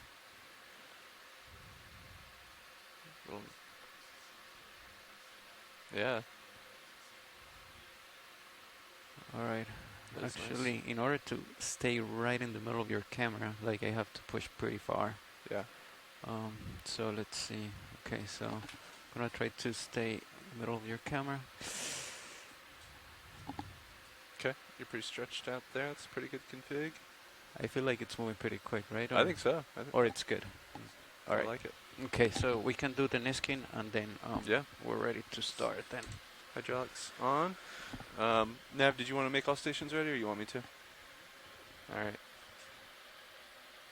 Watch lead, co-pilot. Ready for a Niskin sample? We are ready for a Niskin sample back here. And video. Are we ready? Clipping station. You good back there, all right? Copy. All right. We're going to take it at 20 seconds after the minute. Count you down in 5, 4, 3, 2, 1. Collection. Taken. It didn't seem to fire. 1, 2, 3, 4, 5. Yeah, every single one fired. Oh, there it is. Here it is. And that should be our final Niskin of the day. That is the final Niskin of the day. Thank you so much. Of course. All right, Nav, we'll let you count down the transect. Pilot, you may want to push out, Ted. Yeah. Yep, pushing out. That current's pretty strong, huh? Copy. So I'm gonna out of depth. Gonna engage Z bias, and then let me know if I rise too much. Absolutely. Okay, this marks the beginning of the 700 meter depth transect. Current time 107 UTC. All right, there we go. 10 minutes. Thank you so much, pilots. Haven't done this in a while, so let's try it out. Full confidence. You got this. Let me know if you see anything. So if you're just joining us, we're on dive number 4 of the Seascape Alaska 3 expedition. We're exploring the waters off of the Rising Aleutian slightly. chain, the deep sea Copy. areas. Today we've had a exploration around the Sanak Seep area, which is an area that was discovered just a few months ago on a previous ocean exploration expedition. During this dive, we started off on the Benthos, exploring the Seep area at around 2,020 meters, and we discovered large areas of tube worms and clams, a really extensive Seep area, and lots of gas bubbles coming from the sea floor. And so now we're on a midwater portion of this dive, where we have explored the midwater in the benthic boundary layer, that was 50 meters above the bottom. We explored at 900 meters, and now we're doing a transect at 700 meters. Once we've completed this 10-minute transect, we're going to do another transect at 500 and then one at 300, and then we'll be recovering the vehicles.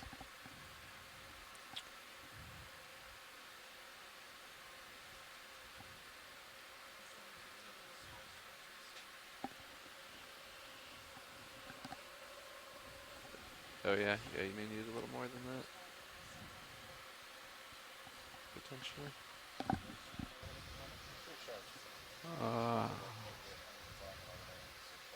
I was using it for midwater. It was actually kind of nice.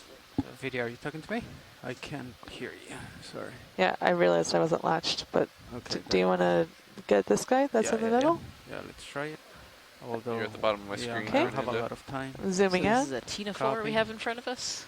You know, the Balanopsis. Zooming in more. This has been a ctenophore genus, at least, that we've seen a number of times during this expedition so far. And this one actually has the black spots along its, but yeah, you're going to need to push out. Along its lower parts there. All right, we only have a couple of seconds. He wasn't fully pushed out there. Okay. The low bait ctenophore. All right, I'm coming full wide. Copy. Pushing out. I got to help you, Delta. Yeah, if you could, let's reset all the way. Copy. Yep, straight ahead. You see quite a few of those ctenophores in the water column there that just went by us. Yeah, that jelly. Okay, bringing Delta back down to 15, fish, and that is 45 degrees on my rotator. Copy. There right there. Looking good. All right. All right. Good starting position here. Do we want to go for the squid in the middle? Yeah, let's try. You're rising a tad, pilot. Oh, it's moving fast. Yeah. Ooh.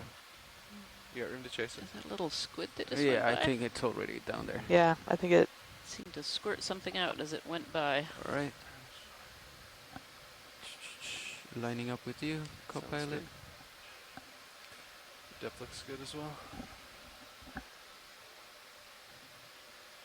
Yep, we have confirmation from Mike Vecchione that it was a little something little down squid here. that went by.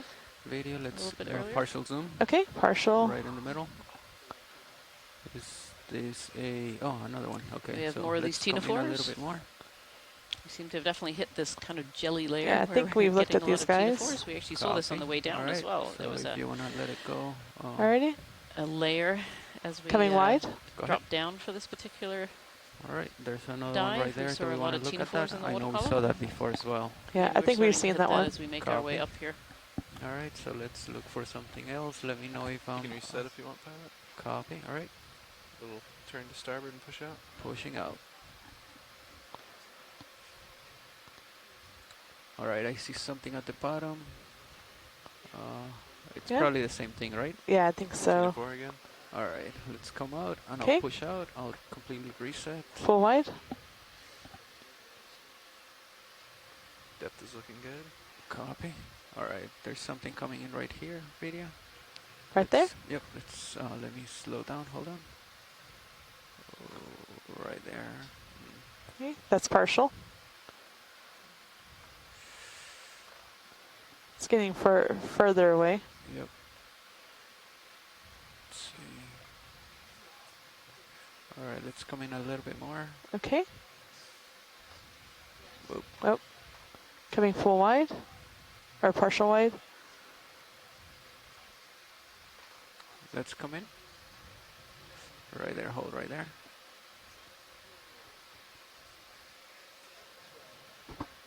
Right, I think we can let it go. Copy. All right, coming full wide. All right. Have we seen these ones? Oh, there's two. The jelly. Let's Yeah, there's the jelly in the upper. look. Oh, there's two jellies right Two there. jellies. Good choice. All right. Which one would you like? Fast. Right here. This one right here. This one right here? Yeah, it's moving towards us pretty quickly. Yep. Let me know if I'm too close. Watching you. Beautiful red jelly here. Nice. Tilting down. Poralia rufescens. Nice shot. Really pretty. I have more There's actually zoom. two of them. Yeah, go ahead. Two of them in Okay. one shot. You're almost. We don't have a lot of time. 90. Oh, beautiful Good, you got stretching 2 more out there. seconds. All right. You Yep. can go ahead and take more zoom if you want. We don't have too much Okay, time. yeah, they're pretty far away. They're kind of out of our Call it. Copy. light All right. pool. Zoom out. Then That's I'll full wide? reset. All right. Pushing out, Copilot. Copy. You can go down a meter as well if you want.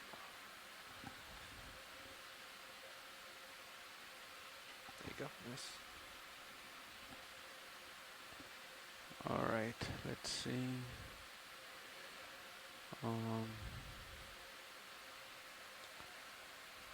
Let me know if you see anything video.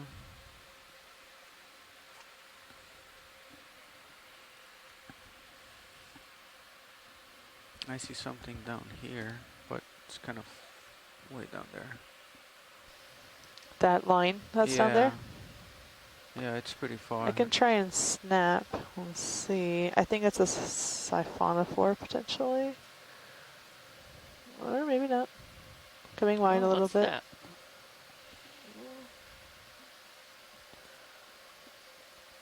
Maybe a sedipit. Yeah, it's way down there. Yeah, My it's pretty rotate- far away. Yeah, okay. Quite far away. I mean, we have the best shot I think we can get right there. Yeah. All Maybe right. a siphonophore. I Okay. think. Let's zoom out. Coming wide.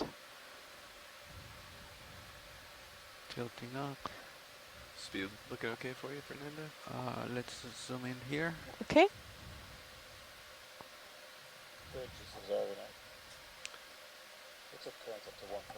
This one might be another larvation house, maybe. Yeah. Sorry, video. All good. Yeah, maybe beginnings Bottom of of a my screen, larvation Pat. house. Copy. There's not a huge Got amount a of few more mucus around this one yet. All right, just a few more seconds. Yeah, it's getting farther away. Okay. Copy. All right, let's come out then. Okay, coming wide. You'll want to push down a little too. Drifting up a tad.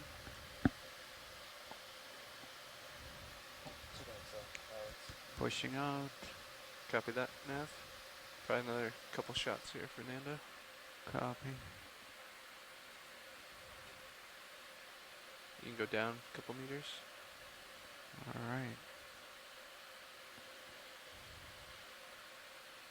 All right, let's Another see larvation what house do we going see by. right here, video. The round one? Or, oh, sorry. Which one? Yeah. As Mike Vecchione had mentioned in the previous Midwater dive, these larvations are actually an important food source for the deep sea because they shed their houses, these large mucus houses. Yeah, coming These center. large mucus houses accumulate there a lot of coming in center particles, there. and that's what the larvation in the center is feeding off. You Yeah. can, But as come they in. abandon Okay, their coming houses, in. those float down to the seafloor and they're a really important source All of right there. carbon Yeah, I believe for it's a organisms ctenophore. living on the deep Yep. seafloor. Okay. So if you wanna come out, we can. Okay. Ctenophore here, another Or one of these Yep. lobate if you wanna- ctenophores, the Balanopsis. Coming wide. Copy. Tilting up slowly.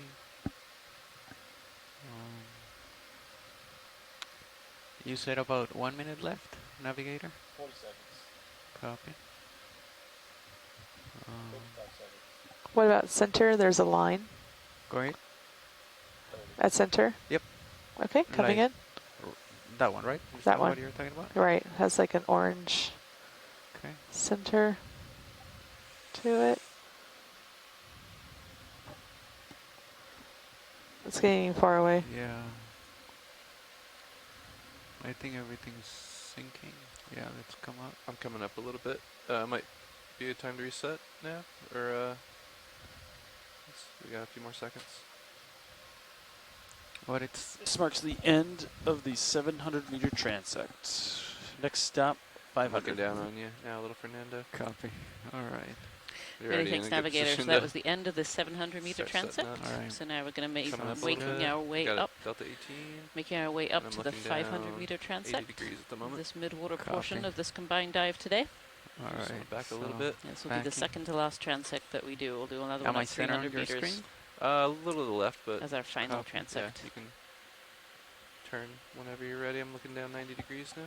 Copy, and then I want to turn to port. Port, copy, yep. Affirmative. And I don't have good visual tether at the moment, but Yeah, me last I neither. saw it was on top of you there. I think you're good. Yeah, I see it.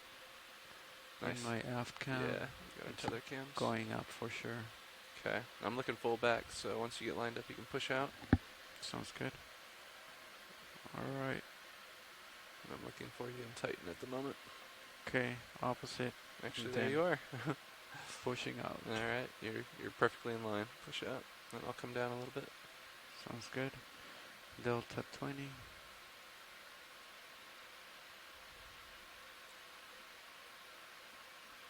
I see my light pole right there. Yep. Pushing out. All right. Looking real good. I'll let you get set up, and then we can come up on your mark. Sounds good.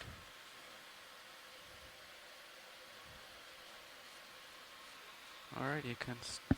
So I'm gonna get out of depth, out of heading, and Z bias starting to come up. Copy that. Tickling the winch a bit.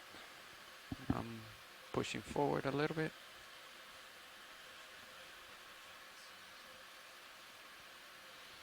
Disengaged auto heading.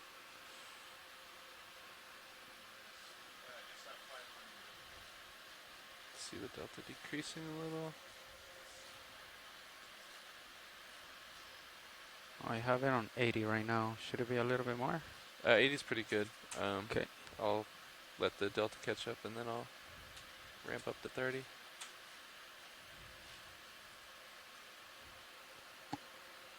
Your friend's back.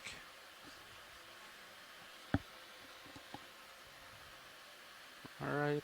Ramping up to 30 meters Yep. per minute. Go ahead.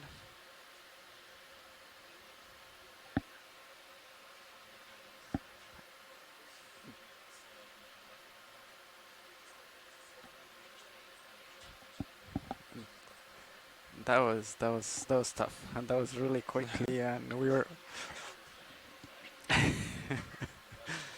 Yeah, maybe. That's how I felt too. Yeah. But like in 10 minutes, like, and I felt at the beginning that we were not moving fast enough, but I couldn't. Yeah, I couldn't keep up. Did you call in a move? No, you did not, right?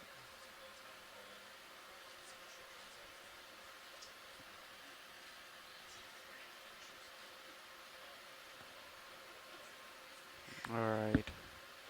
78%. Let's see if I can hold this delta. Yeah, I got. Actually, that just jumped on me. Having a hard time finding 30.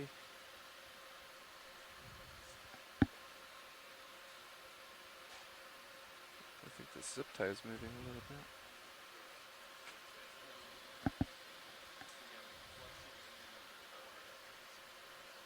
Okay, should be about 30 there.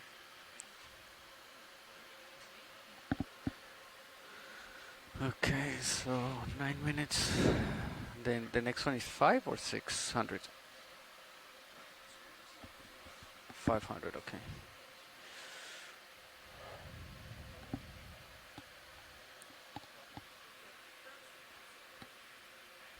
Yeah, that. I guess. Sure.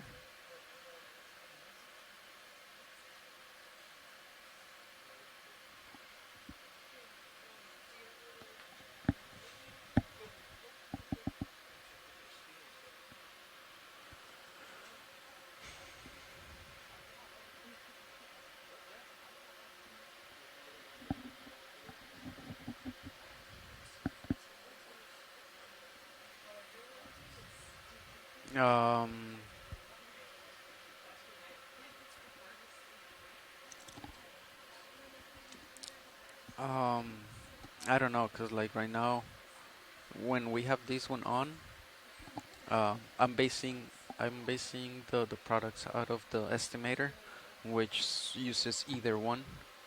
So yeah, like I don't really notice when this is not locked because I'm getting altimeter data. But yeah, like those returns definitely, like when we're coming down. Yeah, it's just like a bunch of noise. Yep. Okay, delta. Bunch of jumps. Yeah, but definitely the workhorse does not do that. Like the workhorse is a lot better at that.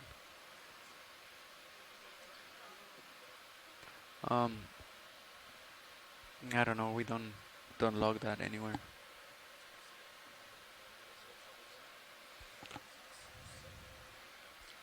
I think the depends on the where it sees bottom.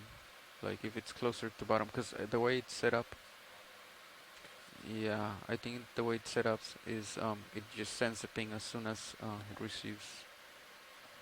Yeah, I think it's gonna. Yeah, I think so. I think that's the way it's set up.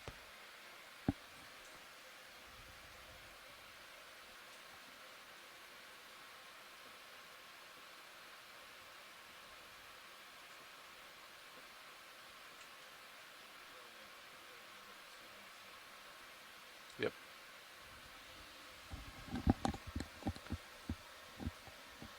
And we're not doing a Niskin, we're out of Niskin, so we'll just get set up.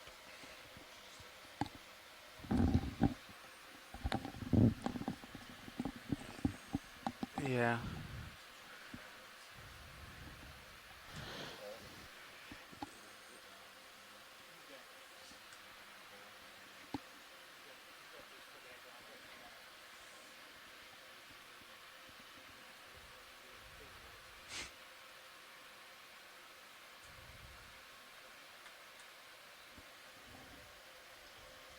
Are you hearing video? Yeah, I'm hearing you. I'm listening. I'm listening.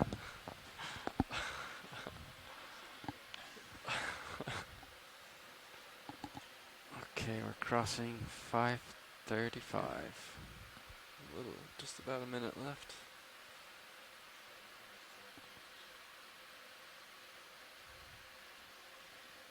Is that current still due west mostly?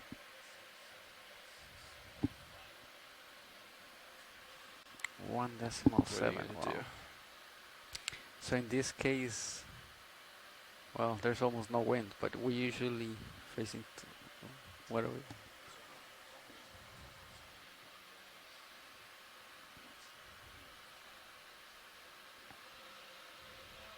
So we're actually gonna turn all the way around.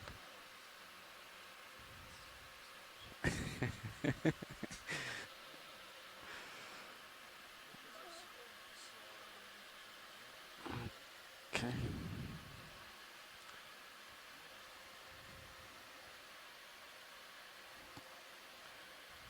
Easing on winch.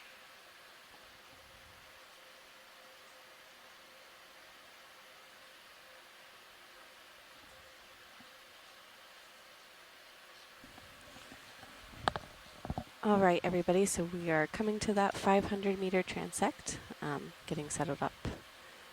And then we will continue for our second to last water column transect of what has been this amazing dive. All right.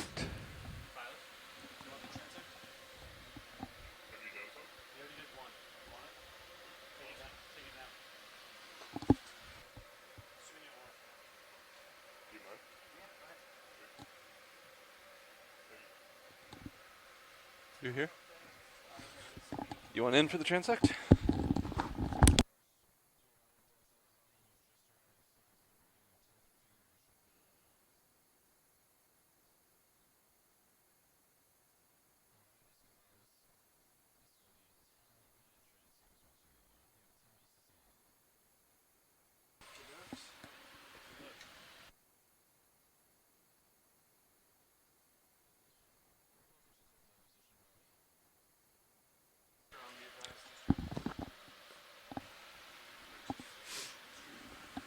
Copy.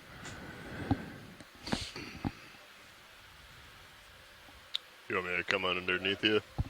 We'll line up together.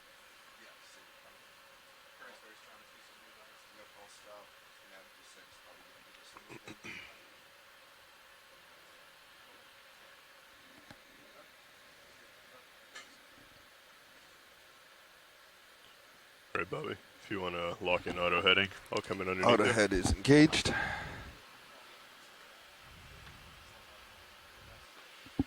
Looks like it is. Let me bring my camera to 90. I think wait. That's 90 on Copy my that. camera. I'm coming back. Copy. Thanks.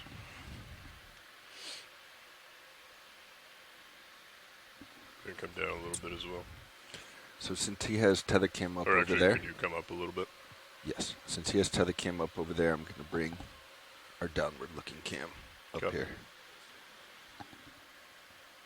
Understood. Coming up. Sounds good. Just to 18 or so until I get underneath you. Copy. Coming up slow. Backing.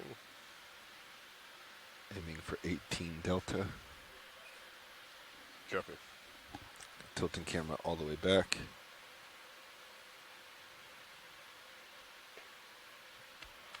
Delta 18. All stop winch. Camera all the way back. Thanks. Trying to find you Untitled. Yep. Trying to back pretty hard here. Looks like I'm still out in front of you from my tail cam. Yeah, I don't. There we go. Got you Untitled. Off to port side. Copy. Put it a little bit Backing. Starboard though. Not too far. So I wouldn't worry about that too much. Copy. I sort of expect to see how you got your light pool there. And tail cam.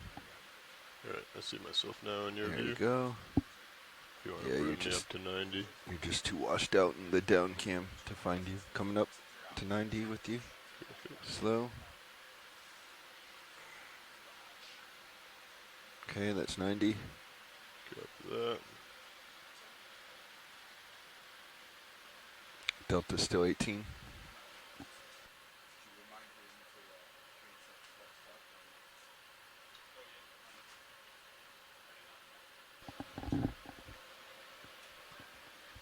Okay.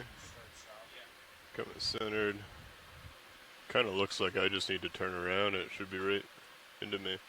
Do you agree with that? Yeah, I would agree. Copy. I should turn right. Yep. T2 Starboard. goes starboard.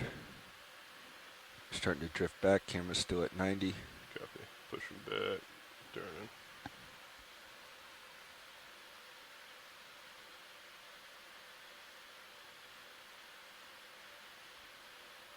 Can bring you Turning. down a pushing little bit forward. just so you can watch Yep. yourself. Thanks. Camera's full back. Copy that. Turn around.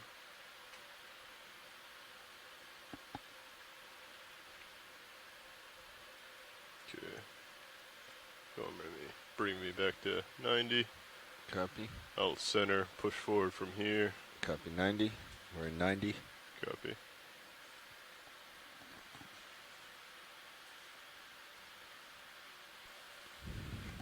And then follow me up to 45, and then we can go ahead and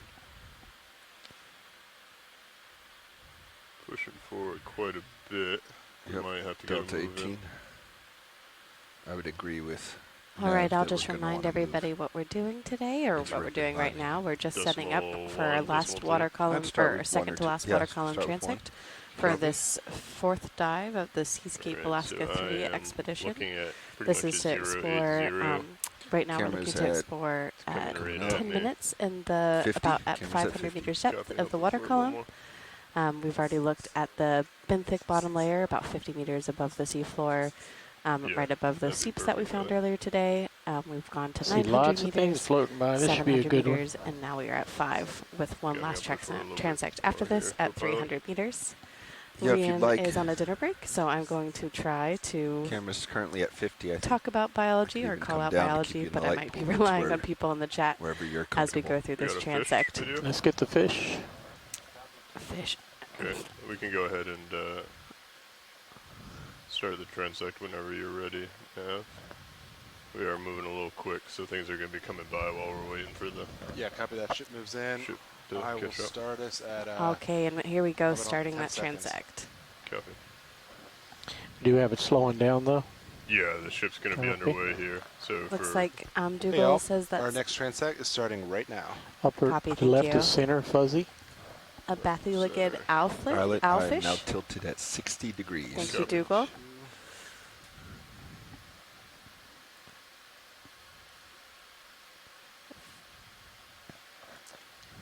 coming up and over video. Yep. This looks like one of those Full wide. larvations that we saw yesterday. I'm going to push forward a little. You got me at 60. 60. The mucous membrane of the larvation house, I keep believe. it here, unless you call it specifically to find you. Copy. Pushing forward. Yeah, I'm waiting Yeah. for you to get out Thank there you, before I Mike. say anything. Yep, understood. Loved inverts in undergrad, but that was a time ago. Once we get the, once I start feeling that ship move, we should have more time. Squid off the bottom right. Copy. Keep going. Keep going.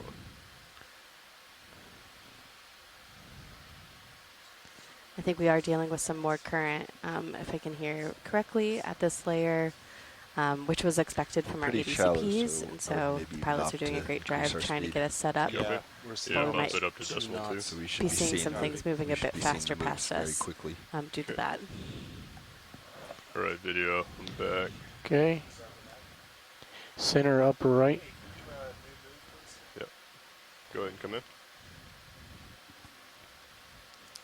One of those ctenophores. Nav, they can just Coming increase at you speed pretty up quick. without coming to a stop. Yeah. It's inside Trying to get a minimum focus focus. on that.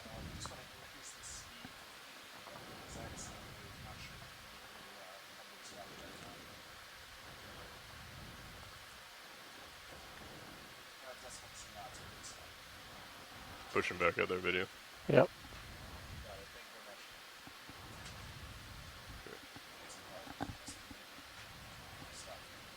Lots of Have a couple ctenophores. of these ctenophores with their Okay, I'll push out quite tentacles. a bit. We should have a out. faster move. I believe they're Slow us tentacles. down a little bit more. This might be getting I way think we too have it much lined into up what I'm pretty able to well. do as a We just mapping need to balance specialist. the speed. Okay. All right. I'm all ears. Oh, look at that weird thing. Co-pilot. Weird. I don't think I've ever seen something like that. I'm going to lose you. Wow. I don't think I've ever seen one of those. Coming back up. Sorry about that, pilot. No worries.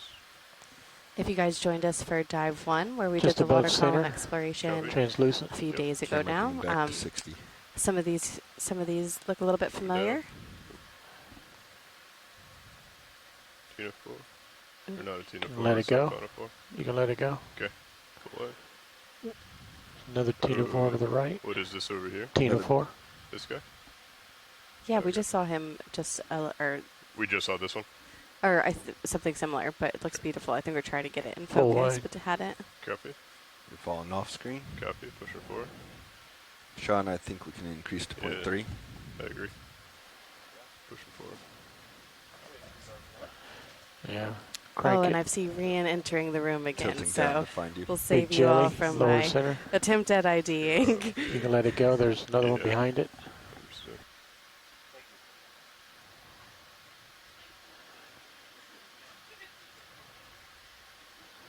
Get at the end of your leash, and then we can start searching.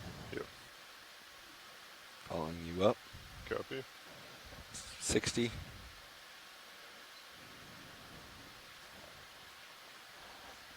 50. Copy. Go ahead and stop here. Assume you want this rolling? Or Nope. is it? Nope. Going too fast. Copy. There'll be another one. Understood. Something just upper right of center. In the distance there? Yeah. Sean, let's increase a tenth more. Fish. Yeah, a little myctophid fish there. It's a fairly common midwater fish.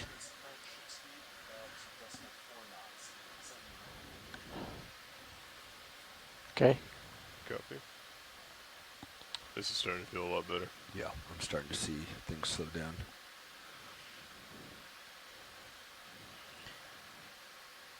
Yeah, that fish is still there. The little guy? I'm just saying that he is still there.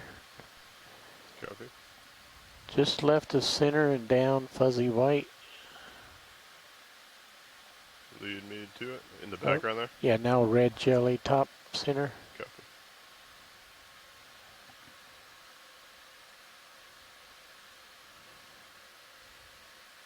Oh, another one of these little red jellies that we've seen a few of. Camera's at in our 60. different transects, actually. We've seen those in a couple of the different transects. Just feeling much better. Yeah.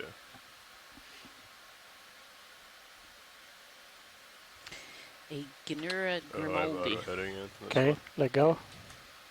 Terrible pronunciation, I'm afraid.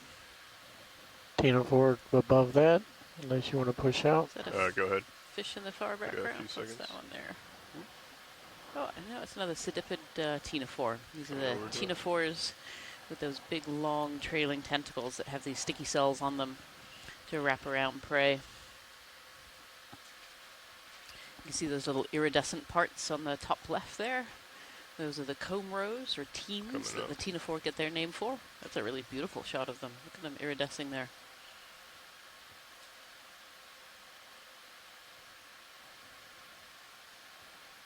And they use these two long trailing tentacles to catch their food. Ctenophores are actually predators in the water column. Let it go. Copy. All right. Two long trailing tentacles Coming with down. lots of There's sticky his brother. cells. We got time. Which is another one in the foreground too. Quick snap. Maybe the same. You have time. Oh. That's a good view. Yep, the same, just a different angle. Look at that. Gonna tilt down. Beautiful, kind of swimming away from us. Now at 90. And Dougal Lindsay says they're they're video. about to reproduce. Let it go. All right. Tenocerus. Line it up. Push it This forward. particular We have species. 3 minutes left. I'll make this quick. Following you up. Copy. We're at decimal 4 right now. Correct. Do we have one more transect? We do. Okay. And another one. Seems to be lots of only a those few particular minutes left in ctenophores this during this Yep. transect at 500 meters here. I think we can dial Camera's into at 60. 4 immediately. Yep. Jelly top. Copy. Slowing down. I might have missed it. Video. Probably. Okay. Another ctenophore at the bottom. I want to see another two. Seeing quite a few of those, Those right? Tenocerus ctenophores. Tilting up. White center. Oh, it just Yeah, ran one. Dougal Lindsay says they are Camera's still at 45. undescribed. Copy. Those Tenocerus ctenophores that we've seen quite a number of during this transect. So it's really interesting to see such a mass of them Okay, another little here at the Swimming 500 right. meter mark. swimming right. Out in the distance there, the fish? Nope, right there in front of you. Oh. It's Okay, translucent. Gotcha. Think it's Can't on the see it side. anymore. Okay, fish in the background. That's of interest. Look off to the right there. Coming over.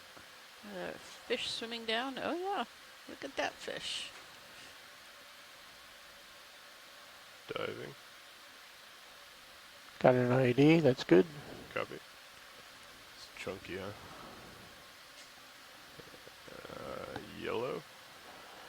Coming to center. Bathing. That's the one. Owlfish. There we go. Thank you. Thank you, Dougal, for giving me a name I can pronounce. Owlfish.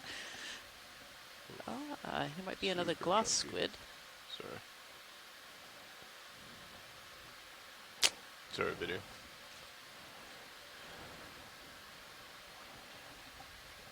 Again, another one similar center. Go ahead. Different guy. But very small. Looks like a siphonophore that's folded over. Copy. You're muted. But I think I heard it. 45 seconds left in this transect. Copy.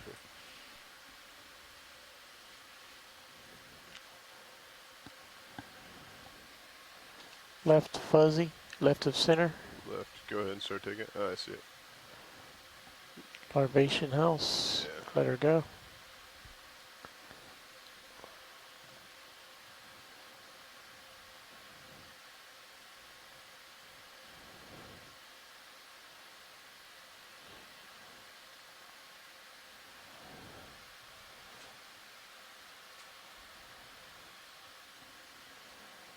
Don't have anything awesome for you to finish on.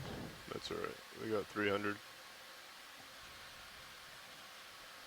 I had some cobwebs to shake up.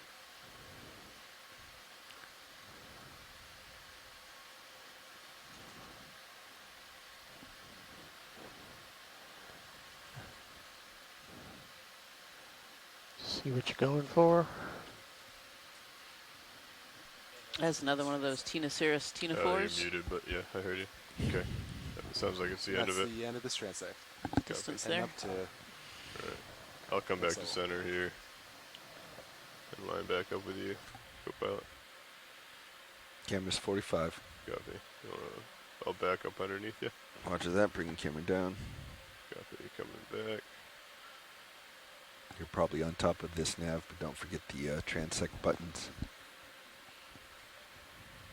And that is the end of our 500-meter transect here in the Midwater. And so now we're going to go up and do our final transect of the day at 300 meters, at 300 meters depth. Okay. Camera's 90. Spin left. Oops, sorry. Camera coming back to 90. Ooh, can you come up a little bit? Coming up. It looked like it just caught my light bar. Tilting back down. Copy. I'm pushing out. Coming up. Holding at Delta 20. Perfect, thank you.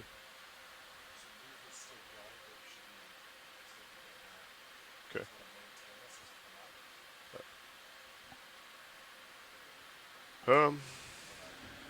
Yeah, I don't see why Camera's all the way back. We wouldn't be able to maintain it. You're on tether cam, finding you on Titan.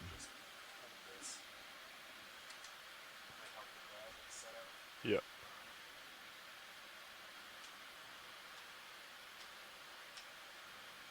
I agree. Okay. Delta 17. We're going to 300, correct?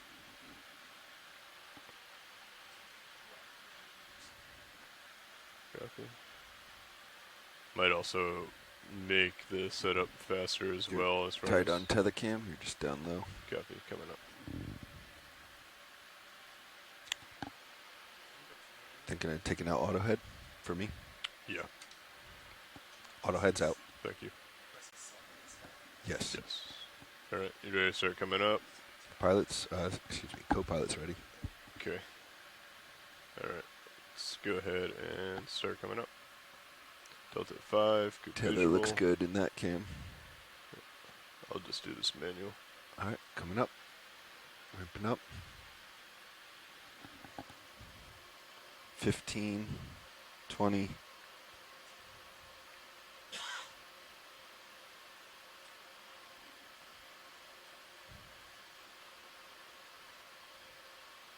We have 10 minutes for the other transect, is that true? Or is it just whatever's left?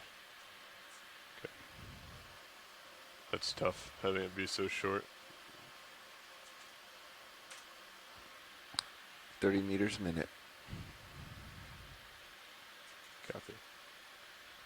Delta 5. Locked in at 30. Aiming for 282 on the winch. Copy. Tilting camera up.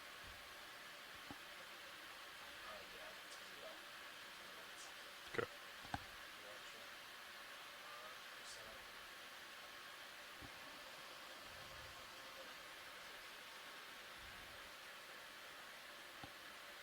This is when we see the whale. It's going to be a pod of orcas swimming by 300 meters. Whole family.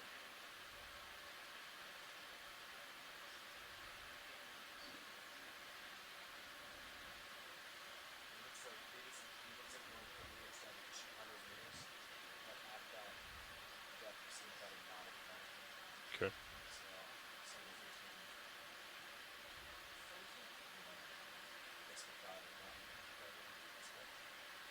Sounds good. Do you want to preemptively already bump up the speed, maybe? That seems pretty good already. I think we'll hold that, and if we have to adjust, at least we're not ramping from decimal 2 all the way up. Yeah. I should have asked Levi what they were doing, previous moves or previous layers.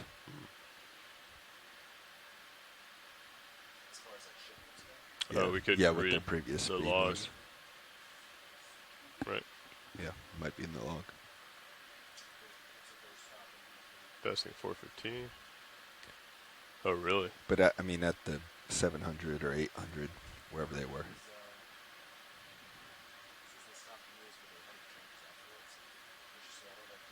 Gotcha. Yeah.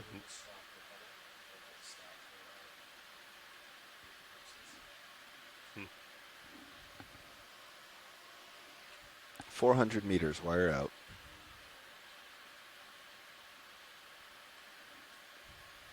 Passing 400 now, continuing 100 more meters. So I'm to still 300. moving forward slightly based on what I can tell. I think 0.4 is a good starting so far.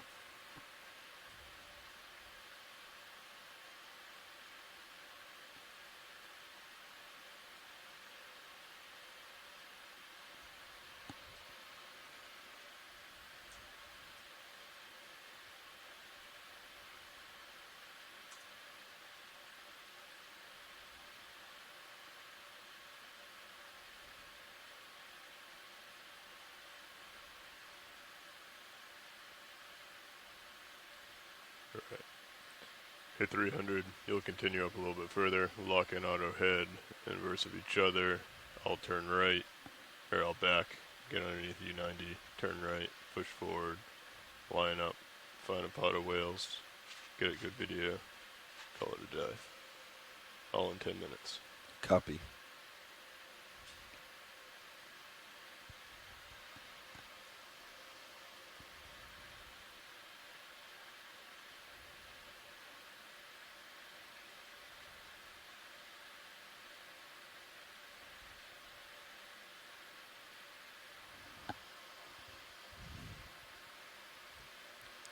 Passing 350 meters. Stopping at 282.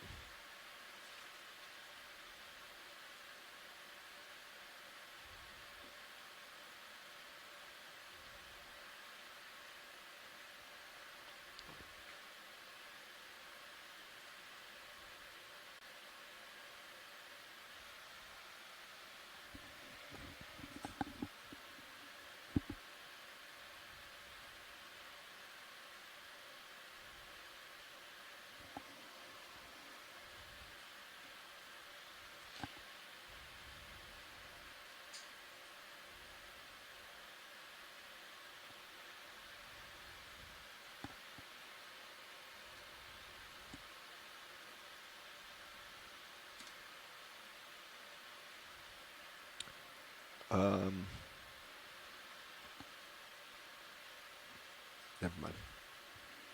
My valve packs were on, which made me think about Niskin.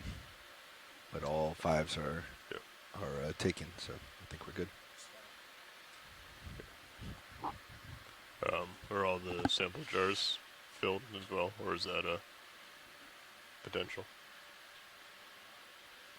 15 more meters to go, roughly.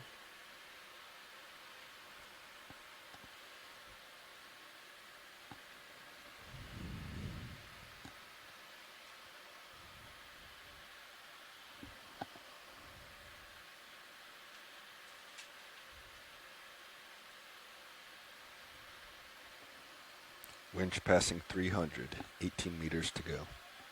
305, 5 meters.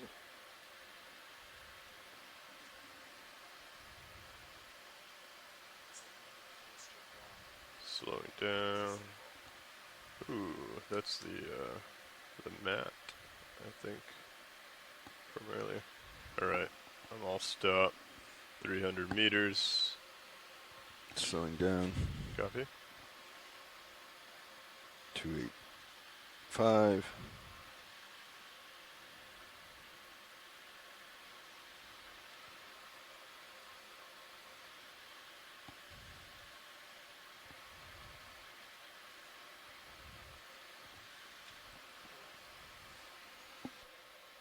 Camera all the way back. Easy stop 282. Copy. If you want to lock in auto heading at this time. Auto head is in. Auto head is in on D2, starting to come back. Finding you on tight. Looking all the way down, we have good view. You just tilted that down this morning, right, Sean? Yeah. Nice. Looks good. Sean, I think we can increase decimal 2 on our move. Right back. Yeah, it's ripping by me.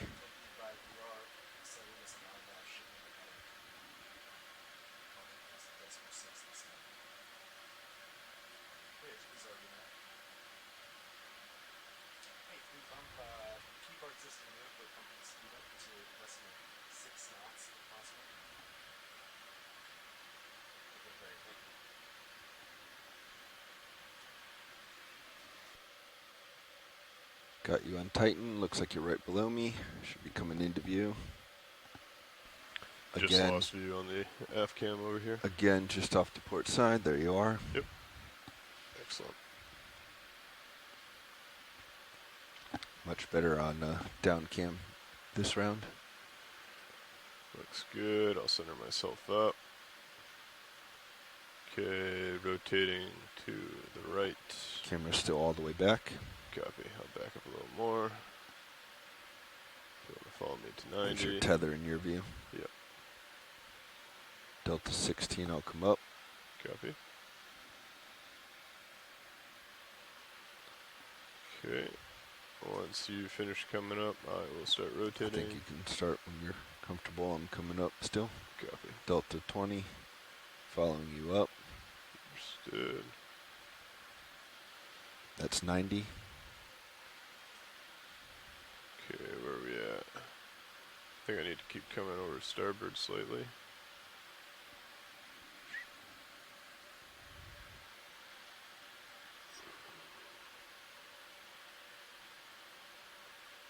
Yeah, it seems to be. Yeah. Coming in. Coming around to follow you. Sure. All right. Turning, heading to starboard. Copy. Maybe a tad more. Okay, maybe a little too much. I like it there. What are we? 157. We could call it 160. Make it easy. I'll push out. Come out. Auto heading is disengaged. Coming to 160. Copy. Tilting you up. I'll get out to 45. Let it Camera's settle. at 75. 75, copy. Ooh. That's 60. Low bait, 204. Pushing. You have a delta of 20. Would you mind coming down a little bit? Coming down. Thank you.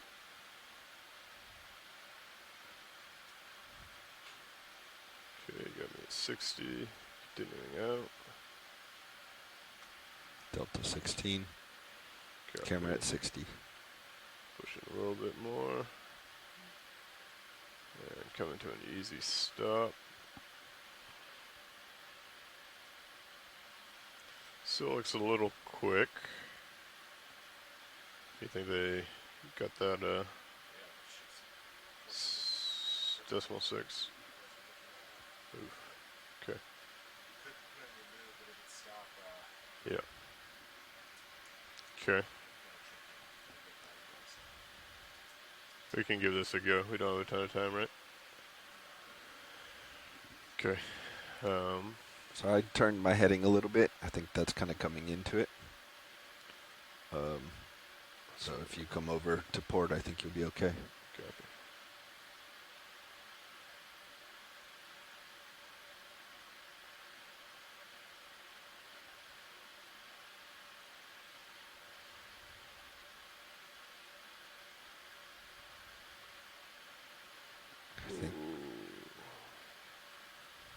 Alright, we'll let that settle.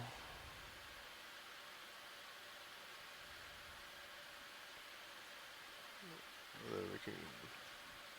I say go for it, Lars. We're limited time. Sean, if you want to start it, please. All right, this is the start of the 300-meter transect starting now. Lower center. Copy. Take it. come down. Ooh. Yeah, so that's the beginning of our 300-meter transect. This is the last transect that we're doing today on this dive. What we're seeing here is a dinner plate jelly, Camera's a at 60. solmissus. It's quite far away from us, I think.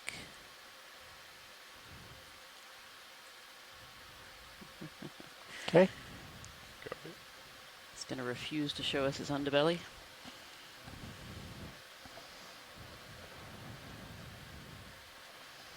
As we were Pushing out transecting hard. between our two layers there, between the 500 and the 300, we saw a lot of these low bait ctenophores.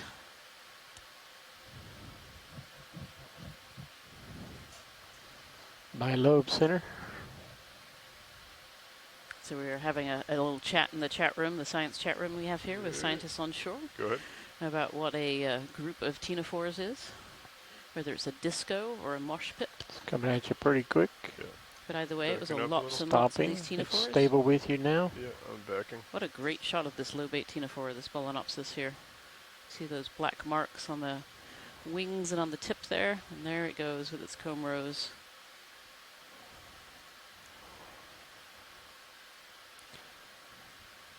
Drifting away.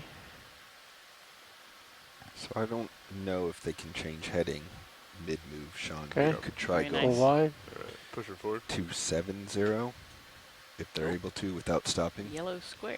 Oh, what was that? What That was that? a square of something unusual.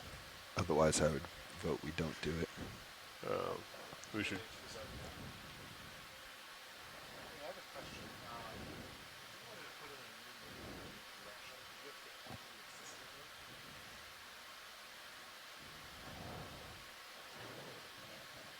Center disc coming at you. Okay, holding the soul misses. Yep, that would be great. Another close-up of a solmissus would be good.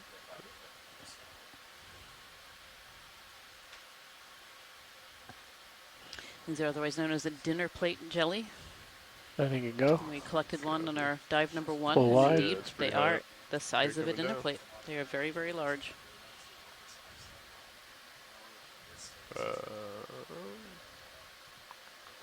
There's one out in the distance there, low. Yep. Go ahead. A little too low, maybe. Yep. Got it. All right, let me get.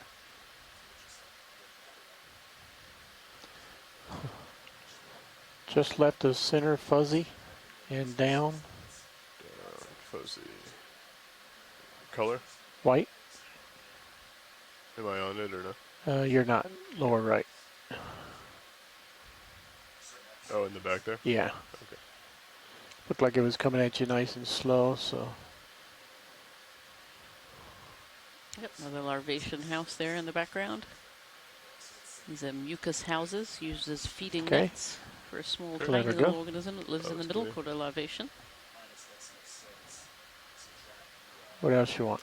Dougal Lindsay making the comment in the chat room here that there must be a lot of gelatinous food around, and we can certainly see Okay, a lot of top particles center. in the water White column here. line. White line. Upper Okay, left. Yeah. Lars Oh, wants whoa. something other than a dinner plate. What? Left of the dinner plate. Left of dinner plate. Copy. My zoom. Gotcha. My zoom did not stop when I did. This here? Yes. It's like a siphonophore here. Let's see, this is a colony of organisms. Ooh, it's so jittery. Okay, let her go. Each of the different parts of the colony has a different job. There's one in the right light. Go ahead. A little bit. Jelly as well. Actually, this low bait jelly is showing us its wings, used for Ctenophore, right? locomotion. And jelly in the background. Pushing to the background. And they swim by kind of a little frog kick. Coming down. Camera's at 60. Copy. Oh, and a little jelly in the background there. So many legs. Look Beautiful. At I'm trying to not use the Letting it go. rotator if I can avoid it. Yeah, I like that idea. Okay. Push it forward. I'll recenter. that. Just at 60. You got some time.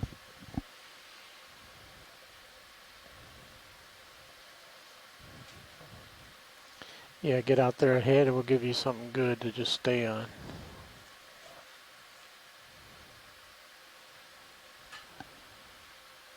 Following you up. Copy. 50 and 45. Perfect, thank you. Up some swimming jelly, bottom right.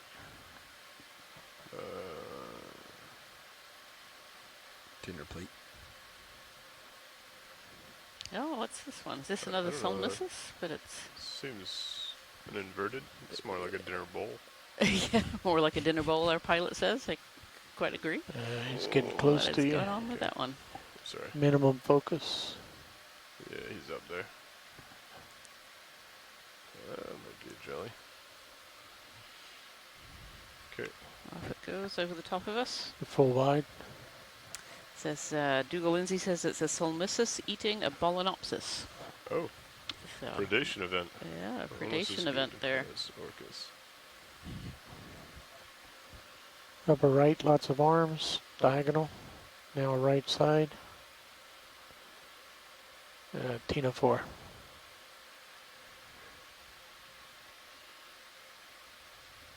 Certainly a lot of these low bait Tina 4s on this transect. There's a lot in between our two transects too.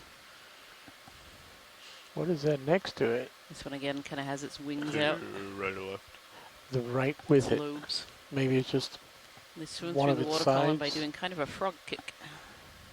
You've probably seen some on the video previously here. There it goes. Clear. This is... What do you want? Oh, sorry, I'm just Okay. seeing what's out there. Center now.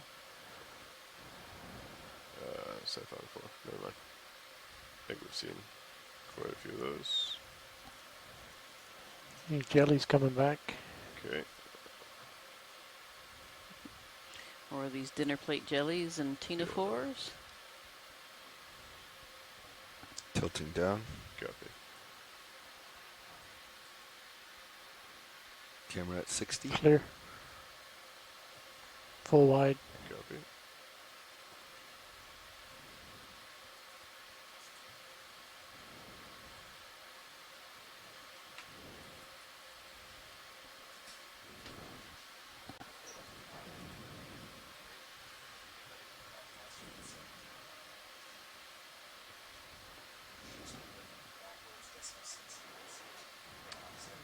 Small jelly lower.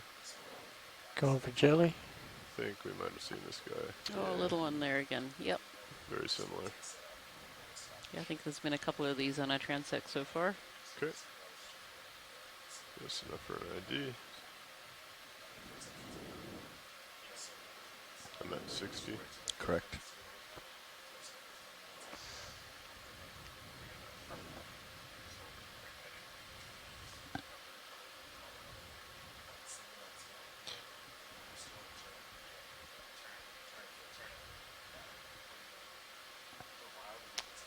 Maybe that might be a Solmissus sideways. In the background, center. A little out there. Couple of them. Yeah, it's Siphonophore. A couple more Siphonophores there in the background. Okay. Starting to drift off. Copy. I'll push out. We might have time for one more little out and back. See what's out there.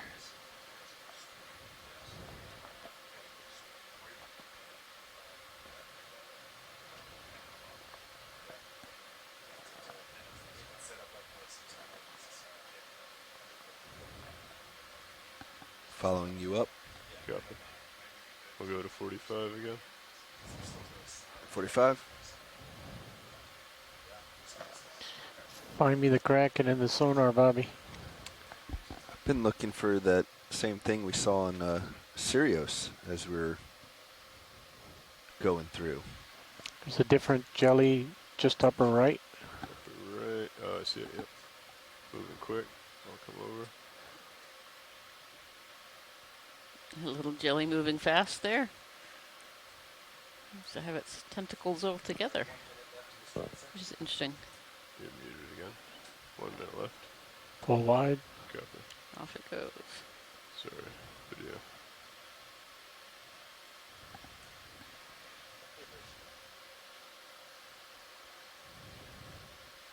Another one of the same ones Yeah, coming go to ahead. center.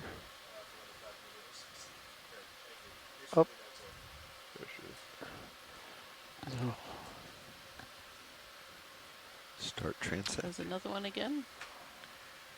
Those little jellies with the tentacles all kind of peeled together there. Hello. The green threw Waving me at off. us. Sorry, Sean. Yeah. 10 seconds. 10 seconds. Copy. If you want to come back in on that for the last few seconds. Yeah. Dougal Lindsay says it's a Solmundagina nematophora. Okay. So hard. Beautiful. All right. Described by Dougal in 2017. That makes a nice little ending to our 300-meter transect here.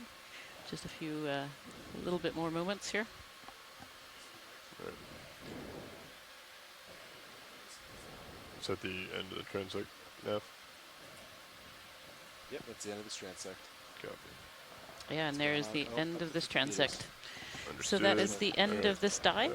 This was dive 4 of the Seascape Alaska expedition. Auto heading's already locked We are in. currently exploring waters off of the Aleutian Islands. And we'd like to take just a moment to Follow me acknowledge the Delta area in which 17, we're I'm working. raising up, As we proceed to following explore the you deep down. waters off the Aleutian Islands, we respectfully acknowledge that we are working within and around the traditional Alaskan native homelands of the Sugpiaq, Alutiiq, and Unongong. Delta 20, holding We here. acknowledge the native homelands and honor the Cameras indigenous at knowledge 80. and heritage of these coastal communities and their relationship with the ocean.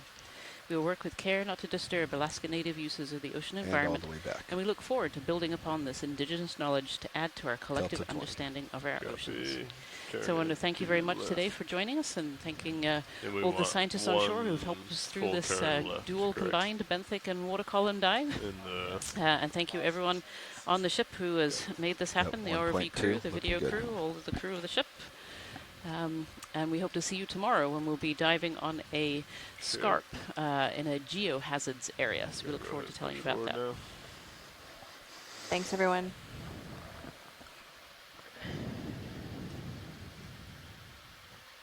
Push it forward. Starting to come up as I do. Just slightly. Good view on tether cam. Yeah. Nice. That's a great camera to have.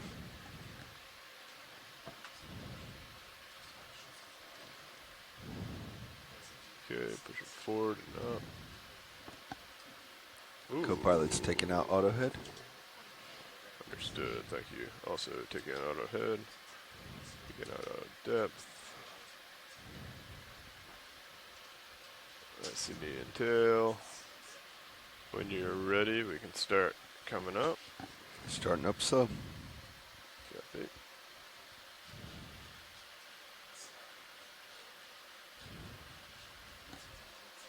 $15.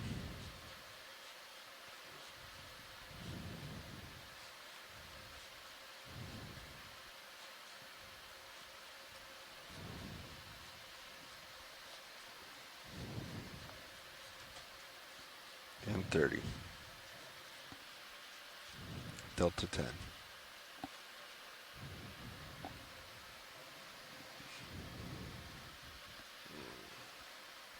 Stand by. Stand by as in come to a stop. No, we're good.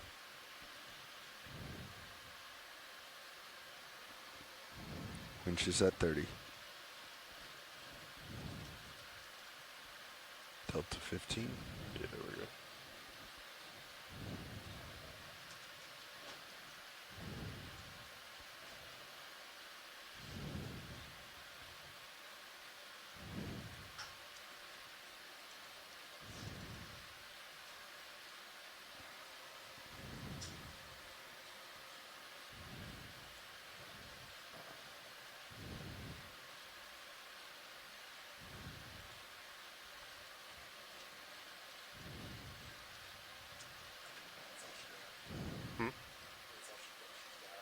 Yeah. I know, I'm getting my Z bias up. I'm doing it manually.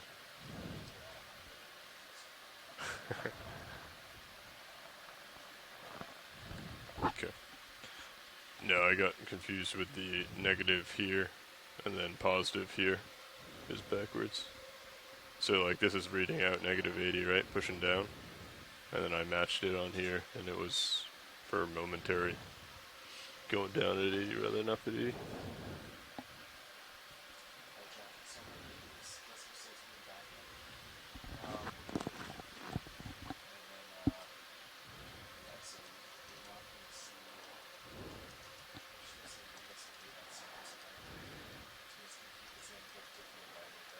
Copy.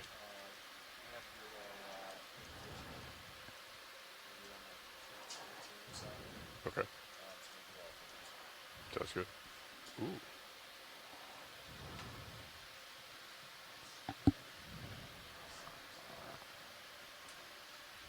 Delta 7, wind at 30,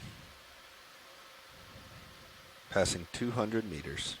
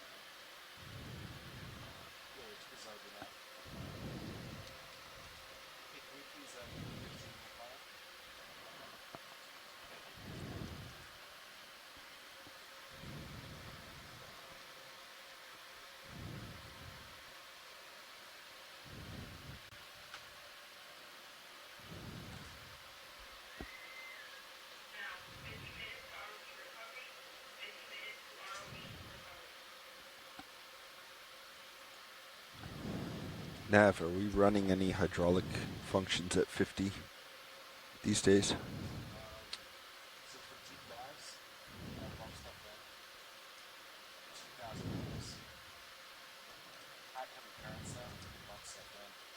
Okay.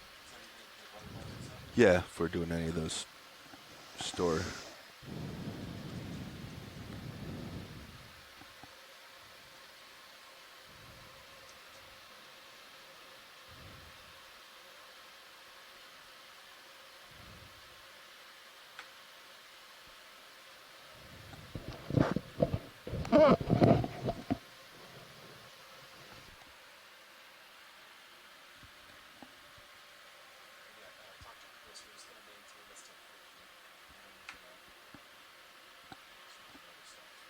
Roger. Good for that. Delta 10, winch still at 30.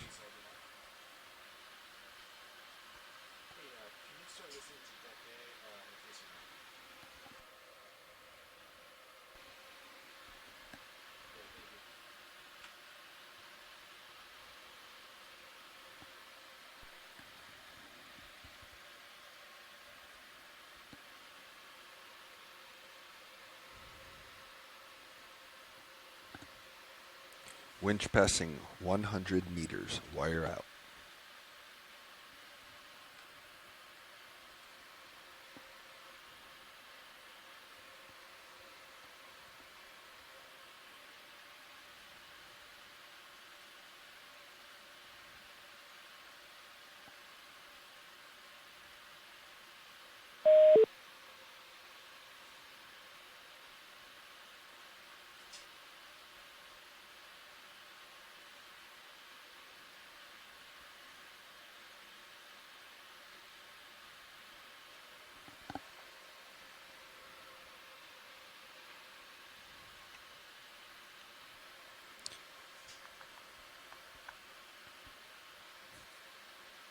75 meters wire out.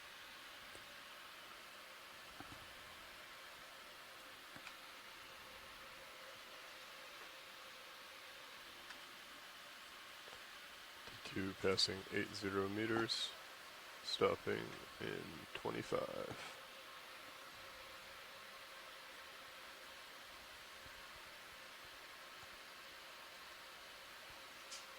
Ooh, there you go. Oh, that's a neat one.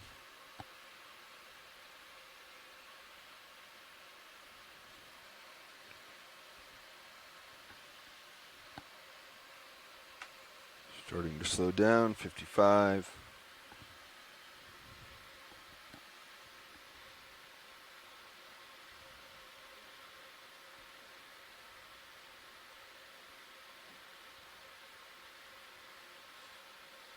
And all stop.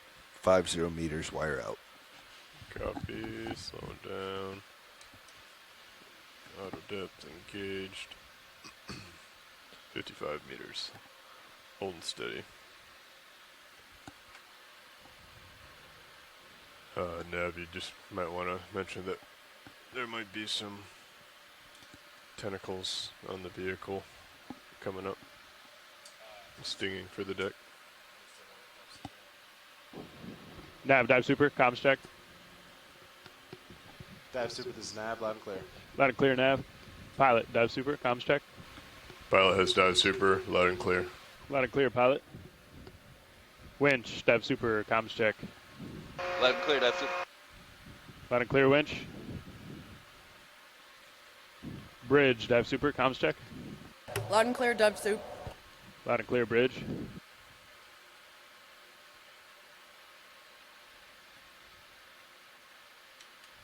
Video, I'm just going to secure my lights on D2. A little early for that, isn't it? And deck, dive super, comms check. Deck, loud and clear. Loud and clear, deck. A little early for securing the lights, isn't it? No, I don't think so. It is. We can see something on the surface. We could have Art out there shooting something awesome.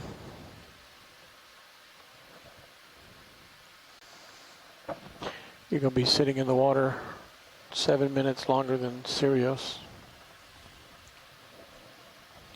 I've secured my lights, video. Okay, we'll just shut off the servers. Nav, dive super. Dive super, go. Hey, could I get an update from the control room, please? Yes, we're still maintaining that position move that you saw when you were down here. Ship's moving 260 at decimal 6 knots. Vehicles are streaming about 40 degrees port of the ship at the moment. We have about 10 knots of wind on the ship port stern corner, and then ship's facing more into the current. We're seeing 1 decimal 8 knots of surface current at the starboard bow. Copy all, Nav. Are you ready for dive soup to take comms?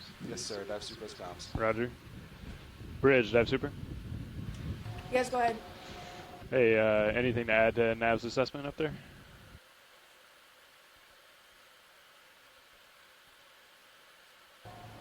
So right now we have wind on the port quarter. About 10 knots. The current right now is around 1.6 knots. Fine on the starboard bow. Fine on the starboard bow. No. And no current contacts of concern. That's all. That's all. Copy all, Bridge. Thank you.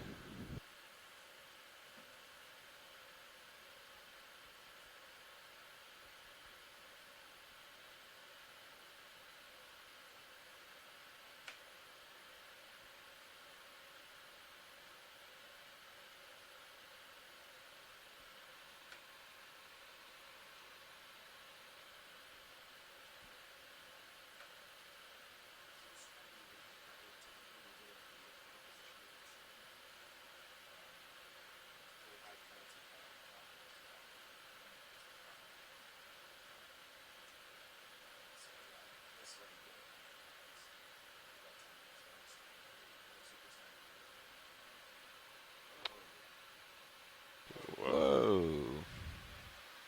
Big jelly. Turning to starboard. letting you take over again. Dive super is Nav. Glad that didn't happen on the main ROV camera. Go ahead, Nav. Hey, just let Deck know there might be some stingers on the vehicles. I will. Thank you, Nav. You're welcome. Thank you.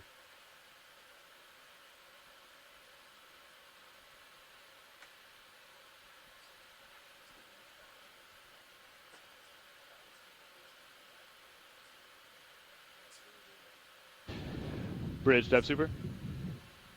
Yes, go ahead. Hey, we'd like to start the process of passing control. Can we disable port, prop, and rudder in the middle of a move? Is that something we can do? Yeah, that can happen. Okay, let's go ahead and do that if you're comfortable at this time. All right, I'll turn my lights back on. Okay. For that. It's coming on your port side if you turn. Yep. Dive soup, bridge. Go ahead. Just to clarify, do you want us to disengage port prop and port rudder right now, or work on passing controls back to AFCON? I'd like for you guys to take it out while maintaining this move, if that's possible. Oh, yes. Okay, roger that. Yes, we'll disable it right now. Okay, great. Okay.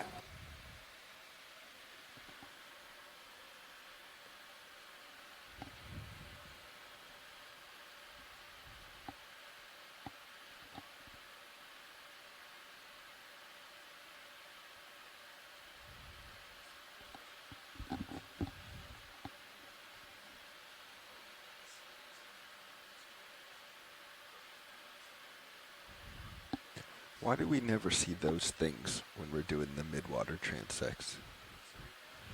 It's a great question. Where are the good things? Not the Tina Bridge, Fullers Super. and Go ahead. Hey, we see that port, prop, and rudder has been disengaged. Could we go ahead and come to an easy stop, please, and then... Easy stop by. Great. I'm going to push out a little bit. But once that move is out, I think we want to pass control back here pretty expeditiously so we can get that turn started. so I don't know that you need to push out. We're getting a knot of current. And can see. Well, let's see. No, yeah. We're ripping through the water here.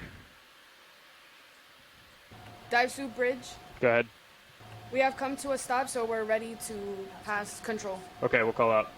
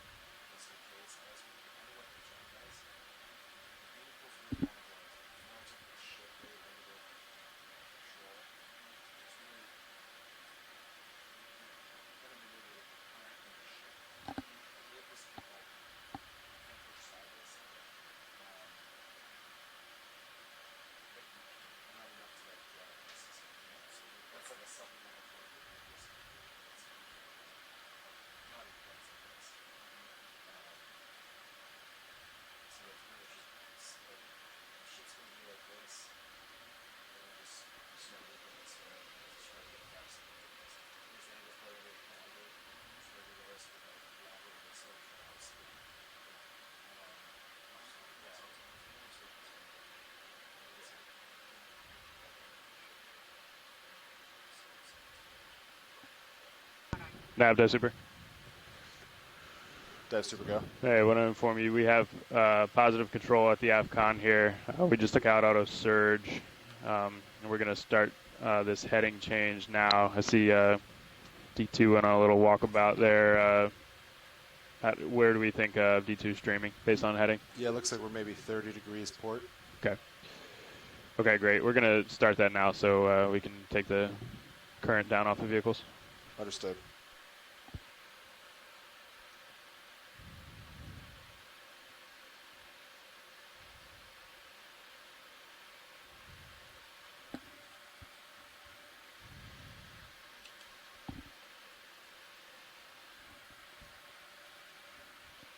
Nav, they're coming to what heading?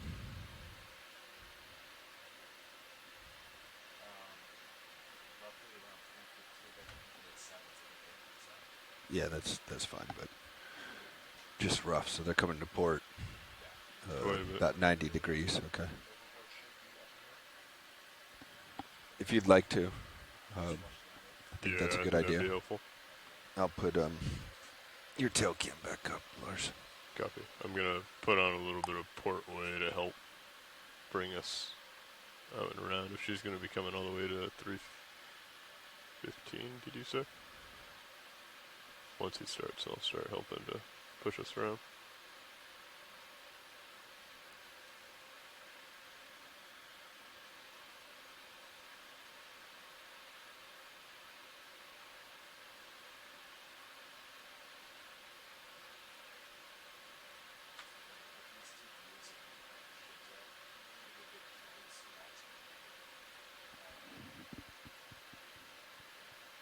Piers are coming to starboard.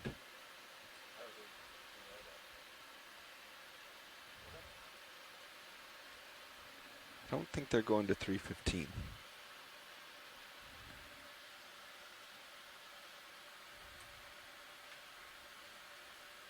Dive Super, this is Nav. Hey, Nav. Hey, vehicle streaming looks pretty good right now. Do you have an estimate for desired heading of ship? Yeah, we have 300 right now. Do you guys see something different? We're coming back to port now. Understood. Copy.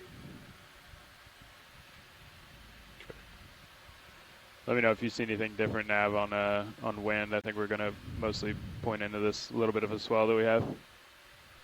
Understood. Wind's about the same.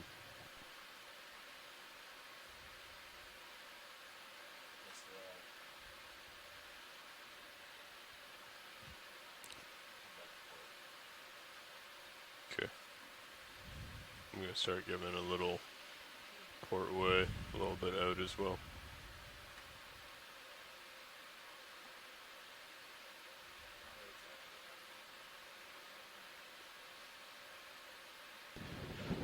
Winch, dive super.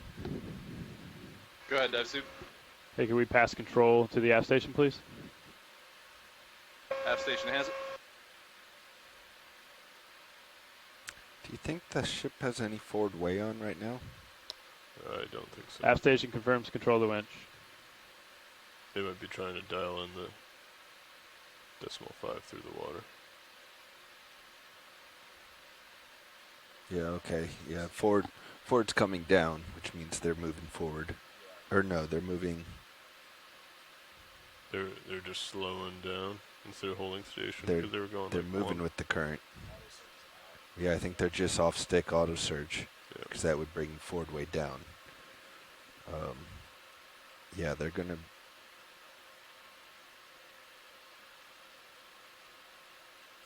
I'm not going to be bearing down on you, but there's no longer that water ripping by. So. Yeah, that's why I'm pushing out a little bit as well. Yeah. Pushing out and then to port. Yeah, I think that's good. And video, you were correct. I did turn off my lights prematurely. That was my mistake. Copy.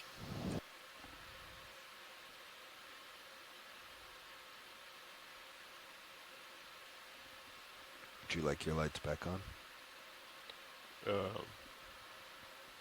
Yeah. Yes, please. HD2's. Streaming looks good. Still about 30 degrees port. HD2's gain was up to 12 dB, Copy but it that, wasn't Nav. enough.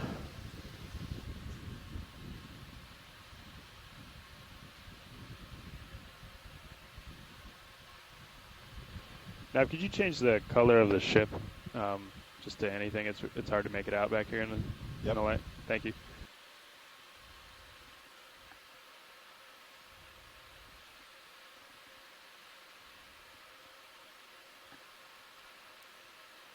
Nav, I missed that. Did you tell him that we were hard over?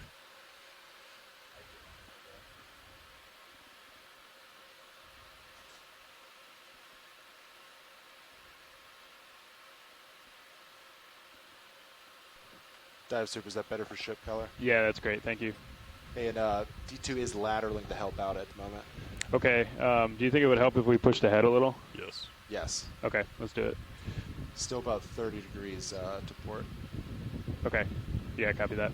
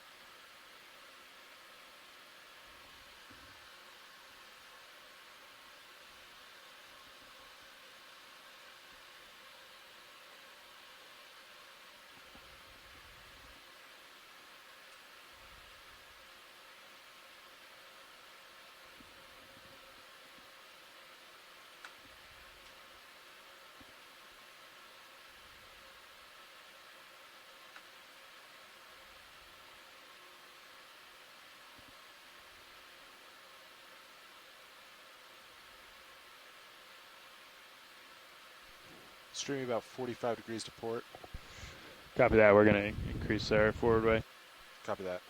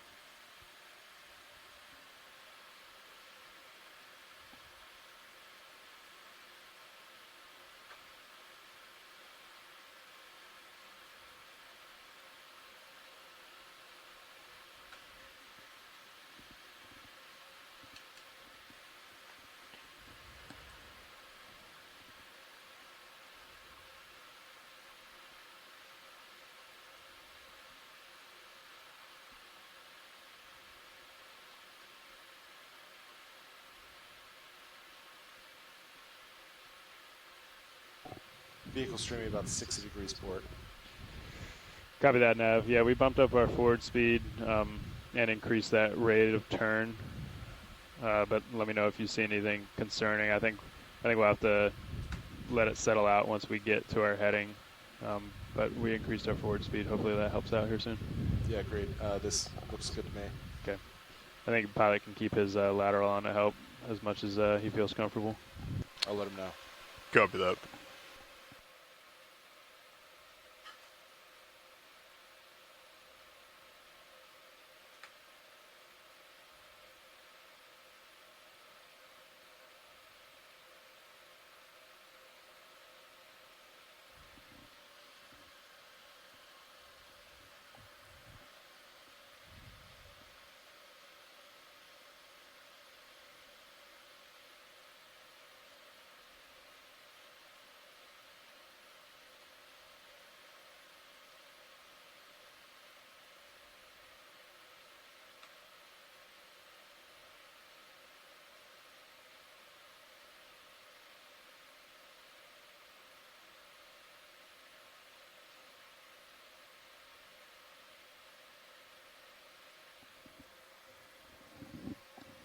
Still about 60 degrees port, but vehicles looks like they're coming around nicely.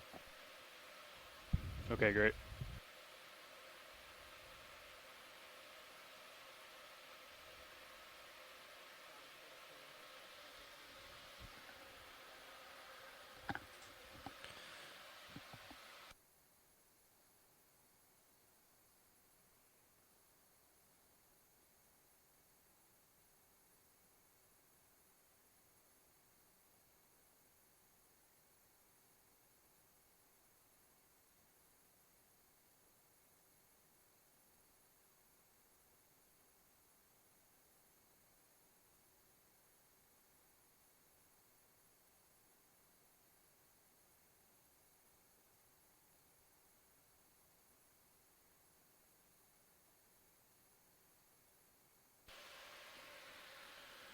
Vehicle's about 45 degrees port. Streaming's improving, looking good. Great, thanks, Nav. So we're just about at 300. We're going to come down on our forward way now. Understood. Great. I'm going to leave my ladder on for a second and then take it out, so they have an understanding of how the ship is affecting it, not driving.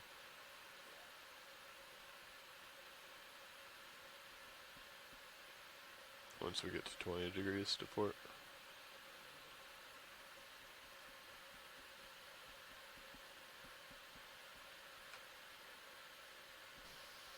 Okay.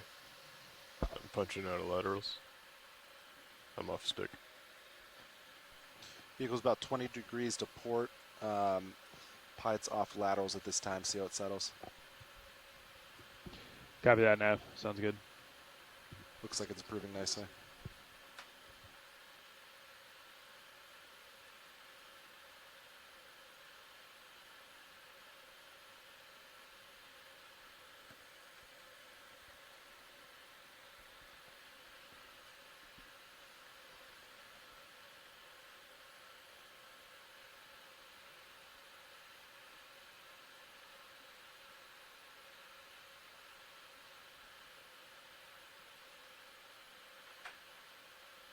Streaming looks good, just a hair to port. Copy that, Nav.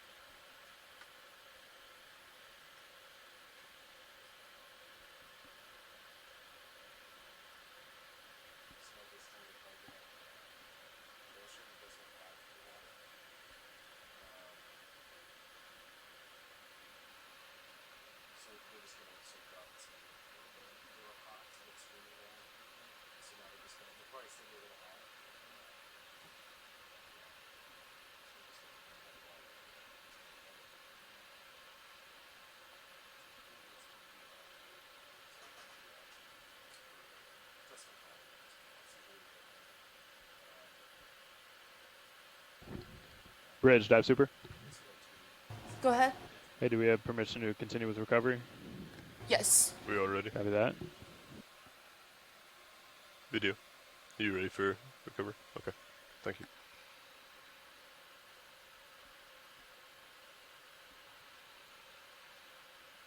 Nav, dive super. Dive super, go. Hey, we're still bringing our forward speed down a little bit, but is the control room ready to proceed with recovery? Yes, sir. All ready. Roger.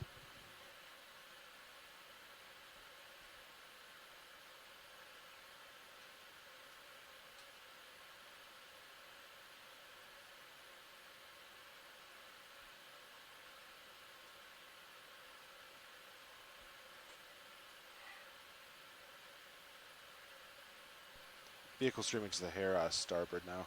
Still looks good. Roger that, Nav.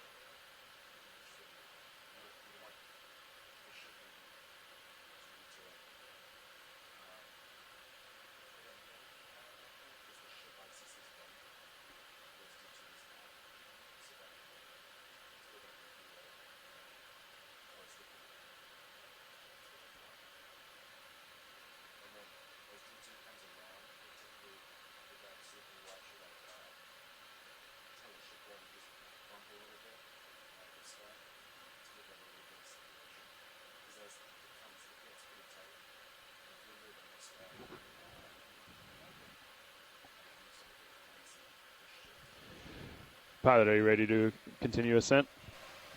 Pilot is ready. Copy that. Our speeds are looking good here. Let's come up to the surface at 15 meters a minute, which will do the same. Good copy. Ascending.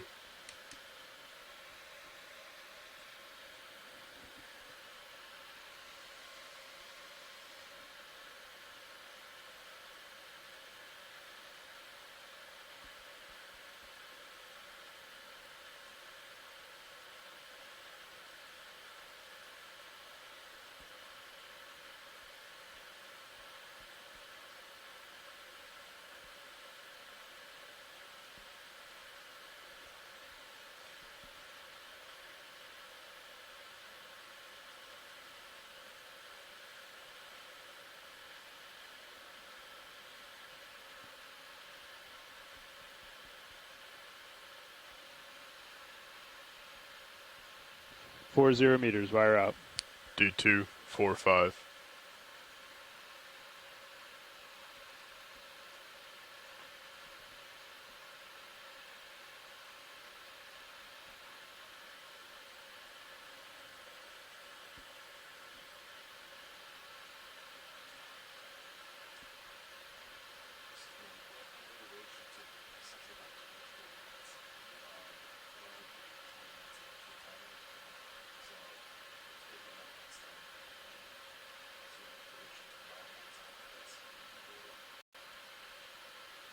Three 0 meters, wire out. D235.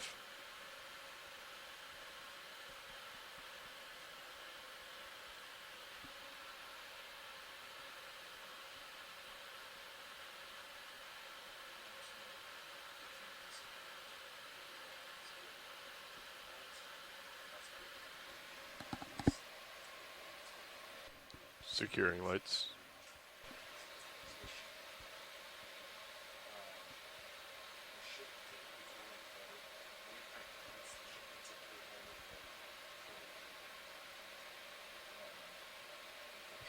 Two 0 meters, wire out.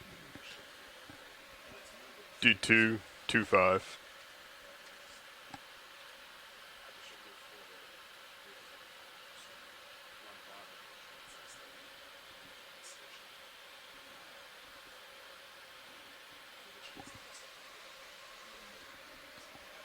See the bubbles coming off of the D2 toe? No, I didn't. Yeah, there's been a few of them. Oh, nice. Coming out of the rock box. I'm sure we collected a few somewhere. Yeah, Oh, there we go. Yeah. Those look like the same. Did you check your AUG's cameras to see if you see them underneath the vehicle? 10 meters, wire out. D215.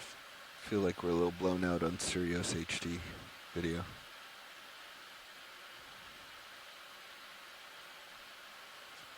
Alright, looks like the ship's shadow, but no visual yet.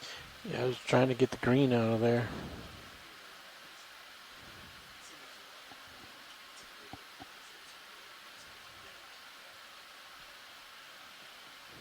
This water's dirty. It's like the Gulf. We're at surface. We have visual. Pilot looks like you're pretty close to center line. Good copy. I'll stop on the winch. Video, could we go ahead and get the monitor switch, Sorry. please? Thank you. Yeah, maybe a little port, pilot. Looks looking good. Pilot has visual. Great. Okay, pilot, let's lock in auto head, inverse of ship, and we'll check streaming here. Auto head is engaged, inverse of ship. We're shaking lots of bubbles. Why is that so bad? Sorry, I got my mic open talking to myself.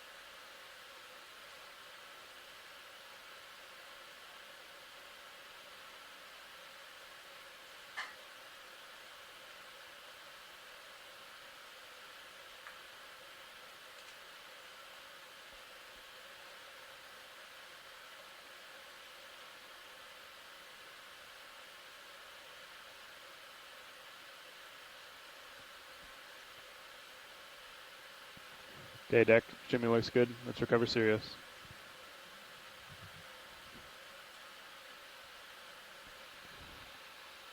Pilot, if you could start to back, provide a little slack in the tether when we bring Sirius over the transom, please. Good copy. Dive Super.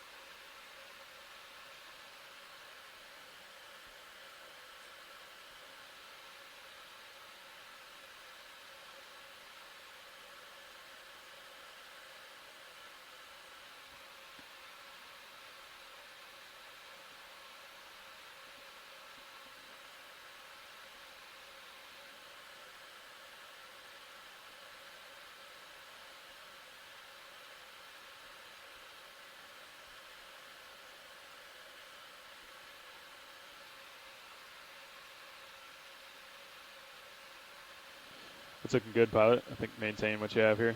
Maintaining 60%. Copy. We're coming down on our forward speed a little. Understood.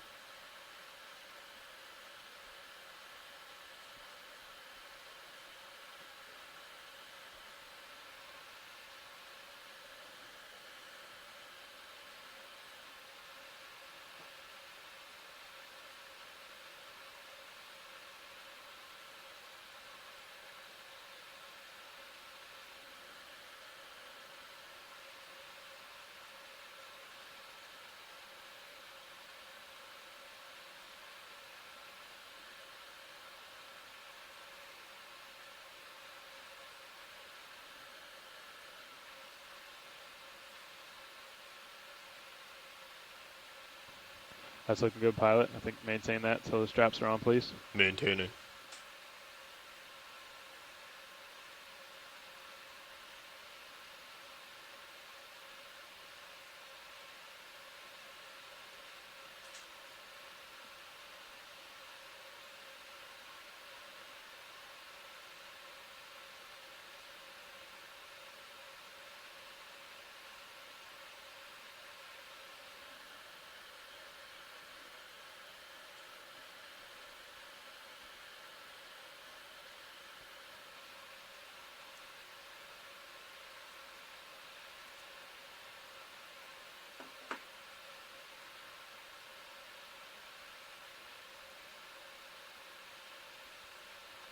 Think you can ease a little bit on that, pilot?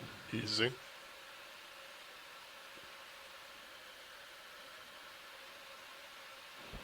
Deck disengage A-frame, please. And winch, take back local control. Local control taken. Sirius HD is ease clear. A little more, please. Easing. 10%. Copy that.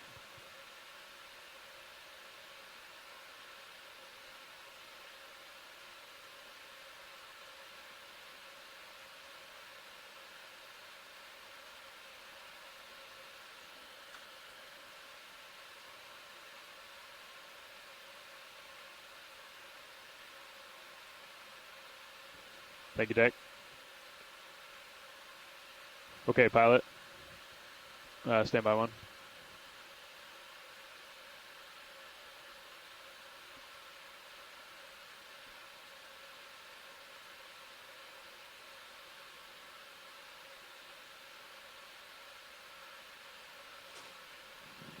Okay, pilot, we can go off stick other than auto head, please. Pilot is off stick other than auto head.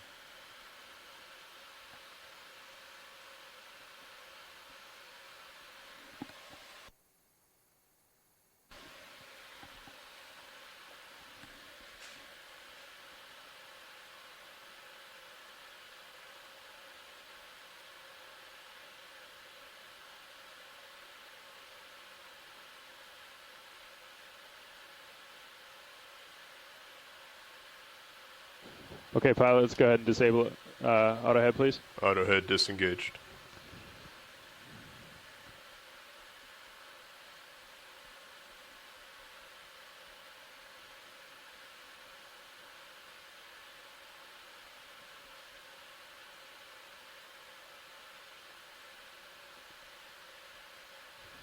Let me know when you see the line free, pilot. It's right behind the crane. I can't see it. The line is free.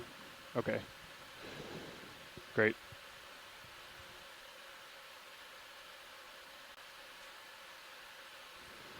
We're trying to bring you more center line now, pilot. Copy that.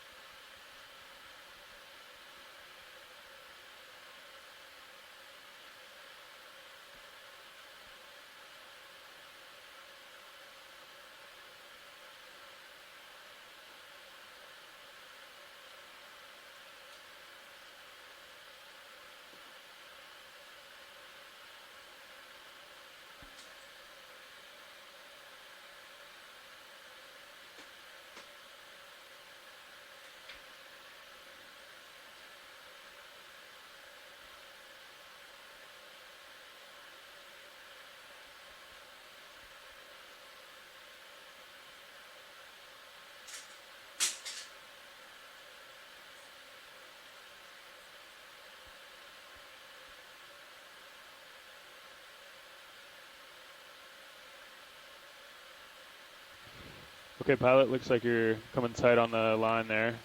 Let's go ahead and lock in auto head, inverse the ship. Copy. Make your way towards the crane, please. Copy that. Auto head engaged, inverse of ship, starting to back towards the crane. Great.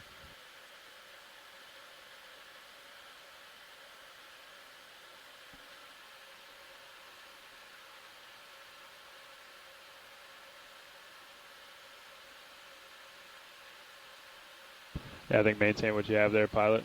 Maintaining. I'll give bumps to surface as needed. Copy that. Sounds good.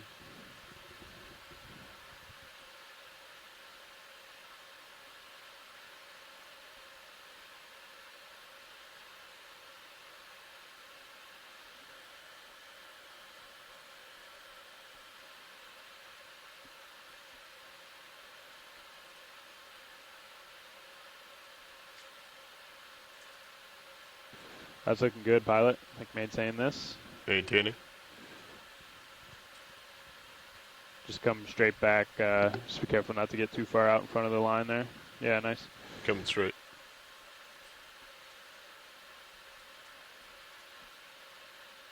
Start to ease on that, pilot. Easing.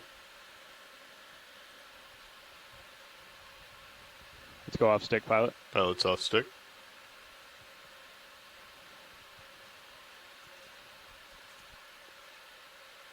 We can continue back now, pilot. Continuing back.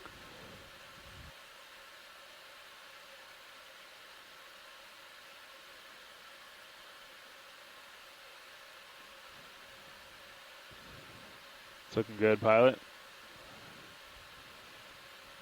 Maintain your halfway. Maintaining.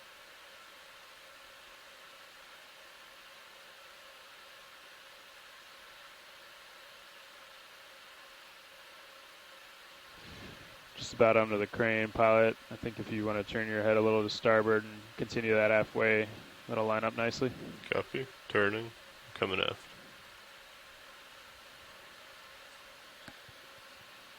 Just about under the crane. And let's go off stick, pilot. Pilot is off stick.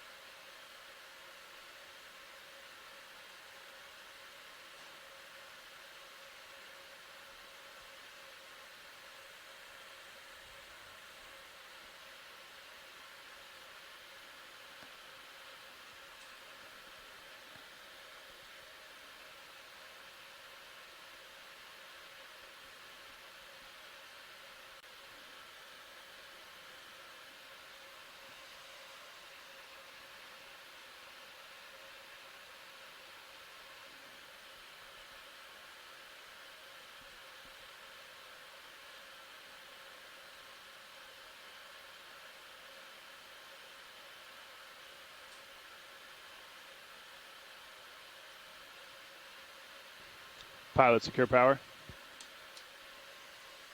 Deck, hangar E-stop. Winch, knife switch. Knife off. Power meter reads 0. Roger, vehicle cold.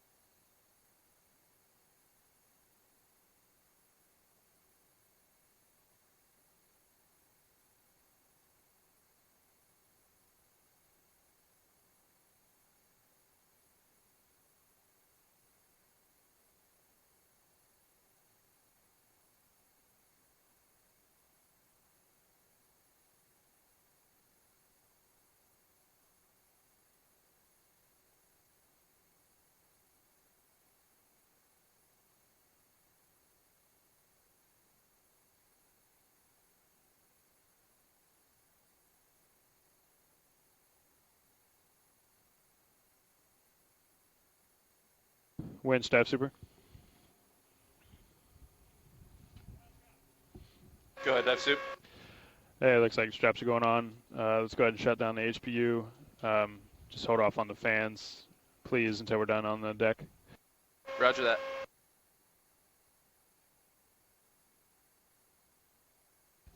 HPU off.